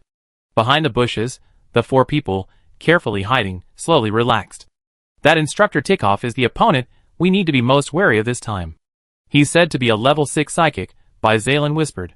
Miranda and Manny gasped simultaneously. Level 6. So we have to hide the documents well, otherwise we might fail in a single encounter. Zalen glanced back at the 3 girls on his team, and suddenly felt a pang of regret. If those single guys saw them, they'd probably be in a state of panic again. "Don't worry, we've hidden it." Now that this was a critical moment, Manny perked up. "Let's go then." Xie and Zalen nodded, each leading their respective teammates and splitting up into 2 groups. This would prevent them from being wiped out en masse, and allow them to use their tracking devices for mutual support. This was undoubtedly a good idea, but Miranda was deeply dissatisfied. She felt completely insecure with Xie. Without Zalen, she gave him no sign of a friendly face. "Let me make it clear, if we encounter the enemy, I won't help you." "No need." Xie led the way without looking back. The more this happened, the more resentful Miranda grew. She stopped and whispered, "Why are we going this way? We'd be easily spotted by the instructor. First, they're the enemy now." To avoid being out of sync, Xie had to stop and follow her. "Second, you agreed to follow my orders. You didn't object in front of the squad leader, did you? Now he's finding fault with her when they're alone? By comparison, Monique is much better." Miranda felt guilty, but she refused to give in. "I was just making a suggestion. Going this way would have made it easy to be spotted anyway." Xie was about to say something when his gaze suddenly darted inward like a knife. Like a weak lamb transformed into a ferocious beast, the girl opposite him couldn't help but take a step back. She's right. I could see the lead shaking from a long distance away. Then a sound rang out, and Miranda felt like she was facing a formidable enemy. The instructor, no, the enemy. As agreed, she turned and tried to flee in the direction of the squad leader, but a vine entangled her legs, dangling her upside down. "Ah!" She let out a short cry of surprise, and was about to cut the vine with her dagger, but then something struck her, and she feigned helplessness. "Help me!" Then, standing upside down, she met Xie Jinxi's gaze, as if nothing she was thinking could escape her gaze. Several vines swooped down like snakes. Xie Jinxi dropped her backpack and dodged with blinding speed. The moment he landed, he heard the sound of wind behind him, and ducked to avoid the sweeping palm strike. The enemy was a little surprised. Quick reaction, you're quick. Using the momentum of her forward lean, the girl raised her leg and kicked back. He blocked the kick, but the kick briefly numbed her palm. The man's expression changed, and he had to get serious. The next moment, he threw a punch with a sharp, piercing sound, knocking Xie Jinxi back half a step, his shoe scratching the rotten soil. One can only say that he was worthy of being an instructor at the Nagano Military Academy after retiring. Xie Jinxi moved down to dislodge his arm, and while he was off balance, he grabbed his arm and kneed it down hard. Though the opponent quickly blocked the blow with his hand, he was still pushed back 2 steps. What kind of strange strength? He rubbed his chest with a grin, doubtless that if this girl were a bit stronger, her ribs would have been cracked. Miranda, hanging upside down, was completely stunned. Was this still the same healing type, who was a runner-up, and had a physical fitness score of 4? The enemy attacked again, and Xie Jinxi dodged quickly with her agility. Vines sprang from the ground, attempting to bind her legs. She quickly backflipped, grabbed the hiking pole next to her backpack, and hurled it in a certain direction. It clunked and stuck into the wood. The woman who had been secretly using her powers emerged, mocking her teammates. You can't even catch a student, and you're still an instructor. An arm, thicker than the other women's, transformed into countless wooden vines in the blink of an eye, clawing and baring its teeth as it lunged at the black-haired girl.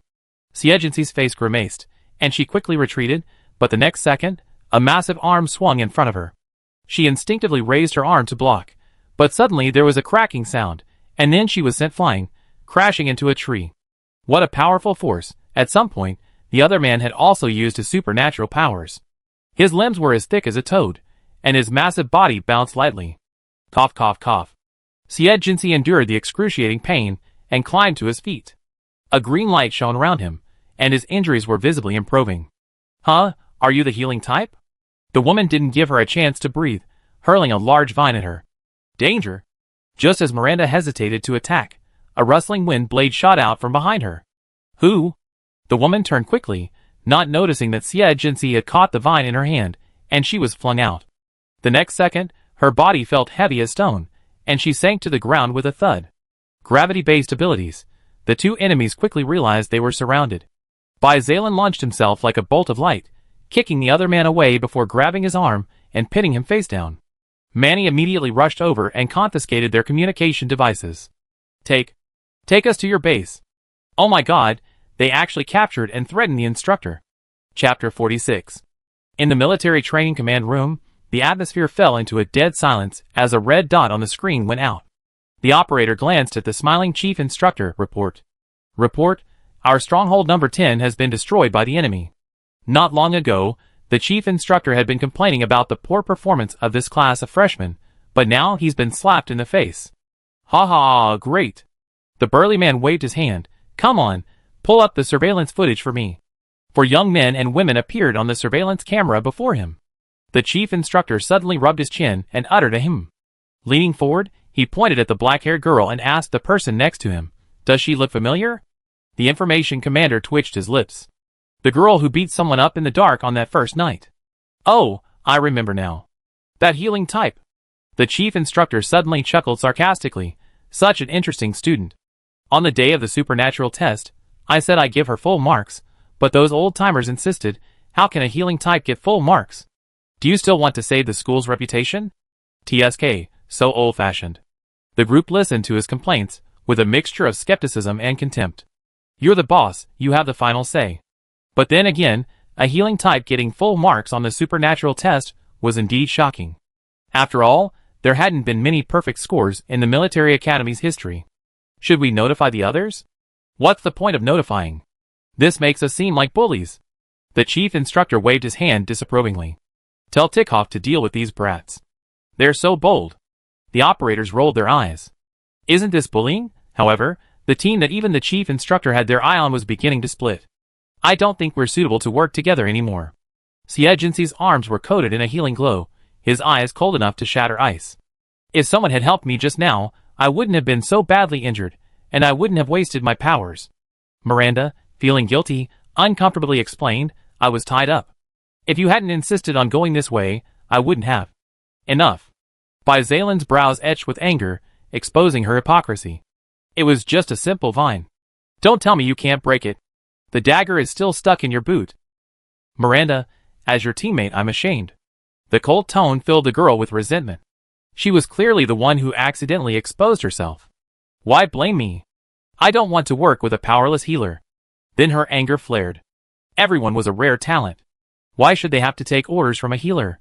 After she finished speaking, she realized she had completely angered the young man. But actually, we agreed to counterhunt the enemy. Since you agreed and did it, you shouldn't have betrayed your teammates at this critical moment. You're the one holding them back, aren't you? It was a well-planned plan, but because of her, Xie almost got eliminated. Even if he arrived, he had been pinned down by the two instructors. Feeling so wrong, Miranda said nothing but maintain her pride. Just then, Xie glanced toward a certain direction in the forest, then darted between the two opposite sides, smiling. Forget it, this won't happen again. Although the smile was shallow, it was as moving as a stream melting in the spring light. Bai Zaylan paused for 2 seconds. I keep a close eye on her from now on. Then, looking at her still angry teammates, she said, Miranda? She didn't say it explicitly, but the meaning was clear. Miranda folded her arms and turned away. I try my best next time. She curled her lips in disdain. She was just trying to borrow the squad leader's strength, as if she were so superior. Manny, who was least used to this kind of atmosphere, finally let go of her sweaty grip when she saw that things had calmed down. Let's go then. It's already 2 o'clock. Bai Zaylan was about to nod when he suddenly pushed Miranda away with all his might. Xie also retreated, leading Manny with him. The woman appeared out of nowhere and swung a nunchaku, the sound of it piercing the air with a sharp, piercing sound. Bai Zaylan's face tightened. A meter away, a soft laugh echoed, quick reactions. A fierce sweeping kick followed, and Bai Zaylan's arm was broken the instant he blocked it. Squad leader. Miranda sidestepped to catch him, and the two of them flew out, crashing into Xie. The healing light descended, and Bai Zaylan, recovering from the excruciating pain, shook his arm, amazed at how quickly it healed. I've only fought one fight, and I was only able to assist. There are 2 of them, so it shouldn't be a big problem. Xie, holding the healing light for the group fight in her palm, appeared remarkably calm. Bai Zaylan glanced at her, a slightly odd expression on his face. I think it's a big problem. He had to be close to detect the 2 men before they could even get close, demonstrating their considerable strength. But Miranda, standing nearby, rarely agreed with Xie. The 4 of us are enough. The fact that Xie could fight 2 alone proved these enemies weren't as formidable as imagined. Besides, they had the squad leader on their side. Manny and I will deal with that woman. The squad leader will take care of the men. With that, he immediately charged forward. Manny sensed something was amiss, but charged forward anyway. If she had looked closely, she would have seen the sneer in the 2 enemies' eyes.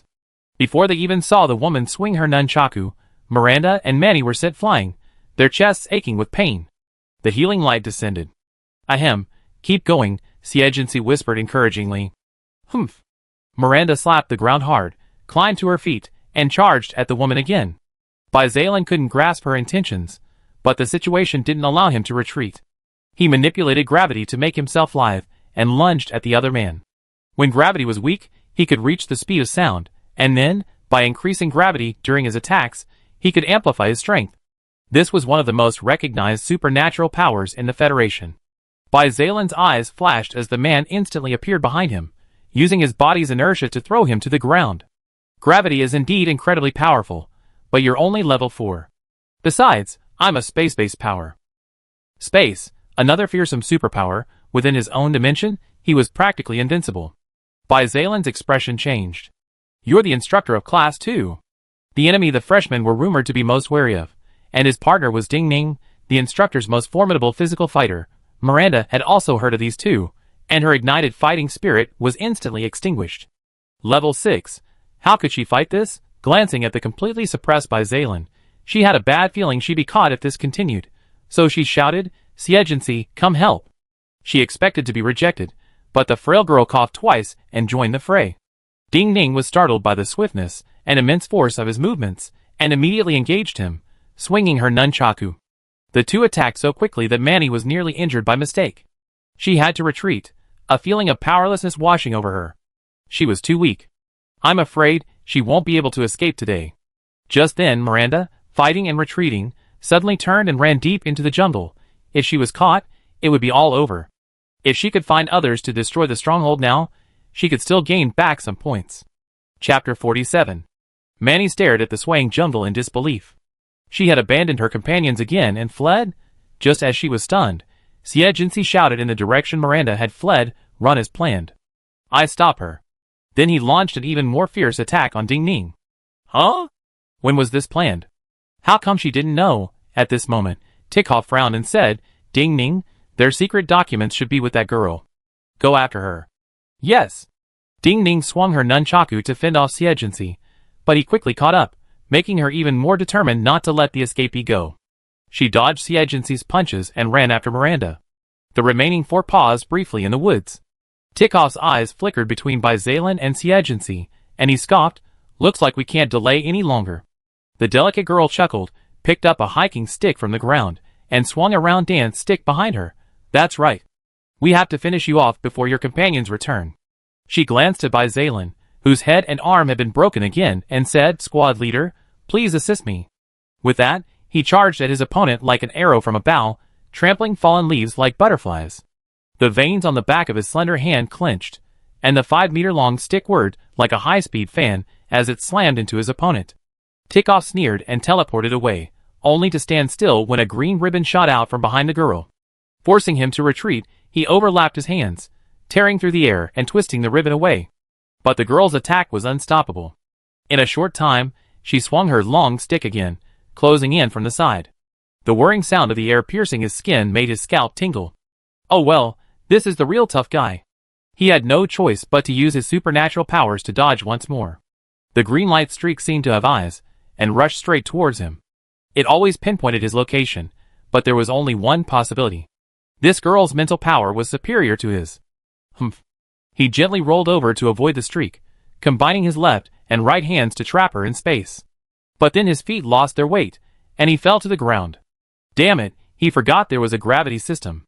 Just as he tried to adjust himself by using his hands to support himself, the girl's stick swooped down, sending him flying and slamming him into a tree. The initiative was his.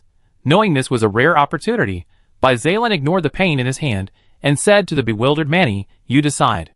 In the blink of an eye, he transformed into a puff of smoke and swung his fist. What should he do?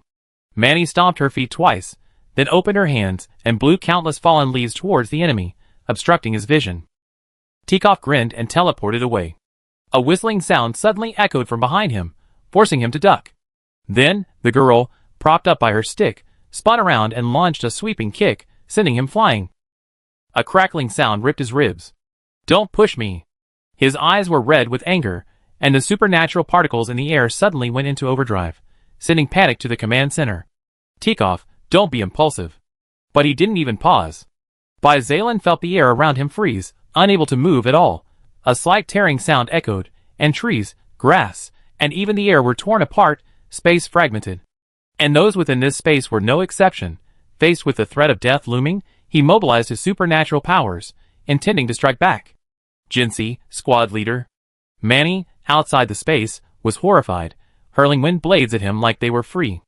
At this moment, several green streaks of light flashed through the spatial rift, leaping across space and bounding towards their owner, entwining them with a whoosh. The bursting spatial rift abruptly ceased. Then, the wind blades piercing through space began to rustle. Though only level 3, they still left numerous wounds. Huh? You win. Tikhoff removed his scarf, panting, and sat down with his legs bent. He waved weakly at Xie. "Come, little girl, heal the instructor's wounds." "You were really ruthless." But the girl's aftereffects seemed even worse than hers. Cough, cough, cough. Xie leaned on her staff, and quickly adjusted her breathing. The continuous fighting had taken its toll. If it hadn't been for Bizalan's help, she would have been defeated. About a minute later, Xie regained her breath and walked towards Tikhoff. Thinking he was going to heal his wounds, the latter relaxed and closed his eyes. Bang! He clutched his bruised jaw, a look of shock on his face. "How dare you hit the instructor?" "What instructor? You're a prisoner now." Xie tied him up, like a dumpling with a parachute cord from his backpack. "Your companions will be back soon. Cooperate with us, or else." With a snap, another arm was ripped off. Manny covered her face, peeking through her fingers. Will they be punished for this? Tykov grimaced in pain. No way. They're taking it so seriously? This has to be a work-related injury, and they have to pay for it with extra nutrition. While complaining, he hadn't considered what he'd done to those students. When Ding Ning returned, all he saw was a mess and fresh, thin leaves. Recalling that the girl who had just been eliminated had no documents on her, he immediately had a bad feeling. Just as she was about to turn and leave, Bizalan lunged out like a ferocious beast. Manny threw leaves to the side to obstruct her view. With this arrangement, she should have been able to pin her down long ago. Strangely, no matter how Bizalan attacked, the opponent was able to accurately track his movements and strike at his weak points. Furthermore, her speed was so great that Bizalan's supernatural power couldn't lock onto him. Just then, a green streak of light suddenly erupted from beneath Ding Ning's feet. She immediately stepped back, only to collide with a wall of light. Oh no! Then the added gravity brought her to a half-kneeling position, where she was entangled tightly by the streak of light. Manny plopped down on the ground, panting, and turned back to ask, I didn't sense any supernatural particles. Is Instructor Ding's mental power that high? He has a supernatural power. It should be premonition. Xie emerged from behind the tree. But it should only last for a second. So she needed strong physical skills to compensate. But no matter how strong your physical skills are, there's a limit. If too many attacks were launched within a second, even if she anticipated them, she wouldn't be able to react. Ding Ning didn't expect her to see it so clearly, so she simply nodded. You're right. My ability isn't even E rank. As he spoke, he let Bizalan tie him up tightly. Where's Tykov? Here. A weak voice echoed, and Tykov, like a caterpillar, rolled out from behind a tree. Ding Ning spat in anger. You useless piece of shit. You're a level 6 space type, and yet, you got beaten by a student. 2 abilities with 18 ratings, and 1 with 6,000 mental power. You want to try? Tykov accepted the reality calmly. 2 fists can't beat 4 hands, especially when those 4 hands are incredibly sturdy. Besides, even though I'm a space type, I'm only C rank. My ability activation speed couldn't match the 2 students. That's true. The 2 instructors just gave up. Inside the command room, the chief instructor forced a smirk. Since it's a work injury, I add a few days to his time, making it a full week. The implication was another beating. The information commander looked at Tykov, who was fully cooperating with the students, and nodded, okay. The next second, all 6 of them vanished from the screen. His spatial ability could also teleport his companions. Clearly, someone had perfectly adapted to the role of captive and relished it. When he saw his companions in the other bases startled, he burst into laughter. Report. Report. Base 20 destroyed. Base 15 destroyed. Base 7 destroyed. No one dared to look at the instructor's expression. Chapter 48. With Tykov as their humanoid teleportation array, the 3 traveled at an astonishingly fast pace. The unexpected attack, coupled with tacit coordination, destroyed 3 strongholds in just 2 hours. The time had already reached 4 o'clock in the afternoon. It's time to head to the finish line, Bizalan said. Xie nodded. The 3 of them boarded the stolen hoverboards and flew towards the finish line. Leaving behind the tightly bound Tykov and Ding Ning, they stared at each other in amazement. Go back and get your reprimand. A ripping sound echoed through space. Tykov shook off the ropes and reached out to pull Ding Ning up. Increasing the difficulty is shameless. Then again, military training in previous years wasn't as exciting as this year. I think you've let yourself go quite a bit. As he spoke, a cut to his body opened up, and he couldn't help but gasp, earning a sneer from Ding Ning. It wasn't exciting, but the students are certainly ruthless. In previous years, no one had dared to beat an instructor to the point of breaking bones and then dragging him away. The 2 men rested intermittently until the sun set and the drone of helicopters filled the sky. They were coming to retrieve the instructor. As they climbed up the ladder, they were immediately surrounded by several bruised and battered comrades. They were the very enemies whose stronghold had been taken by Xie and his men. Good boy, Tykov, you're so happy to have surrendered to the enemy. Look at the beating you got. Those freshmen were so ruthless. 1 punch broke my teeth. Which class are you from? In the corner, Wade silently retreated, intending to take shelter in the driver's cabin. As soon as he turned around, Tykov grabbed his arm around his neck. Wade, that little by kid, I remember he was in your class. Hey, I was wondering, that bastard didn't say a word just now, and he's been feeling guilty for so long. How the hell do you teach students? How dare you hit the instructor? So everyone beat Wade up again. Laughter echoed through the air, startling birds as they returned home. The first 3 landed at the last moment. From a distance, everyone had thought they were instructors riding their stylish hoverboards, but they were actually from the same class. Xie pulled 2 folded documents from his pocket and placed them in front of the information officer in charge of statistics. Class 1, Group 1, Class 1, Group 5. The officer couldn't help but glance at the others, scanning the numbers on the paper with a machine. Class 1, Group 5 passed. Class 1, Group 1 was eliminated because a teammate was eliminated, so their finish line result is invalid. Then he pointed to the large tent nearby. Go get some rest. The final results will be released tonight. Manny glanced at the exhausted monitor. Miranda was still caught. Xie pinched his aching arm, not feeling particularly disappointed. As expected. How could she possibly defeat the instructor? After glancing at the expressionless black-haired girl, it was probably almost 2 o'clock when she was caught. Her score should have been 90, not bad. Then he smiled again, regaining his cheerful, sunny demeanor. But our bonus points are high. They count directly toward graduation. Nagano Military Academy has a total credit requirement for graduation. One elective course only gives you 4 credits, but they destroyed 4 strongholds, so everyone has at least 10. Taking 2 fewer courses than others is quite rewarding. He paused, looking intently at Xie. Confused, Manny glanced at the 2 people beside her. You deliberately let Miranda escape so she could be eliminated, didn't you? Xie's question startled Manny. Didn't Miranda escape on her own? But Xie's answer surprised her even more. If she hadn't run, all 4 of us would have been eliminated, and you didn't stop her, did you? The young man scratched his head and grinned innocently. That's true. The 2 of them exchanged a few brief words, which contained a tremendous amount of information. Manny, left behind, pondered for a long time before a sudden realization dawned on her, and then she was in deep shock. So Xie knew from the start that the enemy was strong and deliberately let Miranda go first, suffering enough. When she realized she couldn't stand up to the enemy, she would naturally want to flee. And Xie's shout, "You run first, I cover you," was meant to trick the enemy into thinking the document was with Miranda, thereby distracting their firepower. Because if those 2 were united, they would be no match for them.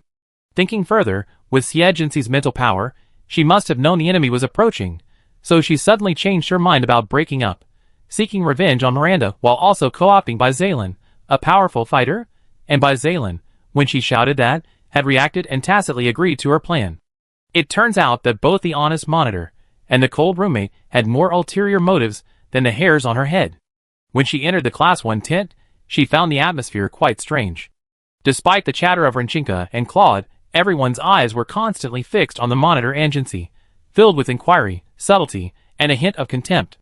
Of course, the contempt was directed only at Xie. What happened? She glanced at the class monitor, who was surrounded by other boys, frowning as she explained something. The other focus was on Renchinka, who was pulling her head and applying medicine to her head. You should wear a headscarf. Your hair is too short, and you've got insect bites all over your head. Xie touched her forehead. Wearing a headscarf would probably kill her with the heat. It's okay, I can heal myself. She tilted her head to avoid the pungent medicine. Then, there was Miranda, who seemed to be being comforted by her roommates and glared at Xie with an angry look on her face. Puzzled, Manny approached Jinyu. What's going on? I was just about to ask you. Xie usually has a sour face, as if someone owes her something, but how did she manage to get the class monitor? Jinyu was picking dirt from under his fingernails and nudged her with a wink. It took Manny a while to react. She pointed back and forth at the 2 people, her mouth open. Are you saying the squad leader and Jinsi are together? Didn't they come back together? Miranda said it herself. You 2 teams were teamed up, but the squad leader was only focused on saving Xie, ignoring Miranda, who was also on the same team. Jinyu stared at Manny's reaction, watching her first speechless expression, then her anger. That's not the case. Jinyu now knew for sure. Miranda was probably lying. Just then, Miranda's roommate stood up and shouted at Xie. Xie, we all agree you should apologize to Miranda. The buzzing voices stopped abruptly, and everyone's eyes flicked over. Finally, it had arrived. Xie, whose name had been called, showed a hint of surprise. She looked at Miranda, who was hiding behind her roommate. Can you explain why I need to apologize to you? Although she had noticed the atmosphere was strange when she entered, no one had explained the reason. Now it seemed something incomprehensible had occurred. Renchinka scoffed and whispered something in her ear, making her look even more strange. It's really strange. Why is this kind of scandal involving a man and a woman getting involved in a good military training? She glanced at the students waiting to see what was happening and tilted her head. And you don't care about grades, but you care about this kind of thing. Are all military academy students so bored? Chapter 49. Even in the face of such a situation, Xie Jinxi's impassive face showed no trace of anger or excitement, and her tone was perfectly calm. The faint coldness in her eyes caused many people to avert their gaze. She turned her gaze to Miranda, who was glaring at her, and curled her lips meaningfully. This world doesn't depend on who's weaker, who's right. If you keep pestering me, I ask the instructor to release the surveillance video of the military training. Miranda's face paled. She had originally only wanted to embarrass the other person, not to let anyone else know that she had escaped, so she remained silent. Her roommate, however, insisted on seeking justice for her. Don't be afraid, Miranda. Let's make it public. That's right. What right did she have to call you weak? Never mind. This time, Miranda was embarrassed, especially with the other two parties present. It's over anyway. She wanted to keep the peace, but Xie didn't want to. Why is it over? He clicked on his laptop, his tone of disgust almost cruel to Miranda. Classmates, he doesn't mind, but as someone who's been slandered, I don't want to endure the strange looks from my classmates in the future. Xie Jinxi glanced at the screen he opened but didn't stop him. As expected of a member of the Bai family, getting the surveillance footage was a piece of cake. Miranda panicked and shook her head, hoping he wouldn't take it so seriously. Class monitor, I was just joking, don't show it. The surveillance footage had two clips. One showed Miranda hanging from a tree, crying for help, watching the whole time like she was swinging on a swing. The other showed her gracefully escaping. To conceal some little secret, Xie had cut out the footage of Xie Jinxi, which was why he hadn't released it immediately. Having been admitted to the Nagano Military Academy, no one was stupid. Suddenly, the spectators' gazes turned to contempt, directed at Miranda. Especially her roommates, who had been trying to vent their anger, were stunned, staring at her in shock. How could you be so deceiving to your roommates? Faced with Miranda's guilty conscience, they snorted coldly, approached Xie Jinxi, and said sincerely, Xie Jinxi, I'm sorry, she deceived us all. However, Xie Jinxi simply stared at them expressionlessly. In the strange and subtle atmosphere, he spoke, you were easily deceived and slandered me, and then apologized to me without permission. But in fact, I never wanted to bother with you from the beginning. Because such trivial matters are really troublesome. Can't things between people be simpler? This kind of calculation, which can't even be called a conspiracy, has no benefits and no real harm. It's useless except for wasting time.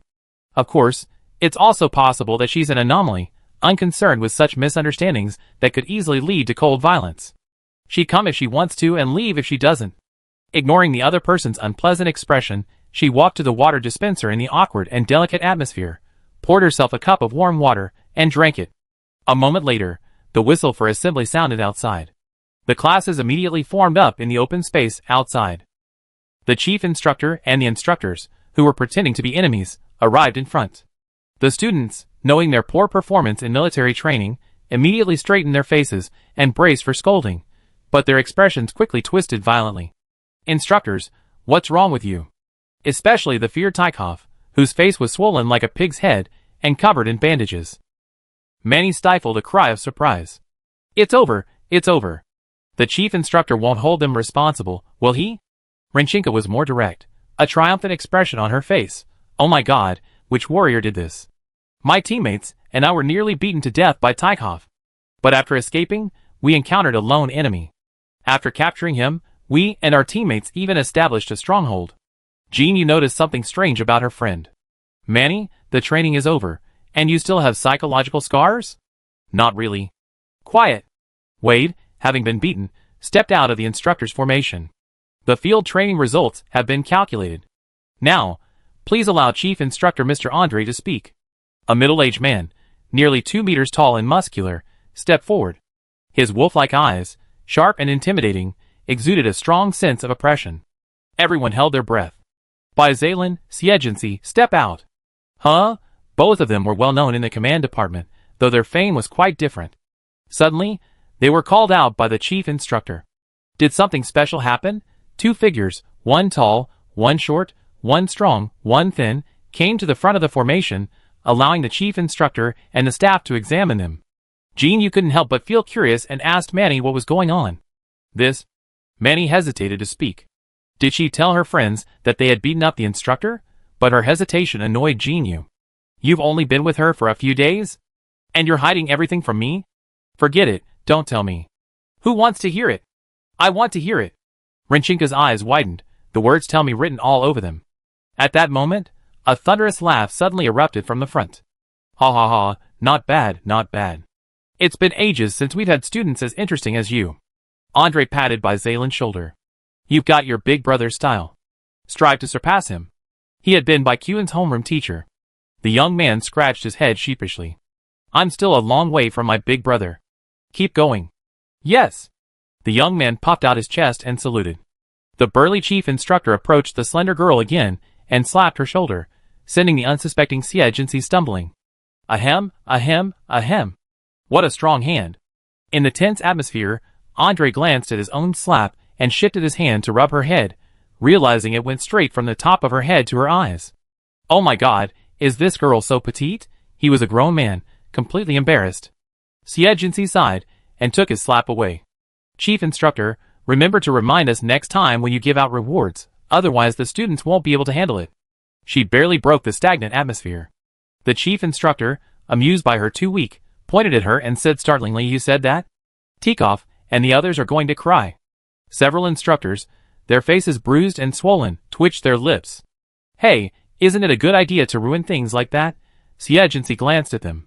Thank goodness the instructors lowered the standards, otherwise no one would have won. Otherwise, they were all retired officers of level 5 and 6. How could they have been so easily defeated? It was like Tikov's ultimate move before. Even if he had only used 60% of his strength, if he had been determined to unleash it, he could have traded 1-for-1 with her. He could win, but he was betting on the other side not actually injuring the students. With such a clear understanding, Andre couldn't help but look at her a few more times, a wave of regret welling up in his heart. Return to the team.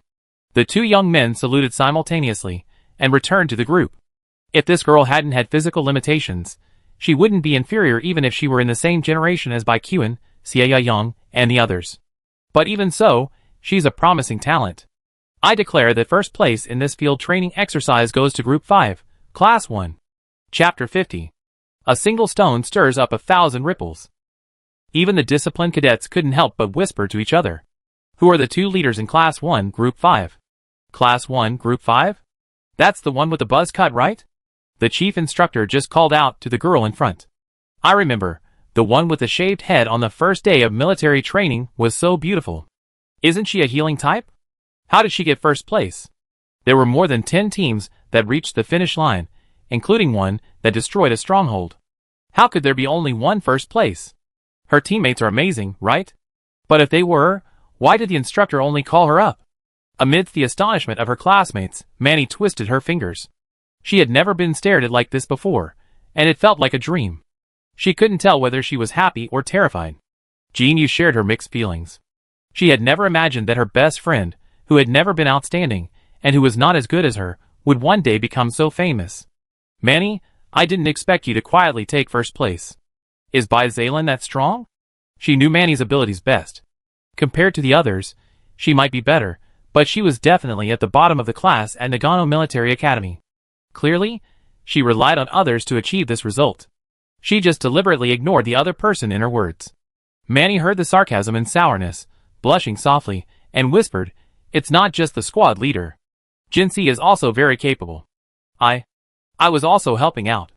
The last sentence seemed a little unconvincing, but thinking back, she had indeed been fully cooperating with Xie Jinxi's strategy and doing her best to help. Jean Yu didn't expect her to refute her, but after all, she was her friend, so she still offered her congratulations. Anyway, congratulations on getting first place. Unlike me, my teammate, Claude, was too impulsive and got caught before the finish line. Manny smiled heartily. Yes, she got first place, and she also got the purple gecko materials. Selling them will help ease the pressure on her family. That's great. The helicopter that came to pick them up hummed to a stop on the tarmac. Although the results weren't satisfactory, at least the field training was over. Everyone was in groups, chatting and laughing as they headed home. Except, of course, for Xie Zhao. He was carried onto the helicopter. After being beaten on the first night, his teammate, Chris, abandoned him and joined another team, at least to earn back some credits and offset the losses. But he had to wait until the third day before anyone came to rescue him. By then, he was already delirious from the fractures and bruises. Sensing his murderous gaze, Xie simply glanced away and boarded the helicopter. It was really boring to play with such small fry. She leaned against the wall, glancing at the youngsters, and couldn't help but pat her prickly head. If she hadn't faked her death for 7 years, she wouldn't be in such a passive position now. But that assumption simply didn't exist, just as the Xie family had shown no mercy to her. The final report card was sent out along with the news of the single-day holiday, along with a notice about the academy competition after the holiday. The young people, while delighted, were also shocked by the report card. For strongholds, Group 5 is so tough? That means Instructor Tikoff and his team were most likely beaten by Group 5 and the squad leader. For strongholds doesn't sound like a lot, but there were less than 10 groups that could have earned that much credit. They were still all in teams, but most of them only managed to capture a single stronghold.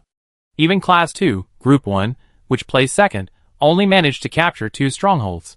Class 1, Group 5, with their performance at the top, was truly eye-catching.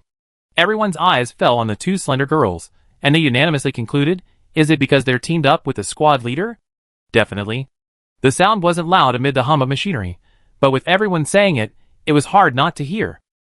But no matter how Zalen explained, no one believed him. Who doesn't know that Xie weighted running is a death sentence? But Manny found such a look deeply uncomfortable, as if she were, like a daughter, taking advantage of the squad leader. While this was true, she sat side by side with Xie and asked with a hint of disappointment, Jinxie, how can I become as powerful as you? After witnessing Xie's strength, this question troubled her even more. The desire to become stronger, and to make life better for her family, was the original motivation for her decision to join the military. It's very simple. Xie tilted his head slightly, gazing at the clouds outside the window. Don't compare yourself to others. Face your own weaknesses. And never be satisfied with the status quo. A dark glint suddenly flashed across those calm eyes, so fast that Manny couldn't see clearly. At that moment, she realized the woman before her wasn't as selfless as she imagined. I understand. She nodded, her good student spirit etched in her heart. After getting off the helicopter, Manny tried to grab Jinyu to talk, but she shook her hand away. Why are you talking to her when you know Xie and I don't get along? Jinyu glared at her with a betrayed, angry look. Manny felt a little wronged. We were drawn in a lottery, there's nothing I can do about it. While this was true, it didn't soothe Jinyu's anger. Humph, if I see you chatting and laughing with her again, don't even call me your friend. After that, he left her and headed straight for the gate, ready to go home. Manny watched her back with an indescribable sense of frustration. Just then, Xie walked past, seemingly talking to Rinchinka, and Manny suddenly felt a little guilty. She wondered how much she had overheard. But Xie hadn't even glanced at her from beginning to end. A day off had loosened the tension of the freshmen considerably. Those who lived in Bihai City headed straight for the university bus stop and headed home. Xie was a special case among them. He was carried back home by his housekeeper and the medical team. Preoccupied with revenge on Xie, he asked as soon as he got in the car, by the way, has Lemon from the guard returned from leave? He didn't tell the butler about this, fearing his grandfather would find out. The butler sat beside the stretcher, his expression a bit complicated. His identity was exposed, he was captured by the people from Bayan Huangxing, and his hands and feet were chopped off. What? Xie jumped in shock. I just asked him to get some information. Young master, you don't understand the ins and outs of this. The butler clenched his fists on his knees, wanting to pry open Lemon's head to see what was inside. If he had just asked him beforehand, he wouldn't have harmed Lemon. Well, anyway, the colonel asked you to contact him after you get back. Xie felt his already aching bones ache even more. Grandpa knows? The housekeeper glanced at him dimly. Boss Shan from Border Planet number 2 came directly to the colonel. If it weren't for your favor, they would have come directly to you. Remembering what Xie had said to him, Xie shuddered, realizing the disaster he had gotten himself into. Chapter 51. To soften his grandfather's heart, Xie lay in the treatment cabin and video chatted. As expected, the gray-haired old man asked, how did you get hurt? Xie was too embarrassed to tell the truth. He'd been beaten by that sickly person, so he just mumbled, I got injured during military training. This field training wasn't going well, so he just considered it a heads up for his family. Xie Zhanghe had guessed it, frowning in dissatisfaction. How could you make such a stupid mistake? Didn't you train under your cousin Yayang? Don't mention it, Grandpa. You don't know how brutal the Nagano Military Academy is. If I'd been at the Imperial Capital Military Academy, I wouldn't have been so miserable. Facing his loving elders, Xie Zhao poured out his grievances. If he hadn't come to this crappy school, he wouldn't have met that little bitch Xie Jinxi. Xie Zhanghe sighed and said earnestly, first, you've displeased your great uncle. Second, your cousin and the others are standing in the way in the Imperial Capital. How can you possibly get ahead?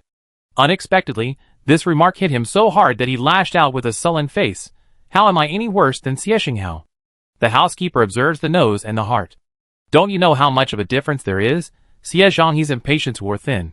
He snorted coldly, it's time to temper your temper. Let me ask you, what did you send the guards to border planet number 2 for? The guys over there told me to question you. What's coming will come. Xie Zhao's arrogance immediately subsided. I just asked him to find out about someone for me. Who? Xie Jinxi. Who are you talking about? Xie Zhanghe suddenly raised his voice, startling Xie Zhao. It's a freshman from border planet number 2. I had a problem with her, so I wanted to find out more about her. Who knew those guys would meddle in my business? Hearing it was a freshman, Xie Zhanghe's back, which had been covered in cold sweat, finally relaxed a little. He pressed on, male or female? How old are they? What do they look like? He couldn't understand why the Xie family seemed so secretive about this name. Even though that woman had been dead for over a decade, they still couldn't let go. This made Xie Zhao very upset. Just a little girl, 19 years old, who looks nothing like Xie Xinghao's sister. Of course, the last part was nonsense, because apart from his fear of that cousin, he had no other impression of her. 19, and from a border planet again. And the military academy's background check couldn't be wrong. Xie Zhanghe finally accepted the fact of the shared name. Seeing he was about to say something else, Xie Zhao quickly said, don't worry, my grandson can handle it. This made Xie Zhanghe snort again. Do you really think you can handle it? And let those guys from Bianhuang Star catch you by surprise? Forget it this time, but don't force me to come and deal with you personally next time. After that, he yelled at the butler, keep an eye on him. The butler, suffering from this unforeseen misfortune, felt bitter and hunched over as he replied, yes. If he had known this kid was so capable of causing trouble, he would have retired. Afterwards, Xie Zhao, despite the butler's dissuasion, went to see Lemon. The once 5 feet 4 inches man had become significantly shorter, covered in scars, and looking incredibly scary. Xie Zhao didn't dare to spare him a second glance, simply saying he'd fix his prosthetic limbs and provide him with a full pension. These colonels have already given the order. In other words, your grandfather has already cleaned up your mess. Xie Zhao had a bad start and was feeling a bit irritated, but when he returned to school the next day at noon, he heard good news. Xie Jinxi is being targeted by the Student Union's Command Department branch. His roommate knew he disliked Xie Jinxi, and had been keeping this news secret until he got back to tell him in person. Xie Zhao's eyes lit up. How did she offend the Student Union? Hey, Miranda from our class. She has an older sister who's the finance director of the Command Department branch. Look, they're still talking about it in the group chat right now. From the young man's teasing and winking, Xie Zhao quickly understood what was going on. The older sister was taking out her anger on her younger sister. This was an opportunity. Why not add fuel to the fire? At that moment, Xie Jinxi was clearing the mats in the fighting arena. Because she always left on time, the administrator, unable to resist her persuasion and wanting to slack off, gave her the spare key and told her to lock the door. She was caught by a second-year student union official on patrol. He deliberately delayed for 2 minutes, insisting she violated discipline and punishing her by having her clean up the fighting arena. That wasn't a big deal, since she agreed to help clean up when she asked for the keys. The official, believing she succeeded, beamed as he reported something to the others on the radio. Xie Jinxi listened intently for a few words, vaguely guessing something. The official took credit, feeling confident his position, as a cadre would be secured during this year's election. Hearing a dull thumping sound behind her, she turned her head impatiently, her mouth suddenly wide open enough to fit an egg. Each of the 2-meter-wide and 3-meter-long mats weighed at least 70 or 80 kilograms, a considerable effort for a girl of her size. But the girl in front of him bent down, picked up, and swung the large mat, sending it flying through the air like a pancake, folding it neatly in the corner. The huge fighting arena, with over 40 mats and other equipment, required at least half an hour to clean up. She finished in less than 10 minutes. Finally, She turned on the vacuum cleaner and waited for the administrator to finish his meal before shutting it down. Then Xie prepared to leave. Hey, wait! Xie looked up at the person blocking her way. Anything else? The clerk was anxious. They cleaned up so quickly. How could this be a punishment? I haven't checked yet. Then you check. I'm going to eat. But before she could take 2 steps, the girl behind her called out to her again, hurriedly pointing at a pile of mats. You're not doing it right.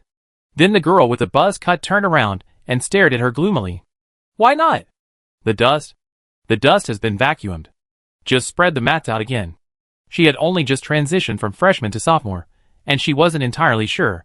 She could only do her best to cause trouble for the other person. But the administrator said they should be piled together.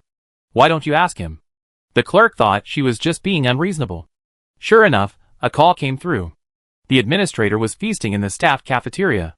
It was so noisy that she could only hear something about mats. She simply said, okay. Clean it up. The secretary folded her arms triumphantly and twitched her chin at Xie. All right. The secretary was delighted. This first-year student was so easy to control. Then she saw Xie lock the door to the fighting arena and flip a switch on the control panel.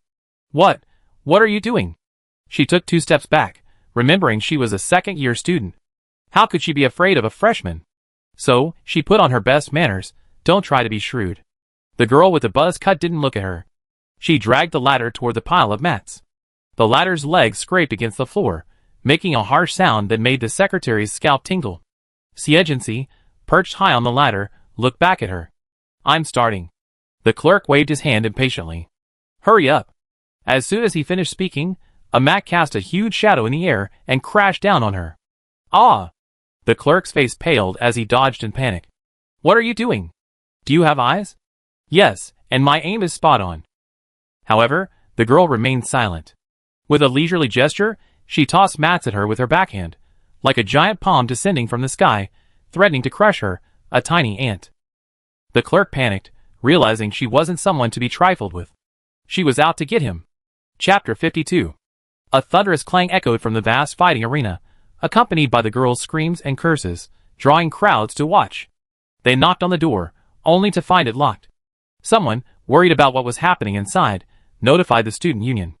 No matter how the officer cursed or begged for mercy, dozens of mats continued to whir towards her, densely packed and fast. For a moment, she felt her internal organs burst under the pressure, but the opponent waited for her to rise before immediately throwing another mat.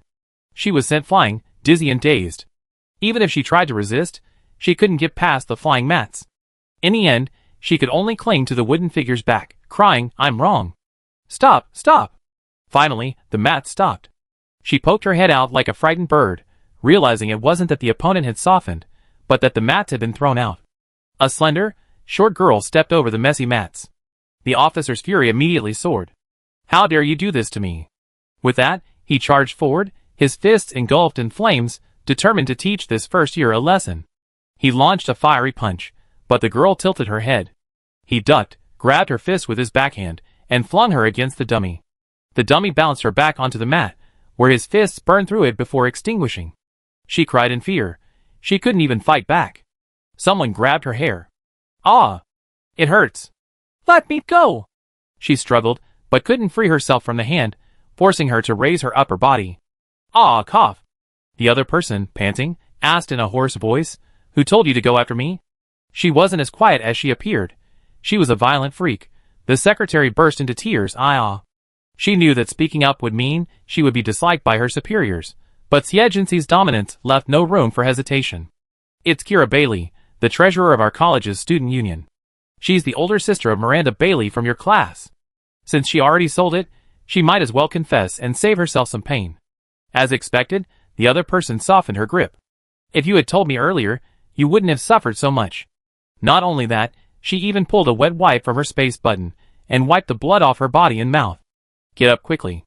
A smile flickered across her face, once as cold as death. Fix your hair.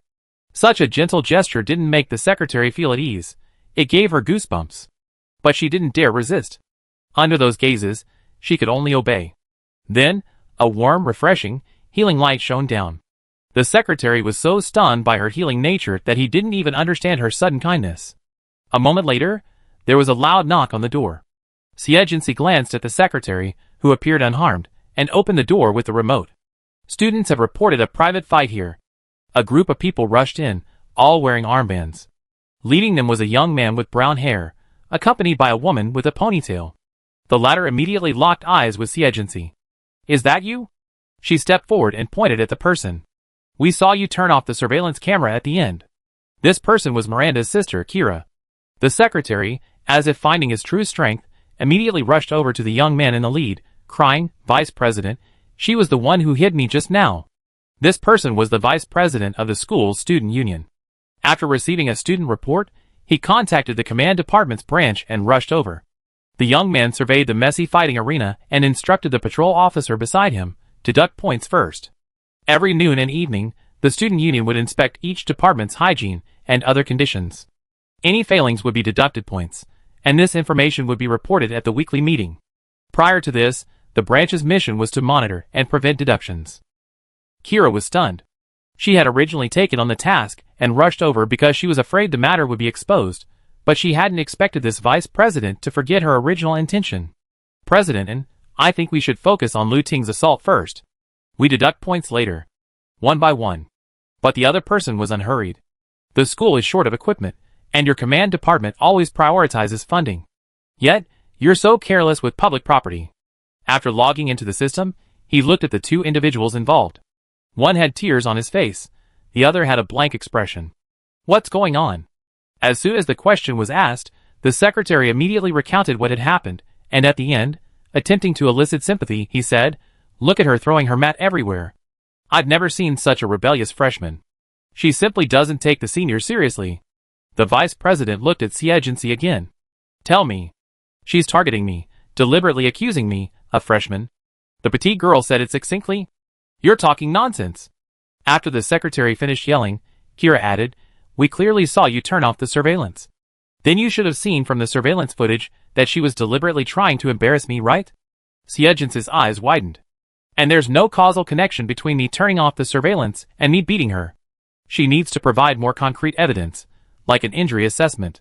At this point, the secretary suddenly turned his gaze towards her. "Check her out." The vice president twitched his chin at her and instructed the woman beside him. "The results couldn't have been better. There's no injury because she healed me." The secretary screamed in despair, finally understanding Xie's motives. "Idiot," Kira explained angrily. "Yes, this freshman is a healer." A sardonic expression crossed the vice president's normally businesslike face. "So, a sophomore got beaten up by a freshman who's a healer?" They both choked. Who doesn't know that healers are weak in combat? The student unions from other schools couldn't help but laugh, as if hearing a cat being chased by a mouse was hilarious. At this point, Xie turned his attention to Kira, saying in a deep voice, "Senior Kira, as a fellow commander, you seem to really want me to lose points. Could it be that you were the one who ordered this senior to target me?" Kira's face froze slightly with anxiety and anger. The other onlookers seemed to understand, and their eyes shifted. Abuse of power for personal gain. The label was slapped squarely on Kira's face. The vice president snorted, told Kira to fend for herself, and left. Further investigation would only lead to complications, and he didn't want to wade into the commander's mess.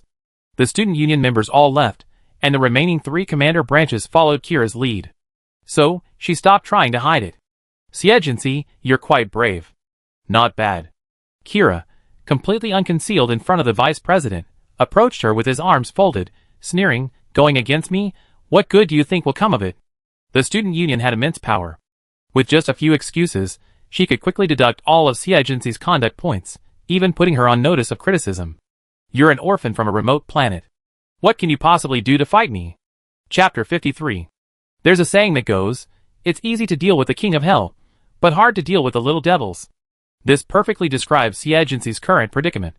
To cultivate the abilities of the cadets, the school has assigned seniors to manage the juniors, granting them the power to deduct points and supervise. While this saves a lot of manpower and resources, the result is that students, even before leaving school, experience the perils of personal relationships and personal gains. In a way, it's also a form of training. Xie decided to remain constant in the face of change. "So what do you want?"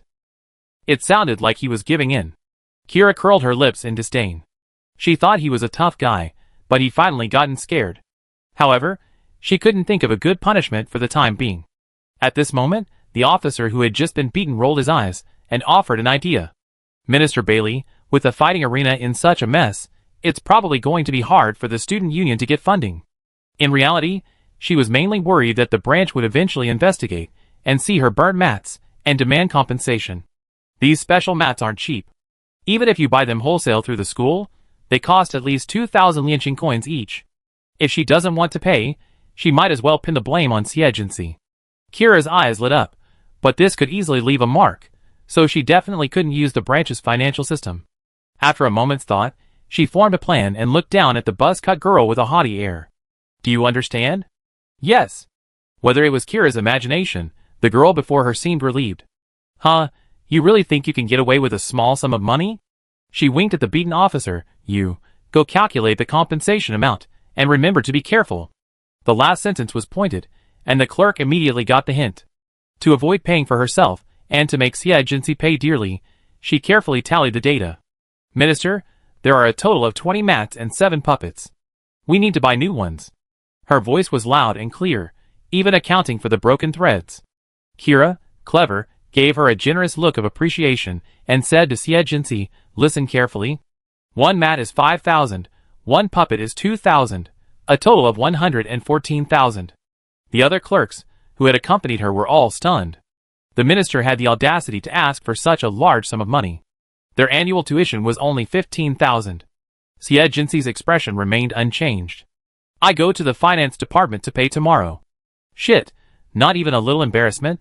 Even Kira's gaze on her was filled with surprise.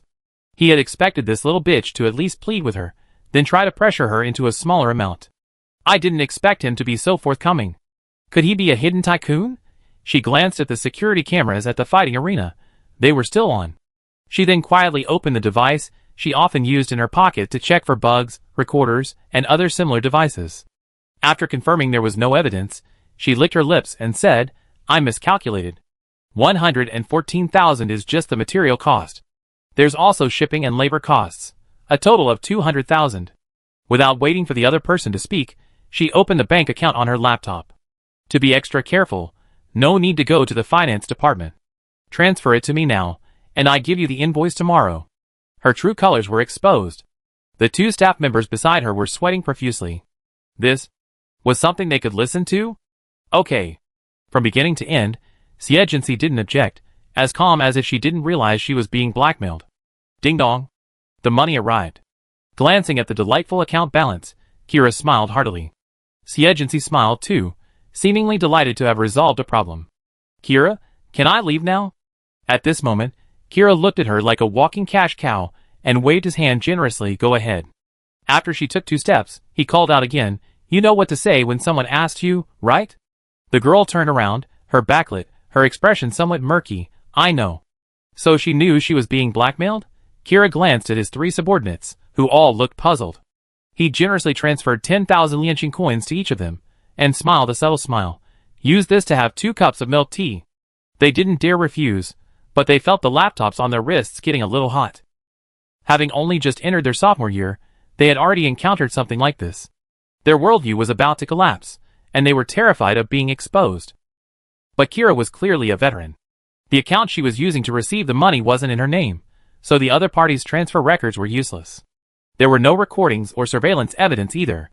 By silencing a few of her subordinates, she could secure the money. Thinking of Xie nonchalant expression, she planned to go collect it a few more times. However, she had no idea she would be summoned to the student union supervisory department that afternoon. She had initially thought it was a minor matter, but when she saw the student union president, vice president, members of the supervisory department, department president, and student union advisor in the office, her heart skipped a beat. Kira Bailey, are you going to confess your mistakes and seek leniency, or are you going to refuse to confess and face severe punishment? The student union president of the command department, a classmate of hers, gave her a subtle wink.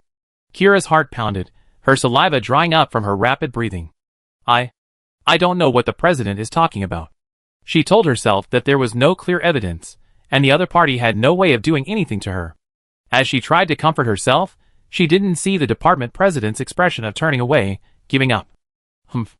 The student union president shouted at the door, come in. including the officer Xie Jinxi had beaten. 3 people walked in. They shrugged, not daring to look at Kira. It's okay, Kira tried to calm her heart. Even if they testified, without crucial evidence, the student union couldn't do anything to her. Tell me what you saw at noon. Tell me the truth. The 3 had never seen such a scene before, and they stammered out their entire confession. Everyone present paled. A full 200,000 yuan, almost as much as the school allocated to the student union in a year. This sum was actually the result of student extortion. Kira Bailey, what else do you have to say? The student union president's face was gloomy. He couldn't believe that the student union he was in charge of would be involved in such a scandal. When his superiors questioned him about this, he broke out in a cold sweat. With the term of office approaching, he just wanted to safely begin his internship in the Corps, but he didn't expect something to go wrong at this moment. He quickly gathered everyone to deal with the situation. Kira mustered his courage. I did transfer the money to them, but it was just out of care for my subordinates. It has nothing to do with my blackmailing Xie Jinxi. Bang! The president slammed the table. You're still wrong. At this point, the instructor sighed, call the police. Kira's face paled completely. Why call the police for a school matter? If they did, even if the account wasn't hers, the fact that she had transferred money from it would be a fact, and the truth would soon be revealed. Why? You have no evidence at all. She was quickly detained by the school, with only the department president to visit her. Don't you understand? Xie Jinxi found the principal. She was recommended by the Marshal's son. With the principal's word, even without solid evidence, Kira was doomed. Chapter 54. Recommended by the Marshal's son? Kira was stunned. My sister didn't say anything, and that Xie family kid also said she was just an orphan from a remote planet. There's no point in saying that now, Bailey. You have to fend for yourself. The department president stood up to leave, but Kira grabbed his arm. President, please help me, since we're in the same class. At least notify my family. Yes, she could ask her grandfather to intercede with the principal. Bailey. The president pried open her fingers, which had turned white from straining, and told her the truth in an almost cold tone. The school has expelled you. So even if the retired general from the Bailey family intervened, it would be useless. Within an hour, Kira Bailey was taken away by the police. Even after the incident was over, the people at Nagano Military Academy still didn't understand what was happening until the school's official website announced the punishment. Meanwhile, Xie Jinxi was in the principal's office, signing a contract for a new intelligent anti-reconnaissance machine and a small therapeutic device. Can't you give me a discount? Across the desk, the fat old man's eyes, squeezed between his crevices, gleamed with a shrewd gleam, marring his benevolent appearance, reminiscent of the Maitreya Buddha in ancient legend. When it came to business, the girl's face held a rare look of determination. It cost over 1 million yuan just to apply for the patent, and I sold it to the school at a 30% discount. The contract is valid for 5 years. The 200,000 yuan extorted from me is nothing compared to the money I saved. The implication was that such a trivial matter wasn't worth her giving in. The principal curled his lips. Stingy. Same here. The contract was in duplicate. Xie Jinxi stamped it and handed one over. This year's batch of intelligent anti-reconnaissance machines will arrive in 3 days, and the therapeutic devices will take 10 days. The old man and the young man took the contract, each putting it in their own place, and smiled. In business, as long as both sides can profit, it's a good thing. Xie Jinxi took the contract and stood up to leave. In front of the office building, Xiao Er, who had been waiting for a long time, was pacing anxiously. How's it going? Did you sell it? Back then, he had been unable to attract investment, and now, having finally reached the stage of producing a finished product, he wasn't sure if it would sell. I told you, as long as you have connections, you have no trouble selling your stuff. Short frowned after reading the contract. But you're selling it at a 30% discount. Doesn't that mean the school won't appreciate it? They're offering a 30% discount because my status isn't equal to the school's. I'm under their control. Xie Jinxi was in a good mood and patiently explained to this lab-bound mechanic. If we can sell it to the Nagano Military Academy, at least the stuff won't be hard to find on Nagano Star, and it'd save us a lot of trouble. After all, this was a special supply for the Military Academy, a big deal. That was her biggest goal this time. A mere Kira Bailey wasn't enough to warrant such a fuss. Go back and tell Axe to personally monitor the factory shipment. If anything goes wrong, screw him. After saying goodbye to Shaw, Xie Jinxi looked at the setting sun, pondered for a moment, and sent a message to someone on the terminal. The person on the other end sent a question mark. It's been so long since I started at the military academy, and I still haven't said thank you. Do you have time? Okay, I book a place. After receiving the reply, Xie returned to her dorm and stood in front of her closet, beginning to worry. Renchinka and Manny, who were watching a movie, peeked in and then, surprised, scrambled to the door. Wow, Cece, you're actually worried about what to wear. Jeannie wasn't there at the moment, so Manny also walked into her room. We can give you suggestions. Girls, after all, have a certain knowledge of dressing, except, of course, Xie. They both reached her closet and choked. If you weren't told, anyone would have thought it was a man's closet.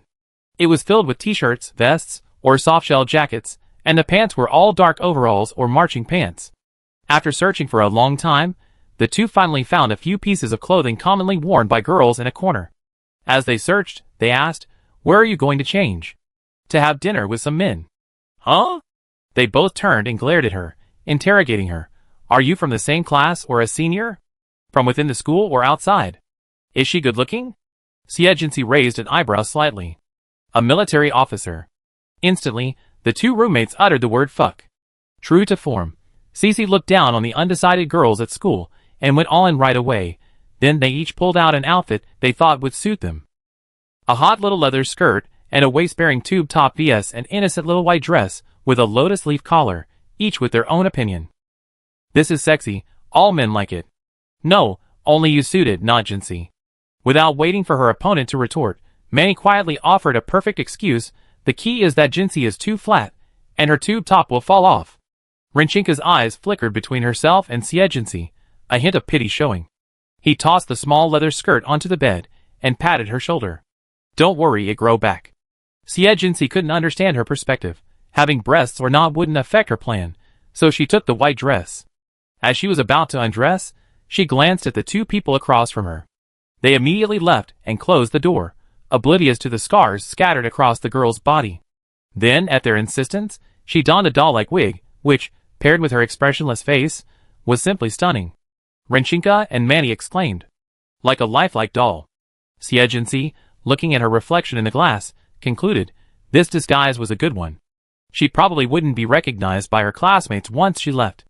"Let's go!" Renchinka waved his fists behind her. "Cece, we must take him down. Take the Skitran to Behi City, and amidst many astonished glances, take a hover car to a hidden private restaurant." A waitress in a suit and skirt came forward with a smile. "Hello, miss. Do you have a reservation?" "Private room 1. The waitress seemed startled, then stepped aside to invite her in. "This way." On the way, he examined the girl beside him with what he considered a subtle gaze. She was so delicate and beautiful. No wonder she'd been invited by that person. "We're here." Xie nodded gently, pushed the door open, and sat down at a table by the window. "Sorry to have kept you waiting." Even the small talk was filled with an indescribable coldness and distance. The young man opposite him was still dressed in a white military uniform, the stars on his shoulders gleaming. He was meticulously dressed, with broad shoulders, a slim waist, and long legs. His hat rested on the table, his chestnut hair slightly curled, and his whole body seemed to glow, dignified and steady. "I'm early." It was Baikuan. A pair of light amber eyes shone with the light. He had seen Xie both fierce and vulnerable in a white lab coat, and each time, his impression was always fresh, and this time was no different. Even though she wasn't his type, she effortlessly earned his admiration. "I thought you wouldn't wear this kind of clothing." "You look great." Xie's response surprised him. "Although I'm not a romantic person, I do know basic social etiquette. Should I wear a vest and overalls on a date with a man?" Chapter 55. Xie demonstrated with her actions that she truly understood the nuances of social etiquette. Beyond her aloof demeanor, her every move was no different from those of the daughters of wealthy families. She was completely unaware of the rudeness and awkwardness typical of her neighbor, the desolate planet. Baikuan had figured out that unless she spoke up, she wouldn't say anything. After the desserts were served, he sent the waiter away. He got straight to the point. "I heard you signed a contract with the school under my name?" Getting down to business, Xie put down her chopsticks. "I'm interested in doing some business here, and would like to borrow your name." "Name your price." The pie was limited, and if she wanted to share it with the merchants of Nagano Planet, she needed a strong background, otherwise it would be very troublesome. After all, this wasn't a desolate planet where whoever had the bigger fist could get the most. Just imagine how much she spent on obtaining the patent alone, over $1 million. If she had the connections, she wouldn't have to waste such money. Baekhyun was stunned by her bluntness, then couldn't help but laugh. It doesn't seem like we have that deep of a relationship.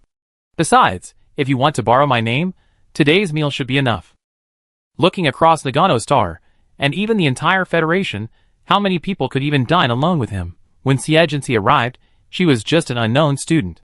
When she left, some might see her as the Marshal's friend or even his lover. At that point, others would have to think twice before making a move on her, and they might even rush to get to know her. A mere meal, only enough for now. Xie simply pushed aside the cold dessert and stared at him, emphasizing each word. I want long-term benefits. Undisguised ambition emanated from her words. Whether it's an investment or a tribute, believe me, you'd be tempted by the benefits.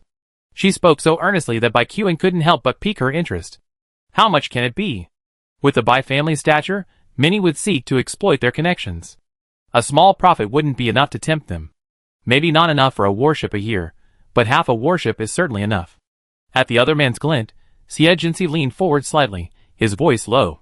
Military spending hasn't been sufficient in recent years, has it? Veteran subsidies and pensions for fallen soldiers have not only not increased, but have even decreased in recent years. These things aren't hard to understand. And the Marshal's Legion has been able to maintain its original level thanks to subsidies from the Bai family.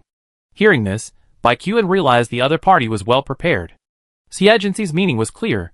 They were broke, so why were they pretending to be so high and mighty? He smiled helplessly. I can't figure it out for a moment. Do you want to join the military? Or do you want to do business with the military? I want both. The girl's answer didn't quite match her impression, but it was also expected. As they stared at each other, Baekhyun's smile faded, his amber eyes etched with a compelling seriousness. A year and a half, are you sure? As long as we cooperate. Thank you, Miss Xie, for your compassion for the soldiers. The two clinked glasses with the white wine on the table, then left one after the other. After all, Baekhyun was a media target, and Xie had no desire to be in the same frame with him. But when she left 10 minutes later, she was still being followed. She didn't react and boarded a hovercar parked on the roadside. To the starting station of the military academy Skitran. The vibrant nightscape outside the window transformed into bizarre arcs, like an unknown spatial tunnel, its reflection flickering on her face. The car drove further and further away, finally stopping at a remote rocky shore. She held her forehead to her side, staring outward the entire time. Only when the hovercraft was surrounded and the driver pointed a gun at her did she gently tilt her eyes and ask, "Who sent you here?" The driver removed his hat, revealing a familiar, menacing face. "Scalpel, you're living a carefree life. Our boss is practically pissed off." Shihu, the deputy commander of the Dragon Legion, was a level 6 beast transformed psychic with silver streaks in his hair and eyes, as sinister and cunning as a snake's. "Heh, he just can't stand seeing others do well," Xie sarcastically said, holding up her finger to deflect the gun. "What the hell are you trying to do?" "Nothing much. The boss told me to keep an eye on you. Hand over the core on time, and don't do anything tricky. To put it bluntly, even if the bird flies away, it still needs a string to keep it safe." This feeling of being constantly controlled irritated Xie, but unfortunately, in the dim light, the other party didn't see the cold glint in her eyes. "You're quite brave. Does Bai Yuanan know you landed on Nagano Star?" She saw the guilty look in his eyes, and her lips curled slightly. She checked the time. "It's almost curfew. Since you brought me here, you be responsible for getting me back." Shihu was amused by her casual tone. "You're so bold. You dare to ask your grandfather to send you?" Then, with a flash of light, Xie snatched the gun from his hand and pulled the trigger out the window. With a puff, the bullet pierced one of the men's heads. Shihu was instantly enraged. He leaped up, leaped over the seat, and grabbed her neck. "Scalpel. Are you looking for death?" The girl tilted her head slightly, curling her lips sarcastically. "Try it, and see if you're more important, you or Along's multi-billion-dollar business." Along ordered surveillance, and that meant surveillance. He couldn't touch a hair on her head. Facing Shihu's distorted face, Xie pointed the gun out the window again. Send it over or not? With just a little force, he could break her neck, but he could only torture her, while she could kill them. Shihu's tense forehead throbbed, but the truth was, he couldn't even compare to Along's multi-billion-dollar business. "Hold on tight." Exerting all his self-control, he returned to the driver's seat. The others followed suit, looking at her with furious eyes. Xie sat in the corner, resting her head on her back, gazing at the night view of the sea. The fingerprints on her neck gradually turned red and purple. On the gently rippling sea, some strange beasts glowed, like a school of small fish, waiting to devour any predator that approached. The roles of predator and prey shifted suddenly and unexpectedly. When they arrived at the transfer point on the island, Shihu personally opened the car door. "Get out. Every time you leave the military academy, remember to contact me first," he whispered sinisterly into the girl's ear. "We're always watching you." Xie Jinxi got out of the car without a word and stood in the sea breeze, her wig and white dress fluttering in the night. As she watched the hovercar depart, she uttered, "Good luck to you." Shihu drove the hovercar away from the sea passage and suddenly stopped. On the long bridge, the sea breeze whistled, accompanied by the sound of crashing waves. "What's wrong, Deputy Regimental Commander?" Shihu glanced sharply around. "Get out of the car, retreat." Instantly, a shell arrived. Boom! Chapter 56. Boss, we've been attacked by the military on Nagano planet. Over on the other side of the camera, Shihu was hiding in a cramped hut, his head bandaged, his body blackened from the bruises of artillery fire, looking dejected and sinister. Alon scrambled out of bed. "What have you done? I told you to keep an eye on that girl, so why are you colluding with the military?" "It was Scalpel. She's involved with the Bai family." Alon shattered the glass with a punch. "I knew that little bitch was restless." After much deliberation, he decided it was best to break her legs and imprison her. "I send some more men over and find a way to bring her back to me." Mariana opened her eyes in bed, then quietly closed them again when he returned to the bed. She still wasn't spared. The burly man straddled her and slapped her twice, the sound ringing loudly in the night. "If you, a piece of shit, hadn't let her escape, I wouldn't have had to go to all this trouble." "Daddy, stop hitting me. I was wrong, ah." The settlement on Border Star number 2 was so small, and the Dragon Legion's actions were quickly discovered by the Chamber of Commerce. "Should we send someone?" Bond asked, clutching a folder. The Shang boss was lying on the balcony, smoking, a hint of sarcasm between his puffs. "Go! Help her or capture her. If the scalpel falls into the hands of the dragon, their business would be ruined. That would require the dragon to be capable of doing that." The fat man stubbed out his cigarette in the ashtray and gazed at the rising stars. "You all underestimated that girl." Bond didn't know why the boss was so confident in Xie Jinxi, but he didn't object. "Should we notify her?" "As you wish." The fire on Bianhuang Star hadn't yet reached Xie Jinxi. At 7:30 a.m. on Nagano Star, the command department students arrived at the competition venue promptly. The energetic young students, all in their training uniforms, stood like straight poplars, full of energy and high spirits. With some time left before the team formation, everyone excitedly discussed the competition, the referees, the rules, most of which they had heard from previous students or gleaned from school postings. "Xie Jinxi, how can you be so cruel?" The sudden voice interrupted the conversation. Miranda, having been up all night, her eyes bloodshot. Everyone paused to look, curious, but also moved aside slightly by her murderous aura. She rushed from the doorway to Xie Jinxi, reaching out to grab her, but was quickly pushed away by Renchinka. "What do you want? Get out of the way. It's none of your business." Miranda took a few steps away and aggressively questioned the girl with the buzz cut. "Are you wrongly accusing my sister? You colluded with the school to harm her." Wow, it looked like they had a deep-seated grudge, and everyone's eyes gleamed with amusement. Not far away, Xie Xiao scoffed, "Idiot. Is your sister Kira Bailey? The one who blackmailed me for 200,000? As soon as the name came out, everyone around suddenly realized what was happening. It was still listed on the school's official website, and they looked at Miranda with disdain. This further devastated her. Tears welled up in her eyes, and her face trembled, looking extremely ferocious. "Nonsense! My sister wouldn't do such a thing. You must have framed her." "Enough." Wade's shout echoed from the entrance, and the instructors from the other classes arrived. The students immediately formed their own lines. Class 5 was no different. Miranda felt as if she were suffocating under the scornful and disgusted gazes, embarrassed and angry. The petite girl stopped beside her and whispered sarcastically, "If your sister hadn't intervened for you, she wouldn't have hit me." "You?" Xie Jinxi grasped her slapping hand, exerting a slight pressure. A cracking sound of bones snapped. "I can send your sister away, but I can also get you out. So you should be smart." Maybe it was the pain in her hand, or the cold, cruel look in her eyes, but the color drained from Miranda's face. She returned to her team like a zombie, the instructor's lecture seeming as distant as a dream. She slowly lowered her head and realized her hand was still an unusually pale color, trembling slightly. The scene just now tormented her in her dreams until her death. Military training had effectively concluded, and the current competition was about the overall strength of each class. To some extent, this was also intended to gauge the strength of all students. Therefore, everyone was required to participate in the first round of individual elimination matches. A win earned 1 point, a loss earned no points, and the class's overall score was calculated at the end. Even within the same class, points were counted.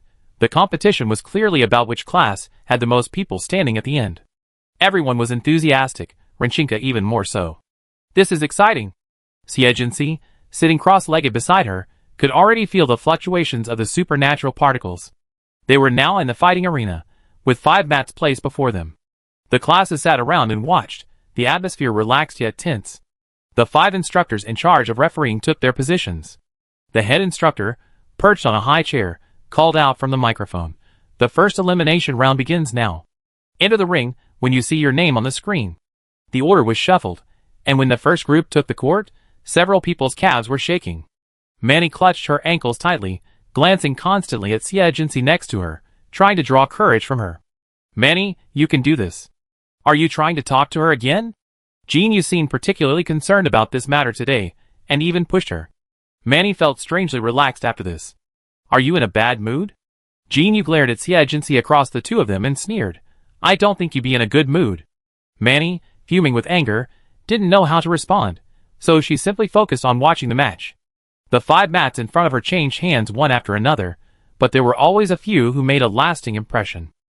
For example, by Zaylin and Renchinka, who had already appeared in Class 1, Xiangyi, the top student in Class 2, and Midi Shelby, the top student in Class 3. Of course, there were also people like Jin Yu, who attracted attention with their outstanding beauty. Near the end of the show, Xie name appeared on the screen. At that moment, everyone was almost dazzled, when suddenly a beautiful girl with a buzz cut and a petite figure, like a junior high school student, appeared, instantly perking up everyone's spirits. The discussion immediately escalated. "That healing girl from Class 1, right? God, she's so cute, but why does she have a buzz cut?" "Yes, the one who got first place in the field training group. It seems her teammates were eliminated in the first round. How did they get first place? Did the instructor show some mercy?" Even though the girl had a cold expression, her appearance always gave people the impression of being harmless, and so did her opponent. "Well, I'd be careful." The tall boy from Class 3 blushed and comforted her. "Don't be afraid." Chapter 57. Tykov, watching from the sidelines, poked the instructor of Class 3, stifling a laugh with great pain. "Wow, you kids from Class 3 are so innocent." Tykov, rubbing the tooth loosened by Xie punch the day before, showed little sympathy. "You little brat, I show you what it means to be a fool's errand. Lust is a sword hanging over your head." Faced with his opponent's pity, Xie nodded. "Don't be afraid, either." Before the boy could react, he felt the mat snap, and the delicate face before him vanished into a shadow. Bang! A punch struck the boy's stomach, bending him like a shrimp. After a moment's pause, the others shifted the topic from her appearance to her fighting prowess. Stunned, the opponent reached out to clamp down on Xie and counterattack, but her agility far exceeded his expectations. She spun sideways, circling him and sweeping in with a kick. The boy shouted and covered his waist with ice.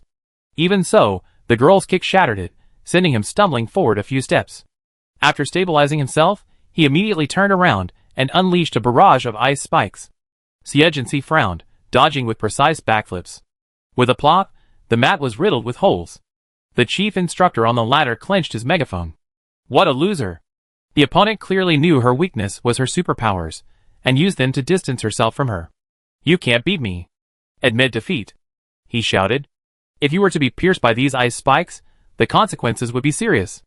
Xie stopped at a corner of the mat. The boy dared not underestimate her anymore, and braced himself for battle. The next second, the opponent disappeared from his sight again. It's still picking up speed. He could only feel the mat beneath his feet vibrating. He activated his supernatural powers as he approached, but the girl's forceful footsteps on the mat knocked him off balance. The moment he lost his aim, she kicked him away with a sweeping kick. The instructor immediately raised the flag, signaling the end of the match. Xie from Class 1 wins. The whole match took less than 5 minutes. Xie raised her hand to her lips and coughed softly twice, then turned and returned to Class 5. Everyone's eyes followed her steps, and only whispered to each other after she collapsed, exhausted. Fuck. Who said she was weak? Her opponent was already level 3, and she defeated him without even using her supernatural powers. Come on, she's a healing type, and only uses them when she's being beaten, right? Her physical skills must be incredibly powerful. From today on, she's my goddess. Xie face had turned pale from the intense exercise. Cece, are you okay? Renchinka handed her the water bottle. She panted and shook her head. I'm fine. When one's physical strength exceeds the capacity of their breathing, they always face awkward situations like this. Xie, not far away, stared at her, his eyes suddenly lighting up. He seemed to have discovered Xie weakness. It wasn't just him. Many people in Class 5 came to their senses. While Xie possessed explosive power, his endurance seemed significantly lacking. After the first round, 100 people scored 0 points. There was no clear advantage for each class yet. We had to wait until the second round was over this afternoon. When they arrived at the cafeteria, Jinyu pulled Manny over to another table. As Manny sat down, she glanced at the two people not far away and asked her friend, somewhat puzzled, "Didn't we always eat together? I'm sick of seeing that Xie today." Jinyu's face darkened. "I've never seen a bitch like her, one-faced and two-faced." The curse was so harsh that Renchinka, on the other end, was on edge. She put down her fork and started to get up, but Xie held her back. "Don't bother with her." The cold words, like describing an irrelevant lunatic, Jinyu threw down her fork and stormed over, slamming the table so hard that both their plates bounced. "You're feeling guilty, aren't you? Who said you had nothing to do with him? And who went on a date with him last night? Have some shame." She had been keeping an eye on Baikuin. When she learned about this from the waiter in the cafeteria, she would have strangled that vixen that very night if the lights hadn't been out in the dormitory. Xie still ignored her, picking up her food bite by bite. Jinyu was furious. She grabbed her plate and was about to throw it, but was grabbed by the wrist. According to school rules, wasting food will result in a conduct penalty. Xie retrieved her plate with her free hand. "If you're going crazy, don't implicate me." Jinyu still had some sense, otherwise she would have said Baikuin's name right then and there. "Xie, you're the one who forced me to do this." Her sharp nails dug into her flesh. "Just wait." She left, her hair swung. Renchinka angrily forked a large piece of chicken into her mouth. "Is she crazy?"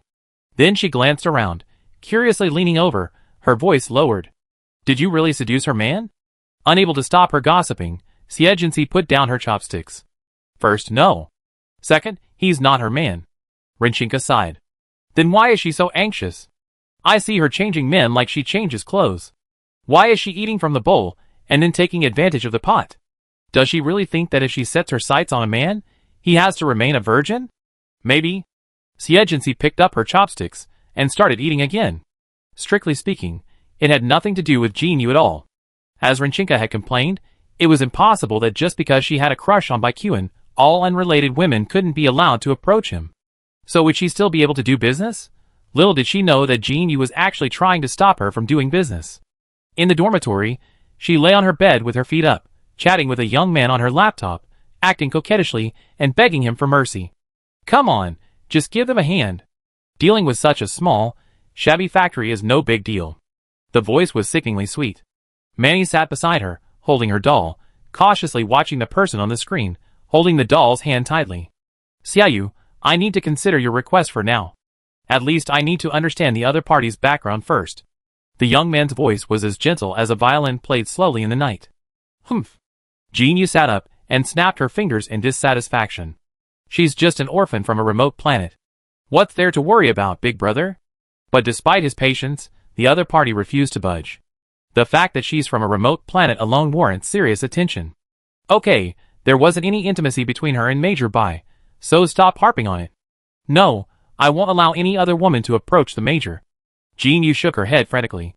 The other party had no choice but to reassure her that they would investigate. Manny looked at her friend's sweet, playful smile and felt a touch of envy. This was an experience she would never have. Jinyu turned the camera, and the other person spotted Manny in the corner. She smiled and greeted him. "Manny, you're here too. Thank you for taking care of Xiaoyu at school." Manny felt light and airy, shyly scratching her braid. "Actually, it's Jinyu who's taking care of me. After military training, Come over to my house with Xiao Yu when you have time. Even though she knew it was just a polite remark, Manny was still happy. Yes. Jin Yu leaned lazily against the pillow and yawned. Are you done? I'm hanging up. Without waiting for either of them to finish, she hung up, glancing at her friend. Go to bed early. Manny was at a loss, feeling like she had read her mind. She fled back to her room. Chapter 58. When the second round began that afternoon, no one dared to underestimate Xie Jinxi anymore. Her opponent, upon entering the ring, launched a fierce attack with superpowers, but before she could even reach the edge of her clothes, she was knocked to the ground. Now, no one was complaining that her top score in the field training was unearthed. Haha, no matter how great your physical skills are, they're useless if your superpowers are useless, Jin Yu said. Manny wanted to explain that Xie Jinxi's superpowers weren't useless, but rather ridiculously strong, but faced with her friend's angry face, she decided to keep quiet. However, sometimes things unfolded in such a dramatic way. At the start of the third round, Jin Yu and Xie Jinxi collided. The onlookers were aroused. Two beautiful women. This was too exciting, but Manny became worried and whispered to Jin Yu, "Be careful. Would I be afraid of her?" The charming and beautiful girl tossed her curly hair from her forehead and stepped onto the mat like a proud phoenix. She gazed at her opponent's gaunt frame, as if looking at a piece of unadorned wood. I wonder how a woman like you could possibly have the guts to fight me. Since she was born, only the opposite sex had surrounded her. Bai Qian was the only man she had fought so hard for. Xie Jinxi remained silent. She knew that even if she claimed she had no interest in relationships, it would only be met with ridicule. Because when a person lives in their own world, believing only what they see and hear, any explanation pales in comparison. Begin. In a blink of an eye, Jin Yu raised his hand and swung out a water whip. It crackled on the mat, the outer layer peeling off, revealing the white inner core. Who told you to mess with me? She swung her water whip horizontally, only to be caught by Xie Jinxi. The water in her hand, once as hard as a whip, slipped through her fingers in the blink of an eye, condensing again. A-level supernatural power, truly formidable. Two more water whips intertwined, covering the entire mat, seemingly leaving no room for her to maneuver. Xie Jinxi dipped slightly and exerted a sudden burst of force, shooting out at a 30-degree angle to the mat, like a sharp arrow piercing through the water net. Jin Yu curled her lips in disdain. As supernatural particles surged, the water whips dispersed and condensed, transforming into a vast net that tightened around her. Everyone was shocked. What a rapid attack. He can actually keep up with Xie Jinxi. Looking like she was about to be trapped, Xie Jinxi tapped her foot lightly and leaped sideways. The water net followed her like a shadow, a gaping mouth. She suddenly slashed down with her sword, a fleeting flash of green light visible as the water network shattered. Jin Yu, startled, immediately tried to refocus, but discovered the number of energy particles she could draw upon was pitifully small. There was only one explanation. She was being outmatched. This situation, which only occurs when the opponent's mental strength, energy, and talent levels are all superior, had unfolded before her. It was a sheer humiliation. Indignant, she braced her arms to block Xie Jinxi's slashing sword and kicked forward, attempting to distance herself. But Xie Jinxi gave her no chance. He grabbed her knees and yanked them hard, forcing her forward. Then, he grabbed her hand and pinned her to the mat. In the blink of an eye, the outcome was decided. Xie Jinxi from Class 1 wins. Amidst the astonished gazes of the students, Xie Jinxi returned to his seat. Jin Yu, still sprawled, eyes red, pounded the mat in frustration. How humiliating, how humiliating. She hated Xie Jinxi so much, Manny ran over to help her, but she pushed him away. I can walk on my own? She quickly stood up, chin held high, and maintained the pride of a princess. Then she excused herself to go to the bathroom, but actually called her brother, sobbing uncontrollably. Wow. You know what? She pinned me down like a prisoner, making a mockery of all my dignity and pride. I don't care about her background, brother, you have to help me. Jin Jing looked at his sister, curled up with her knees, nearly suffocating. He sighed with heartache. As you say, stop crying. She had been clamoring to join the military academy, but after losing the competition, she complained to her family. But Mingju, who had been pampered by them growing up, was too good to bother saying a word to her. I knew it, big brother is the best. Jin Yu burst into laughter, feeling pleased, and casually asked, Is Grandpa feeling better? He's been in good spirits these past 2 days. When you get back from vacation, spend some time with him, and don't let him worry. Jin Jing hinted at something. Jin Yu pouted, As long as you get it done, I won't bother him. You little girl. The brother and sister chatted casually. Manny, who was about to find Jinyu, clenched her fingers behind the wall, a look of hesitation on her face. Just then, a message from the trading platform came to her computer. The balance of the item you listed has been received. The day's competition was over. Everyone was discussing the matter heatedly, and many posts appeared on the campus forum, mostly videos secretly filmed by students. After all, it was the military academy's flagship major, so it quickly became the top post and then went viral. Xie, you've become the talk of the town on campus, and you're even in 10th place. Xie looked up from his plate, not commenting. But seeing her sparkling eyes, he put down his chopsticks and asked, "What about you?" Rinchinka was waiting for her question, immediately putting her hands on her hips and puffing out her chest, "Right behind you." She seemed quite excited, but Xie didn't know what to say, so he just uttered 2 words, "Amazing." "Ha ha, I think so too." The wild and cheerful girl tapped away at the screen. "I'm going to send this to my brothers and the others. Maybe it even increase my living allowance. That should be alright, right?" Xie picked up his chopsticks again and listened to her chatter. Since last night, Jinyu had been humming in a sarcastic way and making inappropriate noises, and the atmosphere in the dormitory had been a bit tense. When they returned, they found that today seemed even more depressing. Especially with Manny still sobbing on the sofa. What's wrong? Did Jinyu bully you? In Rinchinka's opinion, the relationship between Jinyu and Manny was that of oppressor and oppressed, fundamentally unequal. She didn't particularly like Manny's personality, but she didn't dislike it either. So she sat down, embraced her, and asked. Then a cold snort came from Jinyu's room. Xie habitually entered the room to get some water and noticed Manny stealing glances at her. When her gaze shifted, she quickly looked away.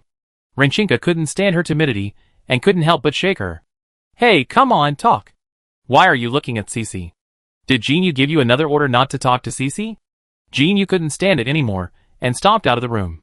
Because she couldn't open her mouth due to the face mask, she mumbled, "Rinchinka, what do you mean? I'm giving her orders. She can play with whoever she wants, like who cares?" Then she glared at Manny and said, "Your grandmother's diagnosis of a genetic disease isn't shameful. There's nothing to be ashamed of. You're making me cry all the time because of all the sarcasm. It makes me angry just looking at her." She was clearly the biggest victim because Baikuan was almost taken away from her, and yet she was left fuming in the dorm. It was so annoying. Chapter 59. What genetic disease has your grandmother been diagnosed with? Do you have enough money for treatment? I lend it to you. In Xie's opinion, Rinchinka was indeed overly enthusiastic, but to Manny, this enthusiasm warmed her heart. She wiped away her tears and smiled bitterly. Grandma has been diagnosed with cellular neurodegeneration. There's no cure except medication. This disease is one of the most incurable, chronic illnesses. It causes a person's nerves to slowly degenerate, and the consequences are unpredictable. Even the most advanced treatments are helpless. If they had money, they could use the most advanced treatment devices and medications to alleviate the symptoms. But where would their family find the money? Besides, this disease is a bottomless pit. They simply can't afford to spend it. Rinchinka scratched his head. I can only recommend a doctor for you, but the medical facilities on Nagano Star are supposedly better than those on Feishua Star. I don't think I can help. Sorry. Manny shook her head. Don't apologize. Even if there were a doctor, my family wouldn't have the money to treat you. Wait a minute. I asked my dad and the others for you. Rinchinka was about to contact her family to borrow money, but Manny stopped her. No, that's not necessary. Xie didn't listen to what happened next and went straight back to her room. The next day, Rinchinka brought up the matter, curiously discussing it with her. Why didn't Manny borrow money from Jinyu? I suggested raising funds at school, but she wouldn't agree. Xie paused for a moment. Maybe it has something to do with her dwindling self-esteem. Perhaps to confirm her opinion, Manny applied to her homeroom teacher for a part-time job on campus. After the 3rd round, the competition entered a fierce stage, becoming a one-on-one match. 25 people drew their opponents, and buys began to appear. Xie was lucky enough to get the first buy, earning her a spot directly in the top 13. Someone commented on this. What good luck. When Baikuan heard someone from the next class say this, he couldn't help but laugh. You guys really are lucky not to have drawn her. He secretly yearned for a real fight with Xie. To see who was stronger, him or her. After winning another match, he shared his thoughts with Claude, only to be laughed at. Why are you being so competitive with a girl, squad leader? Baikuan rarely showed a serious expression. You're actually disrespecting her. After entering the military academy, girls should want to compete based on their abilities, not their looks or gender. After all, when the Legion selects members, it's not appearances that count, but grades. Claude rubbed his nose, a bit embarrassed. The squad leader is right.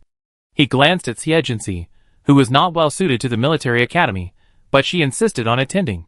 She must have wanted to achieve something, to impress others. Maybe Xie wants to compete with the squad leader to see who comes out on top. Xie, who was not far from them, said, No I don't. Bai Zaylan's words earned praise from the women in the class, as they echoed their sentiments. During the 13-6 round, Xie wasn't so lucky. She met Class 3's number 1, Midi Shelby. Her special ability was acceleration, and her movements were lightning fast, allowing her to strike in an instant. She often struck before anyone could even register her movements, and her physical skills were exceptionally powerful. Xie has met her nemesis. This is going to be a good show. She excels at flexible and versatile physical techniques, but Mighty is even faster. Everyone was rapt, eager to see how Xie would win this time. Then she stopped. Mighty frowned, unsure of her tricks. But she had carefully observed her opponent's fighting style. It was nothing special except her abnormal mental strength and physical skills. In that case, then, take the initiative, the instructor's watching sighed. This student from Class 3 was being too aggressive. In Mighty's eyes, everything around her, save for her opponent, became a shadow. She swiftly kicked, striking the opponent's arm. Then, she immediately changed her stance and threw a punch, but her arm was caught by the opponent. How could her moves have been seen through? I've got you. The girl's lips curled slowly, causing Mighty to shudder. Suddenly, the world spun around, and she was slammed hard onto the mat. To prevent her from escaping again, Xie grabbed her arm with one hand and quickly attacked with the other, punches, elbows, and knees, completely knocking her down. The referee immediately raised the flag. Xie from Class 1 wins. Midi clutched her stomach, her face pale with pain. Girl, you're too rough, aren't you? Xie paused as he was about to leave, and pulled her off the mat for treatment. Sorry, I just couldn't hold back after getting hit. Midi couldn't help but twitch her lips. Just kicking, calling me a hit? Then she remembered, it seemed like no one had touched her so far in the match. So she was pretty impressive. Next up was the round of 7 to the round of 4. The remaining candidates came from Class 1, with one each from the other classes. The gap between the classes was already clear. As Bai Zaylan had hoped, he faced Xie.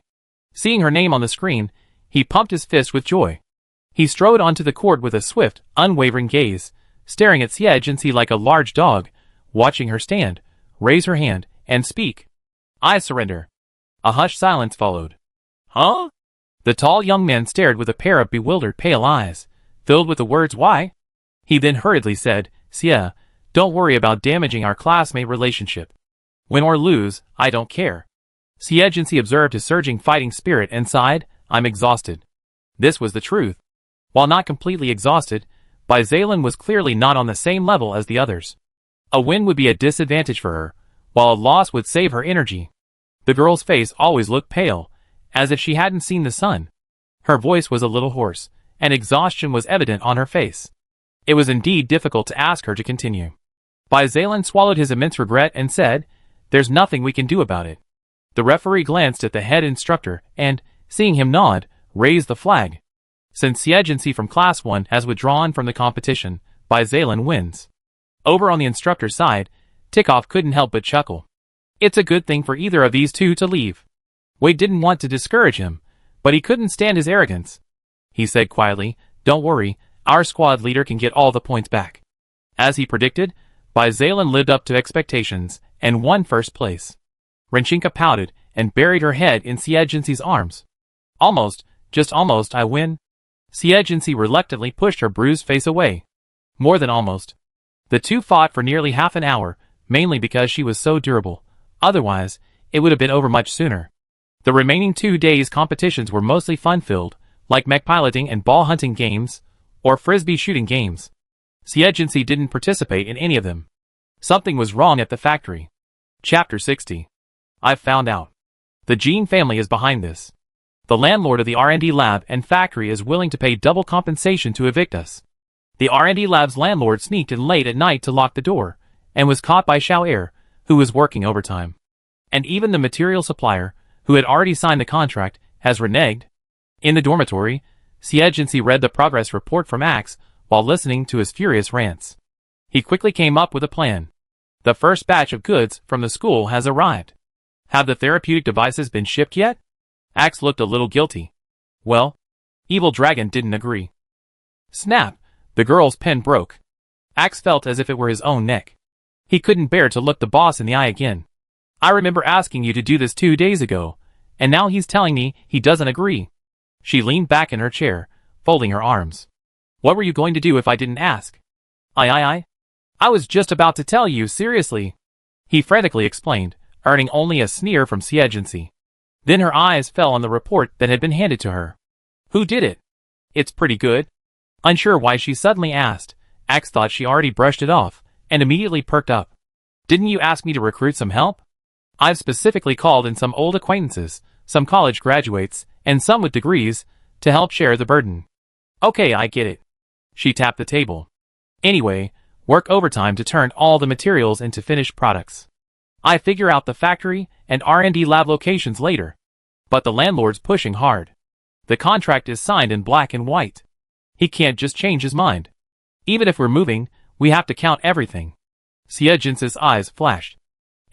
Although this is Nagano planet, we can't change our ways on a border planet.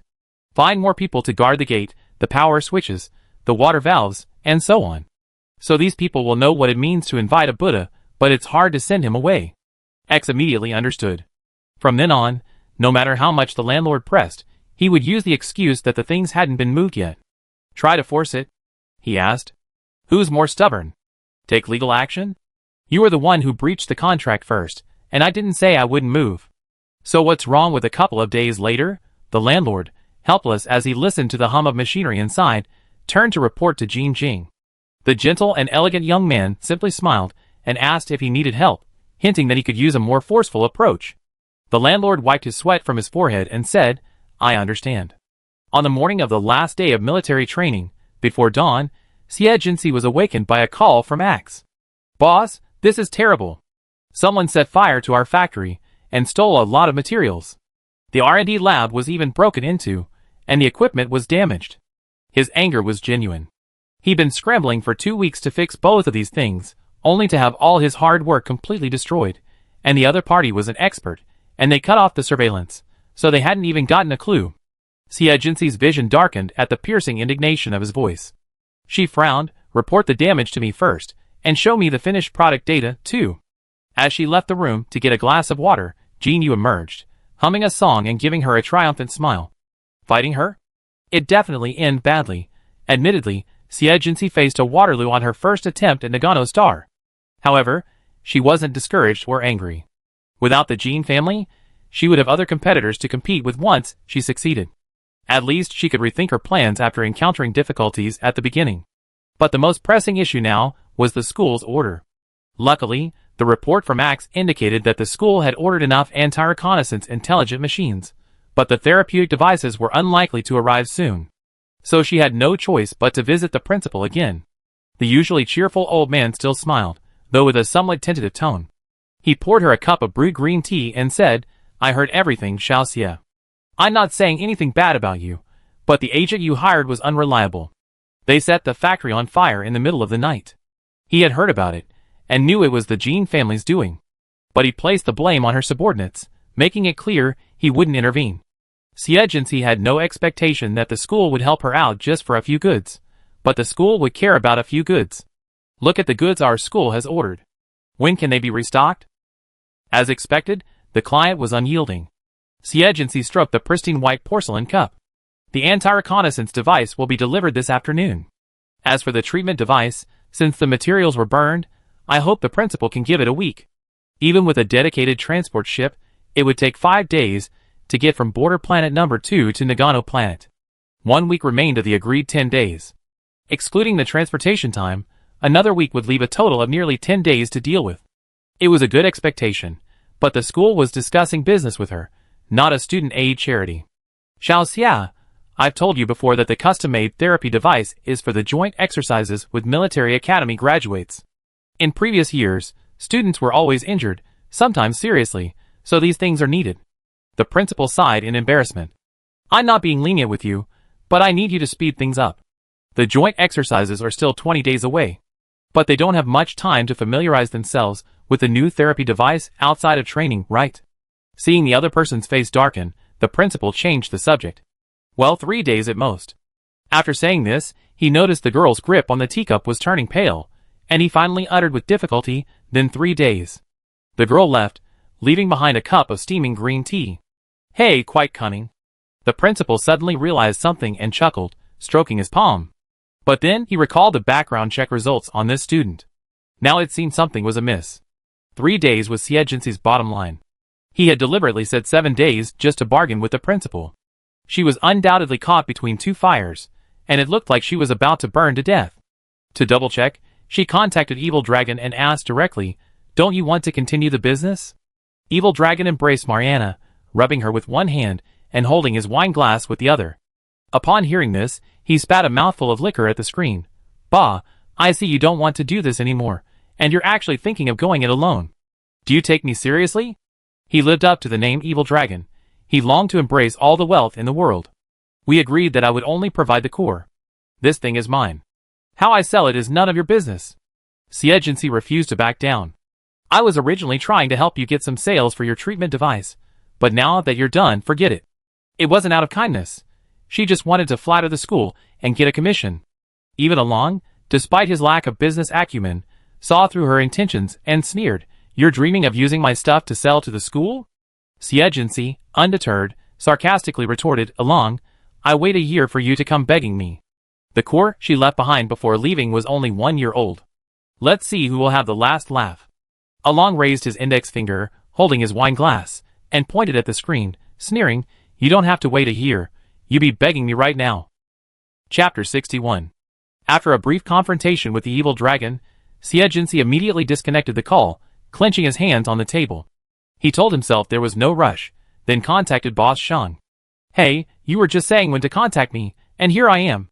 The bald man, now 2 inches heavier than before, leaned closer to the screen, giving a fake smile. "Xiao Xia, how have you been lately? I heard you shone during military training and are a popular figure in school. I knew someone like you would attract attention wherever you go." "Alright." Xie Jinxi interrupted him. The other party was clearly waiting for her, so there was no need to elaborate. "I need 500 of the core-made treatment devices." After so much time spent on the hustle and bustle, his tone was starting to sound a bit impatient. But she was facing Boss Shang, who blinked in surprise and bewilderment. "Huh? Did I hear correctly? If you need a healing device, shouldn't you go to that evil dragon?"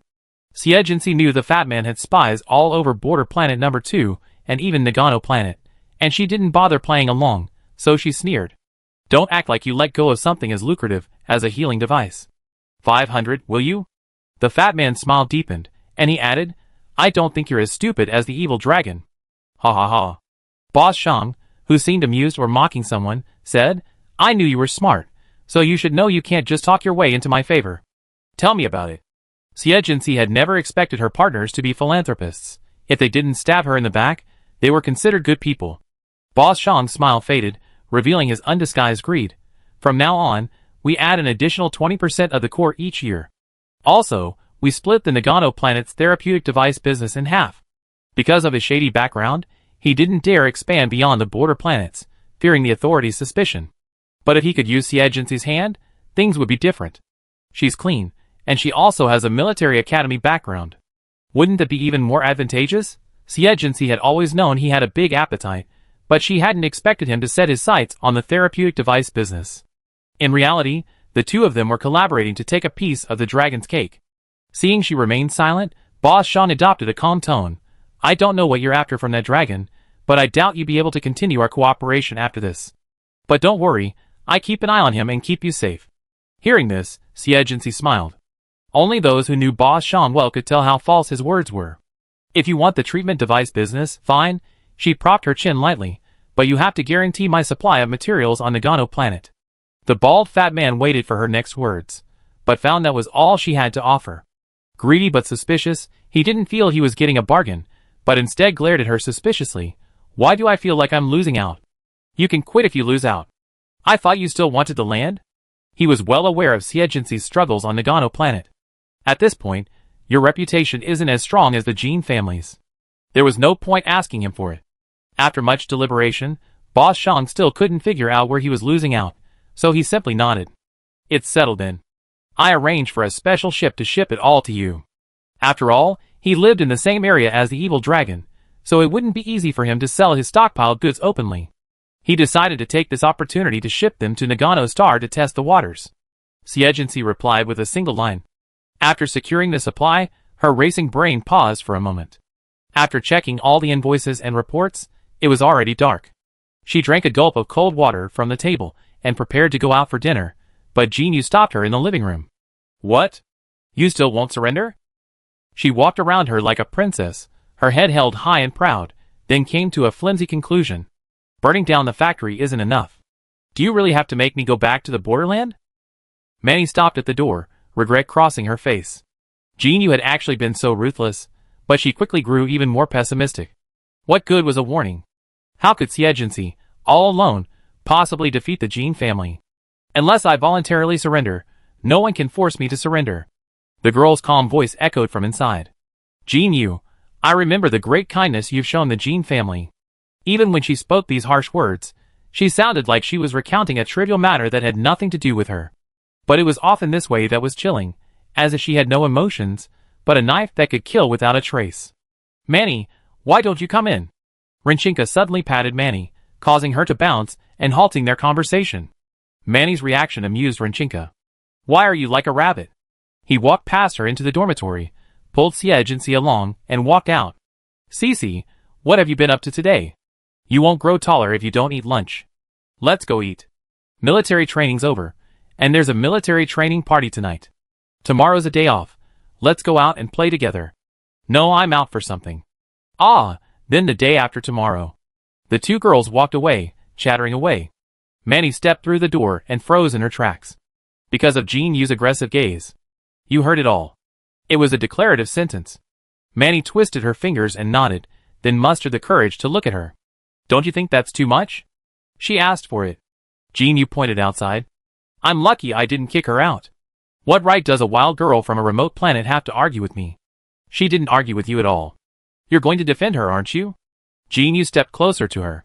Don't forget I'm your friend.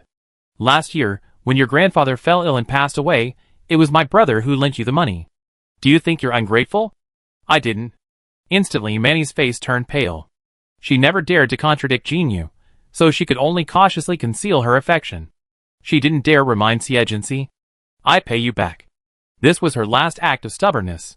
But she knew that even if she paid the money back, she wouldn't be able to hold her head up in front of the Jean family. So if you still want to be my friend, stay out of my business. In front of her, Jinyu called someone.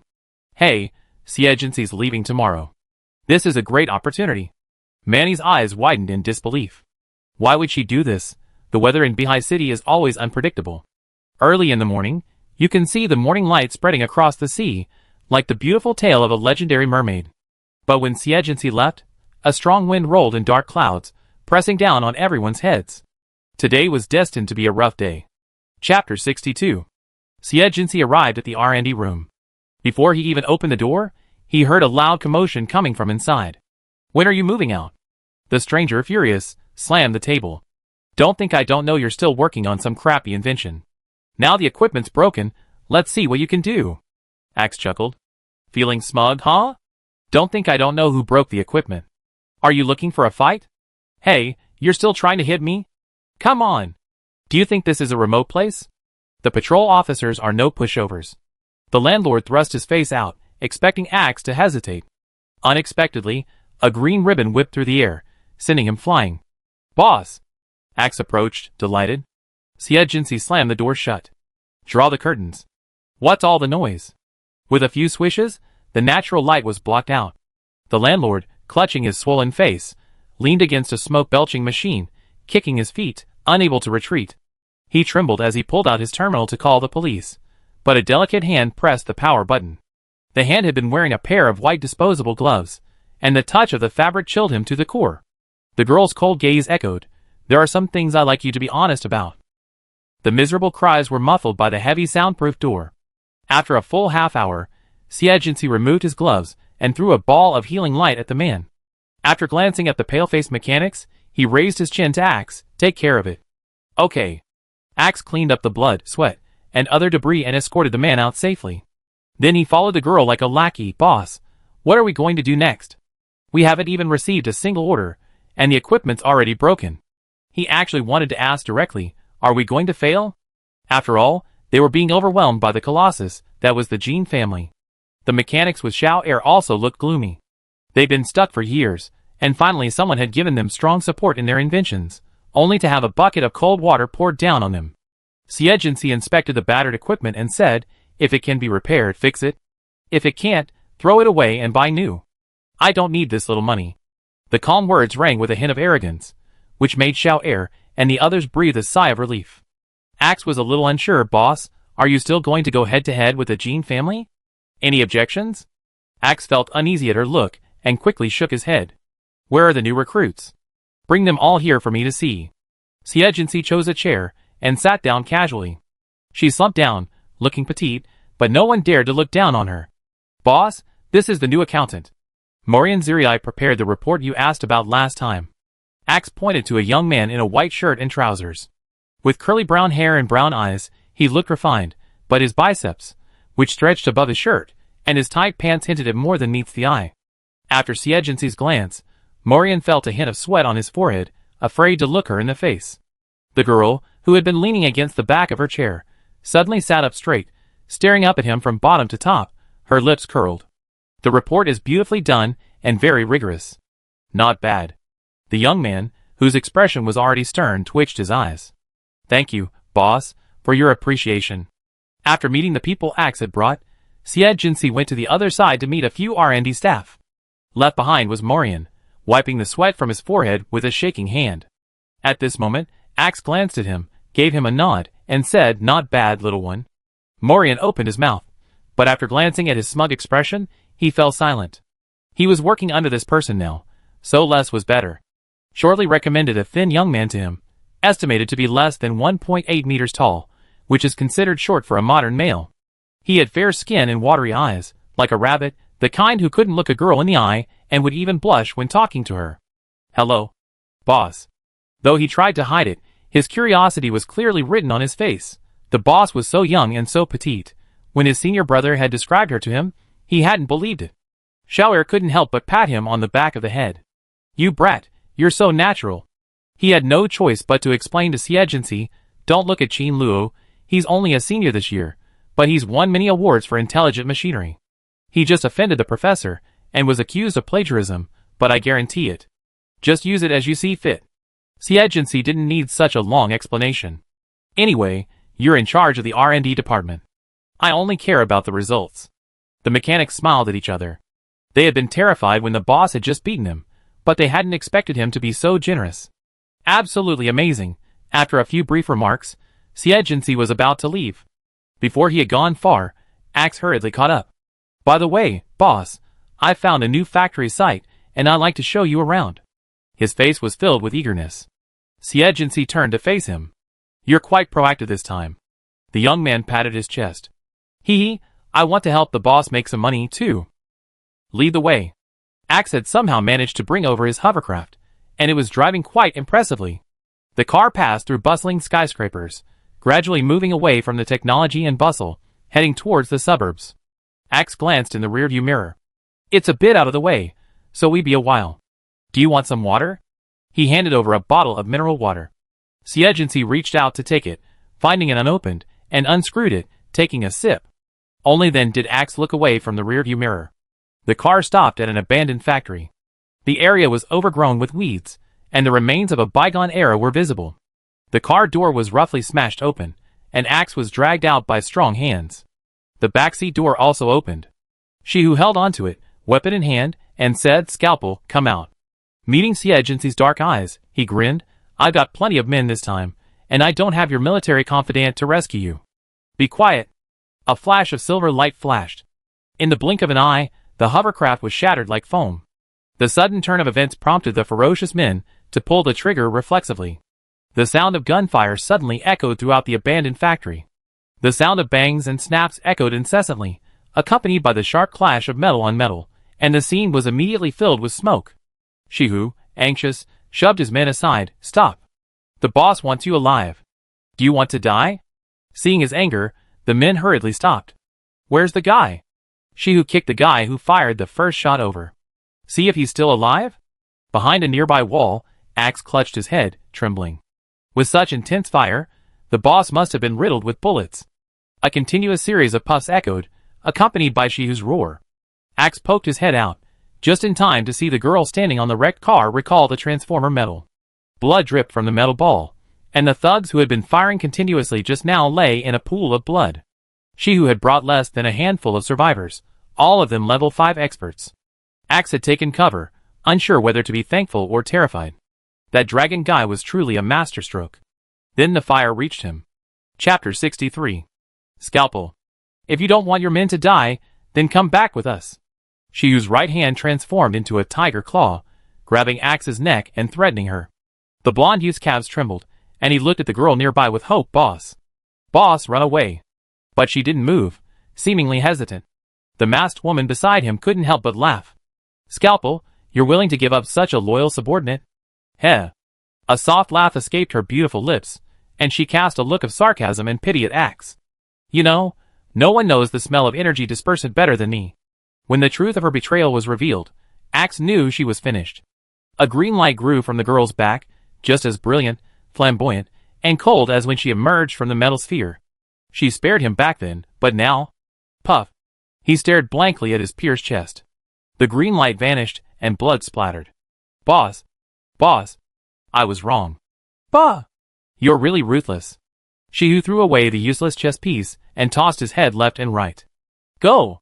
If soft tactics don't work, then hard tactics are the only option. However, Xie, armed with transforming metal, could withstand a level 8 alien beast head-on. They were simply no match for him. The silver-armored figure vanished into the jungle behind them in the blink of an eye. Chase! Even further away, Xie, riding a hoverboard, led a group of men towards them. When you see the girl, capture her and let me deal with her. This time, he not only brought a housekeeper and guards, but also invited his father's adjutant from his family, another level 6 expert, who vowed to ensure that the girl would never return. The forest, which should have been teeming with life, was now devoid of even the chirping of insects. Suddenly, a flash of bright silver appeared in the shimmering green world. The housekeeper barely had time to shout "Be careful" before Xie was snatched away and landed on a branch of a large tree. Young master. A group of people immediately surrounded the tree. The butler, glancing obscurely at the armor, shouted, "Who are you? Why are you kidnapping our young master?" The exposed eyes felt vaguely familiar to him, and he heard her reply, "Aren't you trying to arrest me?" Xie recognized it. "Xie, you're so good at playing tricks." He then ordered everyone, "What are you standing there for? Kill her immediately." Ah. He looked down at the spike protruding from his right elbow, his eyes widening in horror. "Stop!" The butler and the lieutenant panicked, quickly raising their hands. "What do you want? Make your terms, but don't touch our young master." But it felt unreal to say it now. You were about to kill him, and you still expected him to show mercy? However, if Xie died here, they couldn't imagine the consequences. You're a military academy student. You should understand that if you kill someone, you never be able to join the military, and might even end up in prison. The adjutant stepped forward to try to convince her. And do you know who he is? He's from the famous Xie family. I know him well. The calm response seemed to convey a lack of scruples. But the adjutant didn't believe a military academy student wouldn't be wary of the Xie family. The other party's next move sent a chill through his spine. He pierced Xie left elbow again, the pain turning the young man pale. He finally started to get scared. But he felt confident he had 2 level 6 guards, and he said, "Xie, if you kill me, my life is ruined. I urge you to be good." Ah! The right knee joint was pierced. The adjutant's pupils trembled with fear. "Stop! Please stop!"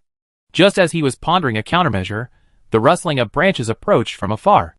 The other party actually had help. "Scalpel, you better run." Shihu and the others caught up, also stunned by the scene. "You are space pirates?" The adjutant's eyes widened. What was going on? Just as he was about to notify the military, he discovered the signal had been blocked. "Looks like everyone's here." Xie lifted the bleeding Xie with one hand. "Want to save him? Kill these pirates, and I have the military commend you for your service." Tricked. How could he have been tricked? As he pounced on the pirates, the butler and the adjutant were perplexed. Xie propped Xie Xiao up on a tree branch and watched the spectacular fight unfolding not far away. Blood, screams, collisions. Large swaths of trees fell and burned, blinding the gradually scorching sun. She shed her mecha, sat down beside Xie Xiao, grabbed his hair, and whispered, "You kid, why do you always think so hard and bump into my hands?" The words, which should have been spoken with gentle resignation, instead shone with an utterly strange tone. Xie Xiao was still dazed. The fight over there was already over. The adjutant had advanced weapons, and 2 level 6 warriors, but even so, he was the only one left alive. Even the butler had perished. He was holding the lifeless Xiu. Bloody blood blinded his eyes, and he threw him to the ground, panting, "Let him go." "Thank you." The girl, now without her armor, was surprisingly frail. She also carried Xie Xiao, stepping on the deformed metal plates, and floating in front of him. "Because I'm weak, it would be difficult to deal with everyone. Fortunately, you guys came to my door." The girl's corpse-like face became clear in the crimson field of vision. The adjutant, a member of the same clan, was struck by lightning. He unconsciously let go of Xiu's body and slowly backed away, as if he had seen a ghost. You are Xie. Well, it's amazing you still remember me." The adjutant saw her throw Xie Xiao aside, pulled out his gloves, put them on, and dropped a signal jammer at the scene. Then he picked up the dagger from Xiu's waist. Xie Xiao, still in the dark, kept yelling at the adjutant to kill her.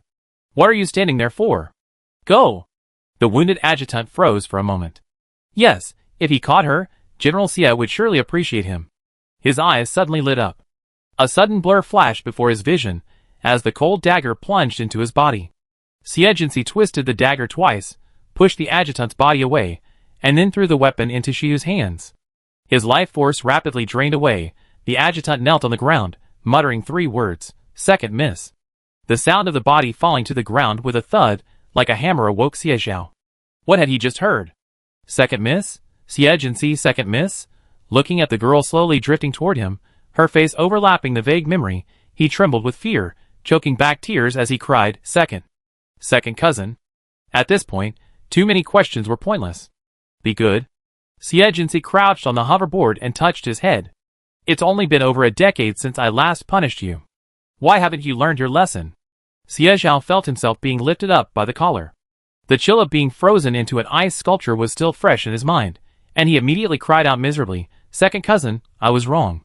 I won't do it again." He watched the shore draw closer, and his cries grew louder. Too late. With those 2 cold words, he finally sank into the churning sea, suffocating as he was swallowed by the beast's bloody maw. Chapter 64.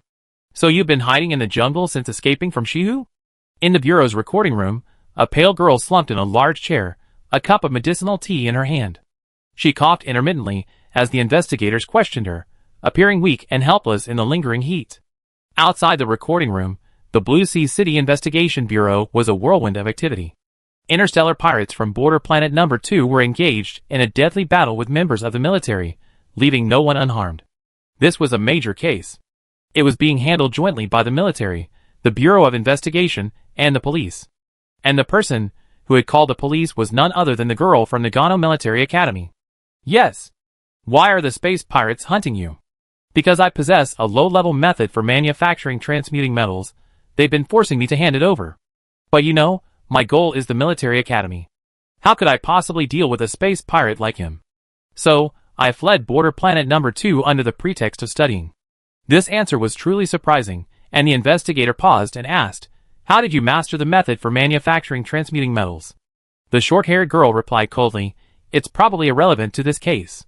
The investigator reviewed the records and saw no need to ask further, so he continued to inquire about the circumstances of the incident. "What was your relationship with the deceased, Xie Xiao?" "Classmate, but we had some minor and major conflicts. This can be confirmed by the instructors and classmates."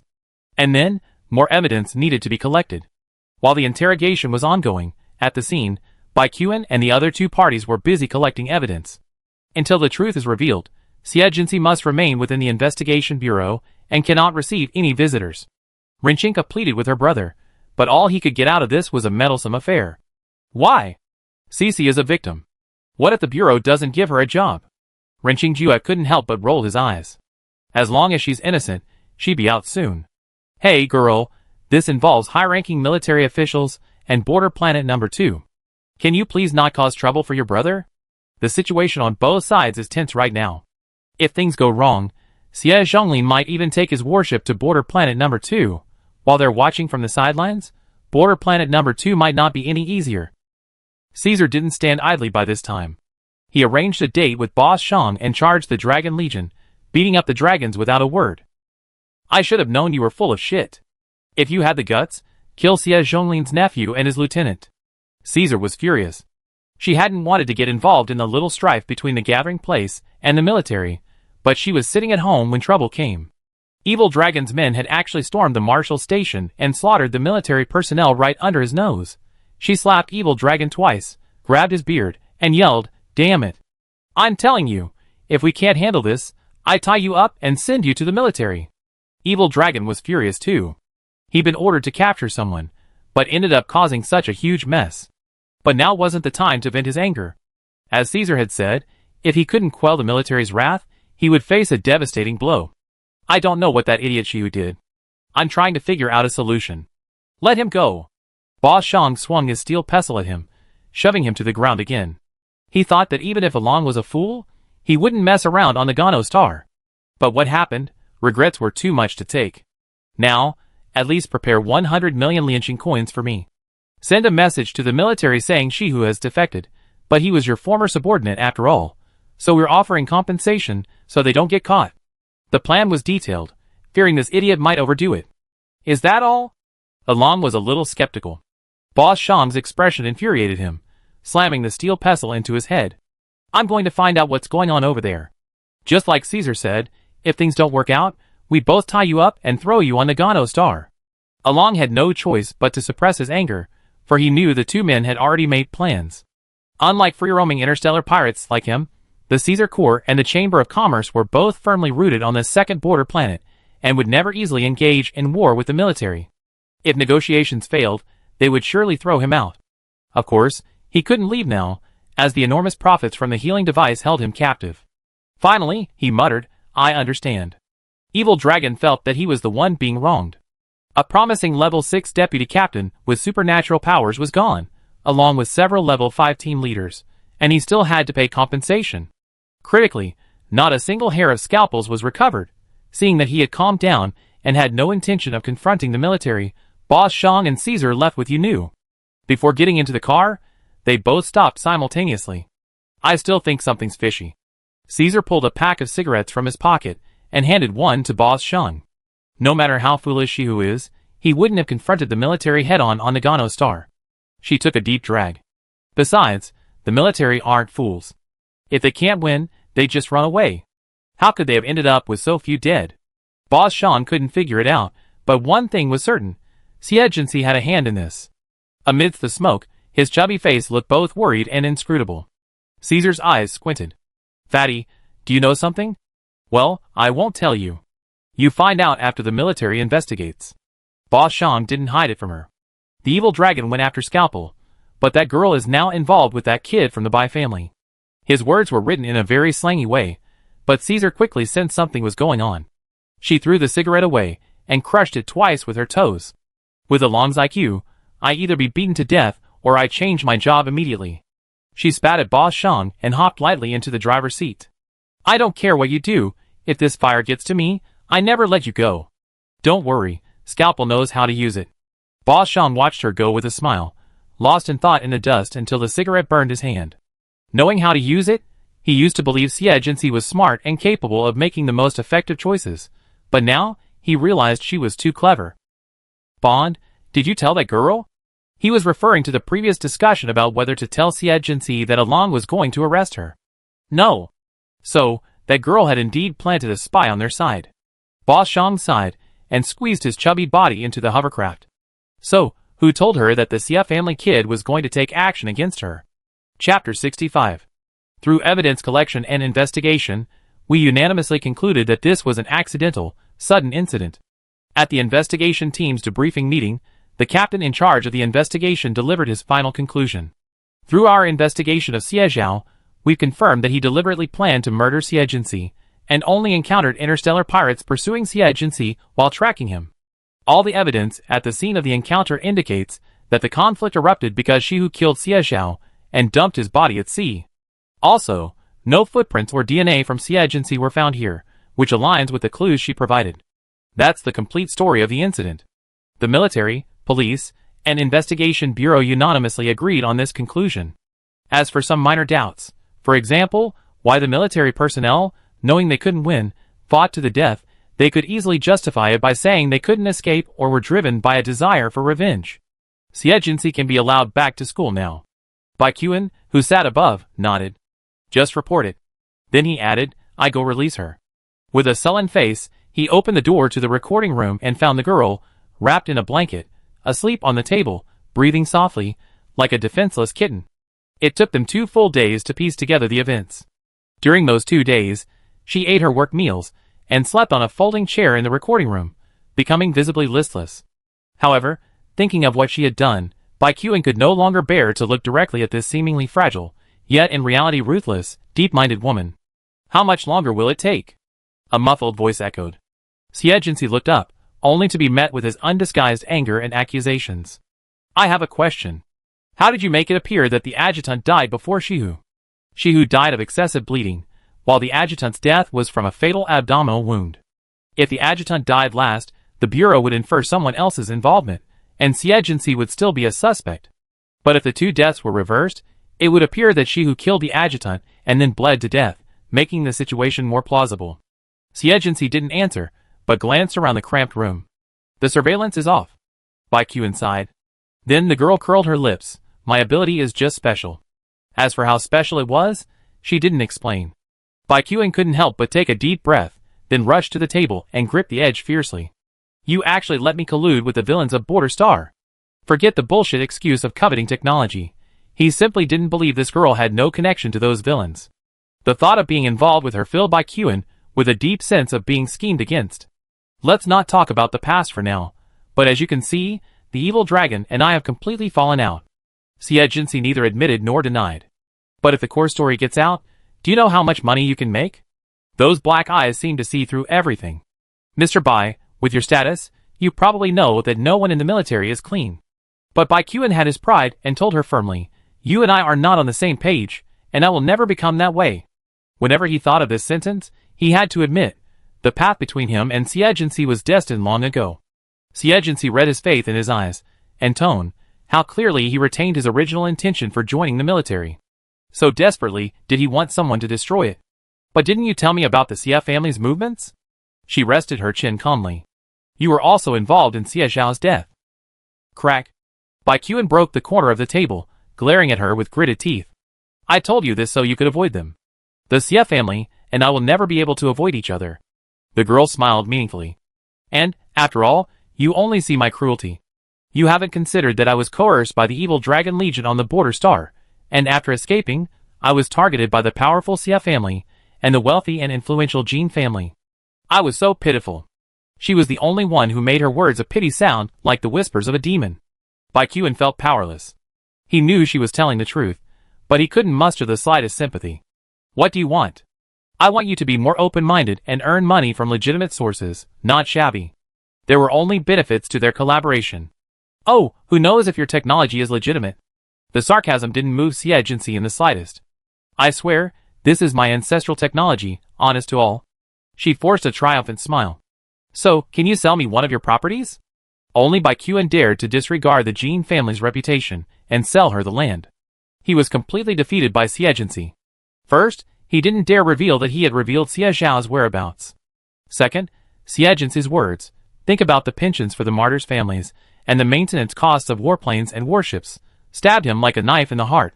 Although Xie skipped 2 days of school, she had solved a lot of problems all at once. A huge profit. She didn't return to school immediately, but instead directed the others to prepare for a move. A suburban estate. Before that, she called Morian over and her first words were, Axe is finished. What are you going to do? The young man was stunned for a moment, then turned and pulled up a spreadsheet from his laptop. Boss, here's the original. Despite trying to remain calm, he still couldn't meet her eyes. You're smarter than Axe. Xie patted his arm. From now on, you take Axe's place. Do a good job. Morian's eyes widened in surprise. Yes. Then Xie Agency gathered the R&D staff, led by Xiao Air. I have something for you. She pulled a silver-gray metal sphere from her pocket. It stretched and deformed under her mental control. The familiar sight brought a group of mechanics to her side. This is deformed metal. Shore was the first to rush over, carefully taking the core. He flicked on his electronic goggles and examined it for a moment, his breathing heavy. And it's a new variety. Where did you get it, boss? If measured by brightness, his eyes must have rivaled those of a deep-sea searchlight. I hand over the technology to you, but you need to sign a confidentiality agreement for at least 20 years. The surprise came so quickly that Shaw asked her bluntly, where's the contract? I can sign a lifetime contract. Where can you find a boss who pay you, provide technical guidance, and not meddle with anything? After explaining everything, it was already dark before Xie Agency returned to school. As she stepped onto the hover car, a disheveled figure rushed by the side of the road. The driver, startled, swerved, cursed, and stepped on the accelerator, driving off. The figure then rushed toward Shaw and the others, who were moving things, but was pulled away by a hand midway. Morian, where are you moving to? Why didn't you tell me? The man was none other than Axe. Chapter 66. Xie Agency's strike missed his heart, allowing Axe to survive, and leading him to believe that the boss, still mindful of their past, had spared him. So, when he discovered the boss was safe, he ran back. He figured that the boss had abandoned him on Faciu Star for so long, yet he still used him, proving he still valued him. If he begged for help this time, perhaps he could once again earn money with the boss. Axe, why did the boss let you go? Why did you come back? Morian folded his arms and looked at him. The blonde replied matter-of-factly, nonsense. I'm the boss's right-hand man. Of course I have to come back. But you're not anymore. Just then, someone came to ask Morian what to do with the old equipment, and he casually replied, throw it away. Axe, in a panic, pushed him against the wall. You've usurped my position. The brown-haired young man couldn't help but sneer and casually pushed him away. Axe, if I were you, I wouldn't be so greedy for petty profits and falsify accounts when my boss is just starting out, and I certainly wouldn't be so indecisive. He brushed off the dirt that Axe had found. I used to envy you, but it's a pity you're so greedy and foolish. Their boss was clearly ambitious. He supported her when she was still a nobody, waiting for her to become successful, and then he truly reaped the rewards. Axe was stunned for a moment, then angrily cursed, you know shit. With her situation like she's on the verge of death, and constantly being targeted, there's no way she survive. In the final analysis, he never had much faith in Xie Agency, so he'd been desperate to get as much blood as possible from her every second, ready to abandon her and run away at any moment. Morian, too lazy to talk to him, pulled a box of mints from his pocket and popped one into his mouth. Since you introduced me to the boss, go away. I pretend I never met you. You're pretending. Axe's current mood was as deranged as his appearance. She's a vile snake. She doesn't even take me seriously. If I hadn't taken her from the Imperial Star, she'd probably be dead long ago. I just use her and throw her away. You wish. He muttered to himself as he walked away. Morian frowned and waved to the eavesdropping boy nearby. The latter came running over, and after hearing him whisper a few words, he rubbed his hands hesitantly. Isn't this a bit too extreme? Morian chewed a mint candy, smiling for a moment. What? You still want to hang out with him? Come on. He's scrounging for the lucrative gains, leaving us no soup. You're still young, yet you're still thinking about the lucrative gains. Work hard, and you have a good life in the future. Morian pulled a gun from his pocket and handed it to him, watching the blonde retreat. Back then, Axe was a small-time thug who couldn't even afford a shabby apartment. The younger brother took the gun, nodded, and followed Axe. Morian sighed at the minty coolness and ruffled his messy curls. I told you to leave, but you insisted on staying. And there's no room for another person in this chair. Xie Agency had just returned to the dormitory when Morian informed him of Axe's death. He's a little confused, and I'm worried he disturbed the boss's studies, so I take care of it for you. Morian observed her expression. Just take charge of this little thing. Morian stared at the paused communication screen. Behind him, a group of people were moving equipment and setting up the new venue. It was a bit noisy, but he strangely heard the sound of a heart beating violently. Finally, my dear Loeva, I'm going to make it. He laughed strangely twice, rubbed his face vigorously, and turned swiftly to direct everyone. The matter was settled, but Xie Agency had become a well-known figure in the school. Come on, it's obvious she's not a good person. How else could she be connected to space pirates? Space pirates are hunting her. What's the connection? You be hunted too. If she's not a good person, then Xie Xiao is? He's worthy of being young Master Xie. He actually hired someone to hunt down a classmate. For the sake of the military's reputation, the story of Xie Xiao and his lieutenant killing someone was made public as a case of hiring someone to kill. Otherwise, public trust in the military would have hit a new low. Rinchinka had spent the entire afternoon arguing online, and that evening she stormed out of her room. If I ever found out who's stirring up trouble online, I'd punch him to death. Manny glanced at Jin Yu's room, silent. Just then, the door opened, and Xie Jinxi walked in, accompanied by a familiar cough. Cece, you're back? Rinchinka jumped up. When did you leave the investigation bureau? Are you hurt? Why didn't you ask me to pick you up? Everything's fine. Just then, a loud noise came from Jin Yu's room, as if something had been thrown.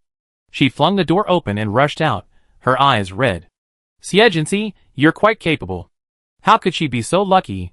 That loser Xie Xiao had just happened upon an interstellar pirate, letting that little bitch get away. Xie Jinxi casually poured herself a glass of water. Did your brother tell you where I found the new land? Jin Yu, sensing a challenge in her deadpan expression, lunged forward and slapped her. You've seduced him again. Smack. Xie Jinxi held the water cup steady with her left hand, pinching her swollen cheek with her right. Actually, I'm not an easy person to get along with. Jin Yu tried to resist, but found she couldn't use her powers in front of her. Manny was stunned by the scene. Oh my god, Jinxi had actually beaten Jin Yu. How could the Jin family let her go? Rinchinka was also stunned for a moment, then quickly realized, so you were targeting Cece. Looking at the other three people in the dorm, she realized she had only just discovered it. In terms of individual strength, Jin Yu was completely crushed, but she had the powerful Jin family behind her. After they each closed their bedroom doors, a brief peace seemed to descend. But when Xie Jinxi emerged from the shower, an unfamiliar communication request appeared on her laptop. She clicked accept while drying her hair, and a strikingly handsome face appeared on the screen. Miss Xie, nice to meet you. Jin Jing suppressed his anger. Well, hello? Xie Jinxi draped the towel over her shoulders, leaned back in a chair, crossed her legs, and looked relaxed. What can I do for you? Miss Xie, don't you think you're a bit too arrogant? Thinking of the slap mark on his sister's face, he felt a surge of rage. Compared to your Jin family, I'm pretty low-key. Xie Jinxi propped his head to the side. Before he could start another round of accusations, he glanced at the clock and smiled. If you want to vent your anger on your sister, it's a little early. How about checking the news first? Jin Jing suddenly had a bad feeling and immediately opened the Federation's news dashboard, only to discover that an obscene video and photos had gone viral at lightning speed, accompanied by a large explosion message. Private photos of the Chabel's daughter leaked. The Chabel's daughter, called the Little Princess, is having so much fun. Chapter 67. Jin Jing's face immediately darkened. Without even shutting down the call, he ordered his secretary to quickly delete all the photos and videos online. On the other end, Xie Jinxi calmly replied, no rush, I still have plenty of exciting film. He ignored the other's scowl. Want to see your sister's amazing performance? She always knew how to hit someone where it hurts most. Jin Jing couldn't maintain his gentlemanly demeanor, his face scowling. Do you understand the consequences of doing this? Do you think you'd be safe in the military academy? I've seen the power of your Jin family. I'm sure you can kill silently in school too. She spoke fearfully, her expression seeming to comment on the beautiful weather tonight. But all the film is in the hands of the pirates on Bianhuang Star. No matter how far the Jin family reaches, they can't catch up with the interstellar pirates roaming the vast universe. To be honest, it took quite a bit of effort to get these things. Also, I've noticed Jin Yu hasn't been feeling well lately. Do you want to take her for a checkup? At that moment, Jin Jing's mind was filled with only 3 words. Mistake. He had completely underestimated this woman. That evening, Jin Yu was taken away. She felt aggrieved and depressed, completely unaware of the furor she had stirred up online. First, she was taken to a private hospital for a series of medical examinations. The constant scanning left her feeling very frustrated. Brother, what are you trying to do with all this mystery? Seeing she was still confused, Jin Jing rubbed his brows with a headache. Just cooperate with the examination first. The results came in, and there was indeed a tiny spot on her heart, like a seed. It's a very special supernatural energy that's constantly accelerating cellular metabolism and aging. The doctor spoke frankly, facing Jin Jing's murderous gaze. Can it be cured? Jin Jing only cared about this. It's taken root in my heart. I can't touch it rashly. What if it explodes? The two of them whispered. Jinyu sat up and pouted. Brother, what are you talking about? Ugh. Midway through her complaints, she suddenly clutched her chest, her color rapidly draining away. She screamed, Brother, it hurts. Then she collapsed onto the bed. Shall you? The doctor rushed to her aid, even opening her chest and calling in the dean. Even a level 8 healing psychic couldn't dispel that tiny force. This is clearly the healing light. How could it have such a function? The director wiped the sweat from his face and asked Jin Jing, who did this? The young man opened his mouth, then swallowed his words back. Don't ask. Thinking of the turmoil online today, the old man swallowed his words. Someone could actually push Jin Jing to this point, either reckless or with complete confidence. In the operating room, the doctor was using a therapeutic device to heal the wound. Jin Jing went to the empty office and contacted the person again. Is Jin you okay? Xie Jinxi was sitting on the windowsill, leisurely enjoying the evening breeze. Thanks to you. Jin Jing's face suddenly twisted. Xie Jinxi, are you really going to tear us apart? Didn't you start it? The girl's gaze fell on the screen. It's quite touching to see a brother vent his anger on his unreasonable sister. He spoke in a cold and sarcastic tone, and when he had sufficiently provoked her, he added, So can we live in peace now? Jin Jing was so angry he laughed. You still expect to live in peace? What else? Xie Jinxi yawned. Are you planning to put a bounty on my head? Or call the police to have me arrested? Or continue to suppress my business? The bottom line is, you're going to see Jin Yu's body first. Believe me, even if you summon a Hun-level expert, you can't save Jin Yu. It's just a matter of thought, after all. She tilted her head to look at the screen.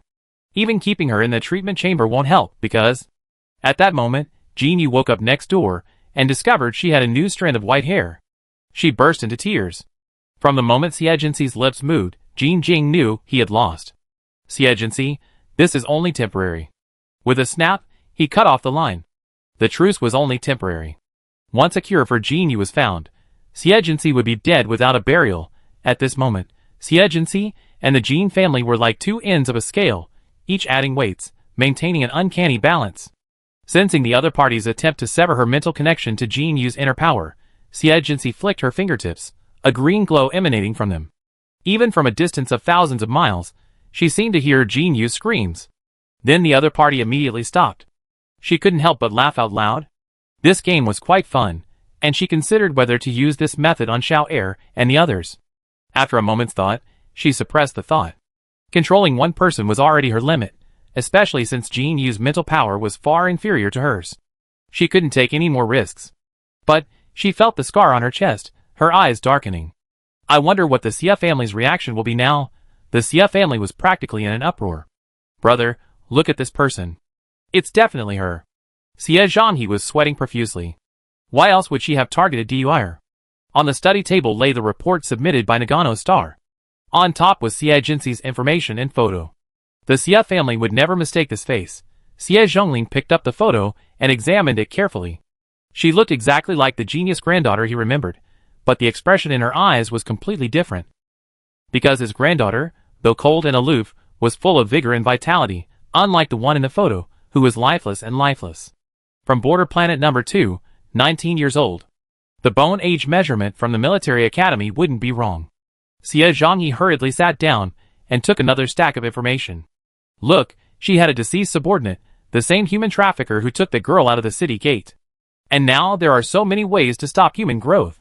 Xie Zhongling frowned and once again called in the people who had hunted Xie Jinxi. Were you sure she was dead 11 years ago?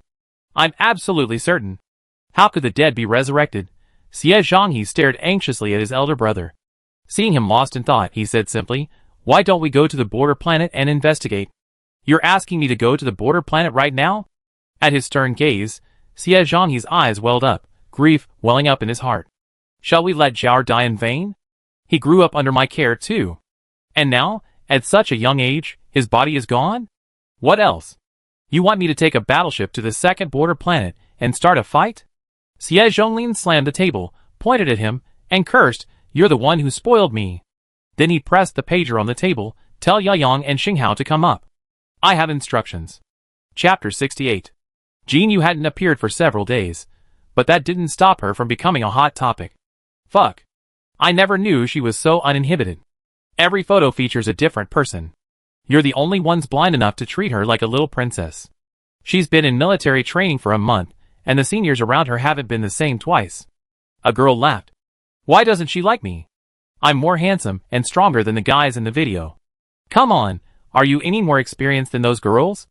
They're there to be served, not for your enjoyment. Today's views on gender relations are no longer as conservative as they were a few centuries ago, and there's no such thing as imposing chastity on women. But this, after all, is a private matter, and it's being done by a high-ranking chaebol daughter, so it still sparked a lot of discussion. Manny found a seat, listened to the boys sniggering and cursing, and couldn't help but glance at Xie by the window. At this point, she couldn't tell who was right or wrong. With this happening, Jin Yu's dream of marrying the Marshal's son was a pipe dream. Compared to the slap she received that night, Xie's blow hit her hardest. However, what Manny hadn't anticipated was that the anger Jin Yu had stirred would actually spread to her. After a full department lecture, as she was about to pack up her books and leave, a boy from the next class suddenly stopped her.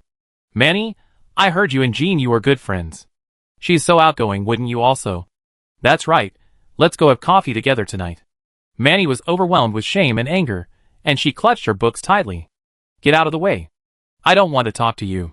She tried to walk away from them, but they suddenly reached out and stopped her. Hey, don't be so cold. Aren't we better than those ducks? I'm not that kind of person. The blonde girl blushed, looking even more vulnerable.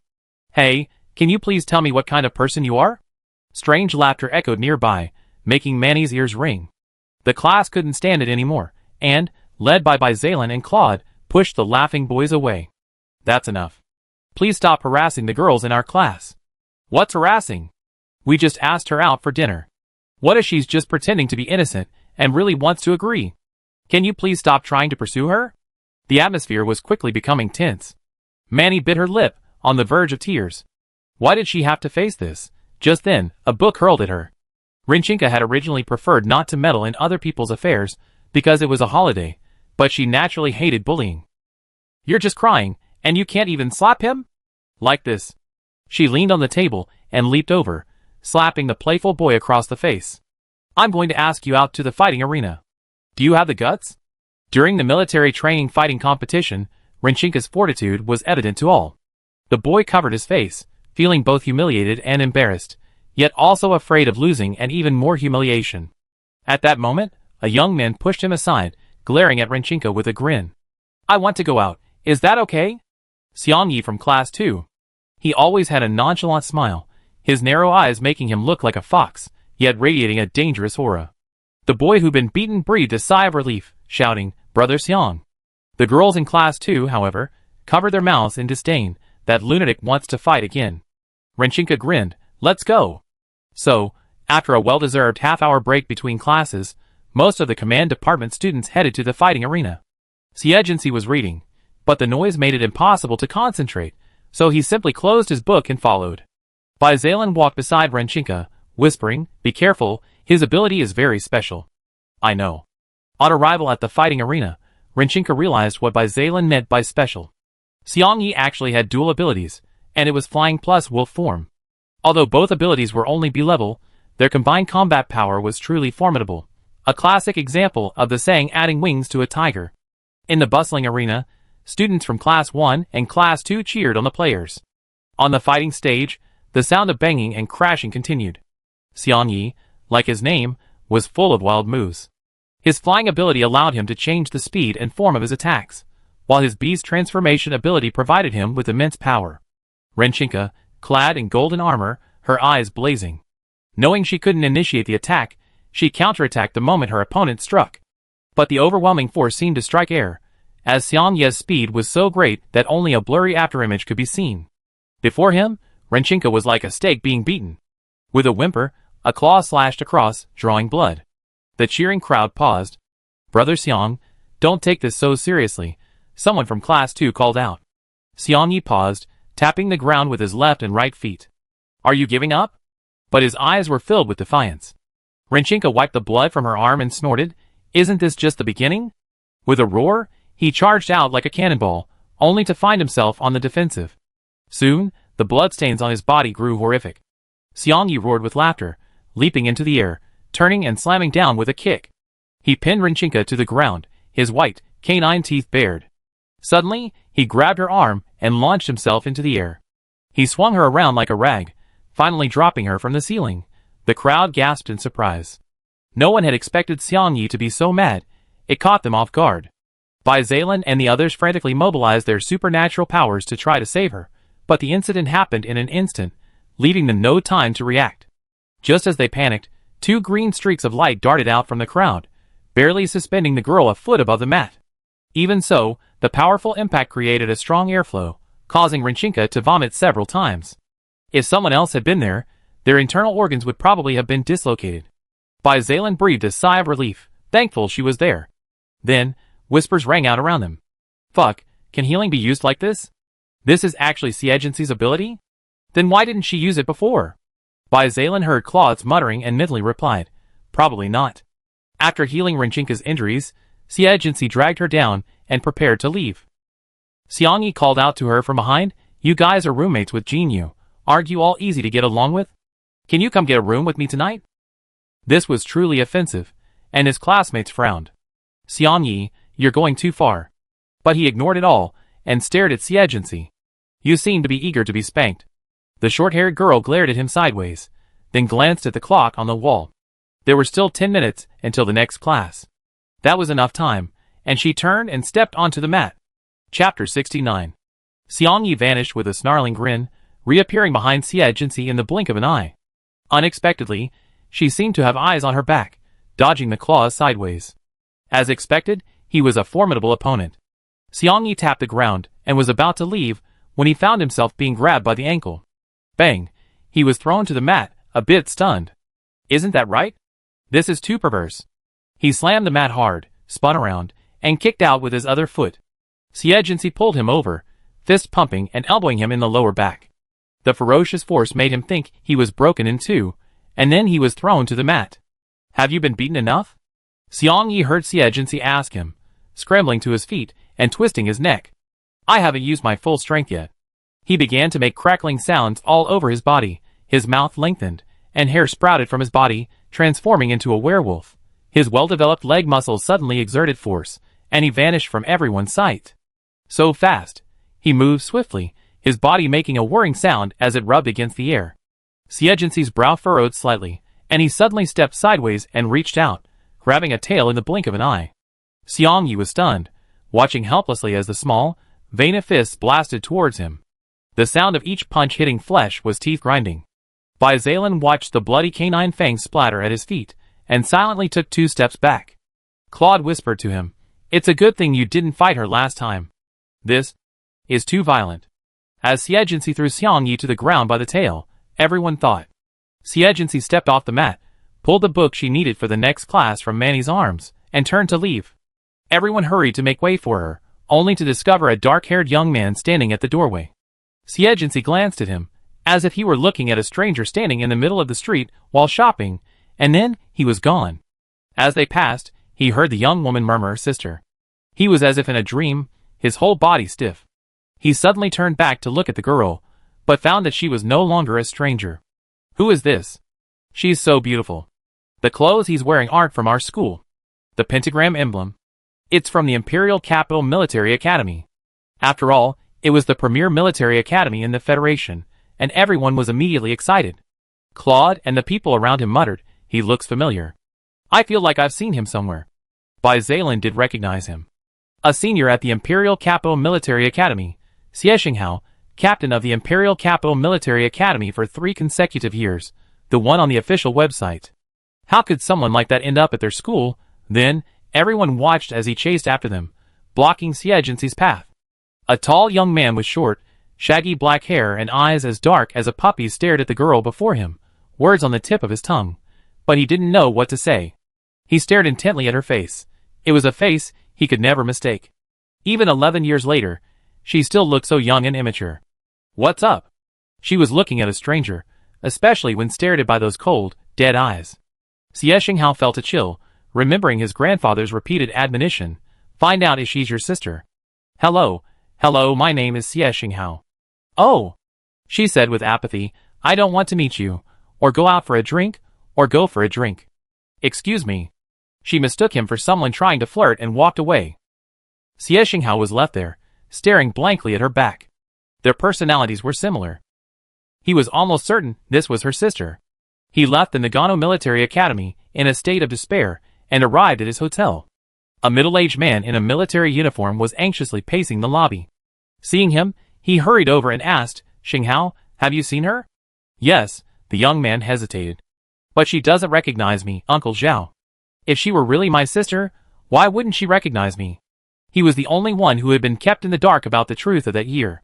And Zhao Jin, a colonel adjutant under Xie Zhonglin, was one of those who knew.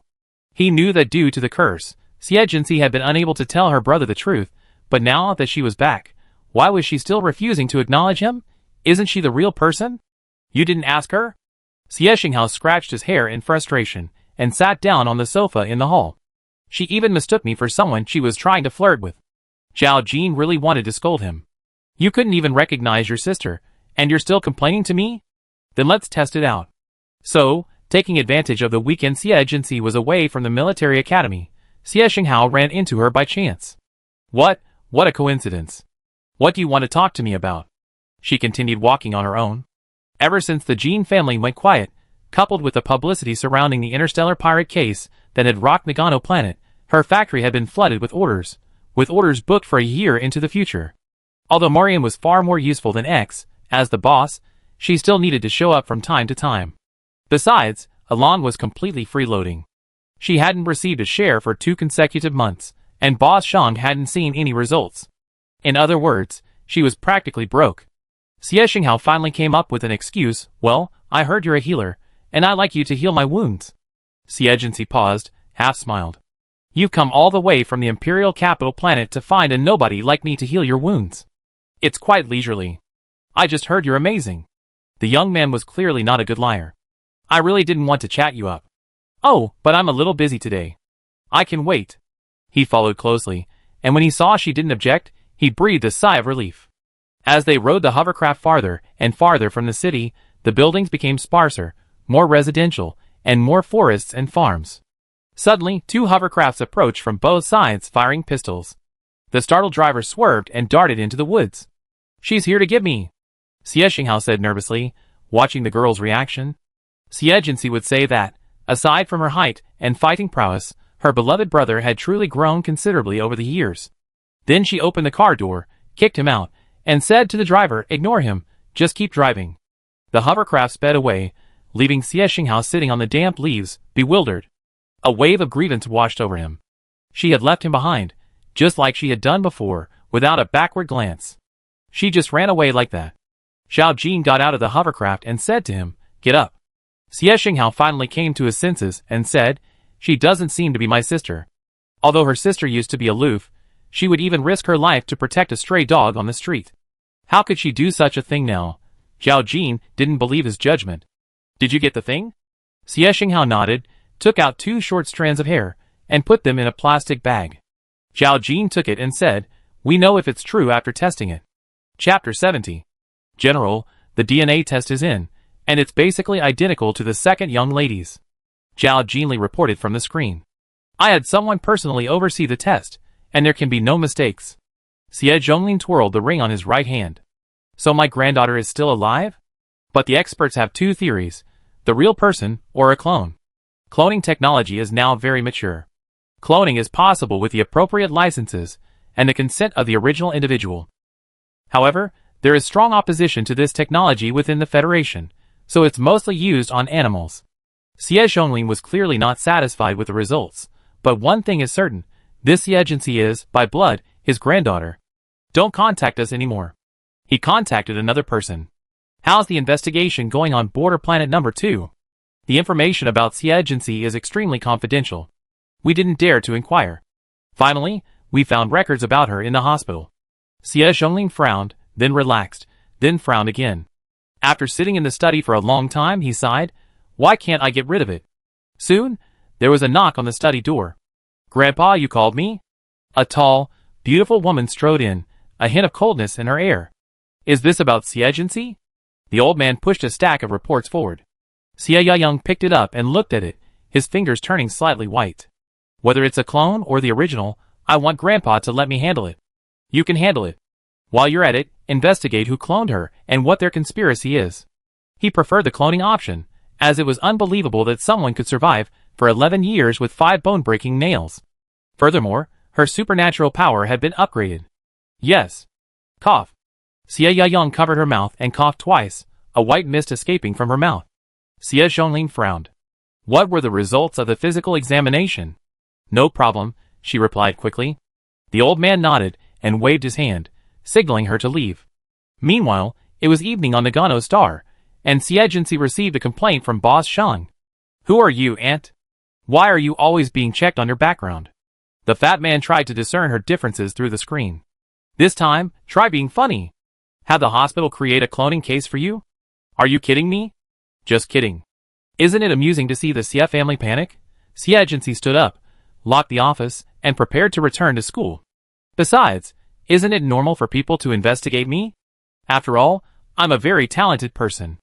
Boss Shan was speechless. In fact, he had checked her identity on Imperial Capital Star more than once, but there was no such person. Now that he thought about it, how could someone who had the ability to completely delete her information have such a simple background? Thinking of Xie Zhao's death, Boss Shan almost choked on the smoke before realizing, Auntie, you're not going to kill us all, are you? How could that be? You're not a dragon. The girl smiled, a rare smile, but it sent a chill through the screen to the fat man across from her. If there had not been such a deep gap between the Imperial Capital Star and the Border Star, Xie Jinxi's tricks would have been exposed long ago, and he would not have survived until now. But as luck would have it, back when she was at the end of her rope, X had lured her to a good place. The Xie family's temptation had passed so easily. Before returning to Imperial Capital Star, Xie Xinghao had come to see her, his innocent eyes wide open. I'm leaving. Why was the person before him a clone? Is his sister truly dead? What had happened back then? He had no idea. Goodbye. Xie Xinghao's heart sank completely. His sister would never speak to him like that. Looking at the young man's lost figure, Xie Jinxi sighed. Her good brother still had a long way to go. Another week passed, and Genie returned. No matter how powerful the Jin family was, they wouldn't allow her to take a long leave of absence. And then, there was the annual Military Academy Freshman Mecha Online League, which was about to begin. I had expected her to be furious and confront Xie Jinxi, but she simply wore a cold expression as she entered the room, ignoring everyone. Manny, who had been chatting and joking with Renchinka, felt a little embarrassed and quickly stood up. Jinyu, have you eaten yet since you came back? The door slammed shut, cutting off her greeting. Then a message popped up on her laptop. Aren't you having a great time chatting with them? Stay away from me. After that day, her father learned of what she and her brother had done and scolded him harshly. Who knows the background of the people on Bianhuang Star? How dare you run into them? And her mother made it clear, your marriage to the Bai family is completely off. Madame Bai no longer leaves any room for negotiation when she brings up marriage, but simply rejects it outright. Because the Bai family doesn't want a daughter-in-law who enjoys having fun. Upon learning that his daughter's life was in danger, the head of the Jin family, while furious, told the siblings to calm down and that he would personally handle the situation. With her father's intervention, Jin Yu knew she could rest easy. However, Jin Jing, who had joined in her mischief, was implicated and sent to a remote planet to be punished. The two conflicting parties strangely remained at peace, while Manny, caught in the middle, suffered greatly. Jin Yu ignored her and completely relentlessly dated men. She wanted to apologize, but couldn't find the opportunity. She was deeply devastated to learn that her part-time job at the library was gone. Why? Was I not doing well enough? She stopped the administrator in the library lobby and, ignoring the strange looks, asked with red eyes, I really need this job. You're doing a great job.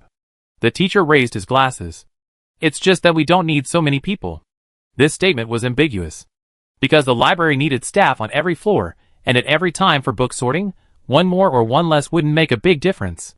Manny understood the reasoning, but she lacked the courage to pursue the matter further, and so she burst into tears. She knew it wasn't such a sad thing. She could find another part-time job if she lost it. It was just that she had been suddenly overwhelmed by some force. The teacher, a little embarrassed, glared at her resentfully, and shoved her way through the crowd. Renchinka had just come out of the room after borrowing a book, and seeing her, she couldn't help but stride over and pull her to a corner to sit down. Coffee and other drinks were provided, so students, who were tired of studying, could refresh themselves. What's there to cry about? Renchinka tore off a few scraps of paper, and wiped her tears. Manny shook her head. You don't know? I really need a job. At least to earn back my monthly food expenses. My parents are even considering taking out a mortgage on our house. Is it so miserable? Rinchinka tore off some more paper for her and said casually, looking for a part-time job? Cece's factory has plenty. Chapter 71. After Rinchinka finished her grandiloquent speech, she recalled the feud between Xie and Jinyu and rubbed her hands awkwardly. Is there? Yes. The girl's cold voice finally caught Jinyu's attention.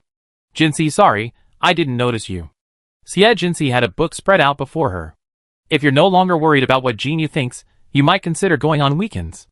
It's piecework, and the pay is at least 3 times what you get at the library. Manny was hesitant again, and Rinchinka was getting fed up with her personality. Sister, your family is so broke you can barely make ends meet, and you still care about this fragile friendship? Even if you get close to her, she might not even pay any attention to you. This was like a hammer hitting her head, and Manny was afraid Xie would change her mind. Tomorrow is the weekend, can I go? Then Xie wrote down his address and contact information. Morian will find you a suitable job. Yes. Then the atmosphere became a little awkward, mostly due to Manny's discomfort. She had once ignored someone, but when she was desperate, she accepted another olive branch. It seemed like she was being a bit too snobbish. Little did she know, it was all just her own fault. Tomorrow is the registration and preliminary rounds for the mecha competition. Aren't you participating? Rinchinka asked curiously. Although the Military Academy Freshman Mecha Online League bears the name of the Military Academy, it was actually originally a recreational competition open to youth under the age of 20 from across the Federation. It's just that the champions were all Military Academy students, hence the name of the Military Academy. The Military Academy welcomed the success of this competition, and has even opened a registration channel on its official website. Besides the organizers' rewards, they also offer additional prizes for the victorious Military Academy students, turning it into a semi-official, semi-entertainment competition. I heard the winning team and individual will get to participate in planetary development internships during winter break. What a rare opportunity. But Manny, preoccupied with making money, shook her head decisively. I just go for the fun, so forget it. Fine. Rinchinka held her face in her hands, dejected. Cece isn't going either. How boring. The atmosphere brightened. Zalen, who had overheard something while passing by, plopped down next to him. Are you going to the Mecha League? Have you chosen your teammates? No, squad leader. Do you want to team up with us? Rinchinka and him were close friends, like buddies. Come on. Zalen said cheerfully. Actually, I've been wanting to ask this for a while now, but I was worried your dorm had formed their own team and wasn't planning on participating in the team competition. Where are your roommates? The 3 of them have already formed one. They know I want to win, and they all said they don't want to drag me down. He rubbed his hands excitedly. I heard from my brother that we're going to the energy mining planet this time, so a lot of people are watching. With a snap, Xie closed his book. Are you still short of people? Yes. The 2 replied in unison.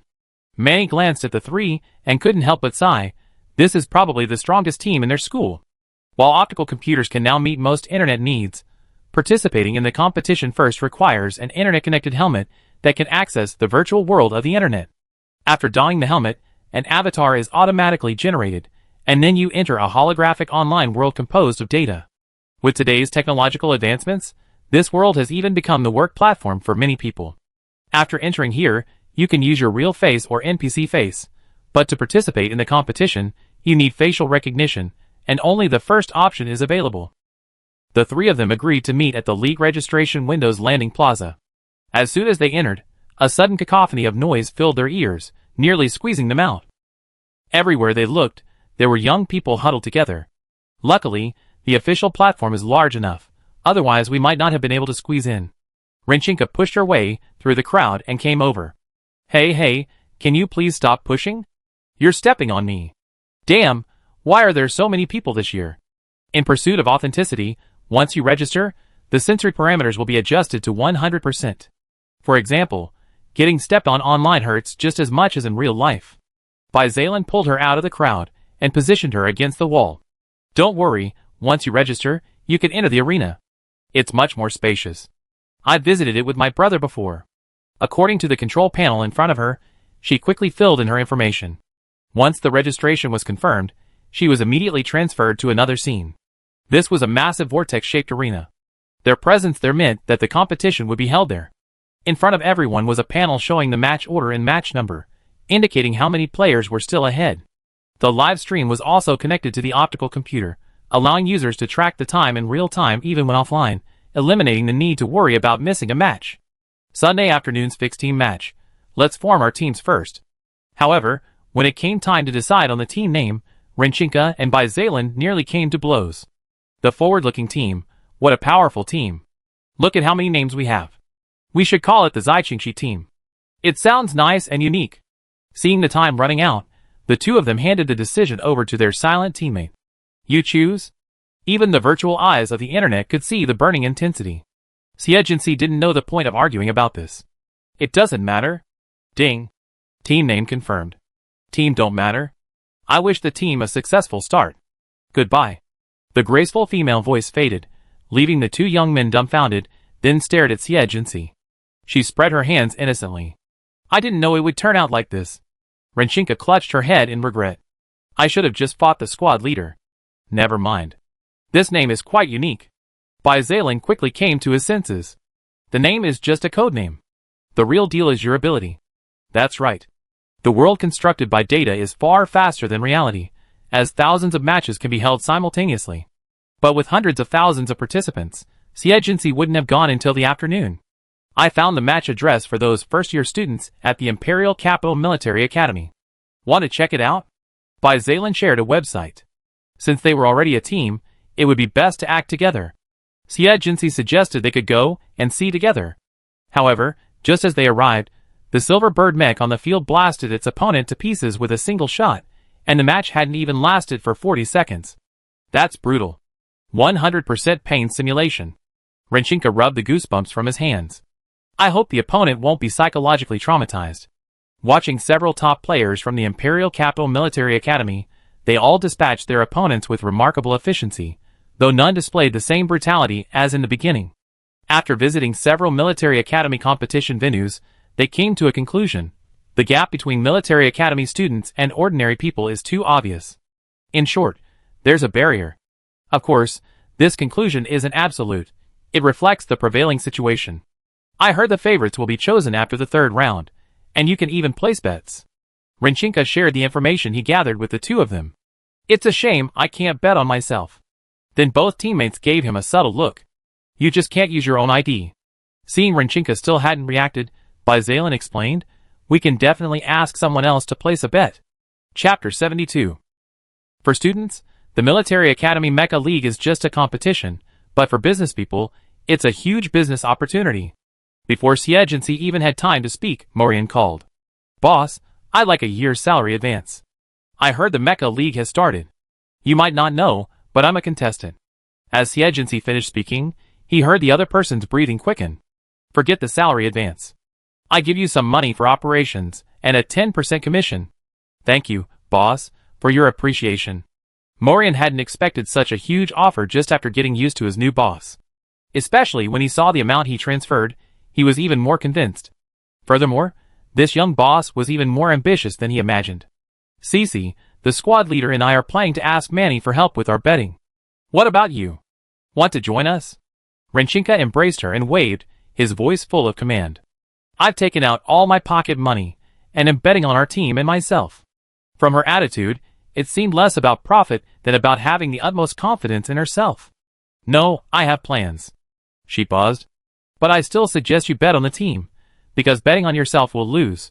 Why? Xie simply gave her a meaningful look. Bizalan sighed and explained, Jinxie means, she will be the individual champion. Then the two of them were in a state of confusion again. After exchanging a glance, they silently requested a refund for their own bets. Squad leader, you don't have confidence either? Yeah. After listening to the two's explanations, Manny hesitantly offered a suggestion. Actually, it seems you could bet on Jinxie. Xie was the first to enter the match. Before entering, she was given 5 minutes to choose her mech type and weaponry. She simply selected the most standard, basic humanoid mech, without changing her equipment at all. Then, she clicked OK and entered the arena. The scene changed to the cockpit of a D-class mech, its feel and detail faithfully recreating the real thing. No wonder it has been held continuously for nearly a century. The countdown to the match began ticking. The opponent, also a humanoid mech, had typed a provocative message on the match panel. Which military academy are you from? Don't cry if you lose. With a ding, the countdown ended, and the opponent immediately unleashed full fire, snaking towards her. Xie captured his movements on the display and input a command. The mech immediately sheathed its sword and replaced it with a shield, blocking his shots with incredible speed. This person excelled at agile movement and long-range attacks, each arm equipped with a laser and a gun, even sporting a high-powered electromagnetic cannon for his chest. Since this was the case, a close-range attack was necessary. Her fingers flew as she typed commands on the console, and the 5-meter-tall mecha transformed into a nimble lump of metal, nimbly darting across the battlefield with its shield held high. The opponent also seemed wary of her approach, firing at her while keeping their distance. However, each shot seemed to strike her shield with pinpoint accuracy, and with Xie precise shot, his next strike was deflected. Just as he was about to adjust, a large knife suddenly appeared on the display, slashing into the cockpit and stopping just 5 centimeters from the tip of his nose. Although the sharp sound of the wind could not be heard in the online world, the icy gleam of the mecha's broadsword could be seen up close, causing his eyes to widen. A certain degree of cockpit damage would result in a failure. After the prompt to log off, he removed his cyber helmet and discovered that his crotch was wet. Xie won the first match, and her exquisite appearance and petite figure created a sensation on the field. This quickly made her a popular candidate. Is this the top scorer in the Nagano Military Academy's military training? A lazy voice echoed from the viewing platform. She looks like a stunted dwarf. Glanes, I think you could be more polite. A black-haired, bespectacled young man was browsing the internet. No one was optimistic about this Miss Xie when she enrolled, but she's more than capable of surpassing Major Bai's younger brother. Well, she may have some talent, but luck definitely played a large part. The figure called Glanes, seemingly boneless, braced himself against the railing. Glanes, did I ever tell you not to judge people by appearances? The other tall, silent young man spoke with a stern expression. His cold, commanding gaze made Gran stand up awkwardly. The captain is right. The three of them left as they spoke. As they passed by Zaylan, the black-haired young man nodded and smiled slightly before walking away. Zaylan then released his grip on Renchinka's hand. Why don't you let me beat them? Renchinka gritted her teeth in anger. Didn't you hear them cursing at Cece? I heard it. Zaylan frowned. First of all, it's 3 against 2, we can't win. Secondly, there's no point in fighting here. We might even be disqualified for a violation. Most importantly, in the face of overwhelming strength, all harsh words are meaningless nonsense. Although she accepted Zaylan's explanation, Renchinka couldn't contain her anger. When Xie returned, she ranted about those people. The result was a oh. Huh? Cece, how come you're not angry at all? It's simple. If you're nagging, chop your hands off. If you're being mean, slap your face. Renchinka was speechless with admiration. Zaylan, impressed by her style, explained the individuals involved. They should be the S-rank freshmen from the Imperial Capital Military Academy this year. I heard that Captain Robert Klein scored 95 on the entrance exam and is already at level 5, just like you. She had expected her reaction, but Xie unexpectedly asked, is it the Rose Marquis Klein family? I heard he was raised on an alien planet and brought back when he went to college. I know who he is. Huh? Isn't that what I'm explaining to you? Zaylan felt like he sometimes couldn't keep up with her train of thought. In this elimination-style competition, the three advanced quickly, round after round. The team competition was even more unstoppable. The competition, held on the weekend, became one of the hottest topics in the Federation that quarter. A month into the competition, after the third round, Renchinka excitedly approached the two, holding a laptop. The 3 of us are all favorites for the individual competition, and our team is also on the list. She was overjoyed, jumping up and down with Zaylan. Xie continued to observe the other contestants and discovered that the audience voted, and the official announcement was based on the candidates' performance. The primary factor was the time they finished their competition, followed by their ranking within the military academy or their previous strong performance in online mecha competitions. Based on my competition data and school ranking, I shouldn't be ranked this high. She pondered the reason. They both stared at her face. Cece, are you really not sure about your appearance? Chapter 73. Xie understood. I see. Zaylan scrolled through a few more pages and discovered they were all video clips featuring her. Once you become popular, many online streamers will probably broadcast your matches to boost their traffic. Then the two noticed her expression grow serious. What's wrong? They didn't pay me the copyright fees. Xie Jinxi opened her address book and found Mayan. Arrange for someone to do the live broadcast for me. Don't even think about taking the profits that should belong to her. In other words, you're not getting it for free. Then he turned to Rinchinka and Bizalan. I plan to live broadcast the team matches as well. We split the profits evenly among the three of us. If you also want exclusive personal live broadcasts, I can arrange it and take a 20% commission. What are your thoughts? Her expression was so serious that the two nodded involuntarily. Xie Jinxi asked Ma Yan to draft the contract. After giving her instructions, she was met with the stunned expressions of Rinchinka and Bizalan. So you're actually this kind of person, Cici? This left her a bit bewildered. What else? You should be aloof and indifferent, the kind who wouldn't bat an eyelid even if 10 billion yuan was placed before you. Xie Jinxi was speechless at Rinchinka's dreamlike description. Large-scale competitions like this are like a gold rush, and as the competition enters its middle and late stages, the intensity intensifies. Today's team competition lasted for the first time over 2 minutes. The livestream host diligently edited the title, using it as a selling point and working hard to build momentum. This is unprecedented. Team No Matter lasted over 2 minutes for the first time. As the match slowly drew to a close, we gradually encountered some strong teams. I don't know if this was orchestrated by the organizers, but the match was undoubtedly exciting. After the three players left the competition, the streamer quickly approached with their equipment to interview the real players. As usual, they asked a few questions. Instantly, the comments became lively. Get out of the way. I want to see my wife, Cici. Goddess. Goddess. I love you all. Have those who call someone wife never seen a woman? How can you call my goddess my goddess? Fraud Ro confesses to my Kiki. Lan Shin. After a brief interaction, the three left. With only half an hour of live streaming each day, plus the solo streams for the individual competition, the total was less than an hour, but the income was considerable. Looking at the daily bill, Rinchinka couldn't help but sigh. I feel like after this competition, my entire university tuition will have been covered. Bizalan agreed. In terms of livestream popularity, we're now at the top of the heap. Above them were the even more famous Imperial Capital Military Academy players, the top streamers and official accounts that specialized in live streaming mecha games or competitions.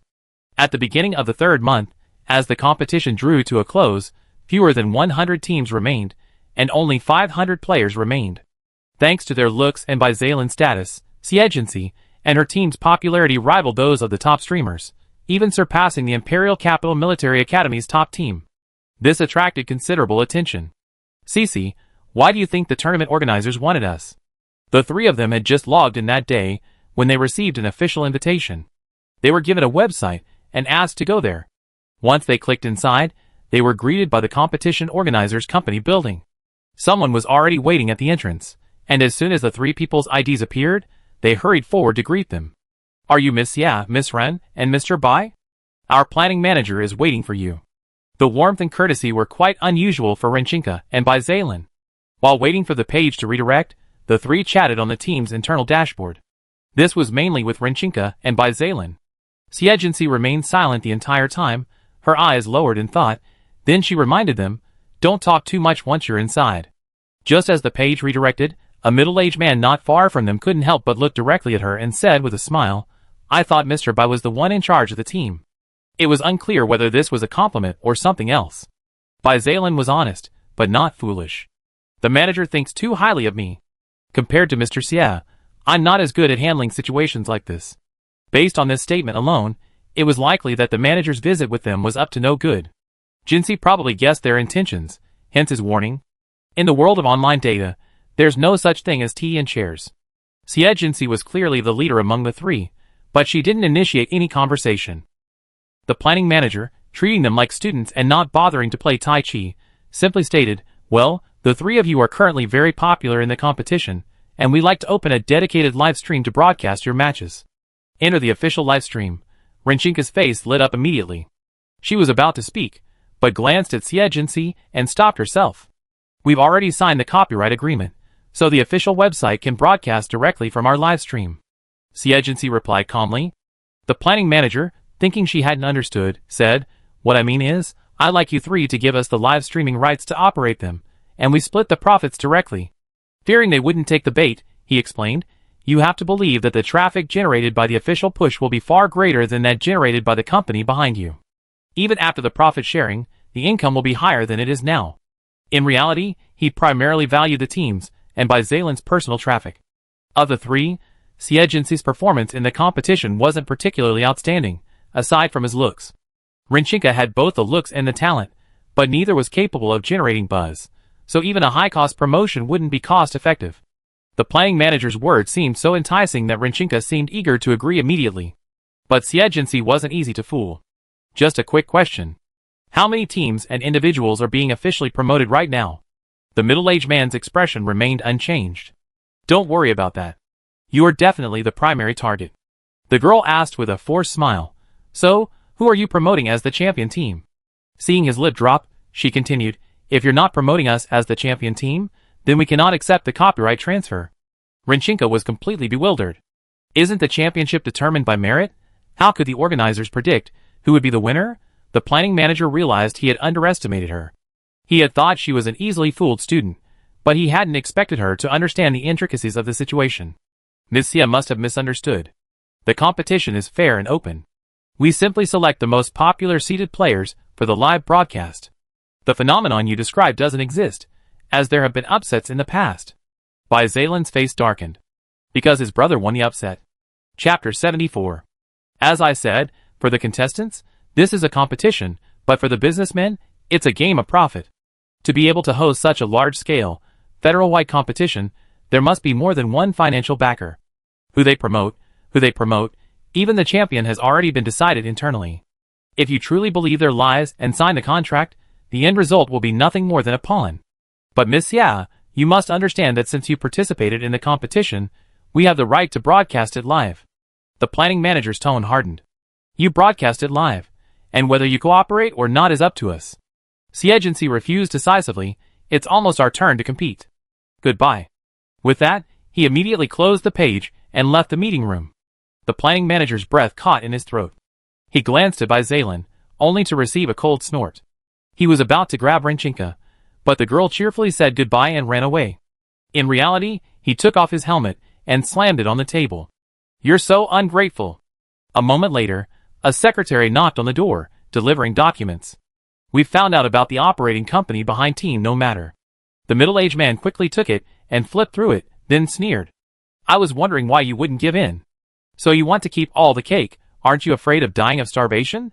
The three of them returned to the competition. Rinchinka still didn't quite understand. Why don't we agree? Xie, thinking it was in the best interests of all three of them, told her bluntly, if you agree, we have no chance of winning the championship. Huh? Why? This silly girl, Bai Zaylen sighed helplessly. Let me explain. Rinchinka looked at him with curiosity.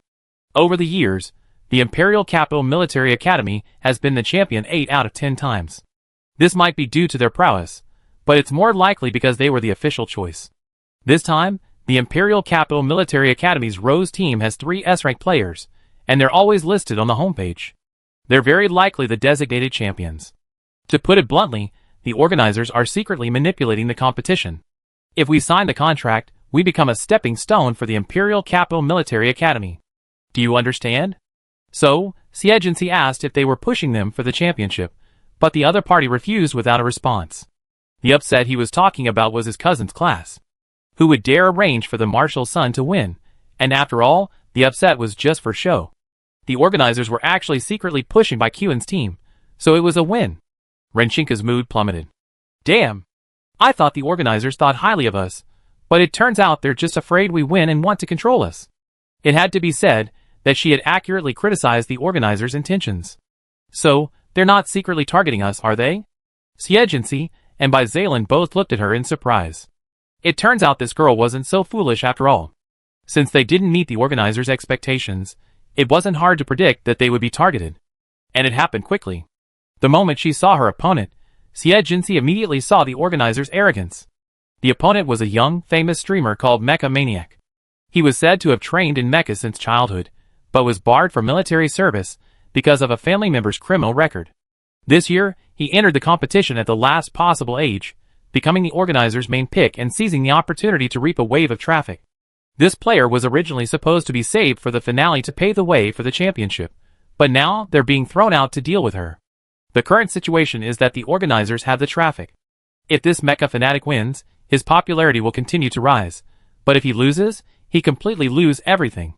And Xie, win or lose, will ultimately pay the price. To the audience, this is the result of a random match, but to investors, there's clearly more to it. Ma Yan saw the rising popularity, and although he had been notified by his boss in advance, he still felt a pinch in his sweat and called the streamer through his headphones. Don't let the trolls lead you. At this moment, the barrage of comments filled the air with comments like, the mecha fanatic is definitely going to lose. Xie is #1 in the world. The mecha fanatic is clearly no match for Xie. If he loses, quit the internet cafe. Such comments were clearly trolling. This quickly drew the ire of Mecha Maniac's fans. What's going on? You're promoting your goddess, but why are you slandering my idol? Xie's fans are going too far. Everyone calm down. They're just trolling. The streamer quickly had the operations team kick these people out, appearing cheerful and harmonious. Competitions are inherently win-lose. Skills speak for themselves. Discussions should be focused on the topic, not on personal attacks. But this didn't satisfy Mecha Maniac's fans. They felt that this newly emerged student was simply riding on the wave of attention. Little did they know, their main character was even more frustrated. Why should he be pitted against a newbie? He seemed to have a bit of traffic, who wouldn't know it was engineered by operations. He was still waiting for a match with the guys from the Imperial Capital Military Academy. That was the biggest hit.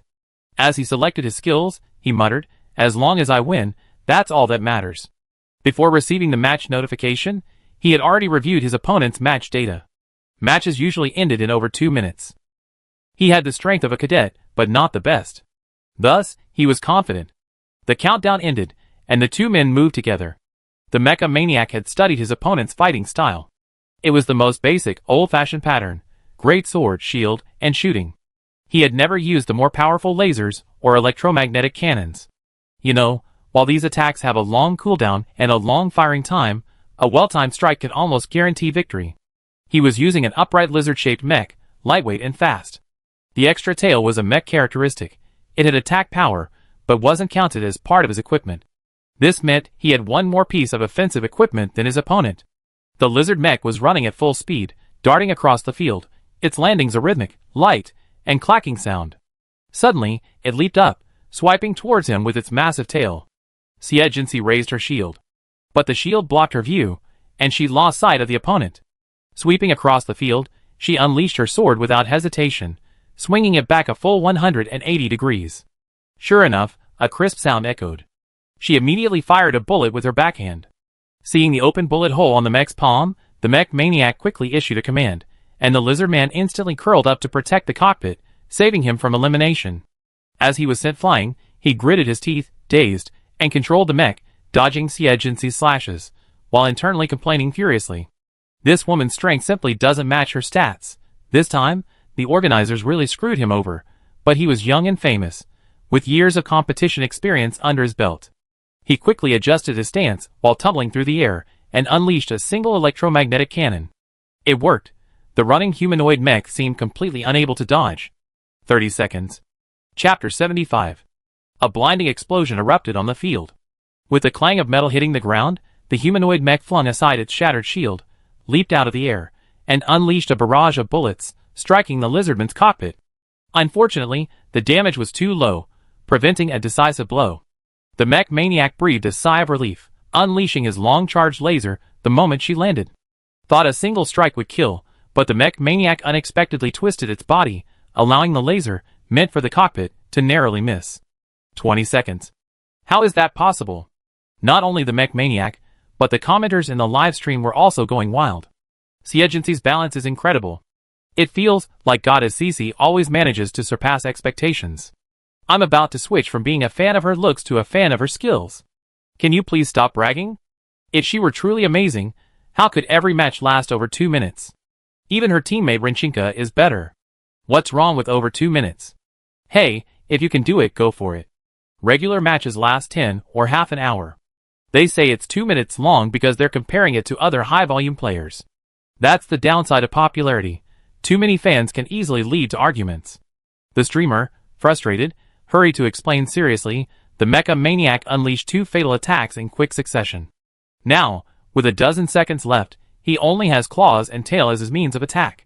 And Xie, with her shield shattered, only has her great sword and shooting, which is somewhat better than the former. After a pause, he added, if you can finish the match while the opponent is charging their attacks, that's undoubtedly the best option. As if to confirm his hypothesis, the humanoid mech swung its great sword and attacked suddenly. Its swift and agile movements were surprisingly able to match the lizardman's speed. Many people expressed confusion. How could a humanoid mech possibly outrun a lizardman? The streamer, stunned, quickly said, it's possible. If Xie could anticipate the opponent's movements, he could catch up in the shortest possible time. Clearly, this was the correct explanation.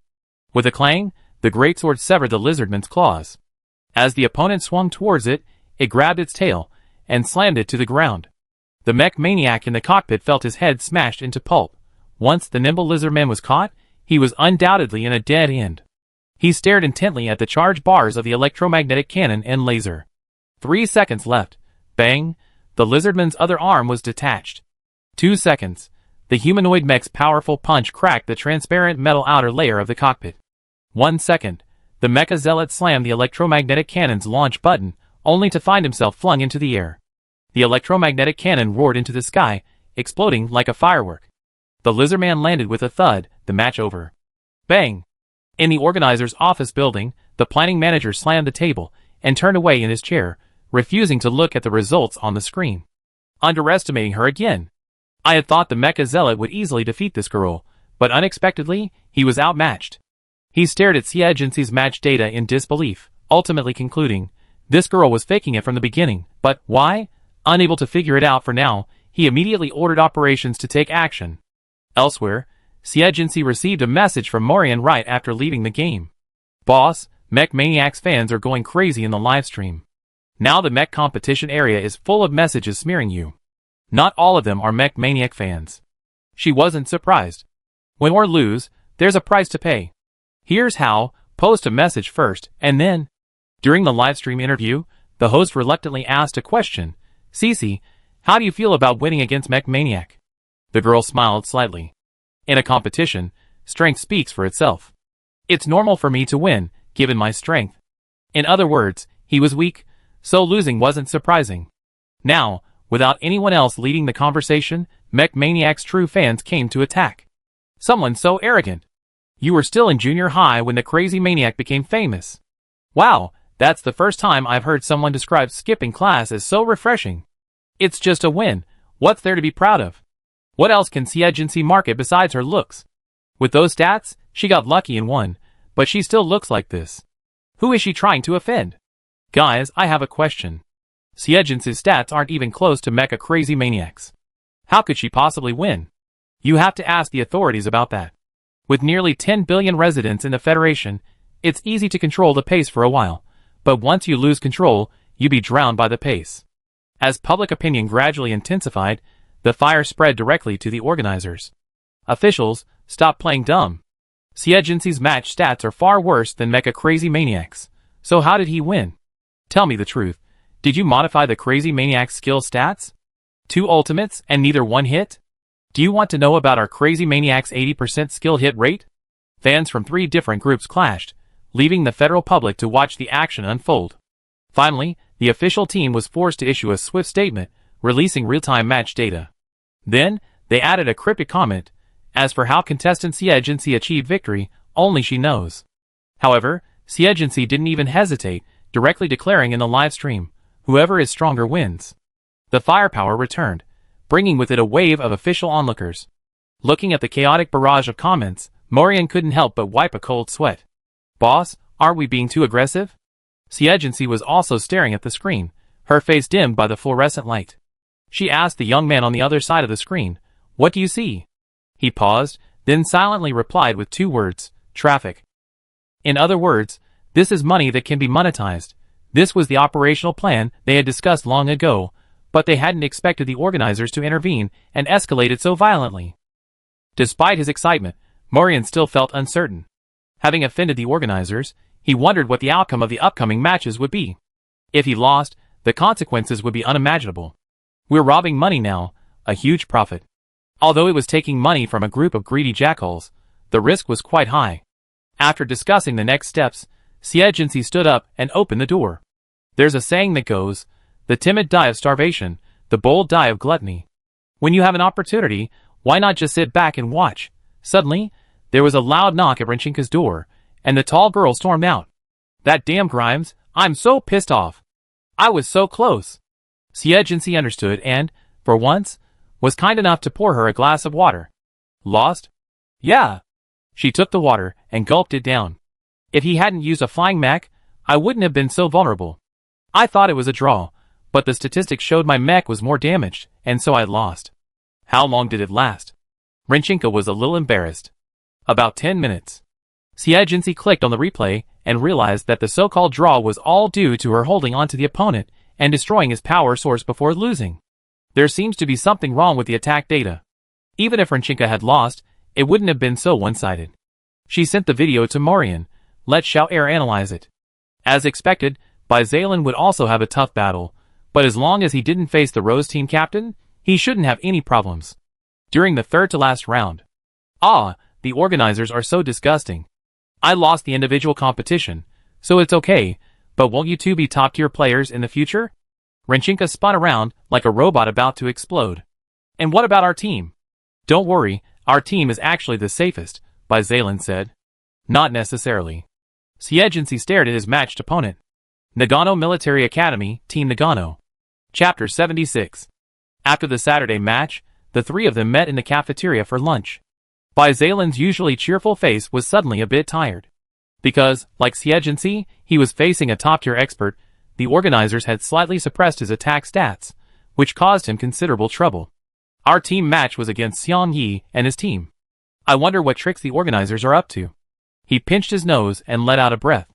I had originally thought of this as a fair competition based on strength, but because I was blocking someone from making money, the very word competition became tainted with intrigue.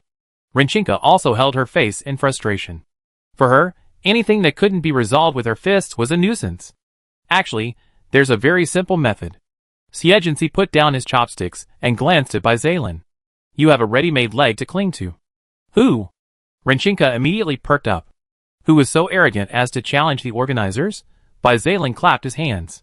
Yeah, why didn't I think of that? He looked at Xie with a delighted expression. I have him watch your match, too. That's not necessary. Yes, we're teammates, after all. But when they checked into the competition the next day, Baizalen scratched his head awkwardly and said, well, my brother said it wasn't convenient.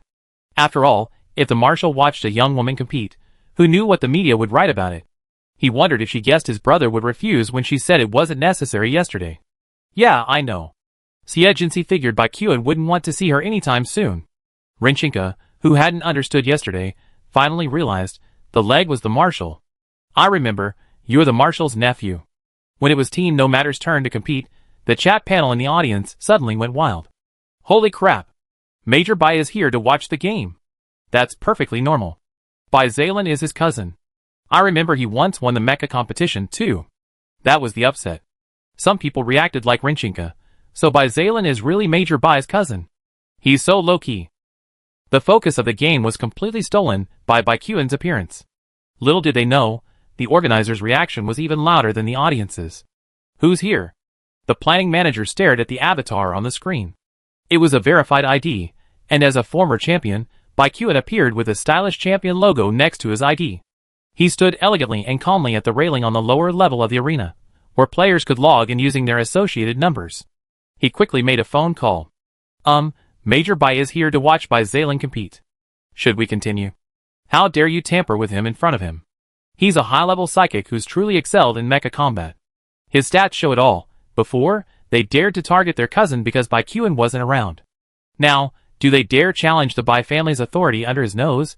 If he raises a question on his account, his fans will flood the official website with complaints. So, without any disruption from the organizers, the competition went smoothly. The map they drew today was vertical and horizontal ravines. To facilitate their movements, Renchinka chose the snake-shaped mecha as the primary attacker, Baizalen chose the lizard-shaped mecha as the upper-level support, and Xie remained in human form, providing support for both of them. Cici, we meet again. During the break before the official start, A teasing voice message came from the other side. It was Xiangyi. Ever since I was defeated by you last time, I've been dreaming about you. Finally, I get to play you again. Thank you, organizers, for arranging this. His fierce and powerful style made him a popular player, but his popularity was only in the upper middle of the pack, not causing much of a stir. Renchinka trembled as he adjusted his mech skill configuration. Huh? This is perverted. Xie frowned. Ignore him. The preparation time ended with a ding. Both teams entered the terrain area simultaneously. The crisscrossing lush gullies resembled a giant puzzle, whimpering as the wind blew through them, and the yellow sand occasionally swirled, obscuring the view. The spectators could see the two teams' routes from a bird's-eye view, while the competitors could only see their own positions on the map. Team No Matter did not advance immediately, but instead communicated internally via voicemail. I go explore the route first. The lizard mech clung to the rock face, and Xie scrolled through the map. They should be using their spider mechs to search for enemies. If I confront them head-on, I shouldn't have any trouble. Well, don't run too fast. I'll be right behind you. Renchinka, often more meticulous at times like these than in real life, asked Xie, where's Cece? All three of them were experienced, each choosing their own mech and coordinating with their teammates. There wasn't a single person in complete command. I'd be on guard against Xiangyi. After roughly formulating their strategy, the three of them immediately dispersed. The host's excitement grew. They've started moving. It's clear their coordination is as seamless as ever. The livestream was a mixed bag of fans and haters, with some just jumping in to watch yesterday's trending searches. Besides the audience's perspective, the players' cockpits were visible. Players could even reveal their control panels if they chose. And today, Xie chose to do so. Fuck. Xie actually revealed his control panel. Is he that brave? Come in and learn how to operate. Come on, a freshman. What can you possibly show off? I made it to the third to last round of the individual competition. Why are some people being so jealous? The barrage of comments had been anticipated, and the streamer, as agreed, ignored them. He stared at the screen, suddenly agitated. It looks like Xie will encounter the opponent's Warhawk mech first. He's encountered it. Both sides immediately exchanged missiles. Hidden in the dust and smoke, Xie took the lead and gained a favorable position. Chinka, here are the coordinates. Here it comes. Renchinka's snake-like mech moved at breakneck speed through the ravine.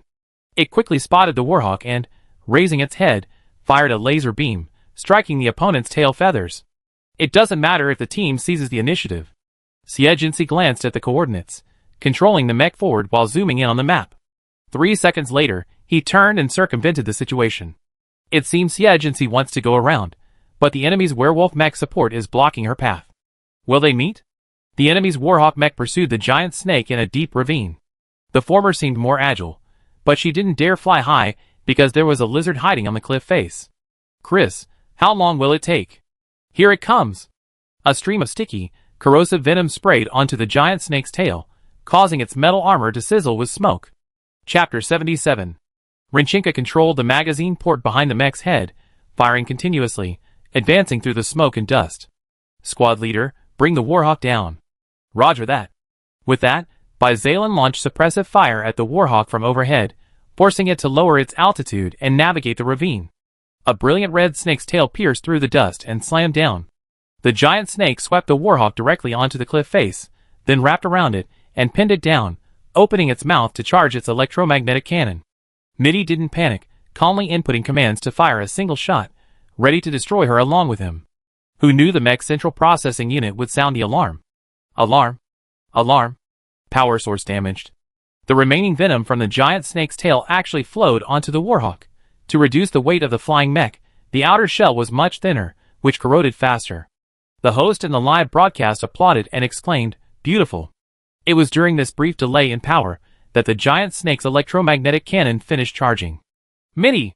Chris, piloting a spider mech, attempted to rescue her, but was stopped by a volley of bullets fired by a lizard on the cliff face. The two immediately engaged in a chase across the cliff face. With a bang, Renchinka dispatched one of her opponents. Just as she was about to support Xie, a wolf-shaped mech leaped down from a stone pillar. The long-charged laser pierced the giant snake's head with lightning speed. The cockpit lay nestled in the snake's neck. Renchinka watched the laser beam descend from the cockpit, her hair standing on end. With a swift swipe of her tail, she swept the werewolf down. Turning around, she saw no trace of the enemy. Instead, the cockpit glass had been shattered by a claw from the enemy. The snake's purpose in moving quickly through the ravine was to move quickly, but now it was being played around by the enemy. The barrage of comments faded, their attention drawn to the competition. The enemy werewolves are so fast. That Rinchinka is amazing.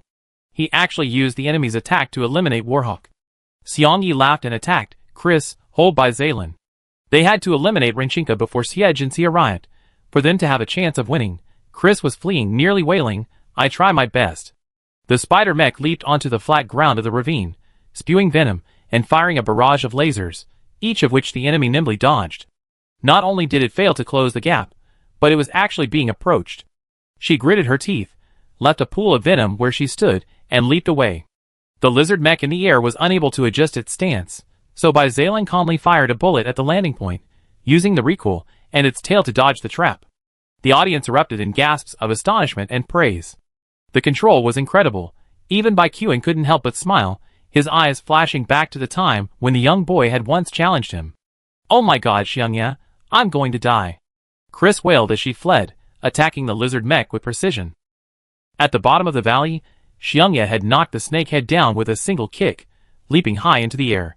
His claws retracted into double-edged scimitars, the specially crafted metal blades capable of easily slicing through the cockpit. Rinchinka, overcoming the feeling of weightlessness, rapidly inputted commands. But the heavy momentum of the snakehead's fall caused her hand to leave the console. Too late, a large sword flew from behind, sending the falling werewolf flying. The host immediately zoomed in. Xie Jinxi's here. The silver-white humanoid mech raced towards them at full speed, firing fiercely at the flying werewolf. You get out of this fight first. Xie Jinxi stepped over the giant snake and was about to attack when he suddenly stopped and raised his shield, blocking the red beams that shot out from the smoke. Then, his fingers flew, he pulled the joystick and leaped back, dodging the werewolf's scimitar's downward swing, while simultaneously firing a bullet. Holy crap, that prediction is amazing. It's amazing, but without a great sword, how can she fight a close-range werewolf? The werewolf rushed at the bullets like crazy, grabbed the humanoid mech's ankle, and swung it away. The mech flew off the cliff face, sparks flying. Xie Jinxi practically slept in his chair as he operated it, deftly controlling the mech's balance. The iron lump, like a nimble martial artist, rolled several times before landing next to the great sword and immediately grabbed the sword to block the werewolf's scimitar. The two mechs then engaged in close combat. Fists, kicks, and gunfire, back and forth. The great swords and scimitars were a dazzling spectacle. The people in the live stream room stared at Xie Jinxi's fingers, moving so fast that only shadows could be seen, and fell silent. He input commands so quickly, with a clear attack sequence and even switching attack modes. Who said Xie Jinxi couldn't show off? The humanoid mecha fought the werewolf to a 50-50 draw. So they can be so arrogant, they have the capital. The host finally understood the reason for Xie Jinxi's response yesterday. In the face of absolute strength, all arrogance becomes justified. Hate fans were speechless, and passers-by turned fans. This reversal was a huge hit. The werewolf had high attack and low defense. After being hit by another sword, the connecting strap on his leg snapped, and his center of gravity immediately shifted. It was this mistake that Xie Jinxi seized upon, and cleaved the cockpit with his sword, eliminating him. Elsewhere, Zaylin also defeated the spider mech. Team No Matter successfully advanced. After the match, Baikuan was about to leave, his time being precious. Just as he was about to exit, a voice called out to him. Major Bai, are you here to watch the match? Turning around, he saw an acquaintance he hadn't seen in ages. He nodded with a polite smile. My cousin is competing here. Miss Xie, are you taking a break today? Yes, I heard the mech league is almost over, so I came to see it. Xie Yayang gazed at his handsome face and smiled gracefully. Behind her, Zaylin and Rinchinka's laughter echoed, along with a nonchalant him, causing her grip on the railing to tighten slightly. I have something else to do, so I'm exiting now. With that, she clicked exit, and the avatar vanished. Brother, who are you talking to just now? Zaylin trotted over, his white teeth flashing a conspicuous smile. Have I gotten better? Like a large dog begging for praise. Baikuan patted him on the shoulder heartily.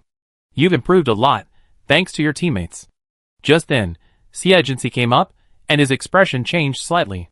He said, I have something else to do, so I leave first and left. Eh? Why are you in such a hurry? Zaylin muttered, looking at Xie Jinxi. Aren't you his savior? Why didn't he say a word to you? She smiled playfully. Maybe your brother is shy? Facing Bizalin's choked face, Renchinka chuckled along. The atmosphere was relaxed, but the planning manager was the one suffering. He was summoned to the company's senior management for a lecture. Hurry and find a way to get him out. If you don't do a good job, think about whether you can bear the consequences. After a barrage of scolding, the planning manager bowed like a grandson and left. After scolding his secretary in the office, he contacted two people. Next week is the individual semifinals. Could you please personally take on Bizalin? As for Xie, I ask Sue to take care of her. What do you think? Sure. Chapter 78. No one expected that the Mecha League's individual semifinals would be dominated by only Imperial Capital Military Academy and Nagano Military Academy. In the past, there were at least some major streamers from other military academies or the League, but this time, they were completely overshadowed by the freshmen from these two academies. Which champion would emerge as the clear winner seemed inevitable, so the runner-up became a hot topic online. Some said it was Bizalin, others Su Xuan. Xie had the lowest support, as her performance was only mediocre compared to the other three. If Xie wasn't so pretty, who would pay attention to her? That's quite interesting, the guy above. Top 4 in the league, and you're telling me no one's paying attention? Come on, she only knows how to use a humanoid mecha, and uses the most basic skills. How good can she be? How can she compare to Robert Klein? Su Xuan can easily beat her. Brother, didn't you watch last week's live broadcast? Otherwise, you wouldn't be saying such things. The internet was abuzz, but the few people preparing to leave were remarkably calm. Because it was the semi-finals, it was a single match, starting with Bizalin versus Robert Klein. Renchinka, anxious enough to watch Bizalin's movements himself, waited for the countdown and asked, Cece, Major Bai, do you think the squad leader can win? Xie looked at the two men preparing on the screen. Unless he seizes the initiative, he has no chance. It's very likely he won't win.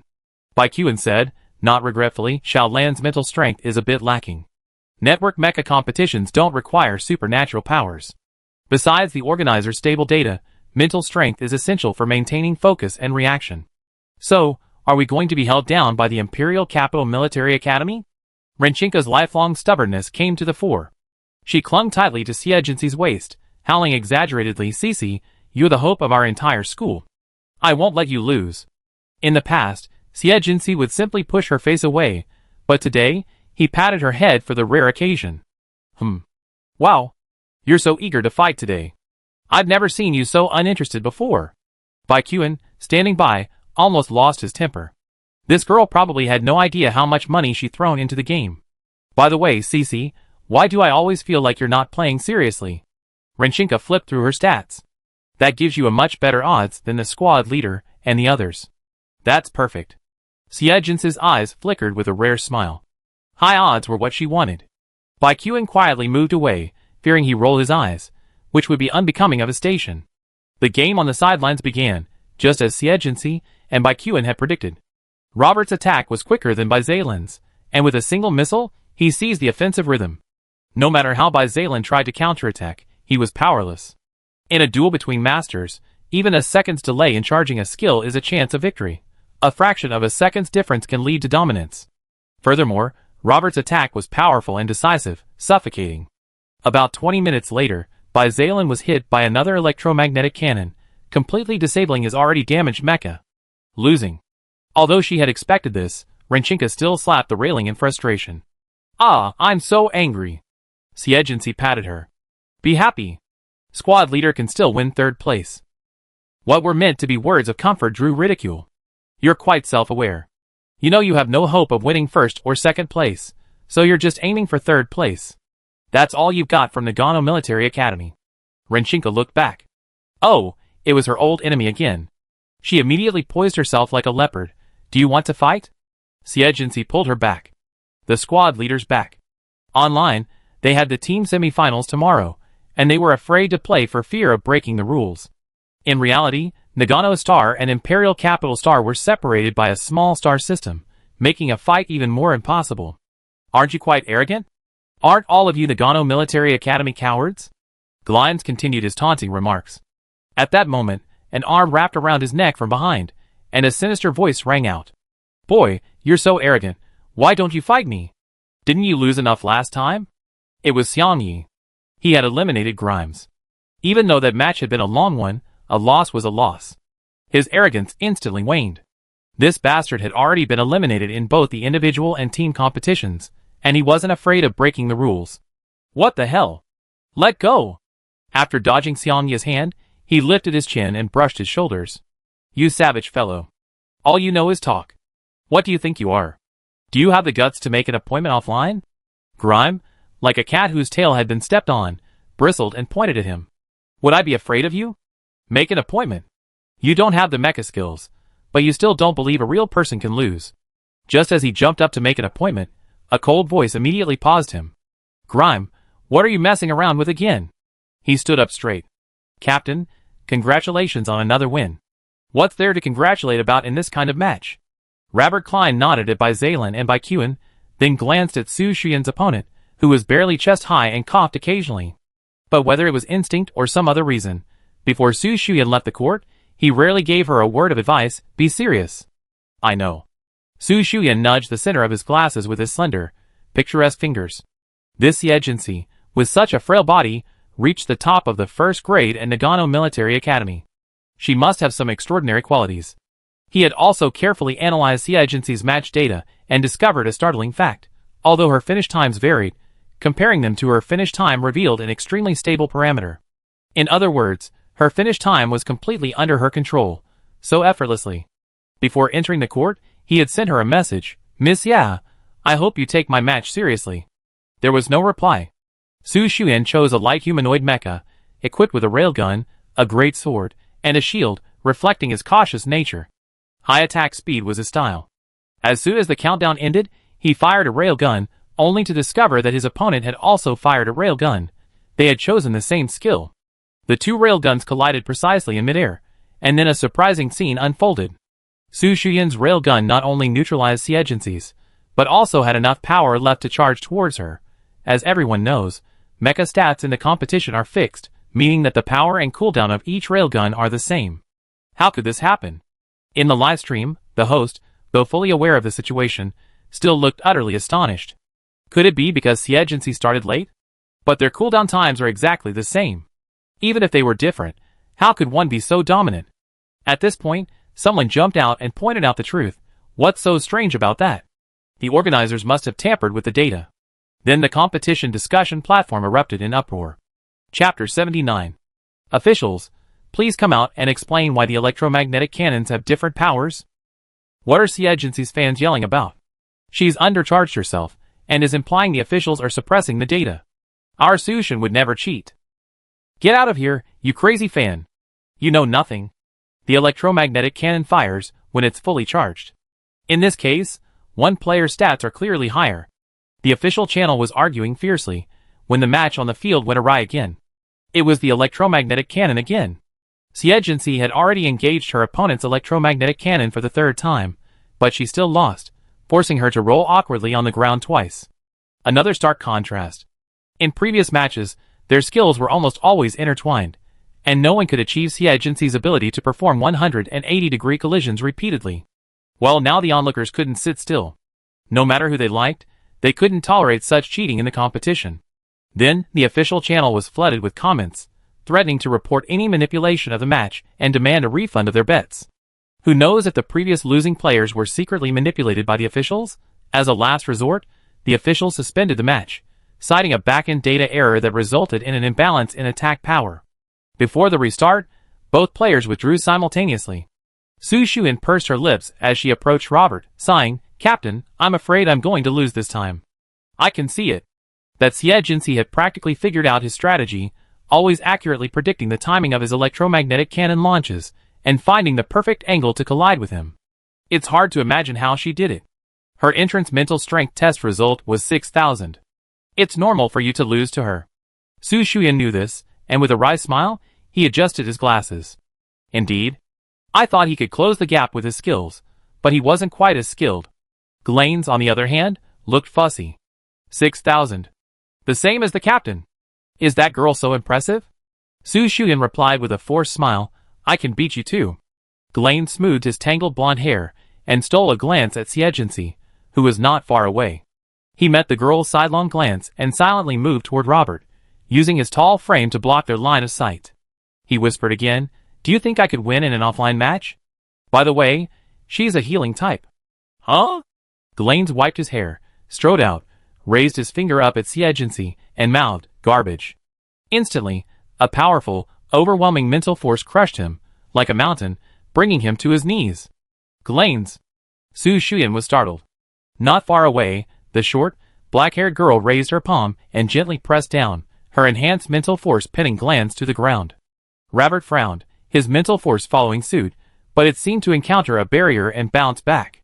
Xie didn't even turn around the entire time. "Watch your dog. If it happens again, I destroy him."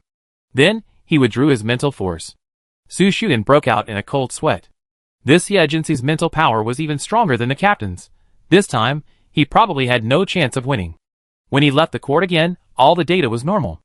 After incurring public outrage, the organizers dared not continue to play in this minefield. They could only curse Xie cunning and pray that Su Shuyan would win the match. But things went against their wishes. Xie movements, while seemingly unassuming, were incredibly fast and precise. From the outset, Su Shuyan was under her thumb. The fight seemed to be going back and forth, but only he knew his moves and strategies were being completely controlled by his opponent. Finally, after 25 minutes, with the audience watching, Xie won the match with great difficulty. After leaving the court, Xie returned to the stands, crowned third-place winner. Su Shuyan approached, somewhat dissatisfied. "Monsieur, aren't you being disrespectful to me by playing the game this perfunctorily? I only care about my own interests." Xie smiled, and withdrew from the competition with her teammates. Xiang Yi was ignored the entire time, yet he exaggeratedly rubbed his pounding heart and took a deep breath. How could such a charming woman exist in the world? His eyes gleamed with a passionate glint. He longed to fight her to the bitter end, even if he died. The next day's team competition faced an all-star lineup, all top players from major mecha competitions, teaming up to generate traffic. But all three agreed that hype outweighed skill, leading to a steady win. They're no better than Xiang Yi and the others. Renchinka now understood. They're just using backdoors to gain traffic with the organizers. After withdrawing, Xie specifically emphasized to Renchinka, "Don't leave school until the competition is over." Renchinka smacked the hint, her eyes widening. Those guys wouldn't be that bold, would they? To prevent them from winning, they even threatened their safety? Very serious. Those men didn't dare touch by Zaylin, but dealing with them was easy. One family member was out of reach, and the other was alone. As Xie had predicted, several stealthy figures landed on the roof of the girls' dormitory in the middle of the night and began to move downward. She lay in bed and first notified the school patrol. Then she shaped her galaxy into a baseball bat and stood guard by the window, holding her breath. The moment the other person climbed onto the rope and landed, she emitted a dazzling green light and swung the bat fiercely, sending them flying. The loud noise caused chaos, and the patrol arrived quickly. The gang was so powerful that it alerted the chief instructor before they were captured. When they discovered they were carrying not only lethal weapons, but also highly toxic biological agents, everyone was horrified. The incident quickly made headlines in the Federation. That night was a lively one. The next day was the finals of the Federation Mecha League. Early that morning, Xie received a call from an unknown person. The caller's voice was hoarse and filled with anger. "I think you're a smart person. You should know the consequences of going against your superiors." It was the planning manager. Ever since Xie appearance, he'd been worried sick and hadn't slept well. "I'm looking forward to that outcome." The girl's calm voice nearly made the middle-aged man faint. "Then just wait." So, when the three of them tried to log in, they discovered that Xie couldn't log in at all. Even after changing her internet helmet, it didn't work, and she was the only one blocked. Fuck, the organizers are such a jerk. Renchinka slammed her hands on the table in anger. Aren't they afraid of us getting exposed online? Zaylin didn't think this method would work. Only Jinxie can't play. The organizers can easily blame it on her personal equipment. You go first. Xie stared at the young man on the other side of the screen. Are you ready? Right away. Xiao Air and the entire lab staff were frantically tapping on the consoles at 2 or 3 screens, determined to force a way for the boss to log in. Boss now! Xie immediately logged in and squeezed in. Seeing that the match was about to begin, she clicked confirm your exit and entered the arena. Her appearance immediately enraged the planning manager, who flipped the table and then panicked. Hurry up, the technical department. Chapter 80. Xie Jinxi's mech choice today was truly eye-catching. A lightweight upright lizard-type mech, with a long staff, light armor shield, and laser beam as her abilities. Xie Jinxi seems ready for a quick attack today, but I'm puzzled as to why she chose a long staff and light armor shield combination. After all, while a light armor shield has a low cooldown, it's still not as easy to use as a metal shield. As the number of viewers surged, the streamer's commentary became increasingly cautious, mostly serving to build momentum. Let's take a look at the control panels for the 3 skills. He suddenly leaned in closer to the screen. The command buttons are split left, center, and right. Apparently, they're trying to avoid interfering with each other. If you don't change the attack mode, I'm going to get sick. I changed it, right? If I'm not proficient, I'd be worse than the old 3 skills. So what if I changed it? I'm still getting beaten by Raybert. Aside from by Zaylin, Raybert hasn't had a match lasting more than 5 minutes. Come on, Cece. We're rooting for you. Her side was even more lively than Raybert's official livestream, because she had made her control panel public. Off camera, Malyan stared at the traffic figures, his palms sweating. He put on his headphones and chatted with Xiao Er and the others. Keep an eye on the boss's data. Don't worry, I've hired some help. Otherwise, they have to compete with others in terms of intelligence and technology. Not only would they have the experience and skills, but they wouldn't even have the numbers. Okay, I leave it to you. Xiao Er flexed his fingers excitedly. The boss said, if we win, we get a 10% increase in research funding every month. At this moment, the organizer's technical department, with over 50 selected technicians, was on high alert. The other team has hired help too. Everyone get ready. We must make sure Xie Jinxi loses. The planning manager pointed at everyone and emphasized. This annoyed the director of the technical department. They were supposed to fix a data loophole in the competition, but ended up cheating. But he also knew that if they couldn't fix it, the entire department would be in trouble. In short, this was a high-stakes gamble.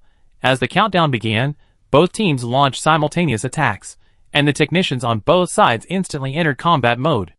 On the field, the Thunder Eagle mecha, with its wings like blades, moved with lightning speed, flashing across the vast arena like bursts of lightning. Robert Klein chose 3 attacks: Wing Blade, Electric Shock, and Missile Projection. Being a flying mecha, it was clearly intended to counter Xie Jinxi, who excelled in close combat. The Black Thunder Eagle suddenly swooped down, its wings transforming into long, gleaming blades that could easily cleave its opponent in 2. The bright silver lizard mech was a massive target, quickly ducking to avoid the incoming broadsword. In the moment of avoidance, it deployed a light armor shield behind its back, blocking the lightning blast from the Thunder Eagle. Xie Jinxi's finger landed on the center of the console, intending to suppress the enemy's flight path, but found that the command had no effect. The data has been altered again. With an impatient click of his tongue, he switched to the command on the right. He swung a stick with a whirring sound, detonating the enemy's incoming missiles. Then he immediately swerved through the smoke and dust, avoiding the blind spot, but his path was still blocked, and he was stabbed in the head. The mere seconds of the exchange had the audience's blood boiling. Little did they know, Xie Jinxi's light armor shield had also been tampered with, slowing down the command execution by a second. Strange, Xie Jinxi just paused strangely. Was there a malfunction? The anchor replayed the footage. It looked like her command just now was a laser beam, but why didn't it react? Someone in the live stream immediately responded, the command was wrong. It's her fault, she just got a new mech and isn't very experienced. The command was correct. Are you blind? The anchor glanced at Morian, who was not far away, and got the hint to continue. It was too late to speculate about the official manipulation of the match. Rather than waiting for the other side to make another trick, it was better to directly compete with the technical staff of both sides. Xiao Er. I know. Xiao Er stared intently at the screen, yelling at the young man across from the laptop. Big brother, dear brother. Are you done pooping? Can you use your laptop while you work? Over there was a pitch-black room, the only visible thing being the glow of 10 overlapping laptops.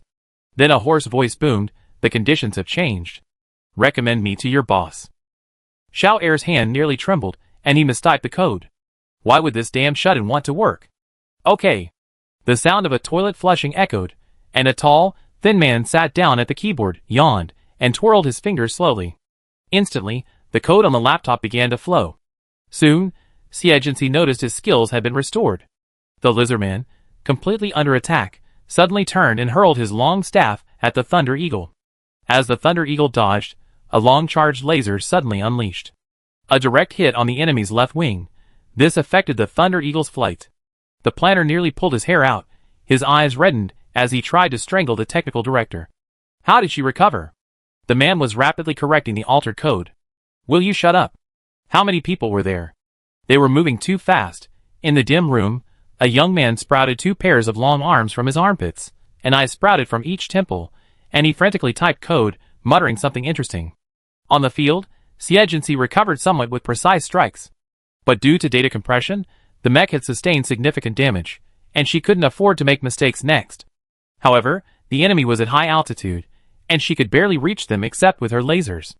The Thunder Eagle dropped 2 more missiles, landing in front of and behind her. Xie had no choice but to move to the side, finally escaping the smoke and dust. She immediately fired a laser beam, but the enemy dodged it. Seeing the enemy charging an electric attack, she immediately input the light shield command. Unexpectedly, Raybert interrupted the command, spread his wings, and attacked.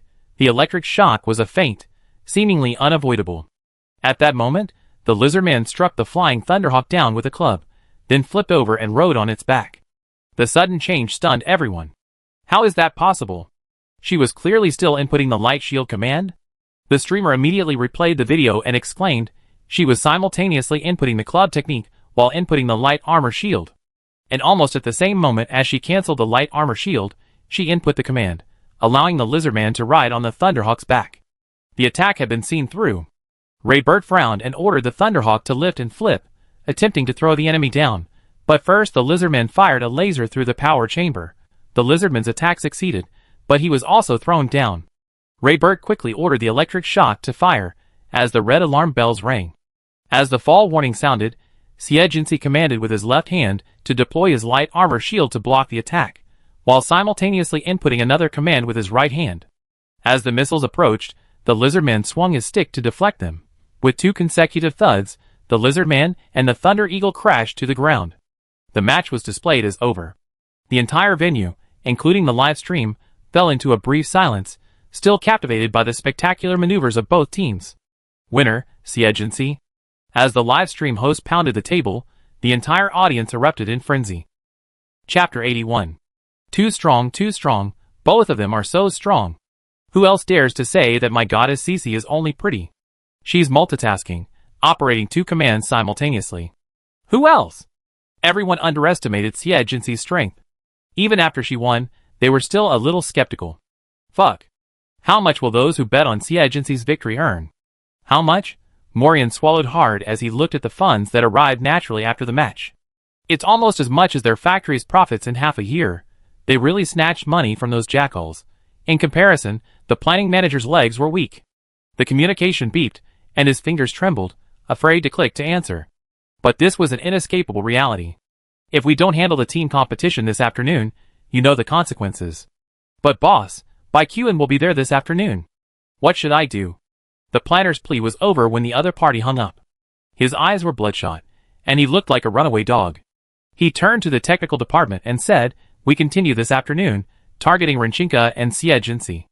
At the Nagano Military Academy, the 3 of them were having lunch together. Cece, were your stats altered again this morning? Renchinka forked a fish fillet and nibbled on it, his cheeks puffy. So what should we do this afternoon? The girl frowned as she chewed. If they don't dare touch the squad leader, we're both in danger. How did Cece win this morning? Then Xie solemnly put down his chopsticks. There's something I want to discuss with you. After hearing this, both of them fell into a gloom. Renchinka blinked and ate the remaining fish fillet in one gulp. Let's just leave it at that. The game's already unfair, so there's no point in continuing. I have no objection. That's fine. On Saturday, the number of logins to several leagues across the Federation reached a new peak. Thanks to Xie outstanding performance that morning, Team No Matter support rate rose significantly, but it still couldn't match Team Rose. Bizalan chose a humanoid heavy mech, while Renchinka chose a flying mech. Xie was still in the Lizardman mech from the individual finals, but his long staff had been replaced with dual short swords, and his light armor shield had been replaced with another extremely rare skill. The opponent didn't know this, but the audience at the scene and in the live broadcast room knew it all too well. Xie actually abandoned her only defensive means. You know, Lizardmen are light mechas, And if they're hit, they cause tremendous damage. The anchor swiped the screen, showing the audience the skill configurations of both teams. On Team Rose, it's still Glanes who's engaging in aerial combat. Captain Robert has chosen a Thunder Beast mecha, while Su Xuan is using a humanoid mecha. No one could understand Xie Jinxi's choice. They could only be certain she was targeting the enemy's flying mecha. Giving up defense was audacious, yet no one laughed at her. Just kidding. Watching the individual matches, and still daring to laugh at her is truly mindless. The map selected was Tropical Forest.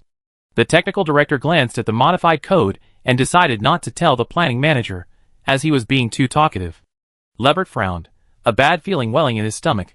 The dense, heavy canopy completely divided the battlefield into two, making support from both the sky and the ground difficult. How could the technical department make such a rudimentary mistake? Glens, be careful. Captain, don't worry. The enemy's flying mech is piloted by that black girl, but she's a defeated opponent. The belligerent young man took the lead in the bird mech, soaring high into the sky. There wasn't even a cloud in sight, and he quickly spotted the enemy behind the treetops. Got it! Glens fired a round from his electromagnetic cannon, then gave chase at full power. Renchinka's eyes turned red at the sight of him.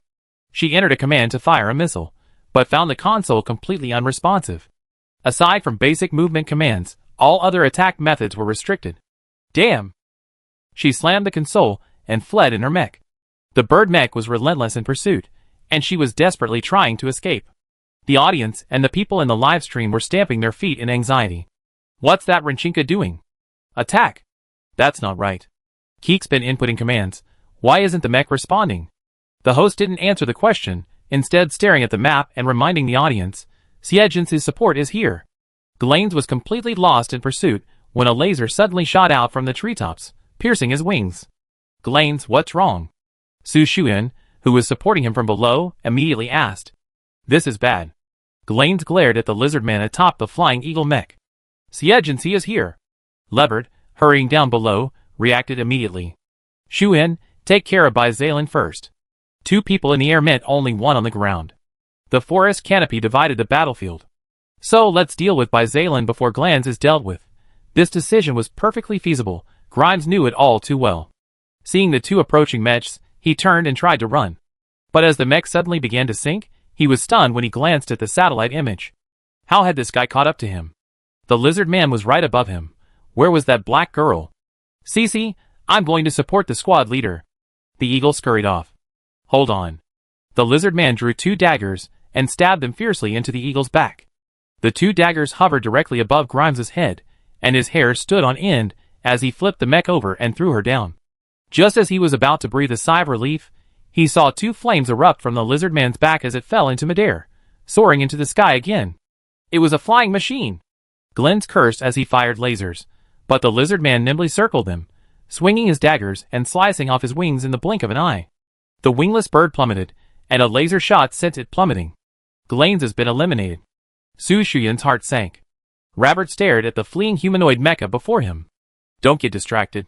I go around to the left. The Thunder Beast was far faster than the humanoid mecha in the forest and quickly blocked Zalen.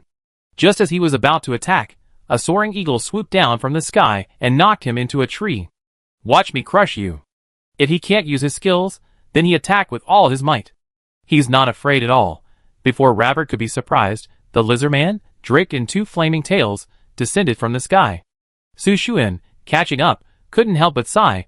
Is this the legendary daring due to his skill? Team competitions don't even involve defensive skills. What a mistake. The lizard man drew his twin daggers. Leave Libert to me. You guys deal with the other one. The outcome between the two had already been decided, and this time, both the map and the mecha type favored the lizard man. After a fierce battle, the lizard man swiftly somersaulted and plunged his two daggers into the Thunder Beast's cockpit. Elsewhere, Fei Niao crashed headfirst into the cockpit of a humanoid mecha, also ending the battle. Winner, team no matter.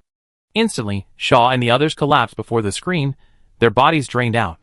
Exhausted, the planning manager, like a soulless man, knelt on the ground.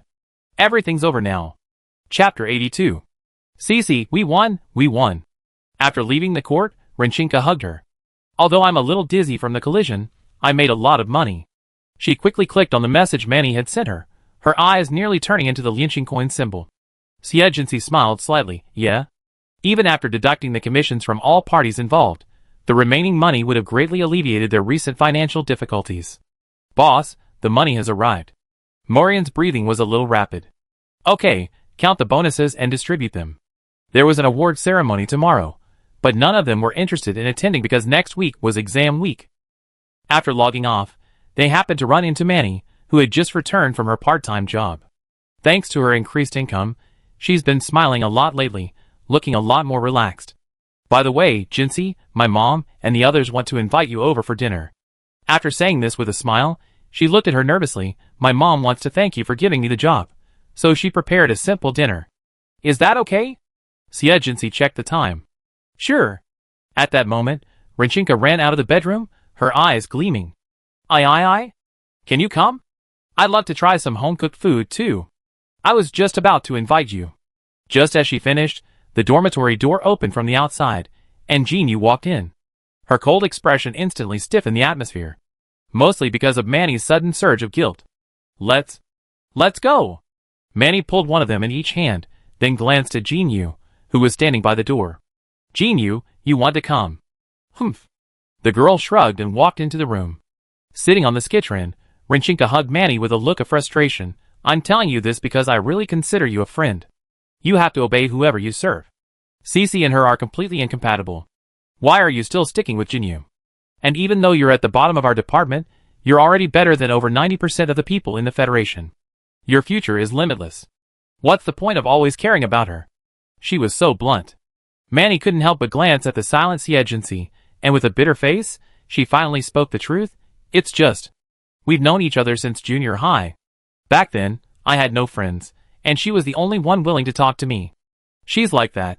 She always repays the kindness of others. Then she doesn't care about you. All the way, Renchinka tried to disabuse her of her beliefs. Manny's family lived in the most densely populated residential area in Beihai City. The houses were grayish-yellow, densely packed, and the streets were aging. Aerial tracks crisscrossed overhead, blocking out much of the light. The area was filled with small workshops and stalls, and the street trash cans were always full, brimming with life. Manny's house was on the 6th floor, and because the elevator wasn't repaired yet, they had to climb the stairs. They stopped in front of a door with a sign that read Kidman. Are you all here? A woman who looked almost identical to Manny came out, wearing an apron, her wrinkles etched with the frost of weather. She placed brand new slippers for the two of them. Just bought these. I hope Miss Xie doesn't mind. Then she served tea and water, her hospitality so warm that even the cheerful Renchinka felt a little embarrassed. The man of the house was very quiet, smiling silently at the table. Our Manny is truly fortunate to have two friends like you. Although she's always had good grades, she's always been a bit below first place. Her mother pushed the meat toward the two of them, picking up some vegetables herself. Renchinka had no choice but to give her some meat, but she passed it on to Manny. We're not like Miss Ren and Jinyu, who have good family backgrounds, nor are we as capable as Miss Xie. We've always been so supportive of Manny, just to help her succeed. She's actually done her best and been accepted into the Nagano Military Academy. Manny smiled awkwardly. Mom, let's eat. The woman then pulled her lips together sheepishly. It's rare for her to have classmates over, so I couldn't help but talk a little. Come on, eat. The meal was truly unpalatable. After finally finishing, the two men, mindful of the patient at home, asked to see Grandma Manny. The old woman had fibromyalgia and had lost her sense of taste. She was quadriplegic, with only her head still functioning. Manny was about to feed her, so the three of them went to the small bedroom. Grandma, my classmates are here to see you. The old woman, lying on a small bed by the window, turned and smiled warmly. Thank you, please sit down. I haven't thanked Miss Xie yet for giving our Manny a part-time job. The old woman swallowed her liquid food and looked at her eagerly. I wonder if our Manny is doing well. The work assigned to her is suitable. That's good. Manny has been obedient since she was a child. Her parents' hard work and training are worth it. She patted Manny's knee again. You must be filial to your parents. It was clear that the whole family was proud of having raised Manny, a military cadet. Manny's smile was a little forced. I will. Why did she always have to say this in front of others, even her classmates? Suddenly, the old woman choked on the porridge in her mouth, her eyes wide open and her body convulsed. Grandma. Manny dropped her bowl in fear. Mom. Grandma's having another attack. Renchinka quickly lifted the old woman face down, poured out the liquid food in her mouth to prevent it from choking on her trachea, and placed chopsticks between her teeth to prevent bites. At this moment, a ray of healing light descended. Healing can't cure genetic diseases, but it can certainly help with breathing. A moment later, Manny's mother brought a ventilator and gave the old woman medicine and massage. Finally, she was out of danger. But Kidman's parents had no time to fret. "Manny, stay with your grandmother. Your father and I have to work the night shift." The two then said goodbye to the two guests and hurried away. "He's had 3 attacks this month." Manny pursed her lips, on the verge of tears. Renchinka didn't know how to comfort her. I can only look at it with a positive attitude and pray for a miracle." Turning around, she saw Xie standing by the window, staring blankly at her hand. "Cece, what's wrong with you?" Xie shook her dry, rough hand. "Nothing." After a while, Renchinka suggested leaving. Manny was about to say goodbye, but Xie said, "You go first. Manny and I have something to discuss." "What?" Renchinka opened her mouth, but didn't ask. "Okay." After the cheerful girl left, Manny became nervous facing Xie alone. "I have something I want to ask you about. I have a way to save your grandmother. I can't guarantee a complete recovery, but I can prevent her condition from getting worse." Gazing into Manny's delighted eyes, he continued, "Only if you keep it a secret. Don't even tell your parents." Without hesitation, Manny nodded enthusiastically. "Thank you so much, Jinsi. Let's get started now." "No rush. Let's prepare something first." Xie fed the old woman a cup of strangely colored liquid, and then began to heal her with his supernatural powers. Chapter 83. This was something that shocked Xie herself. When the healing light fell upon the old man, she could actually feel the lesions, spread all over his body, smaller than a needle tip. As her supernatural power flowed through him, those nerve fibers revived, and the lesions vanished. When they left, it was almost time for the gate. Manny took one last look at her grandmother, then, filled with joy, boarded the hover car with Xie back to school. On the way, perhaps out of gratitude and relief, she kept blabbering to Xie, "My grandparents and parents have worked so hard for me, skimping on food and clothing. My grandmother and everyone around me have always told me to repay them. When I was little, I was naughty and broke the windows at school. My mother was furious. She said if I hadn't been born, she wouldn't have had such a hard time. This suddenly put a lot of pressure on me. Only when she got off the bus and boarded the island's hover car did she realize she had said too much. In the end, Xie said only one thing: your parents had a responsibility to raise you, and it's your responsibility to support them in the future. However, even without you, they would still be busy trying to survive, and your grandmother wouldn't have the money to treat her illness. In this world, one can fight back against physical violence, resist class oppression, and refuse something disgusting. Only kidnapping in the name of love is beyond comprehension.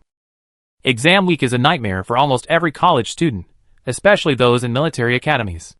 There are various theoretical and practical exams, one each in the morning and afternoon, plus many elective public exams. Many, whose financial pressure had been relieved, fell back into anxiety. In comparison, the No Matter team, who had already finished their exams and were preparing to join the Planetary Development Trainee Program, had it incredibly easy.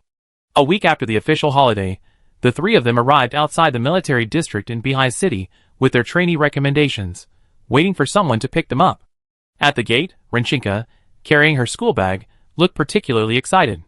"Didn't they say the people going had already been decided? Why are we waiting so long? My brother said we're waiting for someone from the Imperial Capital Star." "Who? Why are we waiting so long? If they were from the military, they would have arrived long ago." "Of course they're waiting for us."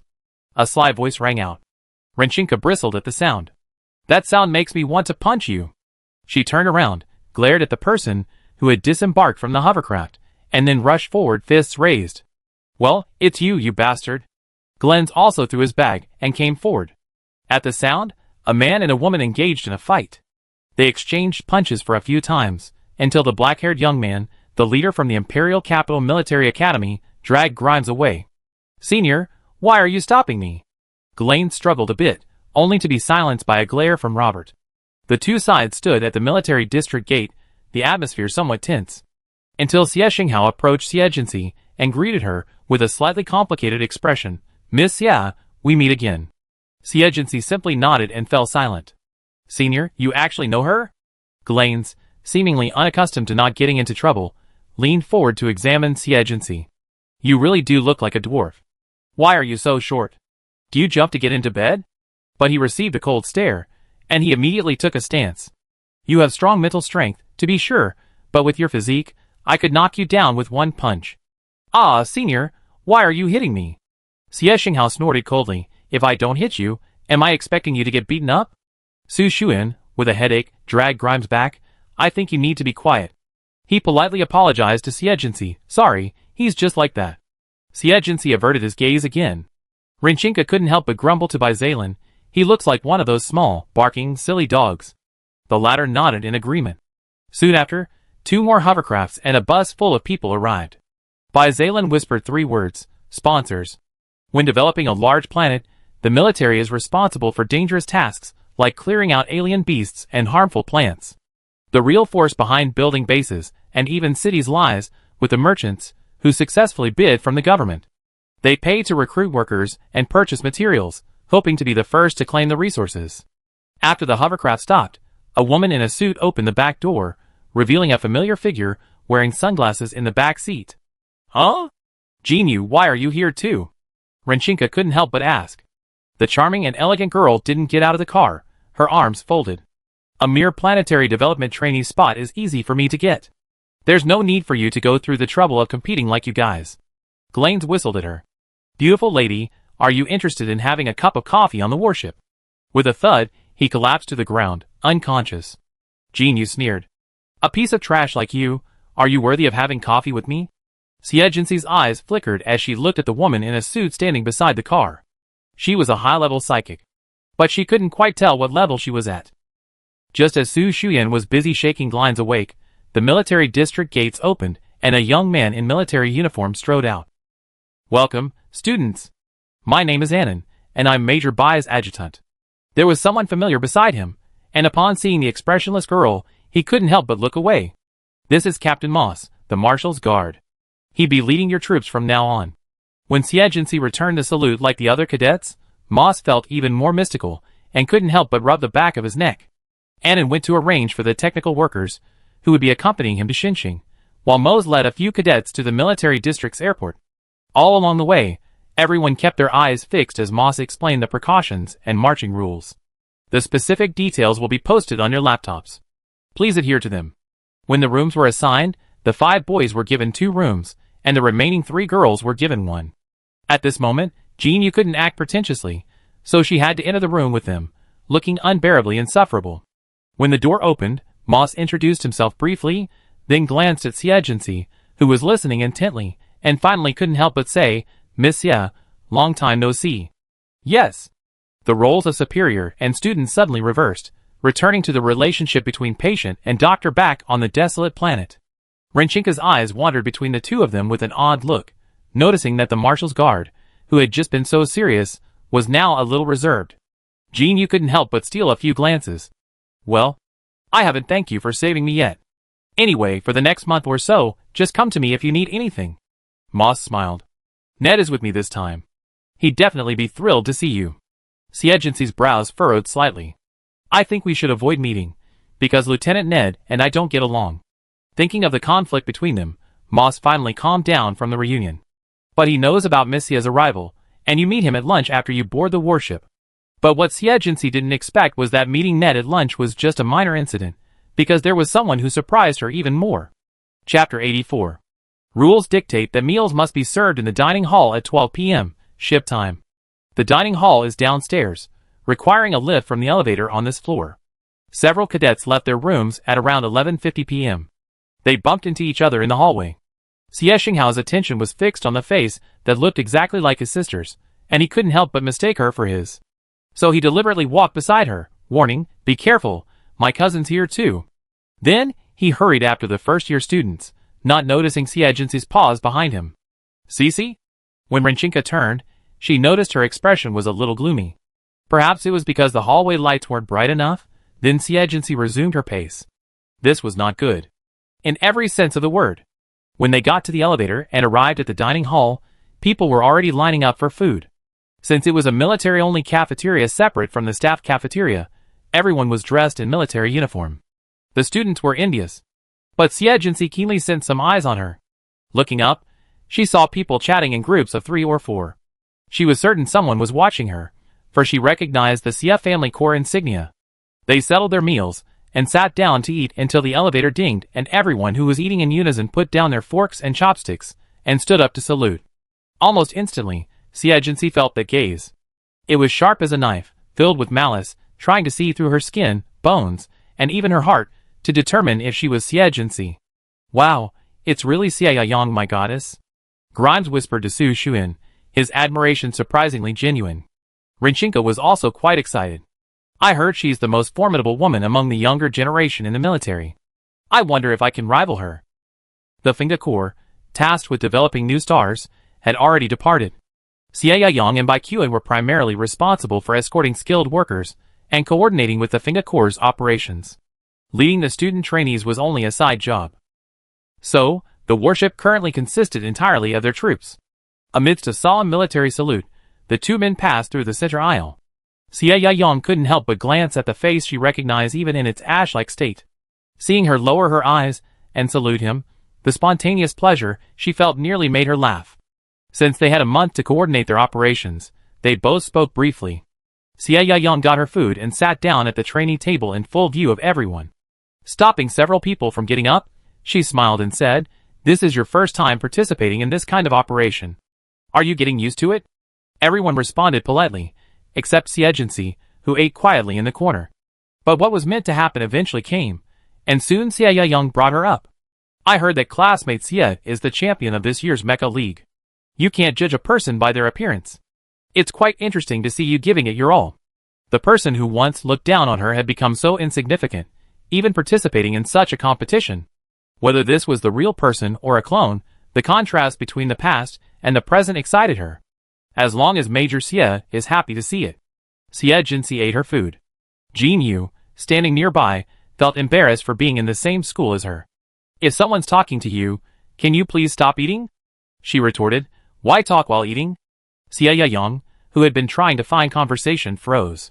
"I've been away from school for so long, I can't help but chat with you. Come on, eat. Afterwards, let's go to the fighting arena for some sparring, okay?" Bai Qian, sitting at the next table, gave her a strange look. Major Xie seemed to be paying particular attention to the cadets. "Excuse me, but according to the rules, we're not allowed to go outside except during mealtimes or when summoned by our superiors." Xie chopped down her bread in a few bites. "And our superior is Major Bai. Sorry." Then she cleared her plates and left, leaving the group stunned. She never underestimated any enemy. Xie Yang was already level 6, and a dual-element player.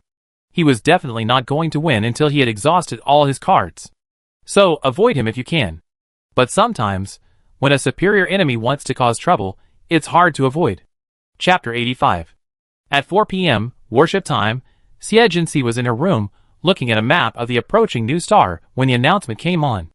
"All cadets, please assemble at the fighting arena on the 6th floor within 10 minutes. I repeat, everyone." Rinchinka, who was exercising, practically swung her 50-pound dumbbells like a fan. "Fighting arena? Can we fight those officers?" Xie silently closed the map. Maybe. She didn't know if her roommate could fight, but she was very likely in trouble.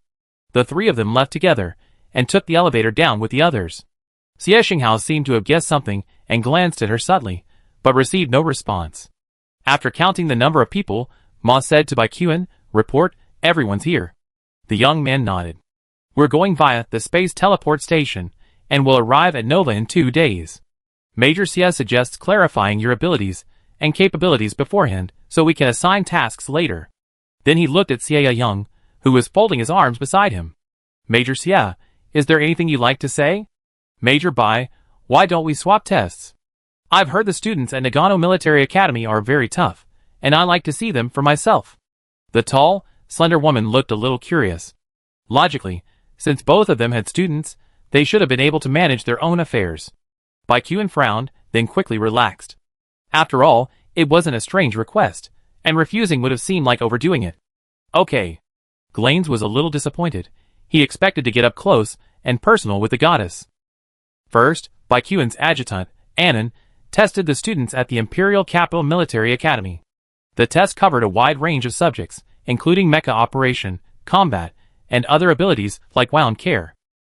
Ultimately, a rose chart of each person's abilities was created, and then the corresponding tasks were assigned. The selected students were undoubtedly excellent, their rose charts fully developed, with few omissions. Only Grimes lacked a significant aspect in terms of personality.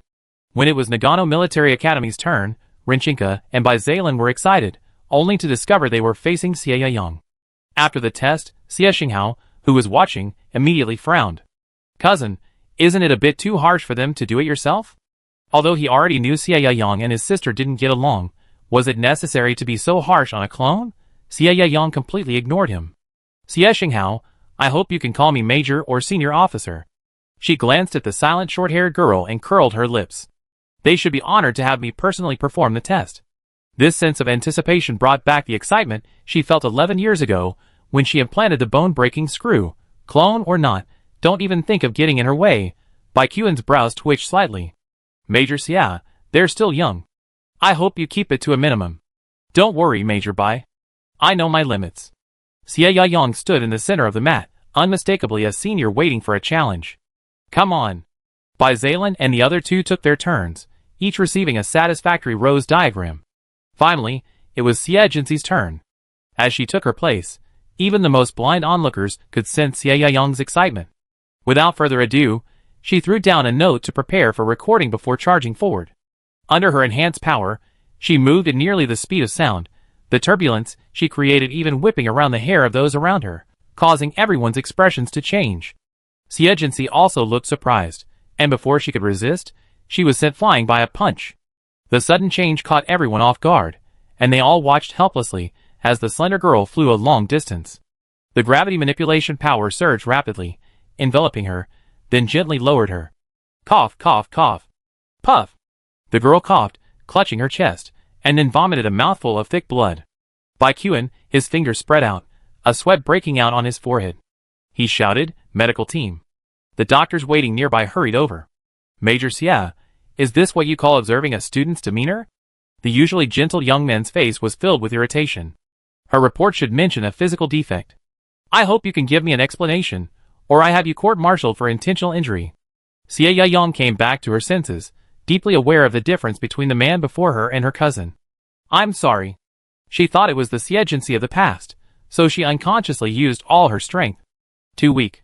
She looked at the semi-conscious girl before unleashing a punch, which the doctor diagnosed as internal organ rupture.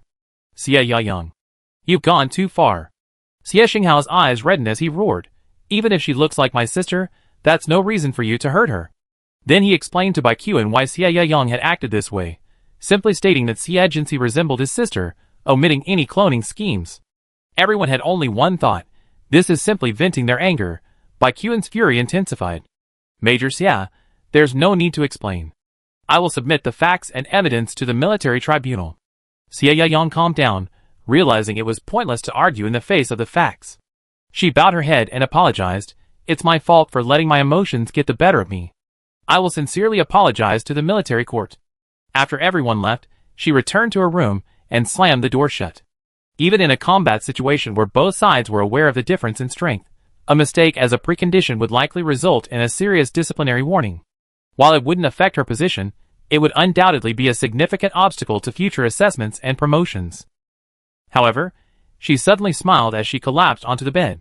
But watching the girl fly away was so satisfying. She had finally crushed Xie Jinxi once again, so effortlessly. This only made her more convinced that this was a clone. Recalling her identical gaze to the original, she strengthened her resolve to crush her in the new star. Again, Xie Jinxi faintly opened her eyes, and found herself lying in the treatment chamber. Are you awake?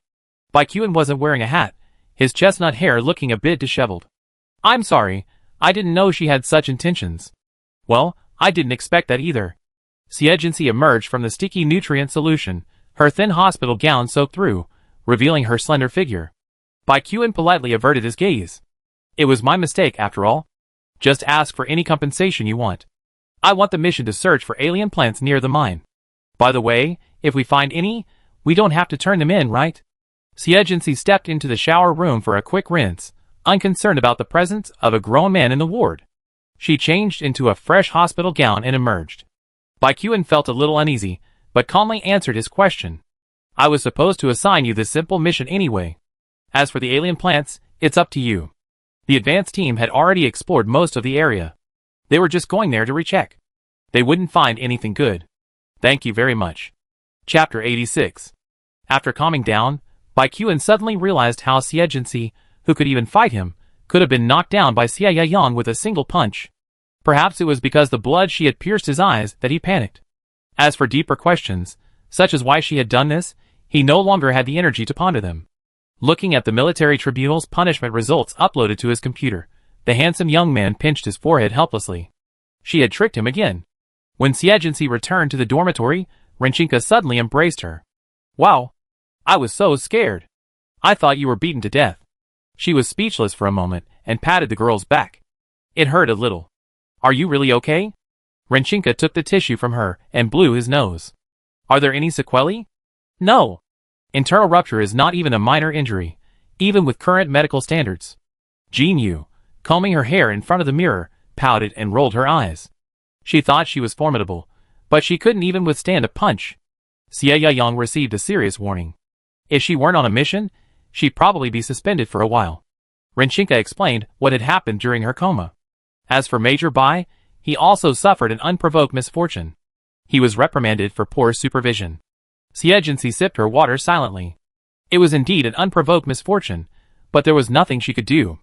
Jin Yu, standing by, glared at her again. This was her last lunch on the warship. The next meal would be on the new star. Arriving at the mess hall on time, Su Shuyan was the first to greet her. Is Miss Xie's injury healed? It's healed now. That's good. Glanes came out from behind Robert and grumbled. I knew you were weak. One punch, and you'd be spitting blood. Xie slapped him back on the back of the head and went to get food. After dinner, she was about to return to her room, but was stopped by Xie Xinghao at the corner. The young man's hair was a little disheveled, and he stared at her intently. I'm sorry. Although he knew she wasn't his sister, he still felt incredibly worried and guilty when she vomited blood and fainted. I have a question. He expected another cold stare, but the girl looked up at him calmly. You knew Xie Yang harbored ill intentions towards your sister, yet you still came to Nagano Military Academy to test me. You didn't even warn me the day before yesterday. How much do you hate your sister? Xie Xinghao was speechless. After a long pause, he explained, that was just Xie Yang's private behavior. I came to the academy because my grandfather ordered me to. If he had seen the girl's eyes at that moment, he would have read the disappointment beneath the indifference. Despite his immense talent and immense strength, he ultimately hadn't made much progress. As a child, he was doted on by his parents. Without parents, he had his sister as a pillar of support. Now that his sister is gone, he has no independent voice, controlled by his grandfather's affection. But Xie paused. You didn't even avoid the observers to inquire about your sister's whereabouts. I imagine she'd be very disappointed if she were still alive.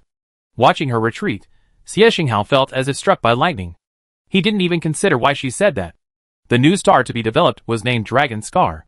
When it was discovered, gullies on the surface resembled the movements of an ancient dragon, hence the name. After satellite detection, the Blue Saint Star Legion, led by Lieutenant General Oria Bradyon, initially established a base and began exploring for high-level exotic beasts, exotic plants, and mineral veins. Usable resources were registered and handed over to the authorities for processing, which then went out to public bidding, allowing businesses to undertake large-scale development. Of course, this publicly available resource list wasn't exhaustive. Perhaps some favorite items were retained by Lieutenant General Oria Bradyon. He couldn't allow others to risk their lives developing the planet only to have them selflessly donated to cunning businessmen. This process had lasted about a year. Oddly, Oria's initial exploration mission had been completed, but he hadn't yet made plans to leave. Inside the stronghold, a tall, muscular, middle-aged man with brown curly hair sat in the conference room and asked, somewhat frustratedly, has the search team still found nothing? I'm sorry, we've used the most advanced equipment and even penetrated 200 meters underground, but we still haven't found anything. The adjutant in charge of the report hesitated for a moment before adding, we've harvested several level 7 exotic plants and 2 level 8 exotic plants. We may have reached the resource storage limit of Dragon Scar Planet. This doesn't include the ones we've already handed in. This is a medium-sized planet, rich with mineral veins, yet we haven't even seen a single level 9 exotic plant. How can I believe this? After leading a 100,000-man army for a year, losing so many men, this little bit is all we get. It's barely enough to fill our stomachs. The most infuriating thing is the authorities. They just keep pushing. They don't seem to be any quicker when it comes to distributing pensions and military pay. If you piss me off, I won't give you a single blade of grass. After thinking it over, he decided he didn't want to suffer a loss, so he came up with another way to profit. The technical team is almost here. Have them start working immediately. If they can't find any exotic plants, take 2 boatloads of raw ore. The tools they brought were only enough to dig a hole, not enough for large-scale mining. The adjutant hesitated, clutching the data tablet. But according to the transfer order, we should leave as soon as they arrive. What else could that young man do if his last name wasn't Bai? We can't leave him for now until our mission is complete. A rather arrogant remark escaped Oria's thick lips.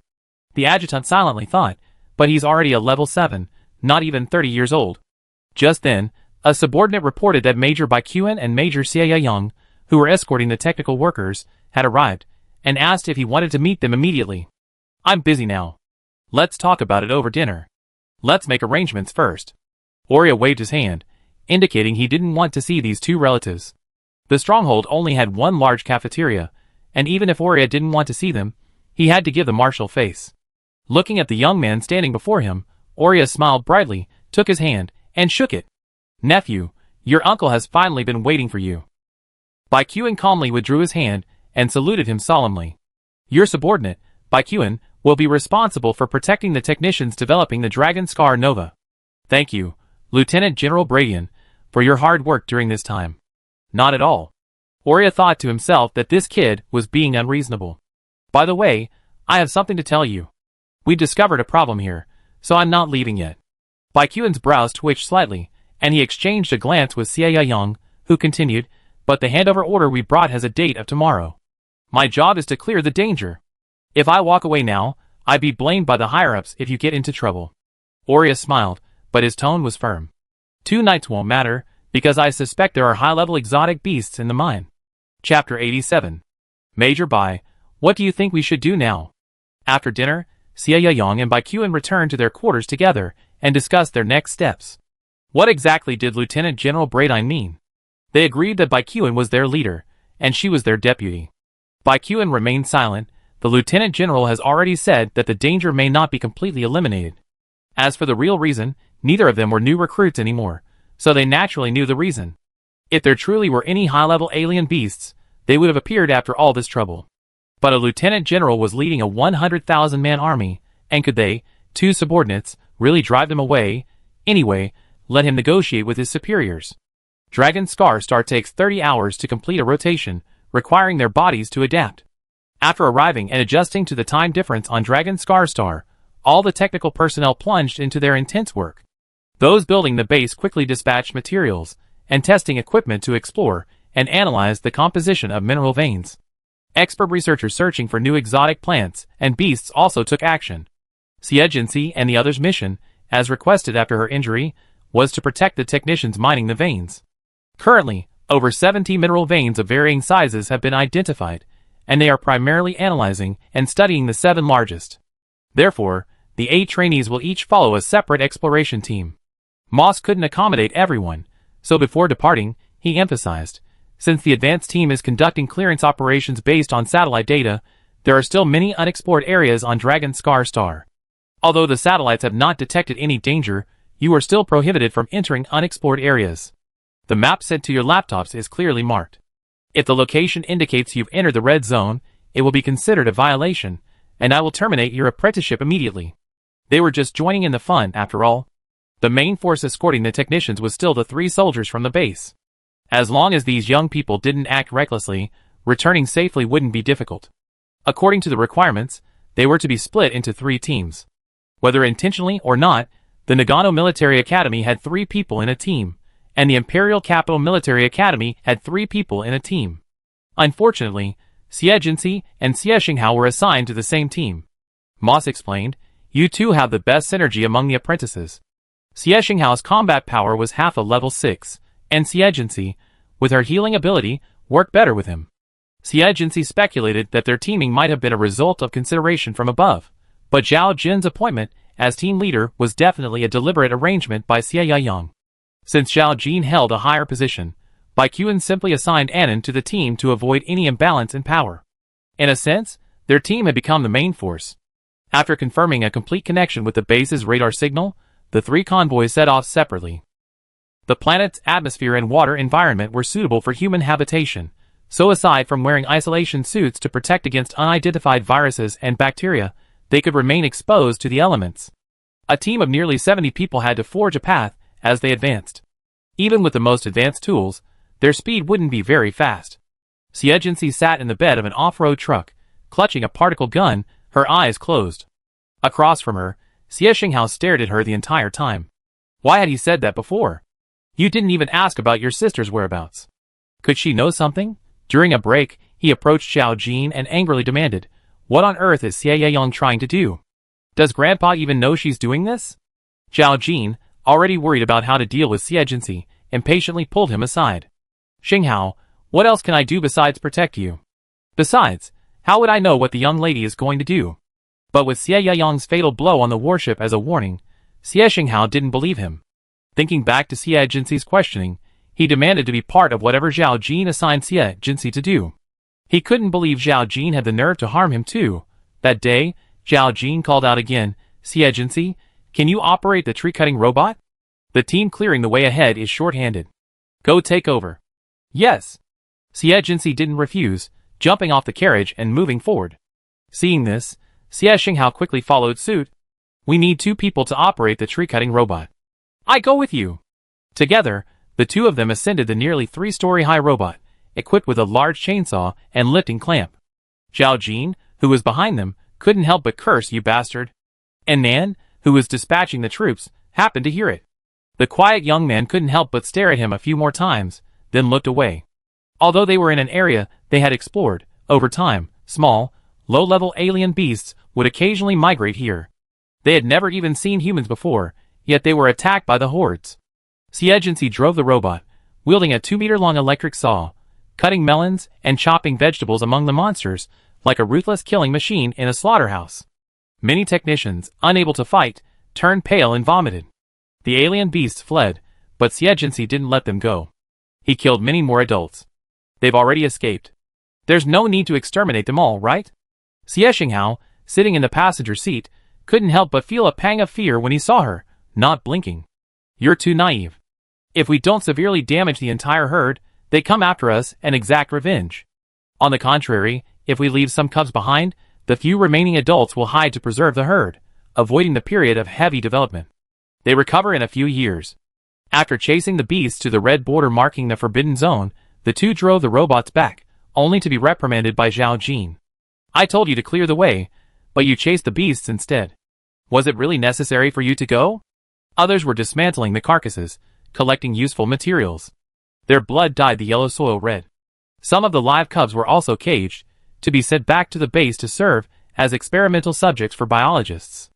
Annan finished his work and came over, with a smile, to smooth things over. They meant well.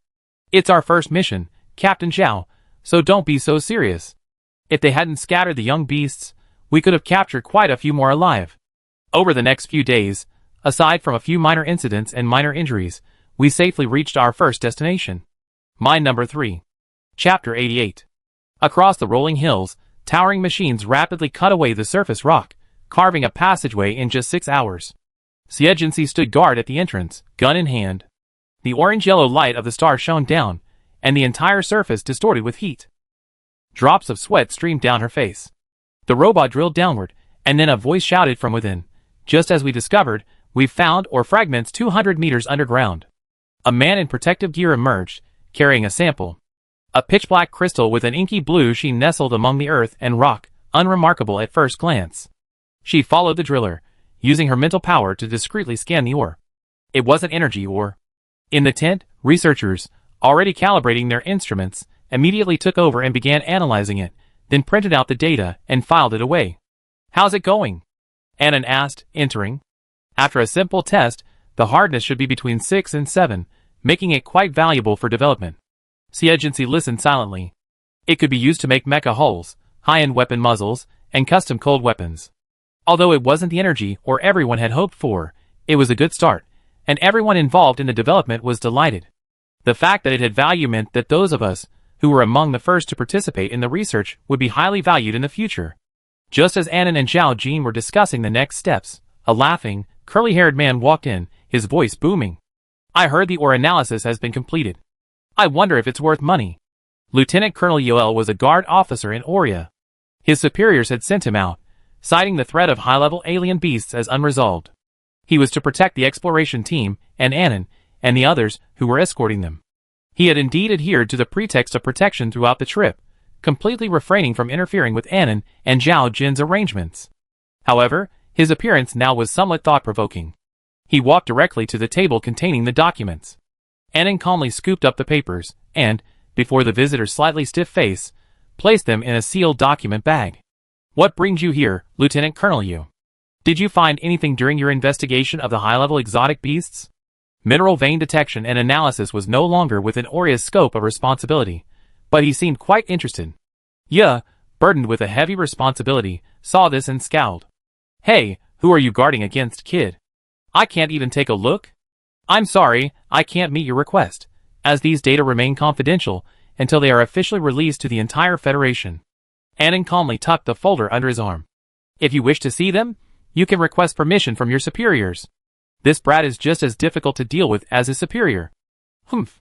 He waved his hand and walked away. While his rank was high, he certainly wasn't in the right. Energy ore is fundamentally different from these ores, so there's no need to rush. Once they find it, even if the general wants to dig, they can't stop him. Meanwhile, the other two exploration teams had also completed their first targets, neither of which was energy ore. After spending about 2 days at vein number 3, estimating its reserves and the conditions required for mining, they continued on their way. The next destination was vein number 4, located at the foot of the mountain, and still producing ordinary ore. Due to its unstable geology, mining is more difficult, and its value is even lower than vein number 3. However, its reserves are enormous, and it would take 40 or 50 years to mine them all. This dampened everyone's high spirits somewhat. They had imagined that Nova was a treasure trove waiting to be mined, but in the end, they hadn't encountered even a single energy ore. The night before regrouping and setting off again, Annan came to the center of the campfire and said to everyone, brace yourself. We're already quite a distance from base. After we explore vein number 7, we return and redraw our exploration plan. Vein number 7 was the farthest from base, located beneath a mountain range stretching for several kilometers. It would require 3 exploration teams to converge and work together. According to the estimated time frame, they should arrive the fastest. Xie still sat on a rock by the fire, her rifle clutched. She had no presence in the group, save for Xie Xinghao, who always paid attention to her. The other person was Zhao Jin, who always found something for her to do. As the 3 satellites took off one after another, he noticed Annan was gone. While directing everyone to pack up their equipment, he called out to her, "Everyone, hurry into the tents and rest. Xie, go explore the surrounding area." She didn't move immediately, but glanced at the Xie family soldiers chatting in groups around the campfire. "I'm tired. I'm not going. Nighttime is when the alien beasts are most active. Who knows if there might be dangerous creatures lurking there? Why should she be sent to deliver these regular soldiers, who are just sitting there doing nothing?" The chatter stopped, and everyone looked at the trainee who had refused to lead the team. Zhao Jin, feeling his authority challenged, asked her awkwardly, "How dare you disobey your superiors? Lieutenant Colonel Yule just said the alien beast threat hasn't been eliminated. If anything happens to me, will you be responsible?" Xie half smile left the middle-aged man speechless. Originally, Bai Qian was in charge of the trainees at the Nagano Military Academy. After Xie Yang punched her, Bai Qian had been warned. If anything happened to her, Zhao Jin would not only be accused of interfering in other people's affairs, but also face court-martial. Just then, Annan emerged from the tent after finishing his work. He learned from his men that Zhao Jin was again ordering the trainees under his charge, and his rage rose. He shouted at the onlookers, "You're soldiers after all, and you have the nerve to let a freshman trainee patrol for you? Aren't you ashamed?" The men on their side immediately stood up, laughing. "Adjutant, you've wronged us. We're going now." After all these years of working together, how could they not have recognized the adjutant's indirect criticism? Annan nodded at Zhao Jin, whose face was as dark as night. "Excuse me, these guys just need some discipline. They have no rules." Zhao Jin could only hold back his anger. He snorted and yelled at his men, "The Legion of Glory has all gone on patrol. What are you still doing here?" These people were originally Xie Yang's subordinates, and they didn't respect him. Now, feeling angry, They all walked away with pouts. Miss Xie, go get some rest. You're tired today, too, Annan said with a smile. She was tired because Zhao Jin had been finding work for her whenever he could. Xie thought, this adjutant truly was a master of yin and yang. She wrapped herself in a blanket from her backpack, closed her eyes, and quickly fell asleep. The resting tent had a moisture-proof mat at the bottom. She turned over, her fingers touching the dirt beneath the mat. She suddenly opened her eyes, stepped over the scattered people, and walked out of the tent. Seeing Zhao Jin and Xie Xinghao, who were on night watch, along with Annan's men, he demanded, have the patrols returned? Zhao Jin angrily threw wood into the fire. What right do you have to ask? Xie ignored him. His tone was grave, send them back. Chapter 89. Zhao Jin thought, if this girl were truly the second young miss, he might have looked her in the eye, but she was just a clone. When I asked you to do the work, you had nothing to do with our Skyscale Legion. What do you mean now? He didn't believe it, but a night watcher from the Glory Legion stood up and went to the tent, woke Annan, and whispered, Miss Xie seems to have discovered something. Knowing Xie's abilities, Annan quickly pulled back the blanket and stepped out. Miss Xie, have you noticed anything unusual? There's a large-scale tremor coming from 30 miles away. It's dangerous here. She said it in a serious tone, but Zhao Jin scoffed. Who do you think you are? A tremor 30 miles away. In contrast, Annan immediately contacted his men patrolling north. Have you noticed anything unusual? The voice on the other end was panicked. We've felt a strong earthquake here, and drone surveillance has detected a massive wave of alien beasts. Soon, Zhao Jin also received the news from his men. A massive wave of alien beasts has appeared in the south. His face suddenly darkened. Annan ordered his men to return to their formation immediately, waking everyone up and setting off immediately. Fortunately, all the equipment had been loaded, and the tents were left unpacked. As soon as the patrol returned, they drove off immediately. The ground trembled more and more, and the car felt like it was already traveling on a bumpy road even though it hadn't even started. Where are we going? The driver's hands were shaking as he gripped the power lever. Zhao Jin clutched the safety rail next to his seat and shouted, back to base, of course. The base is on the western plateau, which is ideal for fighting the alien beasts. No! Xie immediately retorted, the alien beast tide is already gathering in the west and heading our way. We can't avoid it. Zhao Jin was so angry that he wanted to curse, but the drone footage was indeed true. Finally, Lieutenant Colonel Yoel, the highest-ranking officer, made the final decision, go east to the number 7 or vein. At least it's been thoroughly explored, so we have a good idea. Annan, thinking he knew the terrain better than he did, didn't object. The car quickly advanced, guided by the map, the robots leading the way furiously pushing down obstacles. The road was bumpy and dizzy. But no one dared to lose sight, so they looked at the patrolmen returning. Some of the flying alien beasts were fast and collided with them. Though these men had made it back safely, they were more or less injured. The glaring sight of blood made everyone's heart sink. Annan remained calm. Where's the healing device? We're short on manpower right now. They can't lose their fighting capacity. It's in the technical vehicle up ahead. Let me do it. The girl in the corner unbuckled her seatbelt, radiating healing light from her hands as she began treating each person one by one. Zhao Jin curled his lips inwardly. That was all it did. While the Glory Legion's favorability was rapidly rising, the Skyscale Legion's expressions were all mixed. Thank you. Xie channeled his supernatural powers. You're welcome. Even the bumpy ride couldn't hide the fact that a wave of alien beasts was closing in. Gradually, the shrill cries of the flying alien beasts could be heard. The endless darkness obscured their vision, as if the alien beasts were surging from all directions, making their lives seem so fragile and insignificant. The sound approached. Lieutenant Colonel Yu cursed, fight. The large armored vehicle lowered the ramp, and a succession of smaller off-road armored vehicles rushed out. Before Zhao Jin could speak, Annan spoke first. Both trainees remain in the vehicle. Although their combat capabilities far surpassed those of ordinary soldiers, out of duty to protect them, they would never sacrifice these young men. The vehicle door closed. A few technicians were still aboard. When the Guardian soldiers left, their faces paled. Who will protect us? The only response was the increasingly intense roar outside. Xie dragged a box of particle guns onto the vehicle's lift, opened a skylight, and then stepped onto the lift to lean halfway out. Xie Xinghao followed suit. When he saw the scene outside, he gasped. A swarm of flying beasts was chasing them. Feathered birds and furry mammals clamored loudly under the tranquil moonlight, casting dense shadows. They quickly spotted the alien creatures scurrying on the ground and flapped their wings to catch up. Shoot! Anon piloted the mech, activating the thrusters on his back, and soared into the air to confront a level 6 beast. Reaching level 6 was definitely considered a mid-level tribe leader. Simply killing it would relieve a significant amount of pressure. Zhao Jin and Lieutenant Colonel Yoel were similarly engaged, facing leaders of different tribes, while the soldiers on the ground were primarily responsible for protecting the armored vehicles from attack. It was a chaotic battle. The humans were clearly at a disadvantage. From the sky, the dense herd of beasts almost obscured their presence. As they fought fiercely, a whirlwind suddenly swept through the defensive line and rushed towards the armored vehicles.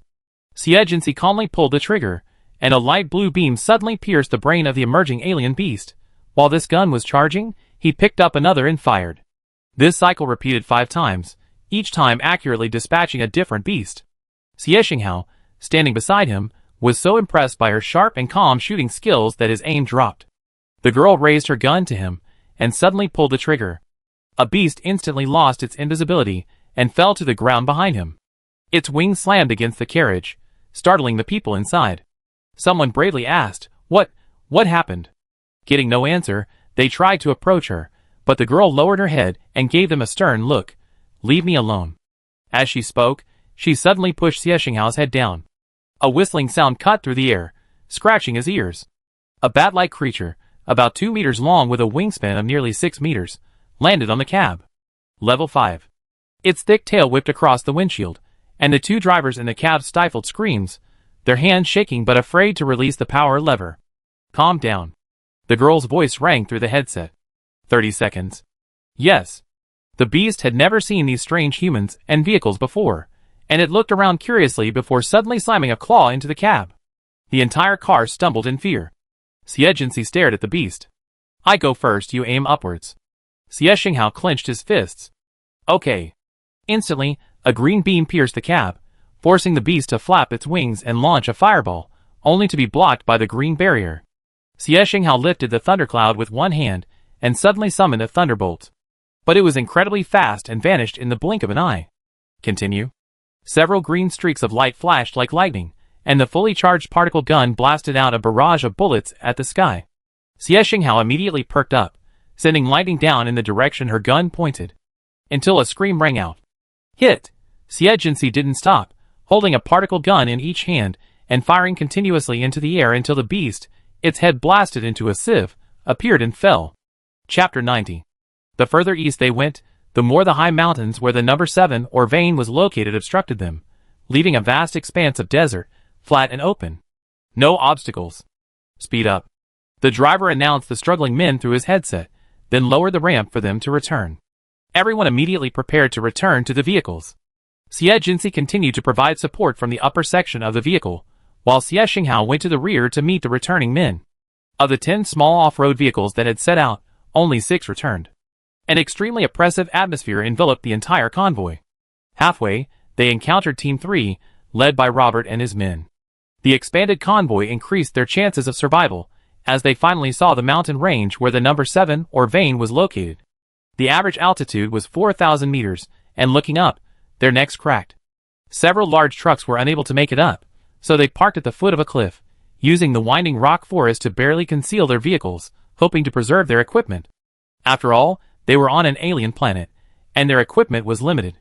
The mecha, carrying the technicians, leaped onto the cliff face, 100 meters high, then dropped a ladder. The others, armed with their weapons, quickly climbed up.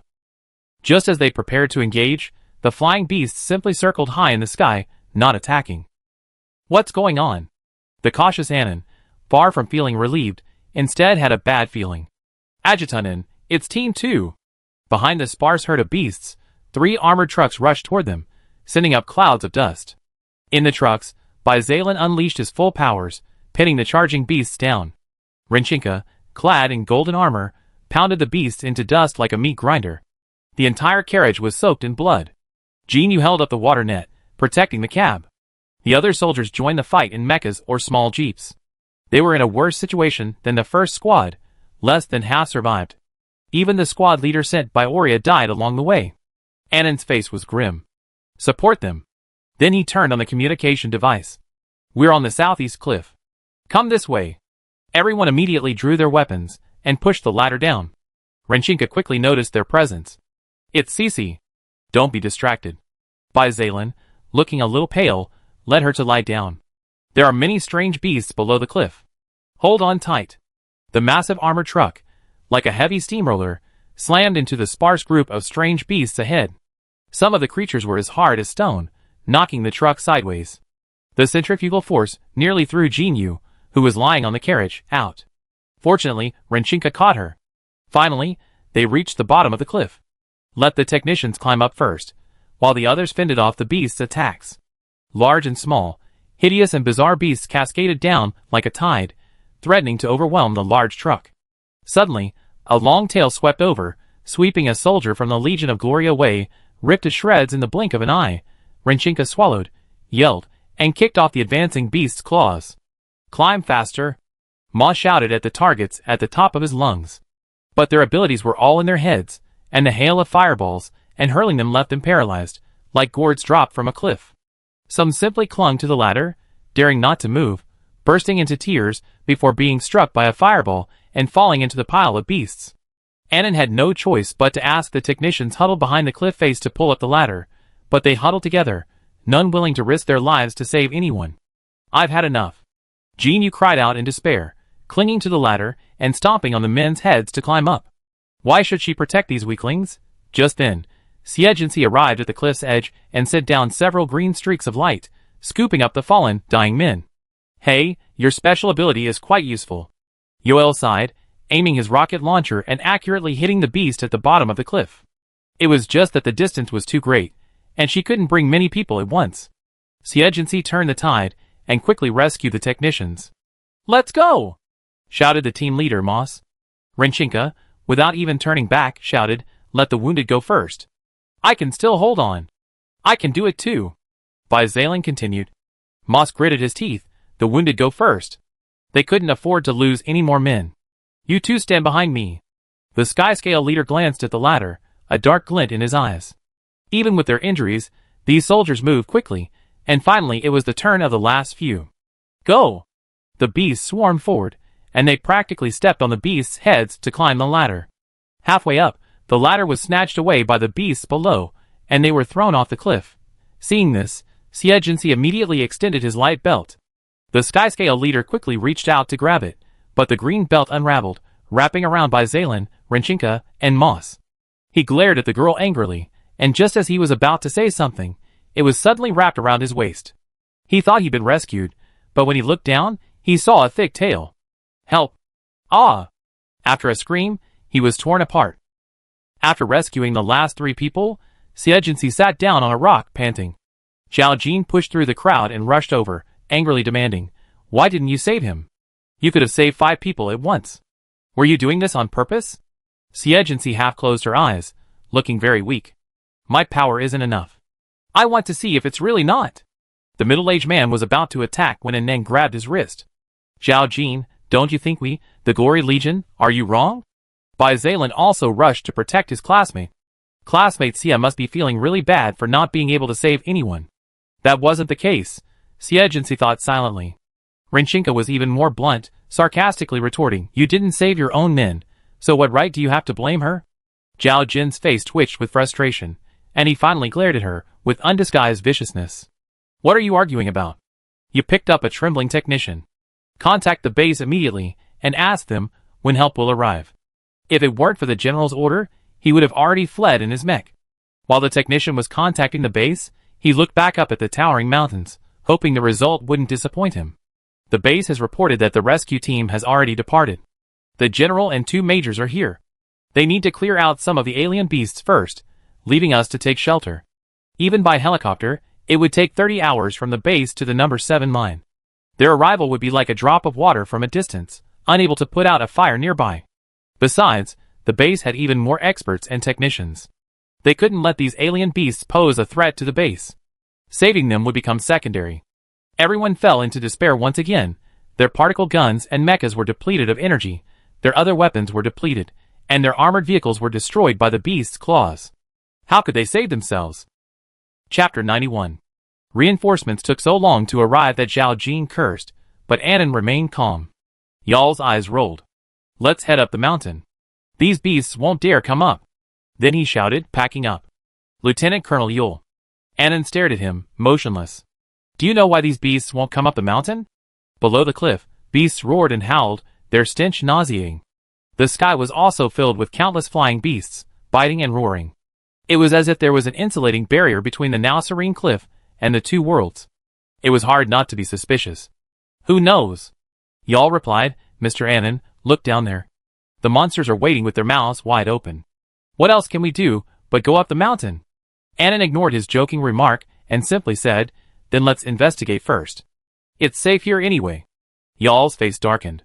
I have a responsibility to protect you. For your own safety, you must obey my decisions at this time. I think these technicians' judgment is more professional than ours in this regard. The professor, sensing the gazes from all sides, offered his expert opinion. I think Mr. N is right. Monsters generally only submit to those of higher rank. If they don't dare to come up, they must be afraid of something. We should investigate thoroughly first. Plus, this monster wave is incredibly large. We should take a long-term approach. By this time, daybreak had already dawned.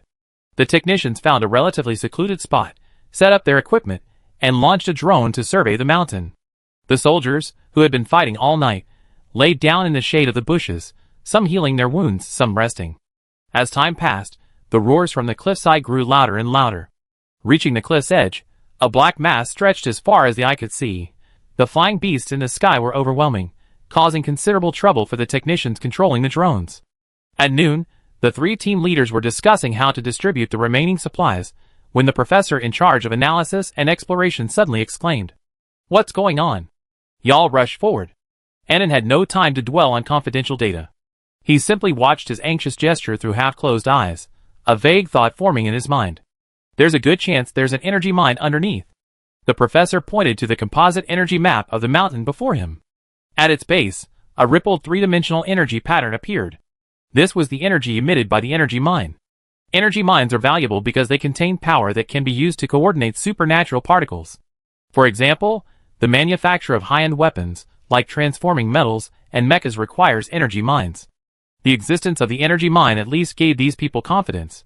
Having energy mines meant they could be converted to power the mechas and particle guns. Sure enough. Well, seeing the high energy response, it might be high-level energy mines. So what are we waiting for? Let's go. Our mission is to analyze the mineral veins anyway. Y'all urged again. Annan ignored his eagerness. So why are those alien beasts afraid to come up?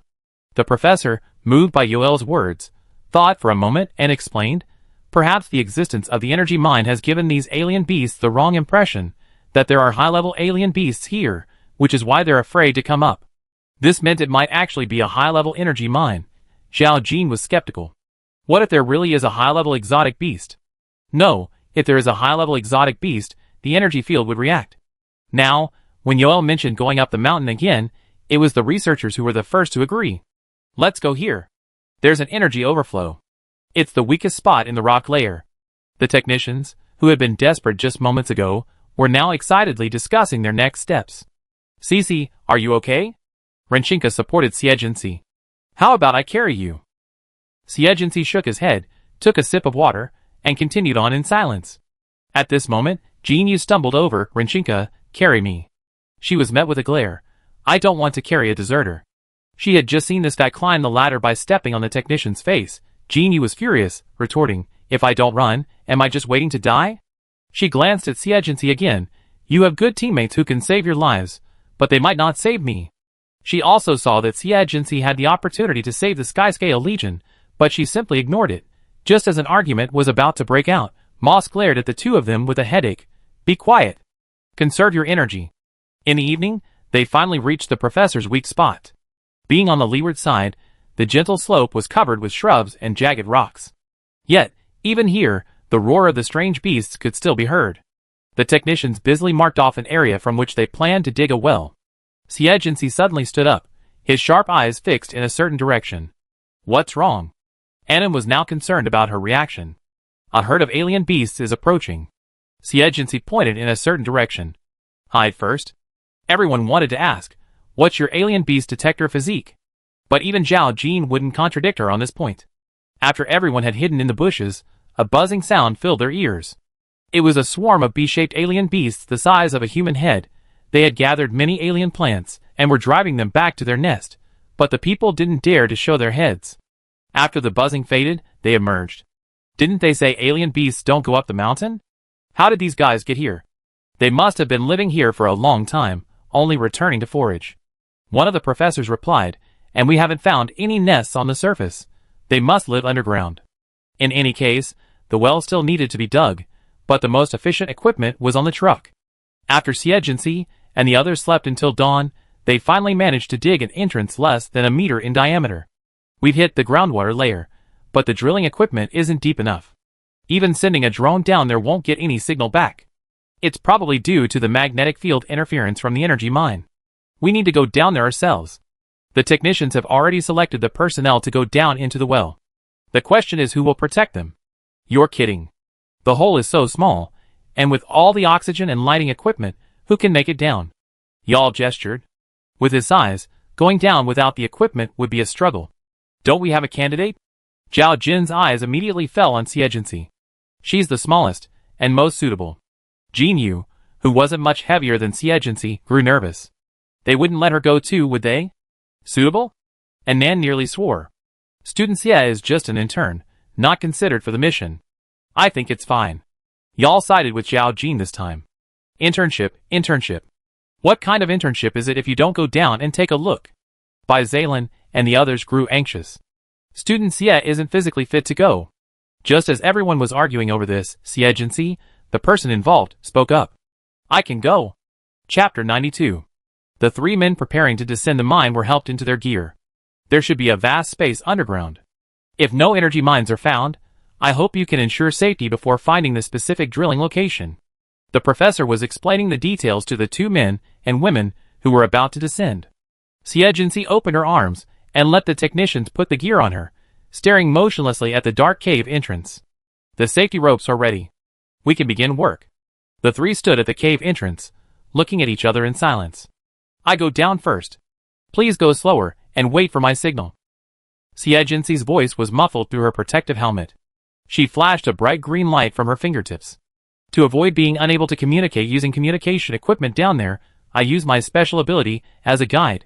3 taps for safety, 2 for pause, and 1 for immediate return. The two men had initially felt uneasy about having only a trainee to protect them, but seeing her well-organized arrangements and her leadership, they felt reassured.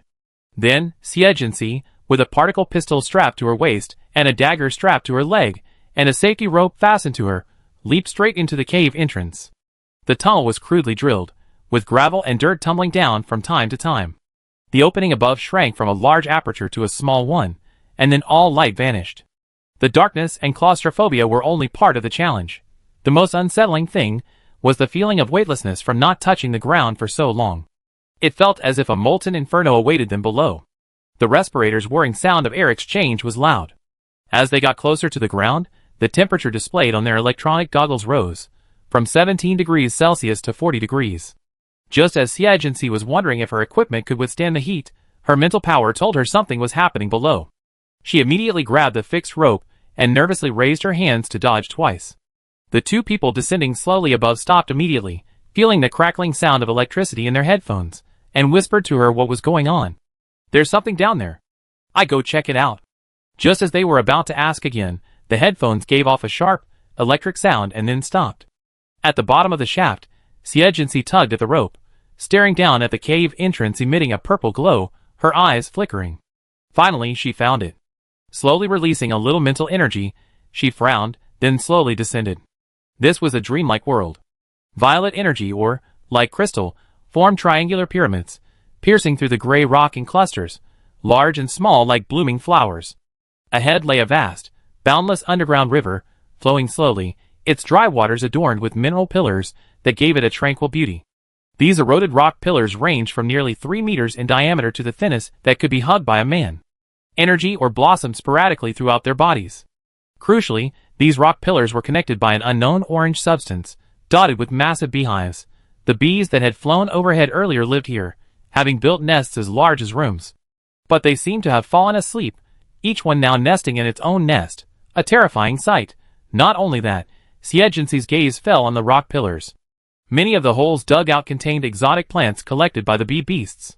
The two researchers, dangling halfway down the shaft, felt hopeless. 7 minutes had already passed. What was happening? Are they dead? We can't get down? The younger man muttered bitterly. The middle-aged female researcher disagreed with his pessimistic view.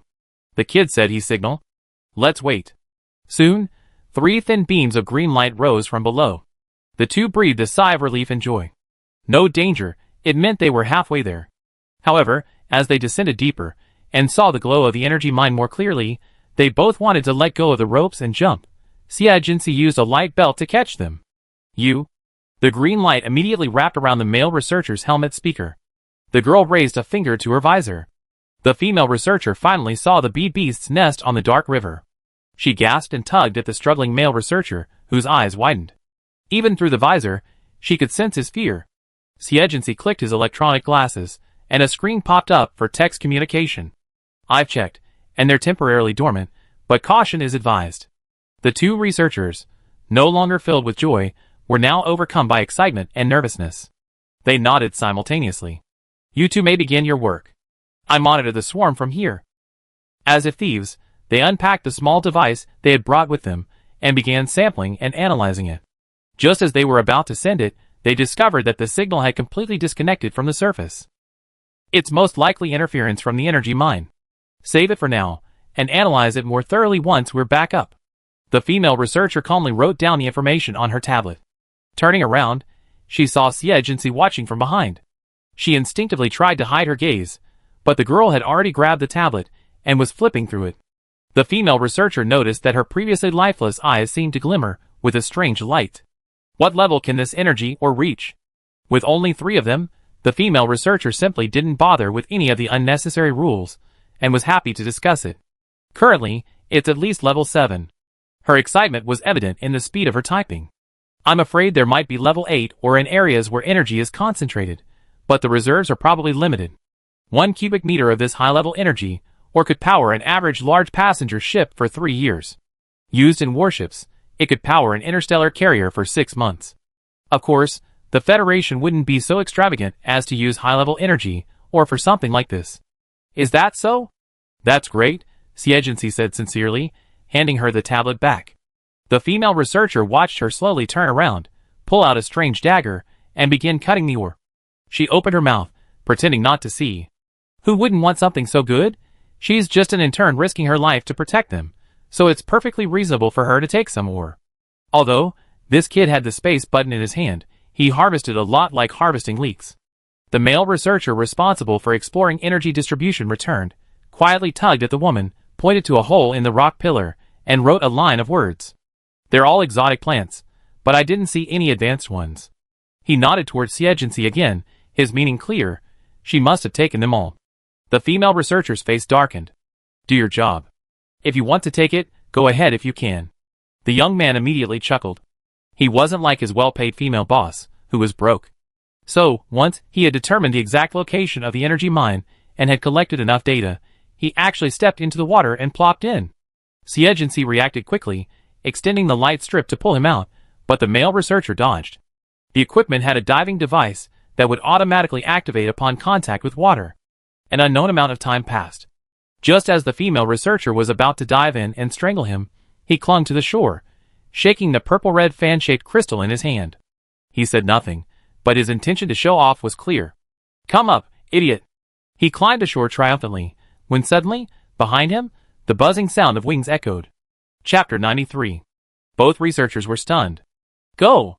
Xie shouted, pulling the 2 men toward the cave entrance. Tie the safety ropes. The 2 men frantically picked up the safety ropes. The woman quickly tied them, but when she turned, she saw her colleague frantically fumbling with a fan-shaped crystal tucked under his arm. She was immediately furious. She snatched the crystal away and threw it away, then tied the safety rope for him. I deal with you once we get up there. She pressed the telescopic switch, and the equipment immediately activated, carrying him upward. She was about to reach the data equipment 2 meters away, but the girl pressed the telescopic switch instead. I get it.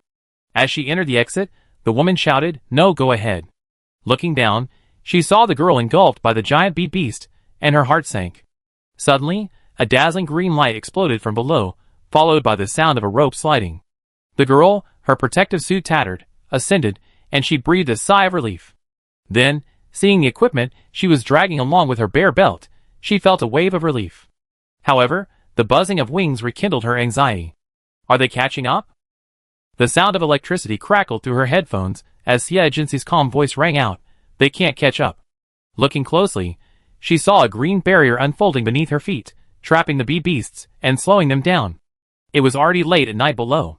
The male researcher emerged first, screaming in terror as he crawled out. A lot of bee beasts are catching up. Everyone was startled and quickly grabbed him, asking, bee beasts? Bee-like beasts, which move in packs, are the most formidable. Though individually weak, they often charge forward in a desperate struggle. A large pack can even rival higher-level beasts. Then the female researcher climbed up and shouted to Annan and the others, hurry, help. That student's still out there. Zhao Jin's eyes flashed, and he was the first to rush to the wellhead. As long as they could seal the hole. He immediately raised his rocket launcher, pointed it at the hole, and shouted, there are so many bee-like beasts. We can't let them get up, or we all die. This immediately caused panic among the crowd, and someone suggested, how about we seal the hole? Get out. Renchinka shoved the person who suggested it away. Bai Zaylan thought of Xie Jinxi's ability and added, classmate Xie has a way to block the cave entrance. Annan also realized Zhao Jin's ill intentions, and was about to run over. No! Xie Jinxi, still 2 meters from the cave entrance, looked up and caught a sneer on Zhao Jin's face. The barrier beneath her feet suddenly opened, enveloping her, and she pressed herself against the wall. The gap left was enough for the bee beast to charge in. Just as Zhao Jin was about to pull the trigger, his expression changed when the incredibly fast bee beast rushed into his face. Ah! He quickly used his ability to shake the bee beast off, but this only angered it, and it chased him. The others fled as far as they could. Xie Jinxi successfully returned to the surface, pulled out a bunch of equipment, and then blocked the cave entrance. Not many bee beasts had been released, and Zhao Jin was quickly rescued. The sting was only black and purple, and soon his entire body was swollen, as if he had been blistered. Healing device. The Skyscale Legion brought a healing device to treat his wounds. While the external injuries healed, they couldn't clear the poison. He was left with only 1 breath. He's lucky. We should have released a few more, Xie Jinxi thought, his eyes lowered. Now everyone finally had time to pay attention to what was happening below. The female researcher immediately kicked the male researcher hard. You're a useless piece of shit who only causes trouble. If it weren't for him, we wouldn't be in danger. The male researcher dodged, shouting in disbelief, if she, and in turn, can get it, why can't I? Everyone turned their attention to Xie Jinxi. What good stuff is there underground?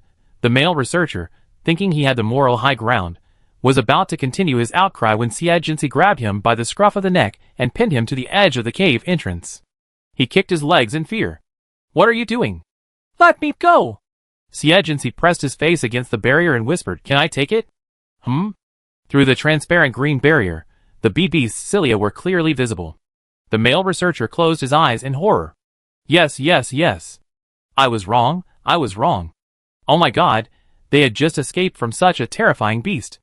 Galanes, huddled behind his classmate, quietly complained, how brutal. Xie Xinghao pursed his lips and said nothing. This horrific scene made the male researcher's colleague feel a little sorry. He was about to try to dissuade them, but was stopped by the female researcher who had gone down with him. He deserved it. The bee beast was dormant. We had already recorded the data and were ready to leave, but he insisted on going in and startled the bee beast. He's ungrateful for saving us. If it weren't for this trainee, all our equipment would have been devoured by the bee beasts. How could we possibly be searching for energy mines? The data was almost lost.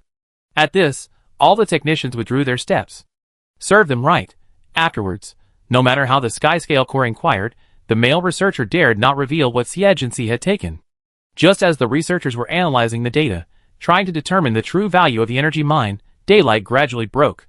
A roar awoke the slumbering crowd, and they cheered as they took in the view above. 2 helicopters and a warship bearing the Finga Corps insignia approached quickly, and numerous fighter jets were firing at the herd of alien beasts below. The warship stopped slightly. On the flat ground, even the fiercest roars seemed incapable of frightening them. Lieutenant General Oria strode out, first patting Yoel on the back. Dear Yoel, you truly are my god of wealth.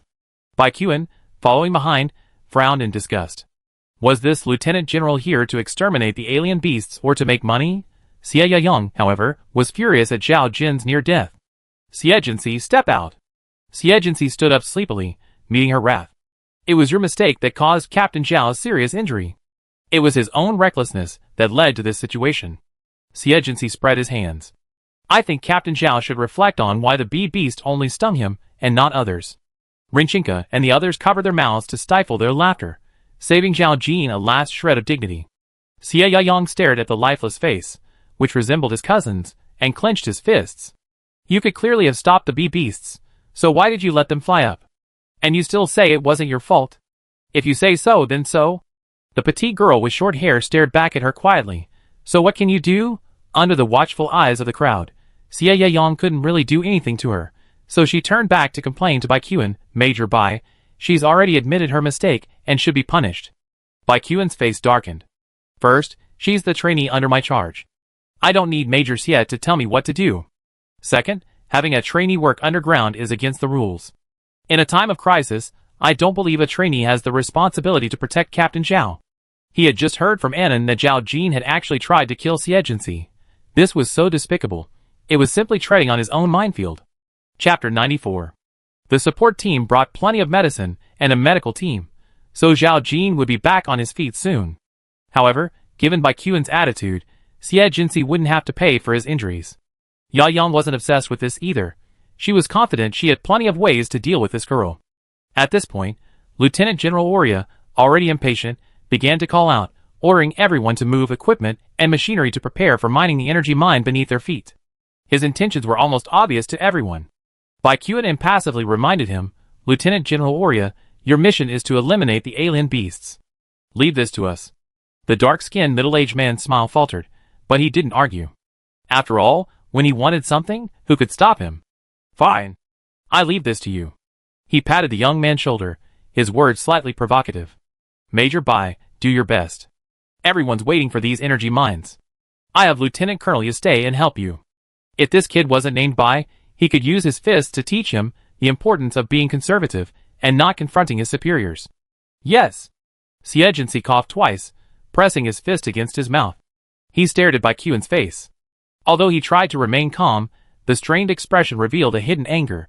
This was the Federation he wanted to protect, the military he believed in. After Oria and his men left to fight the alien beasts, she bent down and fished out a fan-shaped crystal from a crack in the stone. She walked over to Baiquan and said, Sir, I believe we need to investigate the properties of this crystal before we can start mining it. She hadn't mentioned this just now because she didn't want to offend Lieutenant General Oria, so she handed the difficult task to Baiquan. Everyone who was busy stopped and looked over. This is mine. The male researcher who had gone down the well earlier took 2 steps, but stopped at Xie Jinxi's sidelong glance, then silently left. Where did you get it from? Baiquan ignored his reaction and took the cold crystal. It was as big as an adult's open hand, light purple in color, and clearly different from the energy or shown in the data. This researcher fished it out of the water. After a long struggle to remember the man's name, Xie Jinxi stared at the crystal in silence. I think it's a little strange. It was a hunch. Could you please not waste other people's time by bringing items of unknown origin? Xie Yang completely ignored her words, even refusing to agree with a single word she said. She then turned to Baiquan, Major Bai, Lieutenant General Oria just told us to quickly mine the energy mine. Y'all, standing beside him, nodded quickly, yes, our Lieutenant General has limited time. It would have been fine if he hadn't mentioned it, but the mention of that man made the young man's face darken. Surveying and mining is our mission, not Lieutenant General Oria's. He really didn't like others influencing his judgment. Xie Yang didn't dare argue with him, and instead, she advised, but the energy mine has been surveyed. We can't delay any longer because of an unknown crystal. I suggest we mine and analyze it at the same time. Baiquan still had to work with her for a while, and didn't want to create a rift. Alright. Xie Jinxi had achieved his goal, saluted, and returned to join the trainees. Grimes couldn't help but grumble again. I'm not saying anything bad about you, but it's no use trying to take credit. Who would care about you? However, no one paid any attention to him, which made him curl his lips in boredom. Jean Yu was taken back to the Jean family's private spaceship by the housekeeper. After a shower and a change of clothes, he returned refreshed. Since nothing was happening, she stared intently at Baiquan. Although they couldn't officially get married, He was undoubtedly a perfect date and sleeping partner. Renchinka and Bizalan stayed beside Xie. Seeing her furrowed brow, she looked a little anxious, a far cry from her usual aloof demeanor. Xie, what's wrong? Bizalan sat down on a rock. Is it about the crystal? Yeah. She looked at the drilling equipment in operation. The advanced technology was moving at a breakneck speed. The piles of waste rock on both sides grew larger and larger, and the exposed holes grew larger and larger. It was like a piece of flesh had been dug out from the hillside, revealing a horrific wound. The irritation grew stronger, and she spoke up, a rare occurrence. The bee beasts in the burrow have collected and stored a large number of exotic plants. Strangely, some of the plants have even rotted, yet they haven't been seen eating them. This is a very strange phenomenon. Why is it strange? Renchinka was puzzled. Bizalan frowned. These bee beasts aren't human, so they're bound to have a collecting habit. Wouldn't it be nice to collect exotic plants? Lebert, who had listened to Xie's description, also noticed something unusual and said, generally speaking, bee beasts are dedicated beasts, living their lives for the higher level queen bee. He looked at Xie. Is there a queen bee in the burrow? Yes, a level 6 one, but she's dormant. Xie's sharp eyes darted between the bustling hillside and the swarm of beasts below the cliff.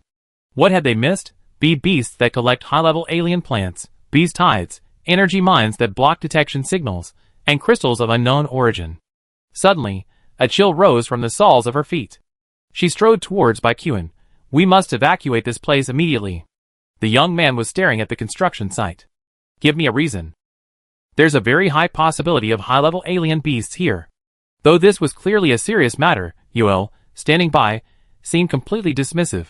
Kids, the Lieutenant General should have told you we've already eliminated several level 7 alien beasts, and the spoils are still in the warehouse. The technicians over there instinctively panicked upon hearing the high-level alien beasts. Xie Yang rolled her eyes and told them, ignore her, continue. Just then, the person monitoring the energy fluctuations in the mineral vein cried out in surprise. Why is the energy so disordered? The three-dimensional graph fluctuated violently, with extremely sharp peaks. These words were like a pebble dropped into a quiet lake, the ground beneath their feet shaking like a game board, causing everyone to jump and fall. The loosened boulders on the mountaintop suddenly broke free, leaping over the protective netting and tumbling down. The beasts, previously driven to flight by the weapons, all stopped in unison, ignoring the barrage and gathering at the foot of the mountain, howling with their heads raised. Have these beasts gone mad? Oria asked in surprise. Xie's hair stood on end for a moment, a familiar, eerie feeling. Without turning back, she ran towards Renchinka and the others. Run. She didn't care if others were waiting to die. The trainees didn't have time to pause. They immediately followed her lead, running towards a helicopter parked in the distance. Genie ran, desperately asking, who can drive? Xie Xinghao immediately replied, I can. Bizalan then said, I co-pilot. At the same moment, Baikuan reacted and yelled at the pale-faced technicians, run. He summoned a mecha from the space hub and climbed in within 3 seconds. He then grabbed the leading researchers with one arm and used them to lead the others towards the helicopter. Chapter 95. The tremors grew more intense, rocks of all sizes tumbling down, reducing even metal equipment to shattered slag, let alone fragile human bodies. Blood splattered onto the mech like juice, and Baikuan's lips paled from a pursed mouth. Lieutenant Colonel Yoel had already fled in the mech. Xie Yang piloted the mech to rescue people while keeping a close eye on the hillside. Major Bai, it's too late. Let's go! There are still technicians. There are too many to rescue all at once. Here, the cliff where the helicopter rested was also crumbling. Xie rushed to the cockpit, take off. Xie Xinghao stared intently at the hillside. There are still people who haven't come up. Wait a little longer. Bizalan also said the same thing. Ahem, it's too late. Xie pulled the power lever to its full power without hesitation. Almost the moment he left the cliff, the landing site collapsed. Baikuan, who was running with his men, was a step behind, his feet wobbling violently. With no other choice, he activated his jets to launch himself into the air. He heard the terrified cries of the researchers left behind on the hillside. They tried to use their supernatural powers to levitate, but they were powerless to avoid the flying rocks. Back in the helicopter, he demanded, seething with anger, who gave you permission to take off? Everyone's eyes fell on the slender girl. You? Baikuan's eyes welled up as he thought of the dead technicians. 10 more seconds. With the helicopter's capabilities, it could have safely taken off. You're being selfish. Even if it couldn't take off, he could still use his supernatural powers to control it. In 10 seconds, the helicopter could be hit by rocks on the wing, or attacked by a monster. I can't afford to gamble. Beast tides, landslides. Before such disasters, even a 7th level supernatural power is as insignificant as an ant. With lives at stake, all the talk of Shangwon student, all the talk of respect and courtesy, goes to hell. Bai Zaylan stared intently at the bloodstains on the hillside, Renchinka beside him. Actually, I don't understand it either. The tall young man's face darkened, recalling Xie Jinxi launching the helicopter. He closed his eyes. We were clearly here to protect them. So many lives that could have been saved, just like that. As Xie Jinxi and Bai Qian confronted each other, the ground slowly arched. Suddenly, a purple-red beam pierced through the ground, soaring into the sky, piercing a gaping hole in the clouds. Roar! Even rocks weighing thousands of pounds were sent flying by the beast's charge, crashing down on nearby helicopters. Xie Xinghao frantically dodged in his helicopter. The others stared, their faces pale, at the soaring purple figure. It had the head of a dragon, the body of a snake, and a towering dorsal fin on its back. Its head was pierced by sharp angles, and its fangs seemed capable of piercing a fighter plane with ease. The dazzling scales gleamed in the sunlight, exactly like the creature the old professor held in his hands. It was clearly a towering mountain, yet beneath its coiled body it resembled a small mound of earth. Looking at the energy level indicated on the energy display, the old professor's voice cracked. Level 8 exotic beast, ancient dragon snake. No, it should be near level 9. Xie Jinxi's eyes darkened, for the oppressive force it exuded was even more terrifying than the level 8 fire lizard he had encountered on planet Beta. Thus, the entire phenomenon, including the beast tide, had an explanation. This ancient dragon snake was the overlord of Dragon Scar planet, dormant within the mineral vein in preparation for its advancement. Some of the technicians studied exotic beasts and drew on their expertise to analyze the situation. This ancient dragon snake is overflowing with energy, and it's probably about to advance. That's why it's dormant here. Firstly, it's absorbing energy from the energy mine, and secondly, it's probably waiting for an opportunity. But it's appeared now. Was it awakened by the mining, or has the opportunity presented itself? Xie Jinxi gazed at the surging tide of beasts below him, and came to a conclusion. It must have been the opportunity. The ancient dragon snake didn't attack them immediately, giving everyone a chance to retreat. Even from 100 miles away, its silhouette could still be seen lingering on the mountain, casting a massive shadow over everyone. Of all the people, the most anxious was Lieutenant General Oria. What did you tell me back then? It's safe, all the high-level exotic beasts have been eliminated. What happened?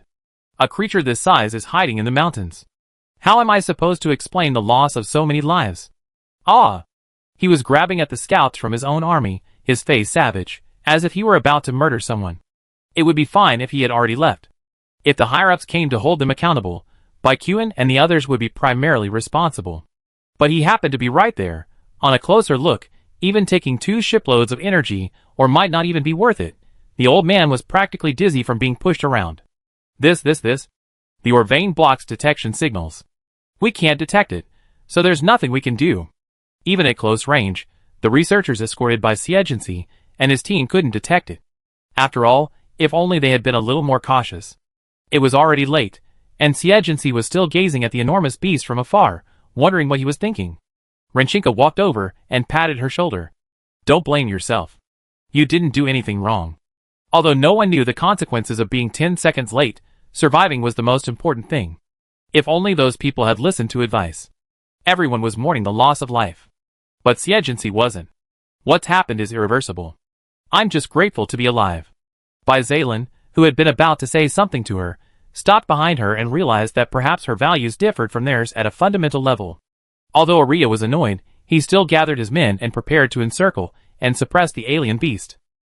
Although both level 8 and level 7 alien beasts were considered high-level alien beasts, the difficulty of suppressing them was vastly different. A level 7 alien beast could succumb to powerful force, but a level 8 alien beast had an alternative option of mutual destruction. Self-destruction. So they had to completely eliminate it before it exploded, or shatter its beast core, the energy concentration point. Even I can't guarantee its defeat, so this task must be entrusted to the warship's high-energy particle cannon, and we only have one chance. At this moment, Vice Admiral Oria finally displayed some of the demeanor of a senior general. I lead the attack. Major Bai, Major Xie, my adjutant, and the guards will provide mecha support. They had very few advanced mechas, and ordinary fighter jets were no better than cannon fodder against a level 8 alien beast. To top it all off, according to the alien beast experts, this ancient dragon snake was about to advance, leaving them with no chance of a second comeback. After all, once the ancient dragon snake reached level 9, even the high-energy particle cannon wouldn't be able to inflict a fatal blow.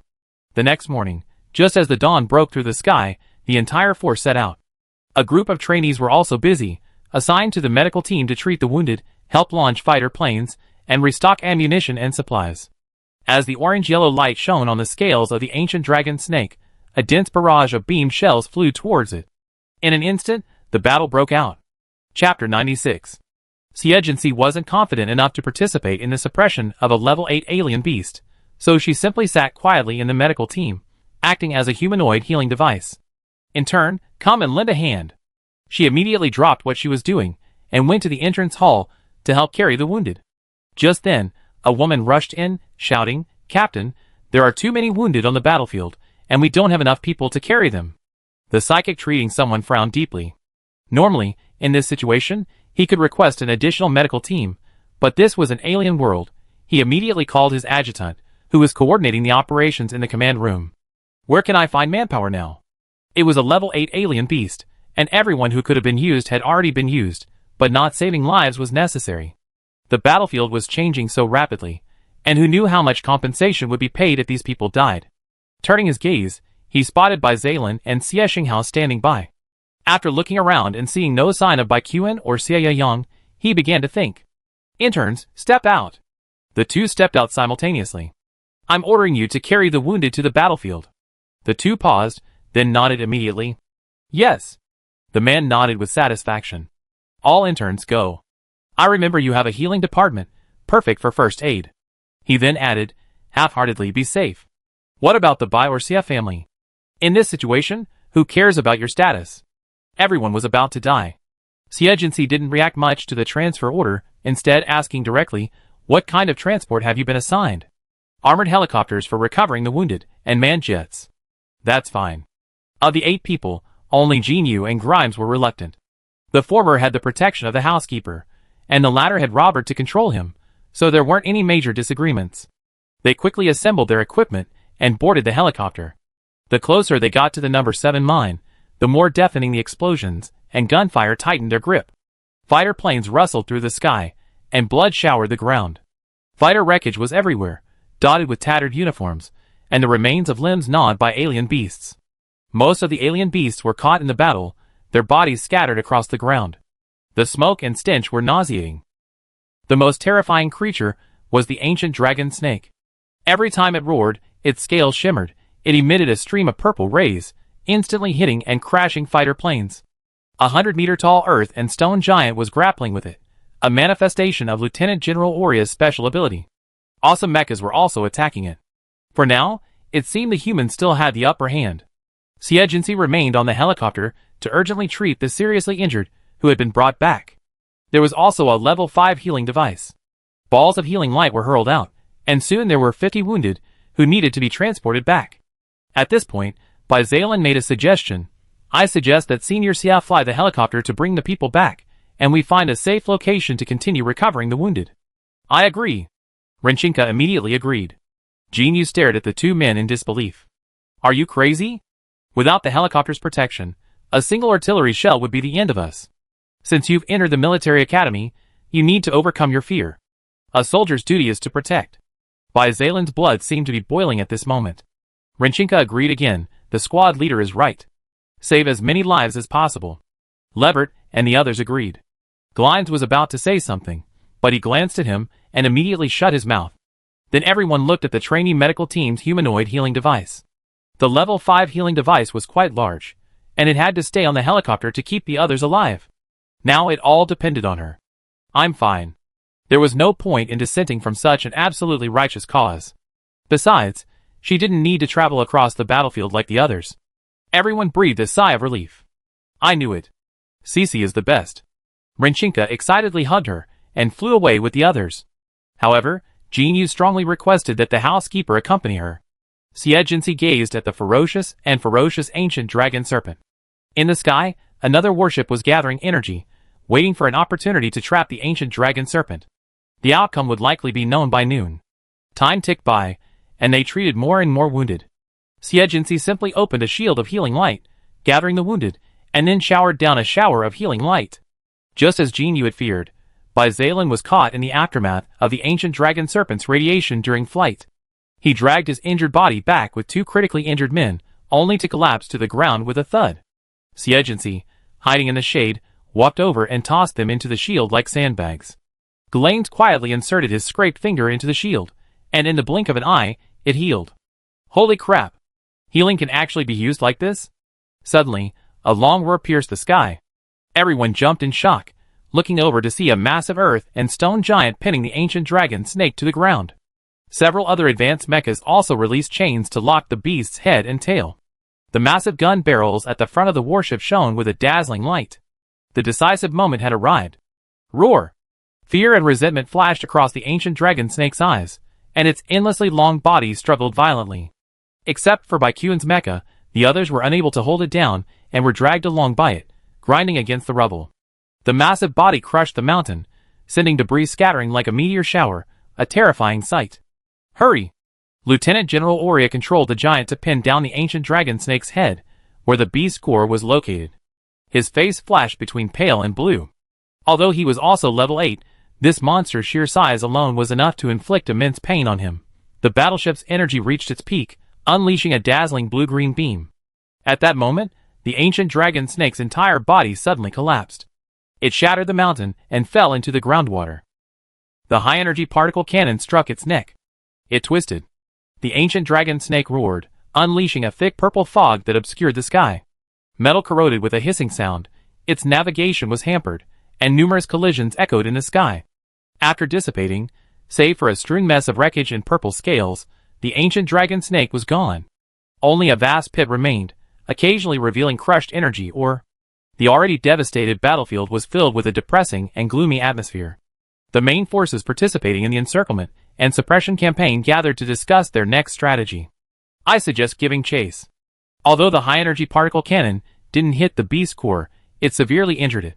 This presents a rare opportunity, Baikyuan suggested. Oria, panting, gritted his teeth and made the final decision, keep chasing. If we wait until it recovers, we'd be the ones killed. Then, if this thing were to secretly launch a laser attack on the base, everyone would be doomed. The others agreed. So, they all set off in their mechas, following the direction of the ancient dragon snake. Chapter 97. As they caught up, they discovered the ancient dragon snake devouring something. After scanning it with their mechas, they were all shocked by the energy contained within. Damn it! I was wondering why I couldn't find a level 9 exotic plant, and after all this time, this thing devoured it all. Olia gnashed his teeth in anger. And there were several of them. Presumably, all the high-quality plants this planet had bred were here. That wasn't the problem at all. Baikyuan frowned. Lieutenant General, the dragon snake must be devouring a level 9 exotic plant to advance. We can't let it succeed. He then fired a cannonball at the ancient dragon snake's giant head, interrupting its feeding. However, the dragon snake's scales rustled, a sign of its advancement. Underground, Oria's main battlefield unfolded. With a roar, the entire mountain crackled and swarmed, crushing the ancient dragon snake beneath it.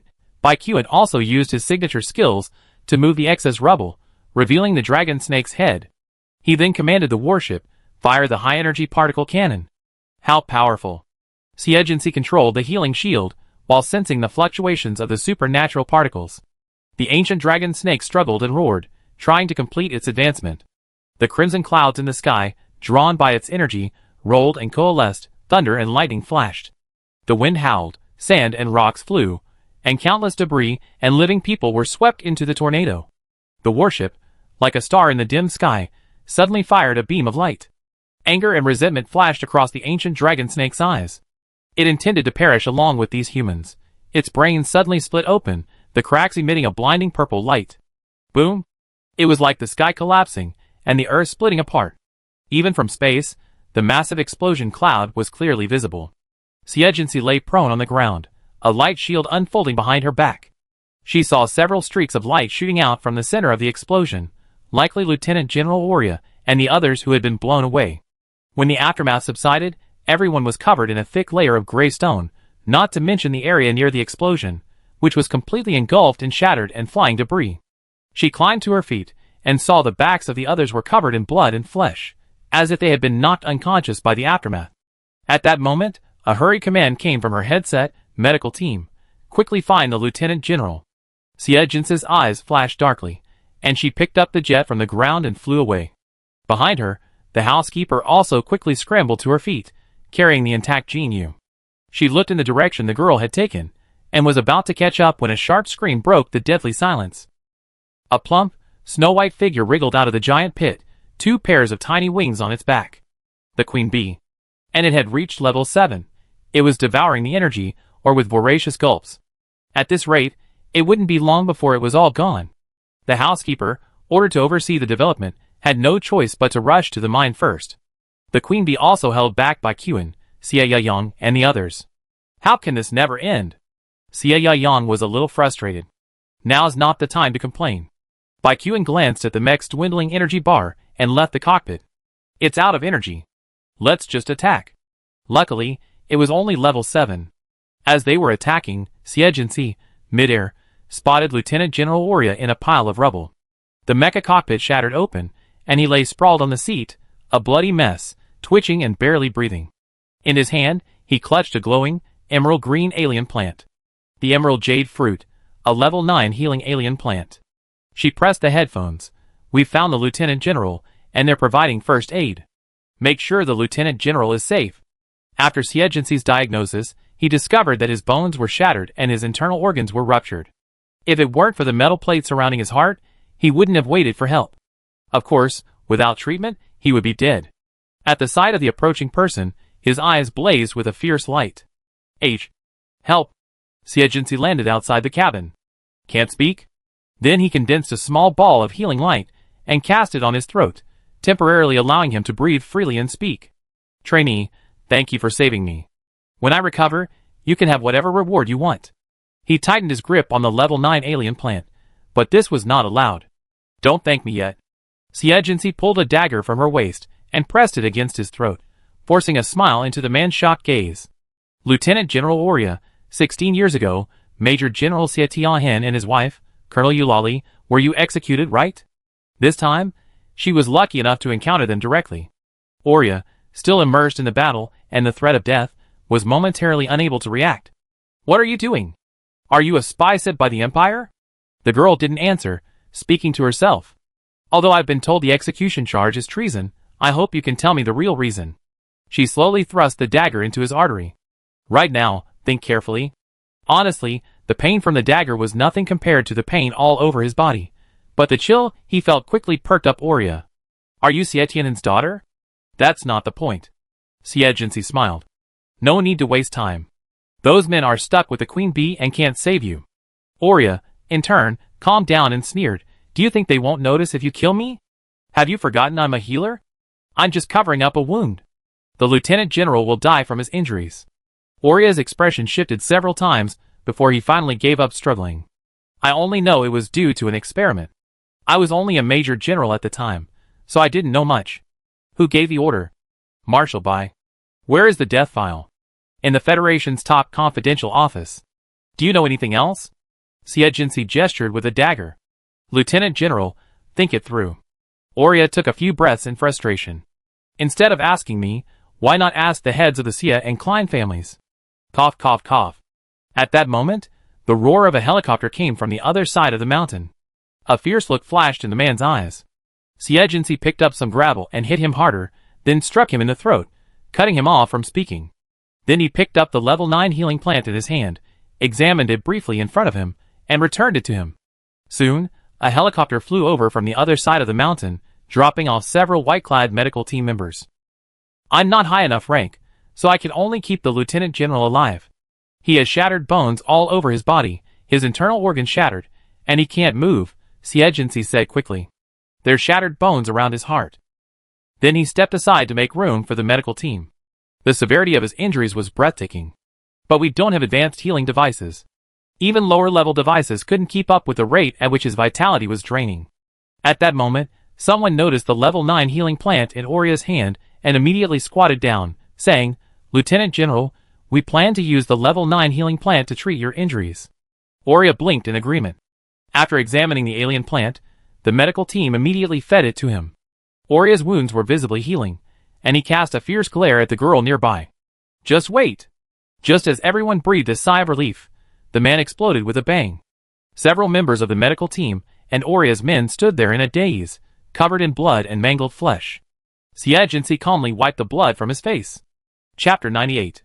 Everyone was stunned, bewildered, unable to understand how a level 9 healing plant could have blasted Aurea to pieces.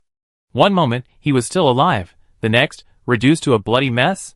The commander of a legion of 100,000 men simply vanished like that. Several of his guards drew their guns and pointed them at the medical team members. What's going on? You killed the lieutenant general. We didn't. That was indeed a healing plant. The medical team members were also bewildered. After examining the lieutenant general, they had indeed found the most effective method. But no matter how they explained, they could no longer escape responsibility. Xie watched from a distance. Aurea could only die, because once he recovered, he would never let him go. The guards restrained several members of the medical team and notified the adjutant, who was commanding the base.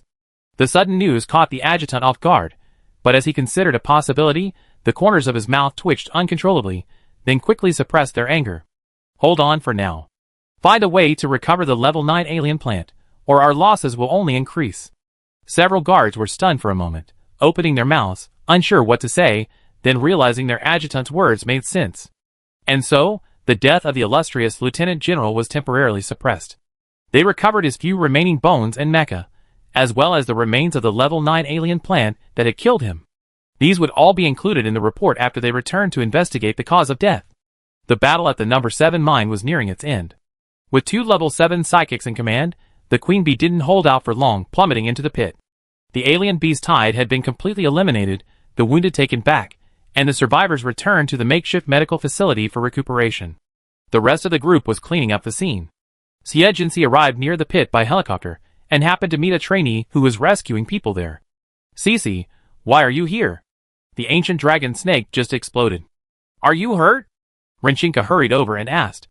We were all injured just now. The medical captain and his men rushed over from the temporary treatment center to treat us. Did you know? So many people died? At this point, she felt a little sad. The cadets, having just entered the academy, and not yet fully mastered their professional knowledge, had already experienced the brutality of the battlefield. The pungent smell made Xie cough. I'm fine.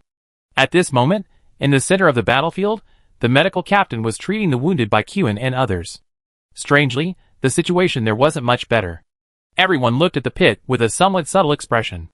Major Bai, let's go down and see if the beast is completely dead. A colonel from the Finga Corps stood up. The handsome young man's white robe was stained with blood, revealing the strength beneath his elegant face. No rush, let's go together. I'm just afraid the monster will escape. Why run? We're all guarding here. Xie Yang sneered twice and winked at a taciturn man behind her. Do these guys really think they're just decorations? At this moment, the housekeeper brought by Jean Yu interrupted. I want to go down and explore the energy mine too. This is the investor's right. Everyone was silent. There are 2 level 9 alien plants below, but there are 4 parties who want them. Suddenly, the alien energy particles collided again. But this time, it wasn't to destroy the enemy, but to fight for it. Bai Qin's face, like the moon, towered like a snowy mountain. His brush strokes carried a powerful energy, and with his 5 fingers spread out, he pressed down. The sudden pressure of gravity slowed everyone's movements. In the end, his powerful mental strength prevailed. The others were also horrified, watching Annan, driving his mecha into the deep pit, emerge moments later with a root-like object as azure as jade. Level 9 exotic plant, azure bone. Major. Bai Qin grasped the object in his hand, lightly leaping back and away, then releasing the gravity. Major Bai, I thought you were truly so impartial. The Finga Legion's colonel's face was filled with sarcasm. You're just acting for your own benefit. Bai Qin felt a little exhausted when he landed, but his expression remained relaxed. Besides, even if I wanted to hand it over, some people wouldn't agree. He hadn't yet heard of Aurea's death, otherwise he would have made a different choice. Everyone realized it was impossible to snatch what he had. So they started fighting again. They all wanted it, and they all had the right to, so they each fought to get it. Oh my god, why are they fighting? Renshinka was stunned. What happened? They're fighting for a level 9 exotic plant. Xie words were concise, her eyes fixed on the battle. 3 level 7s, and a bunch of level 6s. However, before she could come up with a plan, a dozen masked men in jackets and carrying weapons ran over. They didn't have any Legion insignia, and it was unclear where they came from. Xie heart rang with alarm, and he shouted to the short-haired girl, "Run!" The others were confused. Why were they running? Who were these people? Xie sneered, "Anyway, I be alone wherever I run." Then, he pulled a tang sword from his space hub and said to the grim-faced trainees, "If you don't want to die, stay away from me." Cece. Rinchinka said nothing as Bizalan quickly dragged her away. Then, a barrage of bullets whizzed towards Xie, whom she nimbly dodged. Xie was about to help when Zhao Jin, who had arrived, pulled him aside. "What are you doing here?" Xie gritted his teeth and grabbed him, whispering, "Are you crazy? Why do you have to kill her?" A dozen people surrounded Xie. She gripped the tang sword, looked around, and suddenly opened her light shield to block the bullets that could have riddled her. Then she unleashed countless beams of light, shattering their weapons. Everyone panicked and tried to flee, but the girl disappeared completely from sight, save for the flying sand and rocks. She passed through the encirclement like a ghost, then slashed off one of the men's heads. A splatter of blood fell between her cold brows, and as she moved, she drew her gun and killed another. The blood, still steaming, stunned Rinchinka and the others, unsure whether to be surprised by the sudden pursuit or the girl's murderous rage. "We have to save her." Rinchinka anxiously tried to run over, but Bizalan held her back. "Don't go, we just get in the way. I've already contacted my brother." Baiku had arrived quickly, and several bodies lay at the scene. He used his supernatural powers to pin down everyone, including Xie, and glared coldly at the masked men. "Where did you get in? Who was it that was so determined to kill this woman?" His peripheral vision fell on Zhao Jin, a faint suspicion forming in his mind. At that moment, Xie unexpectedly broke free from his supernatural control and, with a single blow of his sword, dispatched the immobilized mercenaries.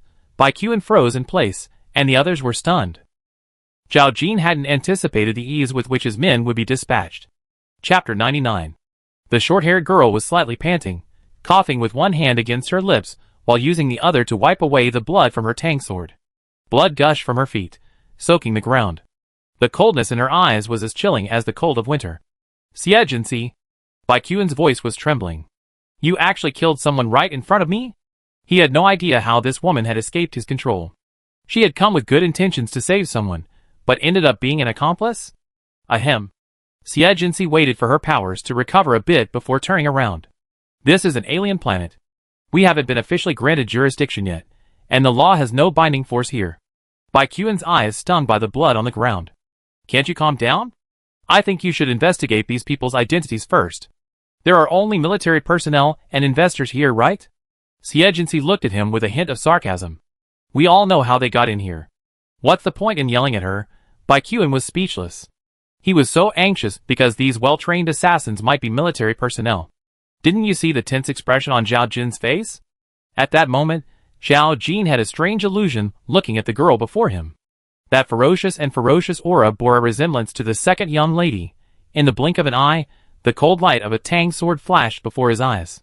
He was horrified, and a pangolin-like armor sprouted from his body. Clang! The sword broke. Level 5 supernatural power. Zhao Jin grinned and raised his fist to strike. Quite thick skin. Xie drew another dagger, and slashed it with a sudden slash. Like a flash of lightning, Zhao Jin's arm flew away. Blood spurted out, followed by excruciating pain. "Ah!" Zhao Jin, realizing his imminent death, turned and ran. Xie started to chase, but Xie beside her called out, "Wait, you!" The words were on the tip of her tongue, but she was silenced by the girl's furious gaze. "Stay still." Baikuan, enraged, used his supernatural powers to pin her down. "You should be the one staying still." Those unidentified people aside, a military academy student actually went after a high-ranking military official and killed him. It was pure lawlessness. This pedantic man. Xie sighed, "All right." She put the dagger into the space button and suggested, "Can we first identify the bodies' faces? See who they are?" Baikuan pursed his lips. "I arranged for someone to do it later. Don't worry about it." In reality, he was worried that if the assassins were actually found to be military personnel, it would become an irreparable scandal. The girl seemed to see through his thoughts. giving him a sarcastic smile. Ahem. Can you let me go now? Her frail body felt as if it were about to collapse under the weight. Promise you calm down? I've always been calm. The mountain-like gravity pressing down on her vanished instantly. She stared at the crater where the supernatural particles were still churning. Why don't we go see who gets the prize? Baikuan was practically ready to eat her. I order you to return to base immediately. The girl blinked. Isn't it said that anyone who sees the supernatural plant gets a share? Before the young man's supernatural power could reach her, she suddenly leaped 30 meters away. Is this even possible? Go back. Baikuan said this and then took off, leaving the trainees staring at each other in bewilderment. Galanes wiped his stiff face. This woman is so fierce. The blood on the ground refreshed their perspectives. Could killing be so easy? Xie Xinghao recalled the girl's look, his heart racing as he thought about it. He ran after her. The others stared at each other for a moment before following suit. The two of them chased each other to the edge of the deep pit, and the outcome seemed imminent. The Finga Legion, with its larger numbers, had previously held a firm advantage, but they were countered by the combined forces of the Sky Scale Legion and the female housekeeper. They were forced to withdraw due to injuries. Then, only the Sky Scale Legion's level 7 and the female housekeeper were left fighting fiercely. The level 9 alien plant flew through their hands, taking turns, finally soaring high into the air. Xie, sprinting furiously, took a glimpse, her eyes trembling violently. A level 9 body-forging plant. She knew there was a high probability of such a thing on Nova. The two level 7s in the pit rushed forward, reaching out, only to be surprised when a green band of light suddenly appeared and swept the plant away. Instantly, she became the center of attention. Gripping the plant surging with energy, she gasped for breath, her mind gradually clearing. The situation was too dangerous. But the plant clung tightly to her hand. Xie, are you courting death? Xie Yayong stared at her coldly. Over there, the colonel of the Finga Corps' mind also became alert. Trainee, give me the thing. I guarantee you can join the Finga Corps and rise through the ranks. The housekeeper remained silent, glaring at her with a fierce gaze. Xie, Baikuan stopped opposite her and held out his hand, trying to stop her suicidal behavior. Give it to me. This isn't something you can take. He knew she longed for a level 9 exotic plant, but what good would it do a level 5 to capture one against a group of level 7s? Even if she escaped now, she couldn't escape Dragon Scarstar. He truly wanted to save her life. At that moment, a level 7 from the Xie family suddenly swung a metal whip, its energy particles tingling with murderous intent, and the gust of wind it whipped up was terrifying. The colonel of the Finga Legion pressed forward. Stop! Baikuan, disregarding everything else, joined the fray. The situation, once nearing a decision, devolved into a chaotic scramble with Xie entry. Xie, a level 5, found it difficult to be caught in the middle of it.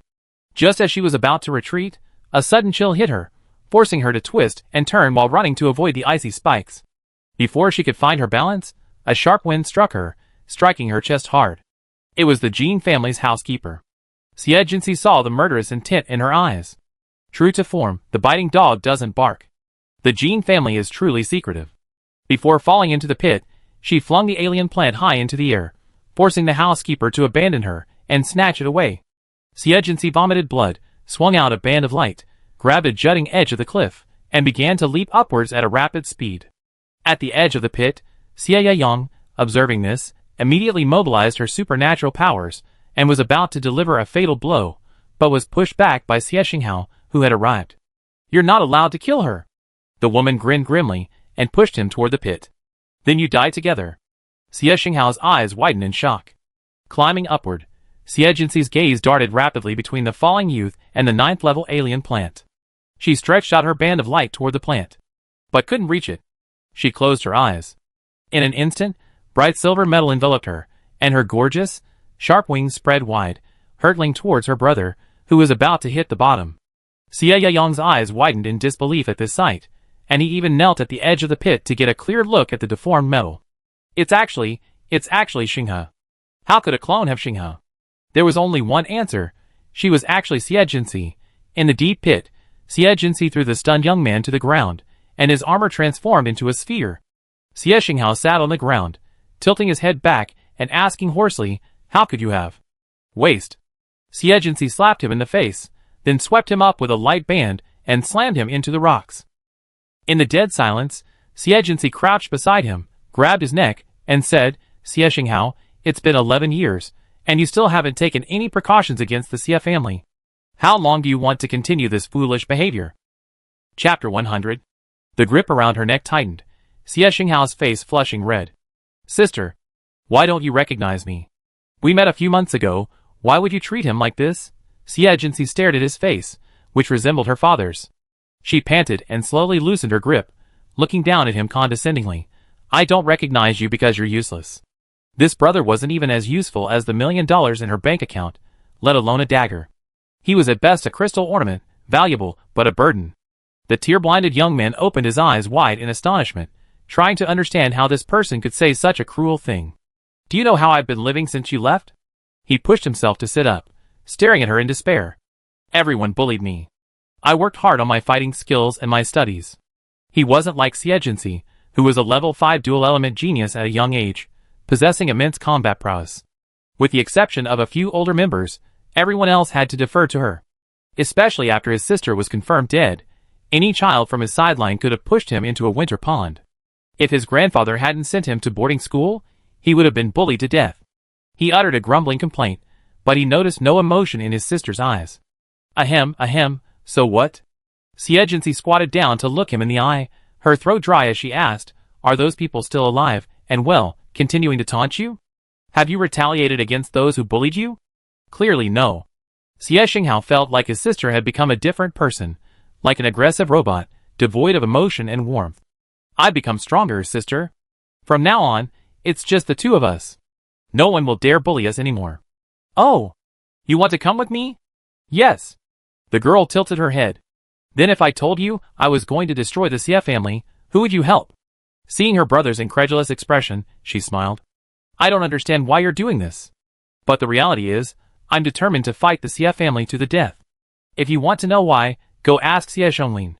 Xie tilted her head to gaze at the dim light casting its shadow from the cave entrance. If you can't make a choice, just go back to the Xie family, and don't get in my way. With that, she jumped off the rocks. Xie stared at her back in amazement. After 11 years, brother and sister reunited, but there was no tear-jerking dialogue, no touching consolation, only such cold indifference. He scrambled to his feet and chased after him, shouting at the top of his lungs, How could you do this to me? Smack. Xie turned and slapped him, her tone still calm. Xie, you have no right to ask anything from me. Xie Zhonglin took all that inheritance back then, and I have nothing, and you grew up safe and sound. If this wasn't her only blood relative, she would have snapped his neck out of morality. Are you wondering why I left? Have you ever considered how a dual-powered person like me could possibly go berserk? After all, you've only cared about your own well-being since childhood. You're just selfish. Cough, cough, cough. Xie couldn't help coughing as she spoke excitedly, then pointed at the cave entrance, Get out. Her sharp gaze forced Xie back 2 steps, recalling the injuries Xie had suffered back then. The second daughter of the Xie family is a dual S-rank genius. How could her powers go berserk? Even though her superpowers had gone haywire, the Xie family's first response wasn't to save her, but to leave her to fend for herself. Xie ignored Xie and headed deeper into the pit.